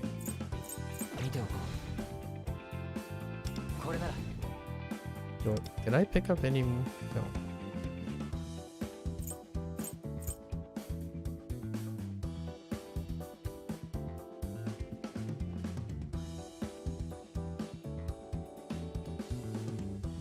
I gotta remember upshift.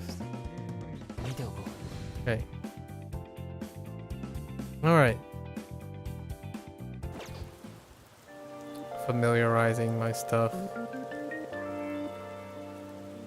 So that means, actually, if I'm doing contracts for weapons, I probably want to look at what is Rose. Oops. Increase fire damage, yeah. When it's active, inflict 1 burn on it. Yeah, it's accepted. But I don't know. We'll wait on drawing those. Maybe I'll try to do some draws before I put this into the background, right? Put this game into the background. I haven't decided how I'm going to cover new banners or new things. What does scrap do? Yeah, wait. Oops. Like all these dupes, right? I have dupes.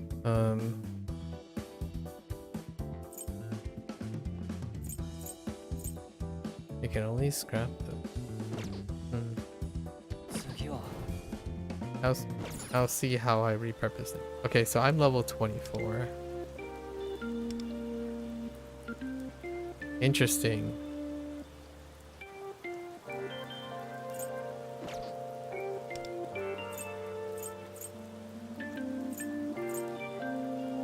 Neat. I'm definitely digging. So what happens when you the assist? Oh wait, can I see what the assist is? Guess we'll put her as the assist.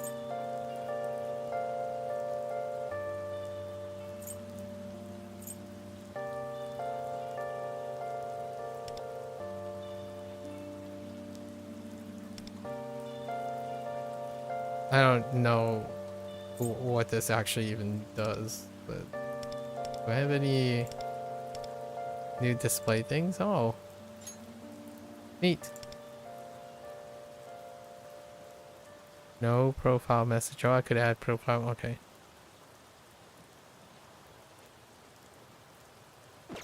I haven't done the social aspect things yet. So it's not Weirdly enough, it's not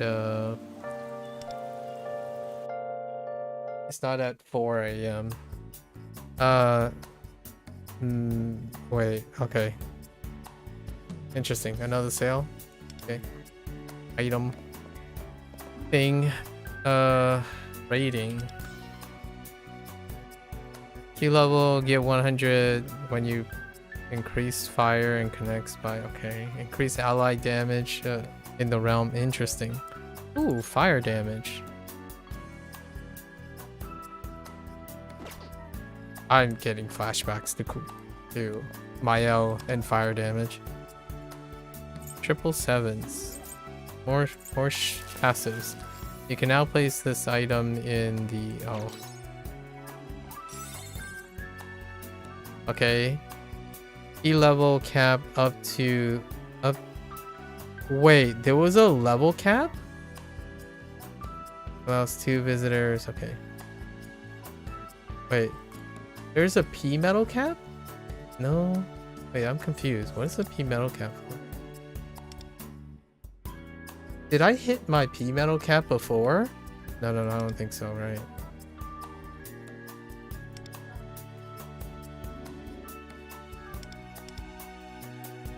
I don't think that's how that works. Increased persona damage, alright.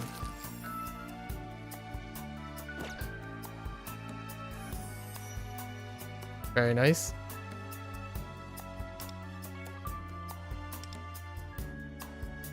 We got some transforms.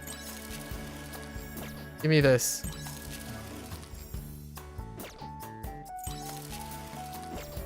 I need more. Sorry. Alright, so now we have two visitors. Where's... yes. And... okay. Oh, it's whoever. I see.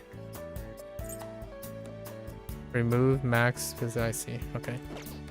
Oh, I just do our team members. Right. Z. What is info for? Den level? Oh, raise female. Oh, it's raise that metal. I see. Allow to fan. Yeah. Okay. Let's just claim the reward. Boy, howdy. What do you want? This could be a good place to... okay. Same dialogue.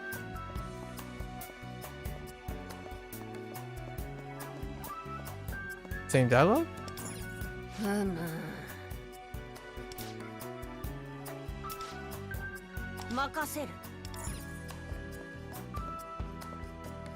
Okay.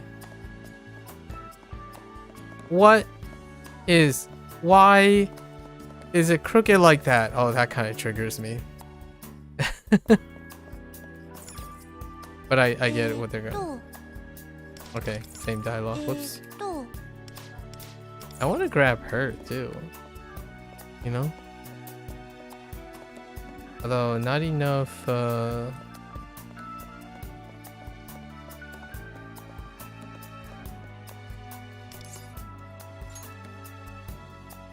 Where are all my mascotas? ¿Dónde están mascotas?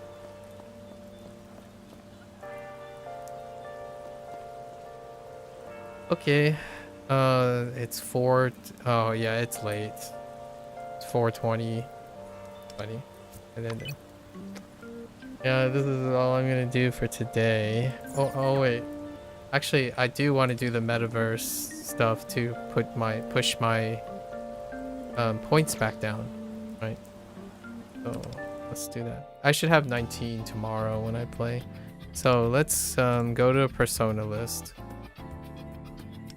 Can I get... no, I'm not level 30 yet. So these two are not registered. So I've got these. Oops. So let's grab these two. Whatever the Matador is. 40? Okay.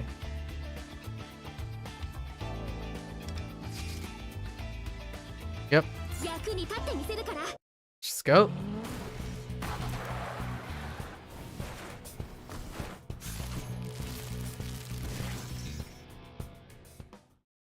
容赦しないかね。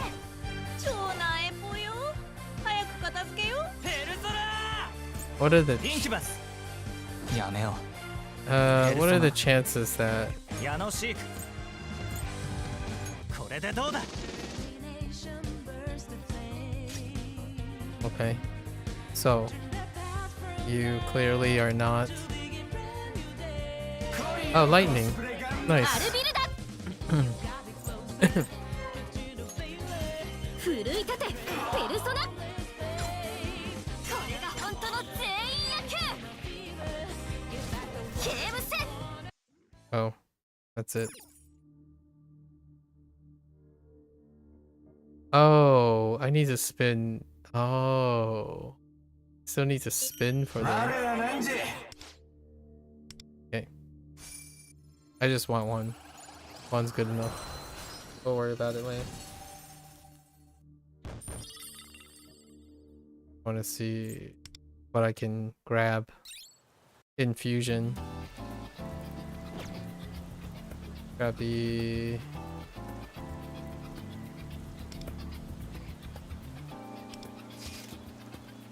Okay, 任せて。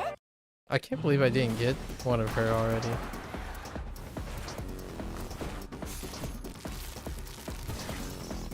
Maybe it's RNG?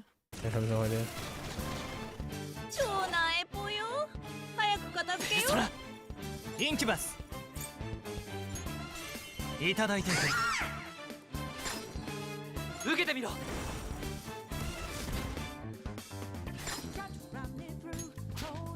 Get ready。アルビルだ。 Knockdown? 逃がさないから。 Let's see a crit. Do it! Do it! 外してるし。 Dang it, no crit. 羽ばたけロブロイ。 Crit! 動くな。 Do it! Do it! あれ There it is. お眠かな。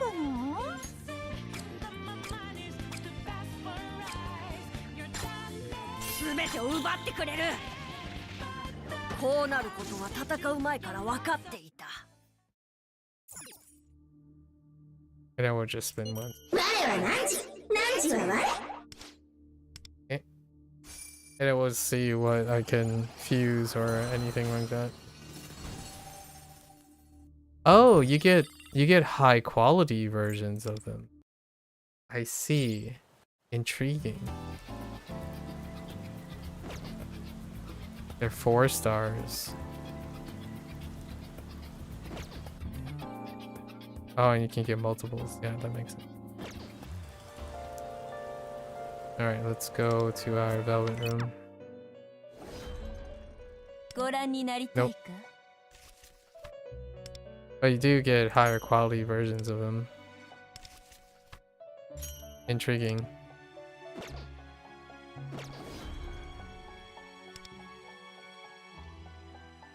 Huh. So we got some tools to work with next time.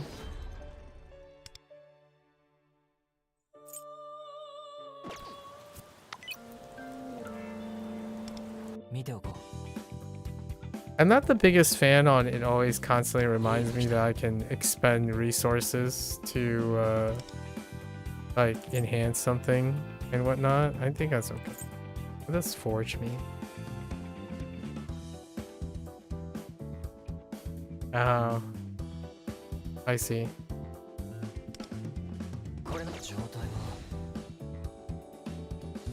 So I can possibly edit the current skill.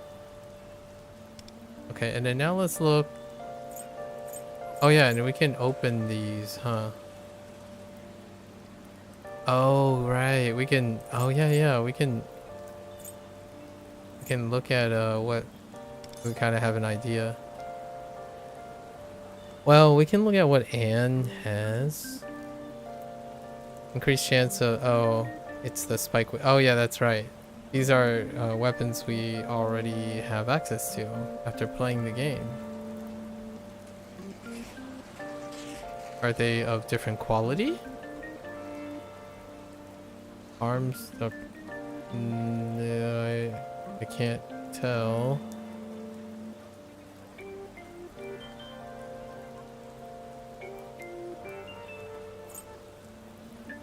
So I have 2 of these cases, so we might as well see. Increase attack when attacking a burning foe. Increase attack. What is this nonsense? There's so much multiplicative damage on hand. Oh. What's yours? Amshire. Increase attack. Yeah, when healing an ally with 80% or more, grant Moonlight. Moonlight increases HP by an attack for. Interesting. So you can overheal with AoE, right? Intriguing.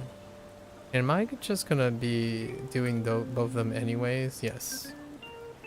So we might as well. So I'm gonna grab this. It's probably not even like that's sufficient. Oh wait, just kidding. That's Morgana. I don't have Morgana. That's not the right one. Oh good. I prevent myself from disaster. I need to look at lava thing. If Starfire is active, increase healing effects by. Starfire is. I mean, I might as well. Those are my 2 keeps that I'm not pivoting, right? I'm not pivoting on these guys, so we're gonna alleviate. And then I don't know.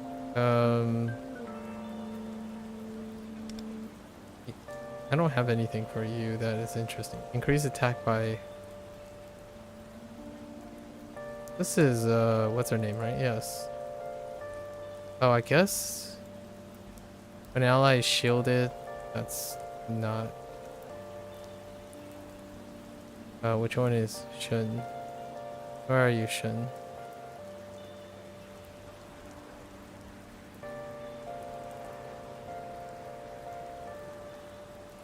Shun is a tomahawk. I don't have this, so I might as well just pick it up. And I do have it. Oh. Oh, and it's permanent. Oh, I'm already using that. No, that's fine. It's interesting. These weapons are really interesting. And there's no reason not to open them. We're probably gonna get other weapons. So. Who would likely be another pickup?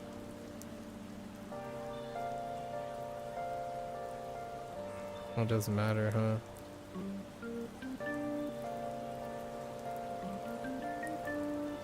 Interesting.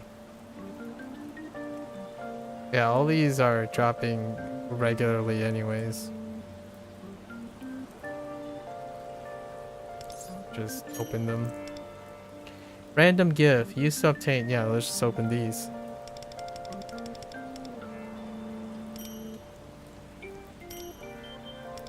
There's no reason not to open them. Okay, so we get items to restore action points. Can be used in the meta. Yeah, okay. Coffee used to restore. This must be the other stamina. Yeah, the intriguing.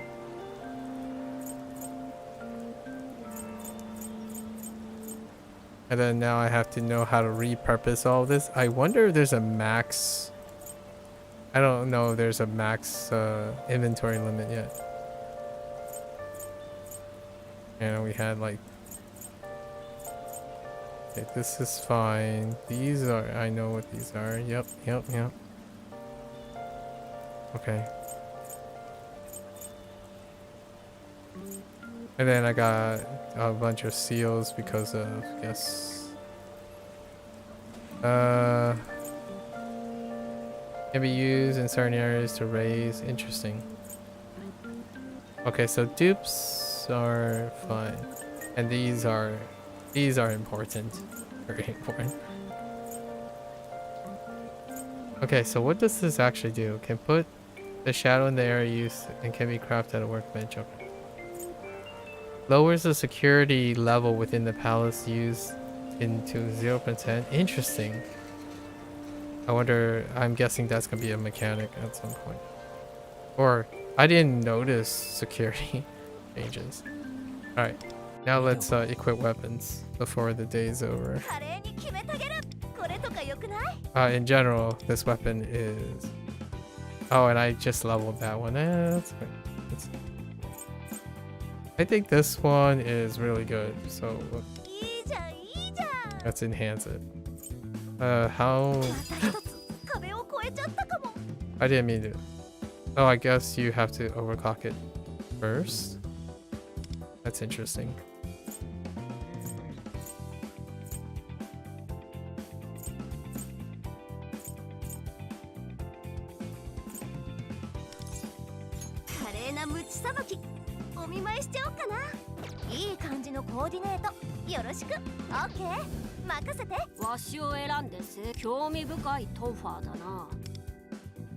What was this one? What was Starfire? Allies healing using skill gain Starfire. Allies healing using skill gain Starfire, increase attack roll. Increasing attack for 1 turn.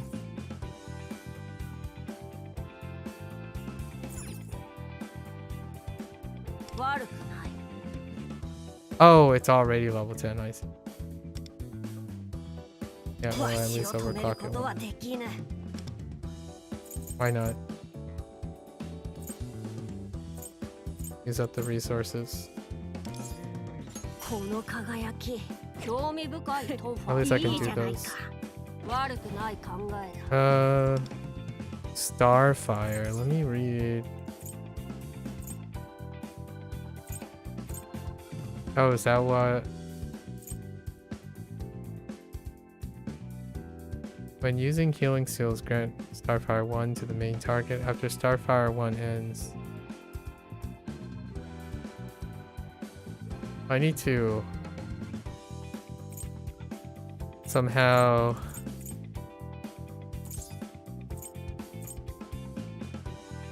after attacking with a seal, grant Starfire up to... Oh, interesting.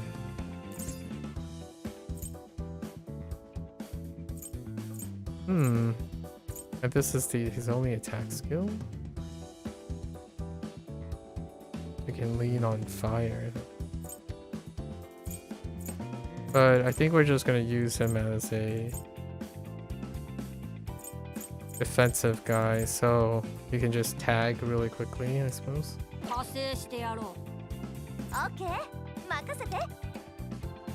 And then what was our awareness?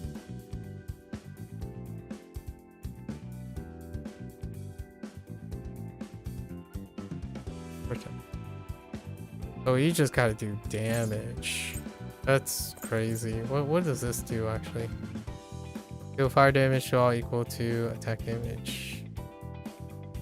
Gonna be crap out of luck the moment what I said in clear episode. We're gonna be crap out of luck the moment a mob is immune to fire. But for now, this is fine. And then we can pivot the last. Interesting.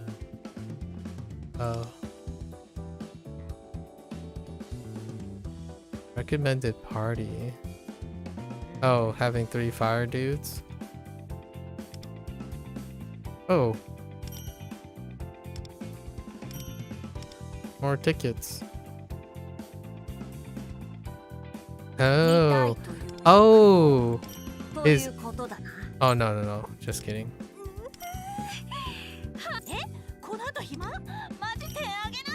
Oh, but you can get... You can collect... Interesting. I need another blade. Alright. Well, that's it for today.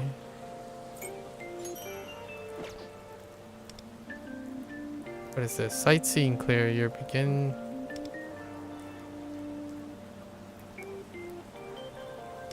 What? sightseer? Oh no. Oh, that's collections. I see.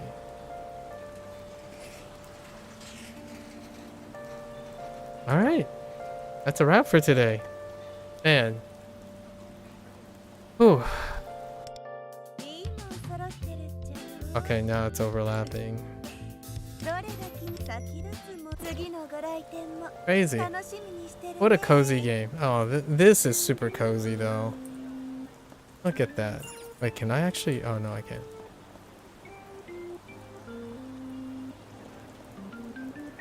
What a cozy game.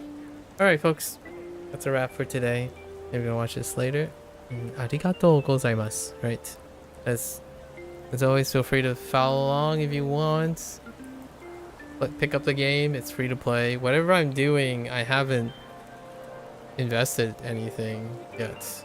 But I think I will probably throw something along the way. And I do plan on doing a Persona Legacy by the end of the year, like going into 2026. So stay tuned for that. I'm gonna pick up the titles and we're gonna do like a marathon thing, right? In this game, I think we're halfway. I want to say we're halfway. So this is gonna end up going into July at some point. And yes, yeah, feel free to follow along, share your takes and your builds. I do enjoy all the percentages and whatnot. It does tickle my neurons. Until then, until next time, stay safe. Right, stay safe, stay healthy, play responsibly. Right, we did a little gacha today, and yeah, take care. Minasan, mata ne. Bye bye.